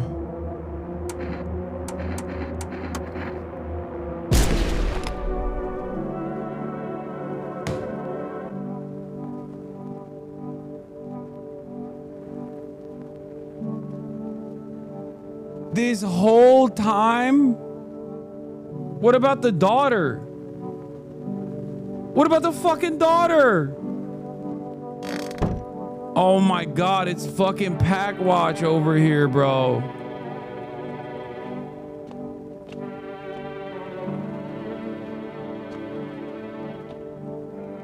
Shoot her too? I can't even shoot her if I wanted to.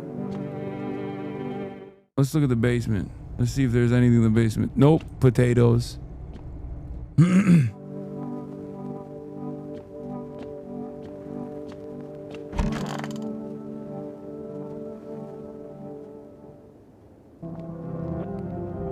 Wait, what the fuck?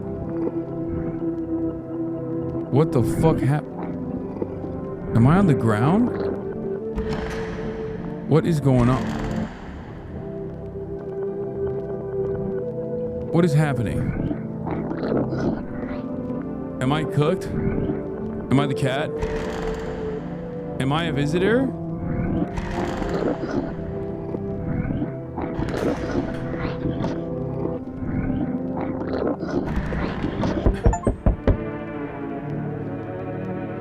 Oh, it was just a dream. Oh, thank God. Group evicted by FEMA is settled into your neighbor's ruins. Though little remains, the basement seems to be intact. Small pocket of safety, but how long can they keep hiding?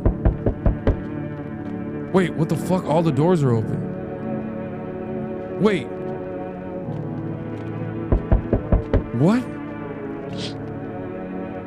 Wild dogs roam the streets. Their bodies bear shallow burns. Hunger wears them thin. Inside your house, you don't fear them. But now you can't shake the feeling it's better not to go outside. Wait, why are all the doors in the house open? It wasn't a dream. Cats sleeping comfortably. Small groups carrying their belongings gather nearby. They whisper, careful not to be heard by FEMA officers. Looks like they're from quarantine zones and are moving into former residents' homes. Now they're hanging man looks like a grim welcome sign. Wait, am I a visitor? Hello. We require more test subjects from you. The sooner we get them, the better. Bring back the ones you took. You're in no position to make demands. You've all done nothing but try to get in our way. And look where that got us. We recently had to wipe out a visitor colony, a place that used to be my hometown. How long is all this going to continue? We're still studying the cause of these events. Stay out of our way. Hard to say when things will return to normal. We need to run more tests to keep things under control. Cooperate with us and this will all be over before you know it. I have to hand someone over to you, but this time we'll need 2. Doesn't matter who, just hand 2 of your residents over now. Everything will be back to normal soon. Should I say no, I'm done?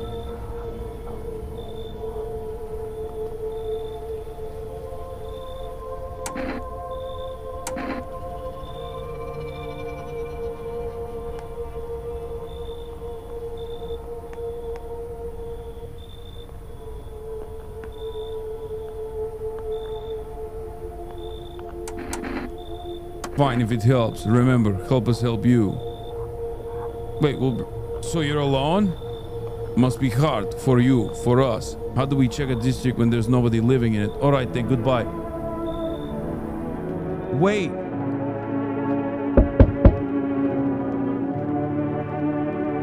Wait, I'm alone? What happened to the... Yes, your house is perfect. I can feel it. What exactly do you feel? Death. Death hath taken a liking to your house. She's quite fond of it. I don't know how many have died here, but her presence is strong. Who even are you? Why are you dressed like that? You look like some kind of cultist freak. Perhaps I do. Is that such a bad thing? This is my shroud. There will be need of it once I die. This way, there's no need to find cloth to wrap our dead. We don't believe in salvation, not unless it comes from death herself. She's already near. We're simply helping her cross the threshold. We must perform the burial rites in ways anew. Your house is perfect for it, yes. Death influence is strong here. What's been happening here anyway? In any case, let my brothers trespass here. Protect them. They must survive long enough to complete their tasks. I'm not exactly burning with excitement at the prospect. Perhaps you'll end up burning after all. Watch over my people, and remember, if one of them dies, your house will be reduced to nothing. Forgive me, but there would be no other way to accomplish our divine mission.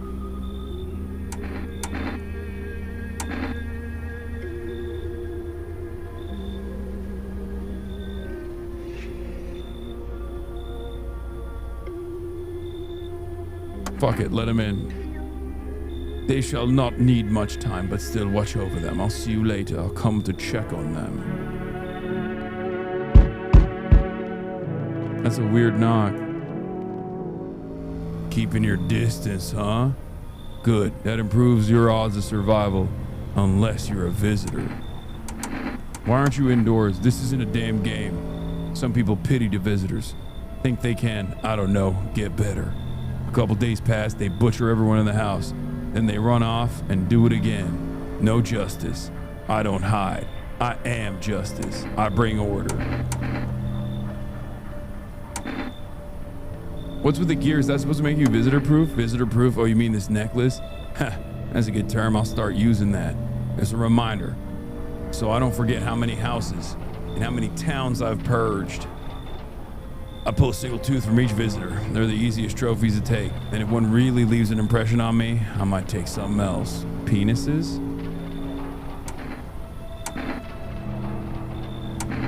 So why are you here? Hold it. You already asked your questions. Now I'll ask mine. Anything going on in this neighborhood? Any threats I should keep an eye out for? A half-naked visitor annihilated an entire patrol. Just one, half-naked? So it wasn't wearing any protective armor? Interesting. You actually saw him? Yeah, I believe you did. You don't talk like someone who's in the habit of spreading rumors. You've got my attention. I'll be back again. Oh! He's not asleep. He should be. Parents, don't have any, never did. Are they something we need? What are you looking for? Wrong smell, wrong voice. Sorry, this house is wrong. What the fuck? Most normal child in Russia, dude.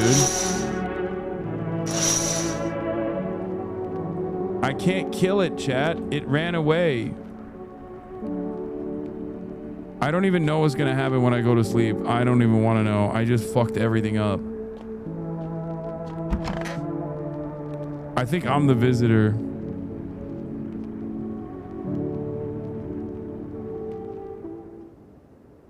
No one's left. Is this because of the dream? Good afternoon. You are watching the news. FEMA is currently assisting victims of quarantine zone attack.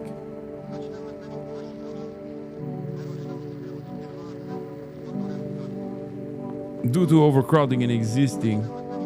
That guy told you not to test for 2 days.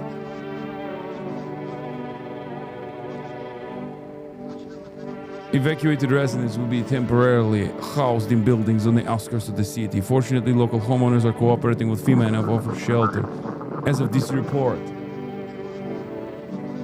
only a portion of the escaped individuals have been located. Thankfully, a new identifier has been announced by officials earlier today. Bleeding gums.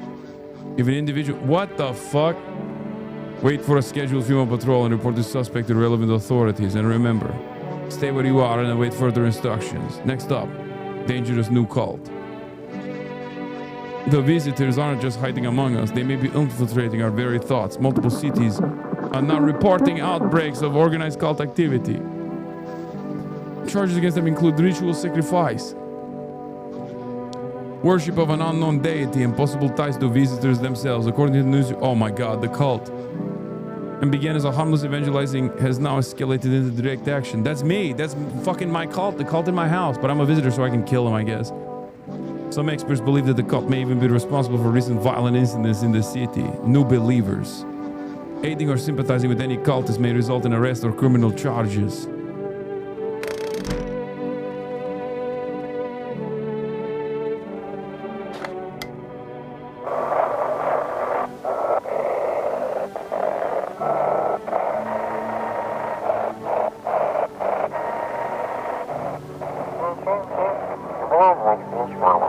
This is an evicted resident speaking. If FEMA kicked you out like they did us, we're sheltering in the basement of a burned house.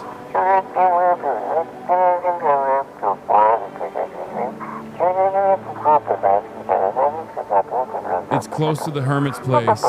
Wait, I'm the hermit? We don't have much food left. Without more, we'll starve. Are they talking about me as a hermit? Hey, yo. If anyone can spare some food, please help us. We really need it.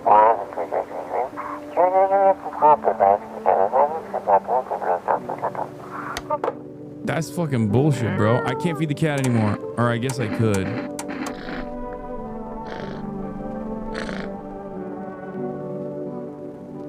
He doesn't like the pets no more. What the fuck? Hey, fucking nope. So everybody just left. Or, I mean, I guess they didn't leave. I killed them. I think. I don't even know. Am I the fucking...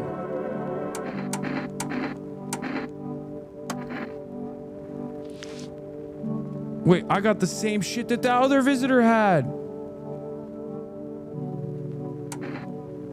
No.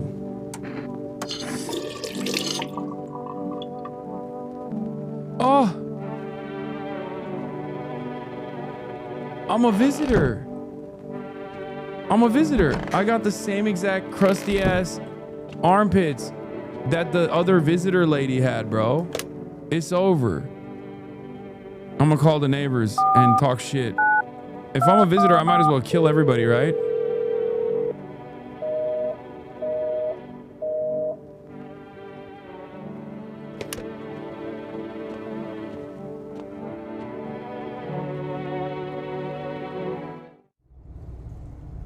Go to the basement and dig? You can't dig, chat. What are you talking about? Wait, can I turn myself in?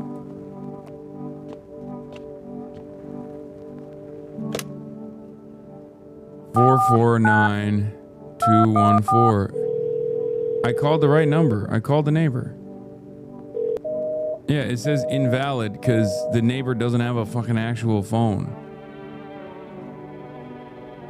They said no hair and armpits, not fungus. Yeah, except the other lady had the same exact armpit fungus. Let's see. I'm gonna tell FEMA I'm a visitor. Let's see what happens.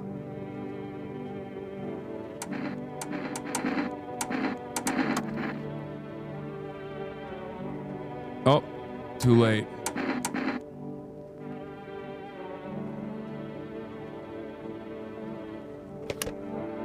I already cleaned off the fungus. Wait, I want to see my ears. Okay, seems fine.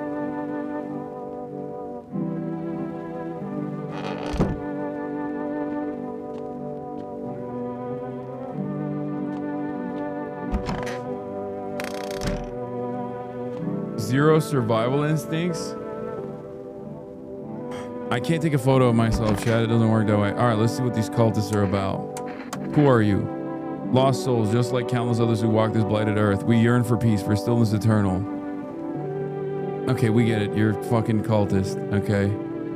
You look scared. Are you afraid? You're observant, homeowner. Unlike my brothers in faith, I still struggle with fear. Doubt torments me. What lies beyond life? What does it feel like? Our mentor teaches us it's neither heaven nor hell, that it's something else, but I can't seem to grasp it. If even he doesn't fully understand death, will he ever fully understand her? What if reaching her isn't enough? What if she is truly beyond comprehension entirely? But I dare not question our mentor's will, for in his eyes, I see confidence and understanding. He asks us to embrace faith and steel our resolve, to be ready.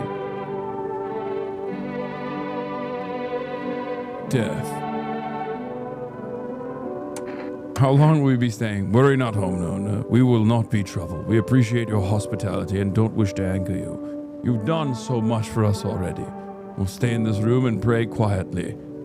We need some rest. Our journey ahead will be long and hard. You're a piece of shit, F.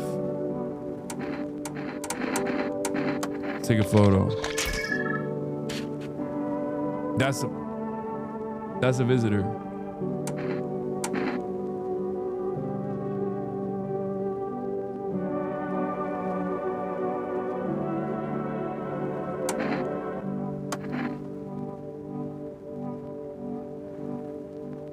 It's not. They are though. They are though. They literally are. What are we doing here? Bro, that photo is sus. Oh my God.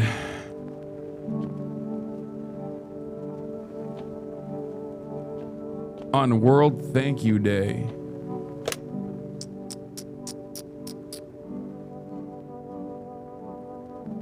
For rest. What should I get this time? Energy? Cigarettes? Kombucha?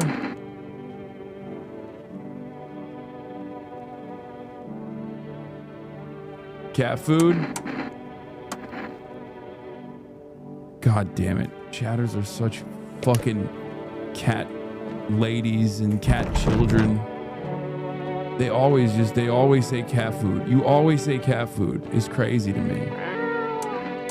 Here.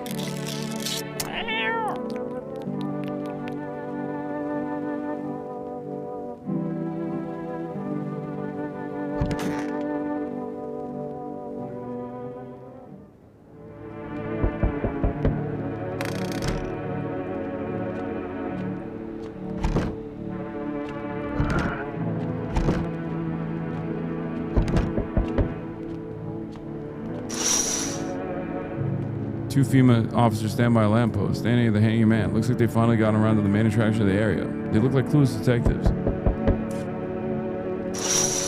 No lie, I've been here for 60 months. It's the first time I watch your game. You're in for a treat, Chatter.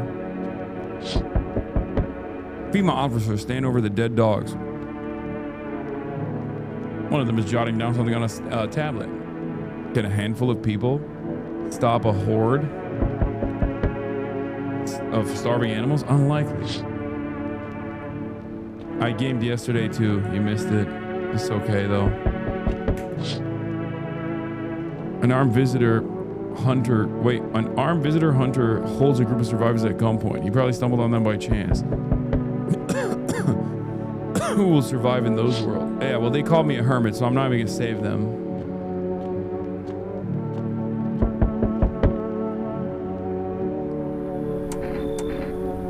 You look kind of down. My coworker got taken by FEMA. Morning check, same as always. They noticed his eyes red. God damn it. And that was it. They hauled him off. Now I don't even know what happened to him or if they ever let him out. And what if my eyes go red from lack of sleep? They're gonna drive me off to one of those fucking quarantine zones too? Fine. What's fine? Even me in the middle of a cataclysm. All these visitors, the signs of the damn sun. I thought it couldn't get even worse, but every day it just gets crazier. Next thing you know, they'll just say public hair is a sign of being a visitor and the world will go even more bad shit. All right, I gotta get a move on. Take your order and I'll be on my way.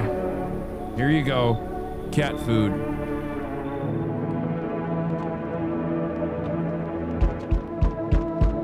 Fucking Christ. What?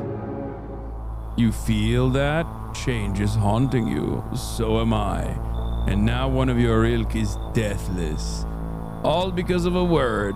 One single word, but what a word it is. You know who I mean, yes? Strange things happen around you. It's Bolsonaro, he's back. Must be tough. Sounds like you need help. Why don't we try something new? A gamble of sorts. If there's at least 2 of us inside your house, you'll open the door for me. Because dogs reside in their bodies now. I don't understand. It's simple. Let's give it a try. But first, you alone? I'm not alone. Well, well, well. Even we are a rare sight now, let alone your kind, locked in their walls.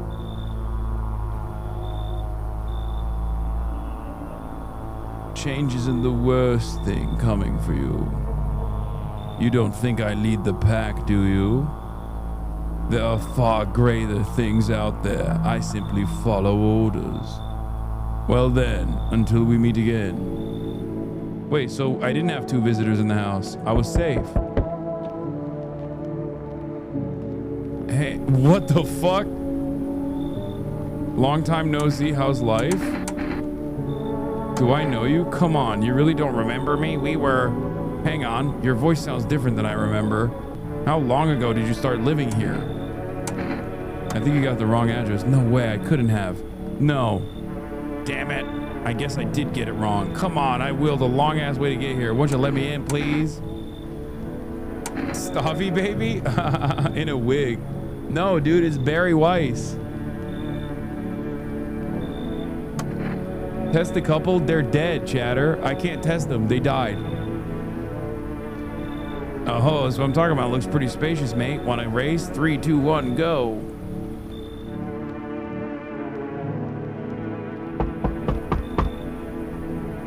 What the oh, what?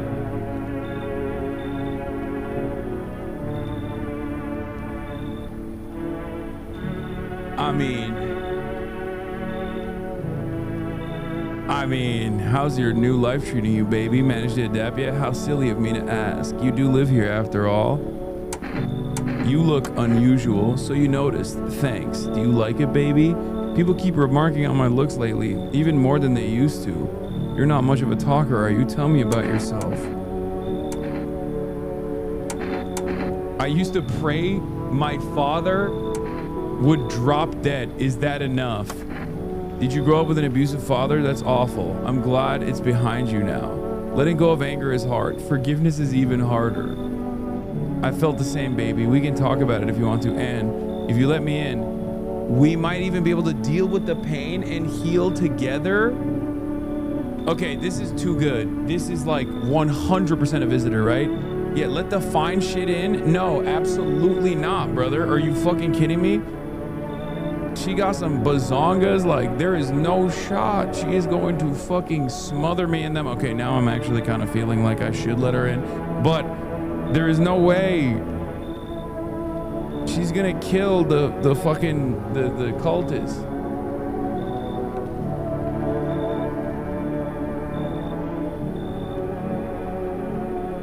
Just one night? That's crazy. You guys are crazy. Nah, let her in, trust. You guys are so horny.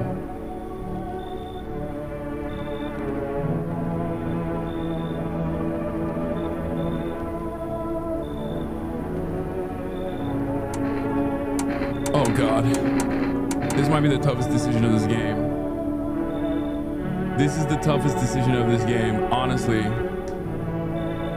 Let fine shit in? No. She is 100p a visitor. There is 0% chance. Stop scaring the huzz. No, the huzz scares me, man. The huzz is scaring me. Let Shouty in? No. I'm scared of women.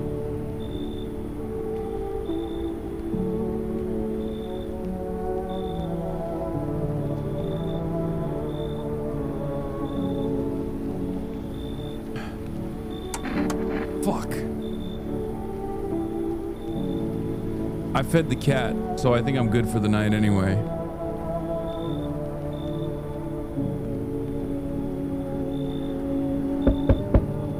Uh-oh, I thought no one was home. Okay, what the fuck? Were you watching my house? What? No, don't be silly. It's simply rare for a full house to stay so silent at night. Usually you hear some kind of drunken shouting. Is this Dr. Fauci or screaming? Where did you come from? There was a hospital downtown, but, well, it's a rather long story. If you'd be so kind as to let me in,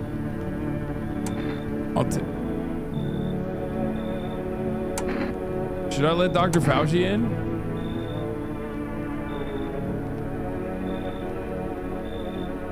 I feel like he's sus.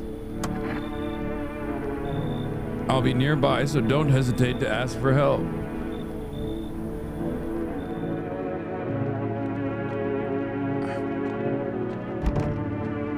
He's gonna cock block you, true. Good call, chatter. What?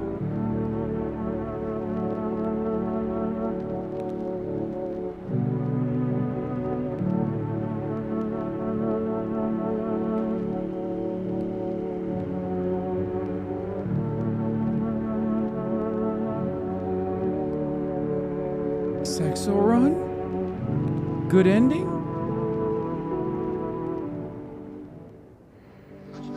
Good afternoon. Now for the news. The situation in the city is gradually stabilizing, but some fugitives still remain at large. Oh my god. Legendary ending. We nutted. We nutted and nobody died.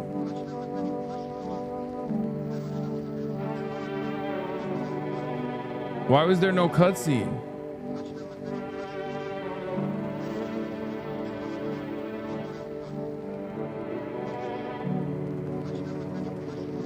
Is it because I had the cat? Packs of stray dogs are now roaming the streets. FEMA has deployed a team to address the threat.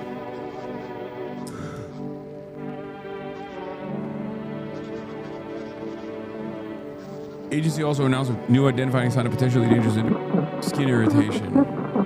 Okay, now they found out it's the skin irritation?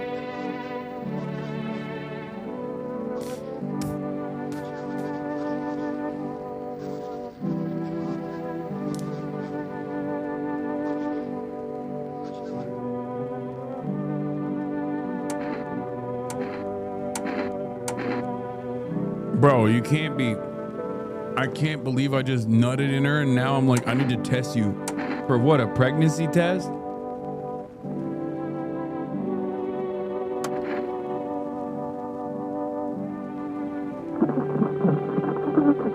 It's cozy, more than I expected. Thanks for letting me in.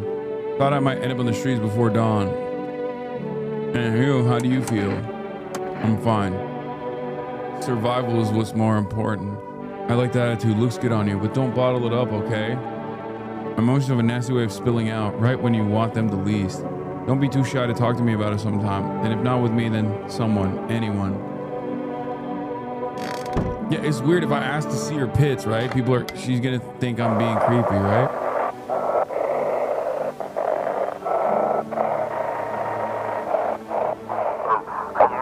To everyone listening, Demon's trying to jam all signals to keep things under wraps.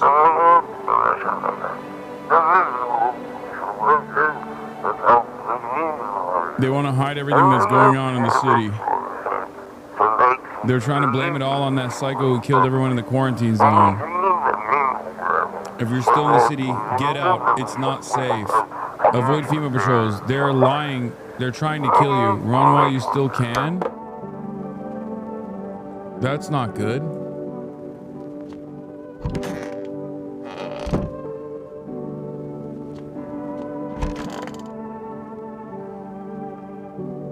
Okay, we'll get back to that.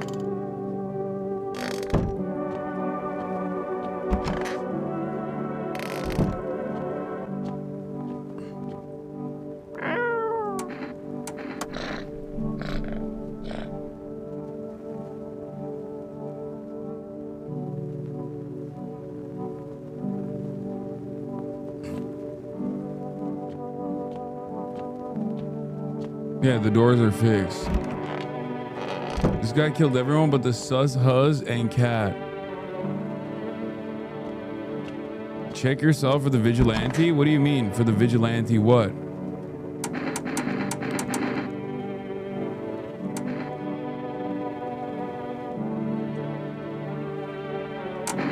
I've checked my eyes before. It's fine. Fuck, I fucked it up.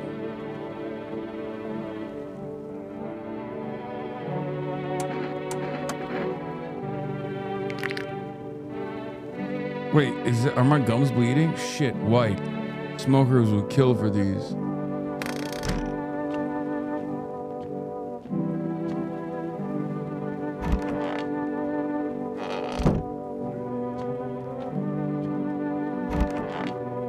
It does feel like my gums are bleeding. I mean, I've already realized that I'm definitely a visitor because of the armpit fungus that the visitor I killed had. I already checked my armpits and then I cleaned it.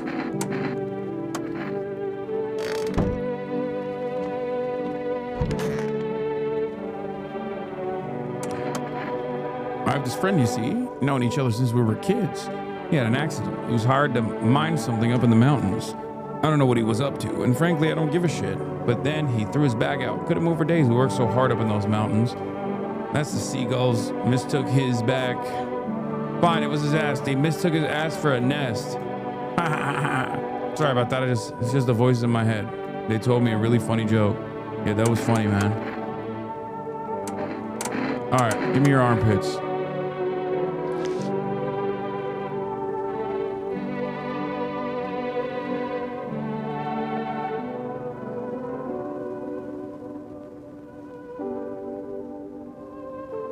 The world is engulfed in hellfire and the universe. This is a Redditor, bro. This is the most Redditor ass motherfucker out there. I think I should gat him up.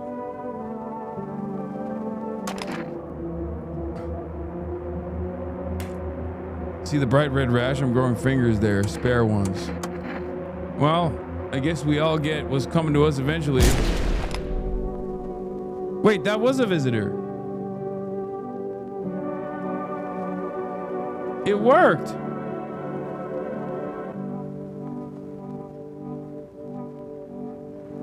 No, it wasn't. What do you mean? The body remained.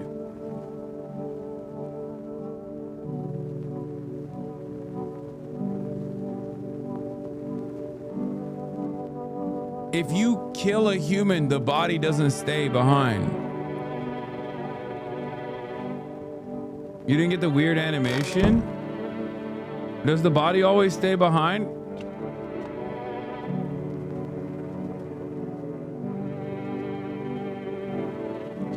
That was low-key aura unk. I didn't know you had that gamer in you. Thank you.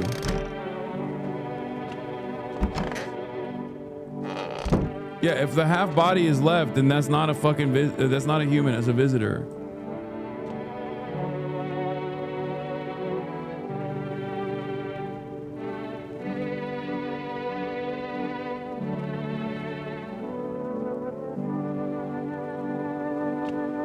Killed 3 humans so far? No, I haven't. You only get the cutscene one time, I think.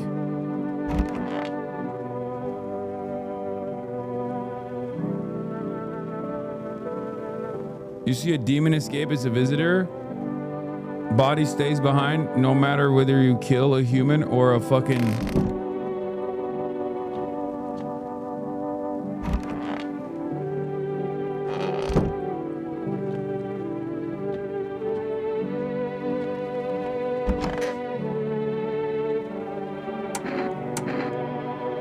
Fuck.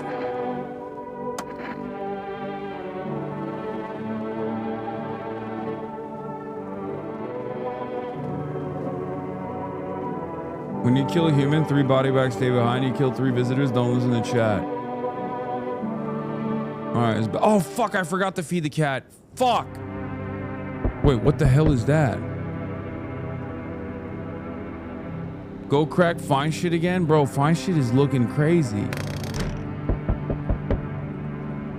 Oh, I fucked up.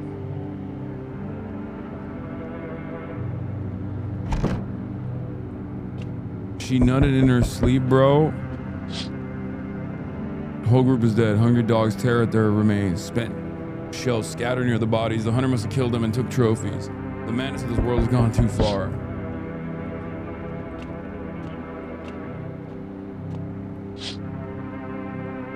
Cultists pile firewood into a huge heap. Are they planning to burn something? Yeah, me.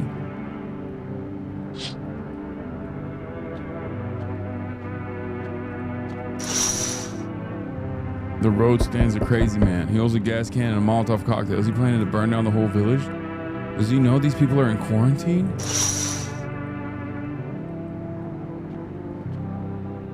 We need more people. It's the only way to avoid a catastrophe. Where are the people you took? Cut the bullshit. The world's about to end. Keep playing games and we'll take everyone in this house. Uh-oh. Uh-oh. I got the cultists or the fine shit. I got cultists or the fine shit. And I'm not giving up the fine shit.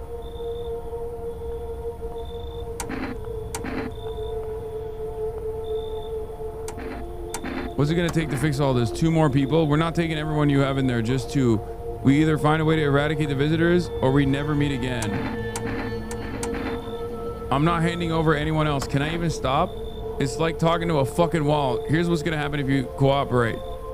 Take everyone, we leave you behind. So we're taking not the fine shit!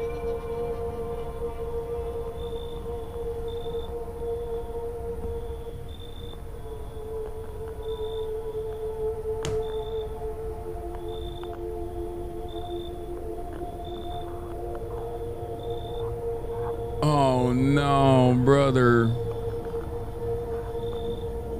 Oh no, they took one of the cultists. I'm so cooked.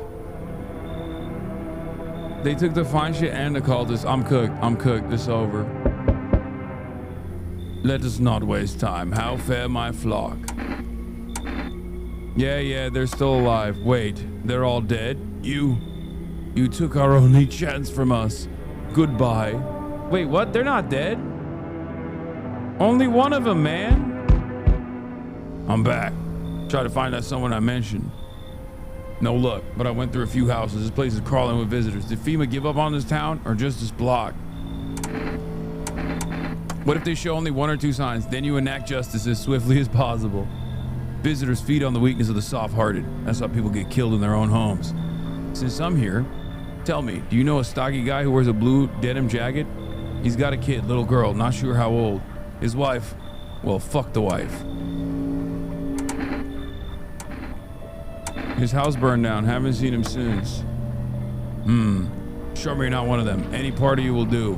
You got a gun? Fuck if I care. We'll both go down shooting then.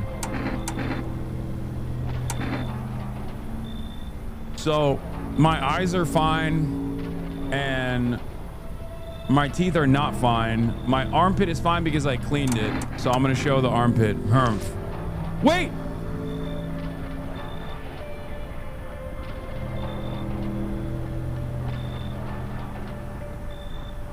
How did that grow back?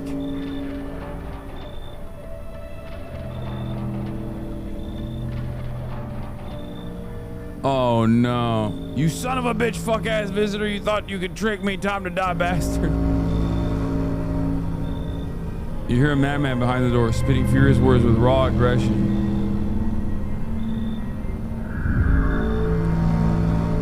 You can only wait, hoping nothing will happen.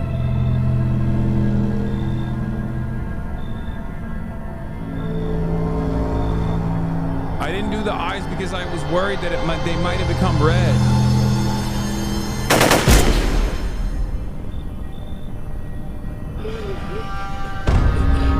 I mean, I lost fine shit anyways. It's over.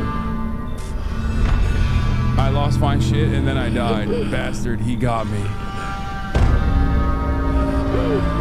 And how many more has he slaughtered? How many has he burned? Thought he'd drag it out since I didn't go down easy, but what about the others? He's gone quiet. You should probably check if he actually... Because of scum like you, so many are dead. People like you killed my friend. And people like you will never let anybody live in peace. What the fuck? What, you think no one will fight back? These minds stand by insanity. And now I've lost everything. My fine shit. But you still have something to lose. I'll crush you.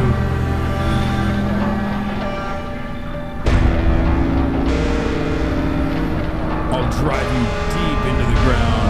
Wait, what? What am I doing? I'll drown everything in your blood. Am I a visitor? I mean, I know I'm a visitor. Every bastard with a weapon in their hands dies today. Every last one. So I became the vigilante? Like... This is what happens. This is what happens when your fine shit gets taken from you. And then you became one and then shot yourself, I think. So there's 10 different endings or something. This is one of them? I'll be playing Dispatch later, but not today. Obviously, I'm fucking 8 hours and 32 minutes in. Some of you are crackheads. You're like, come on, play another game. No, but there's always time tomorrow. But for the time being, it's almost 8 p.m. here in Los Angeles. So that's all I got for the day. And happy Halloween, everybody. Love you all, and I will see you tomorrow. Okay, remember, we got New York coming up, we got DC coming up, we got hella stuff happening.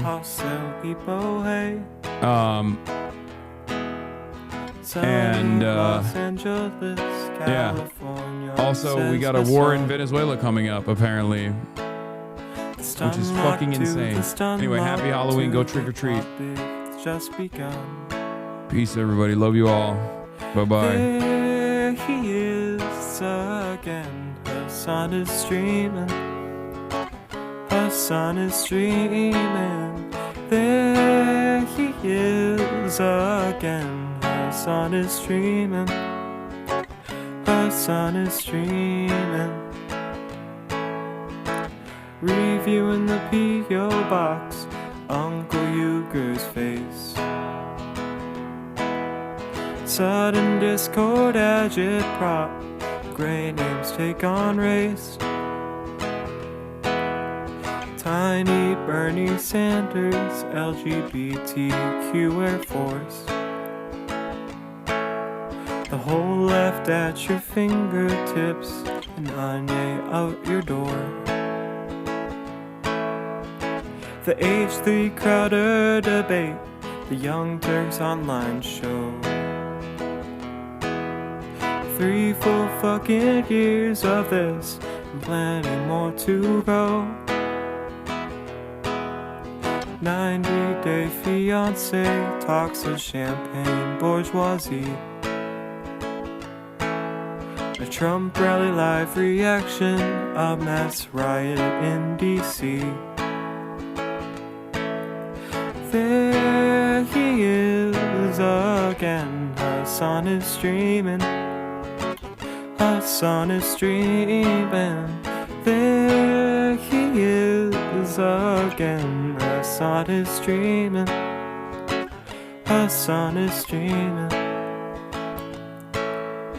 Reading live stream fail comments, Austin show chat advice. In all the ways the right-wing pipeline can suck you in online. JCS react lord frame gets broken cover blown.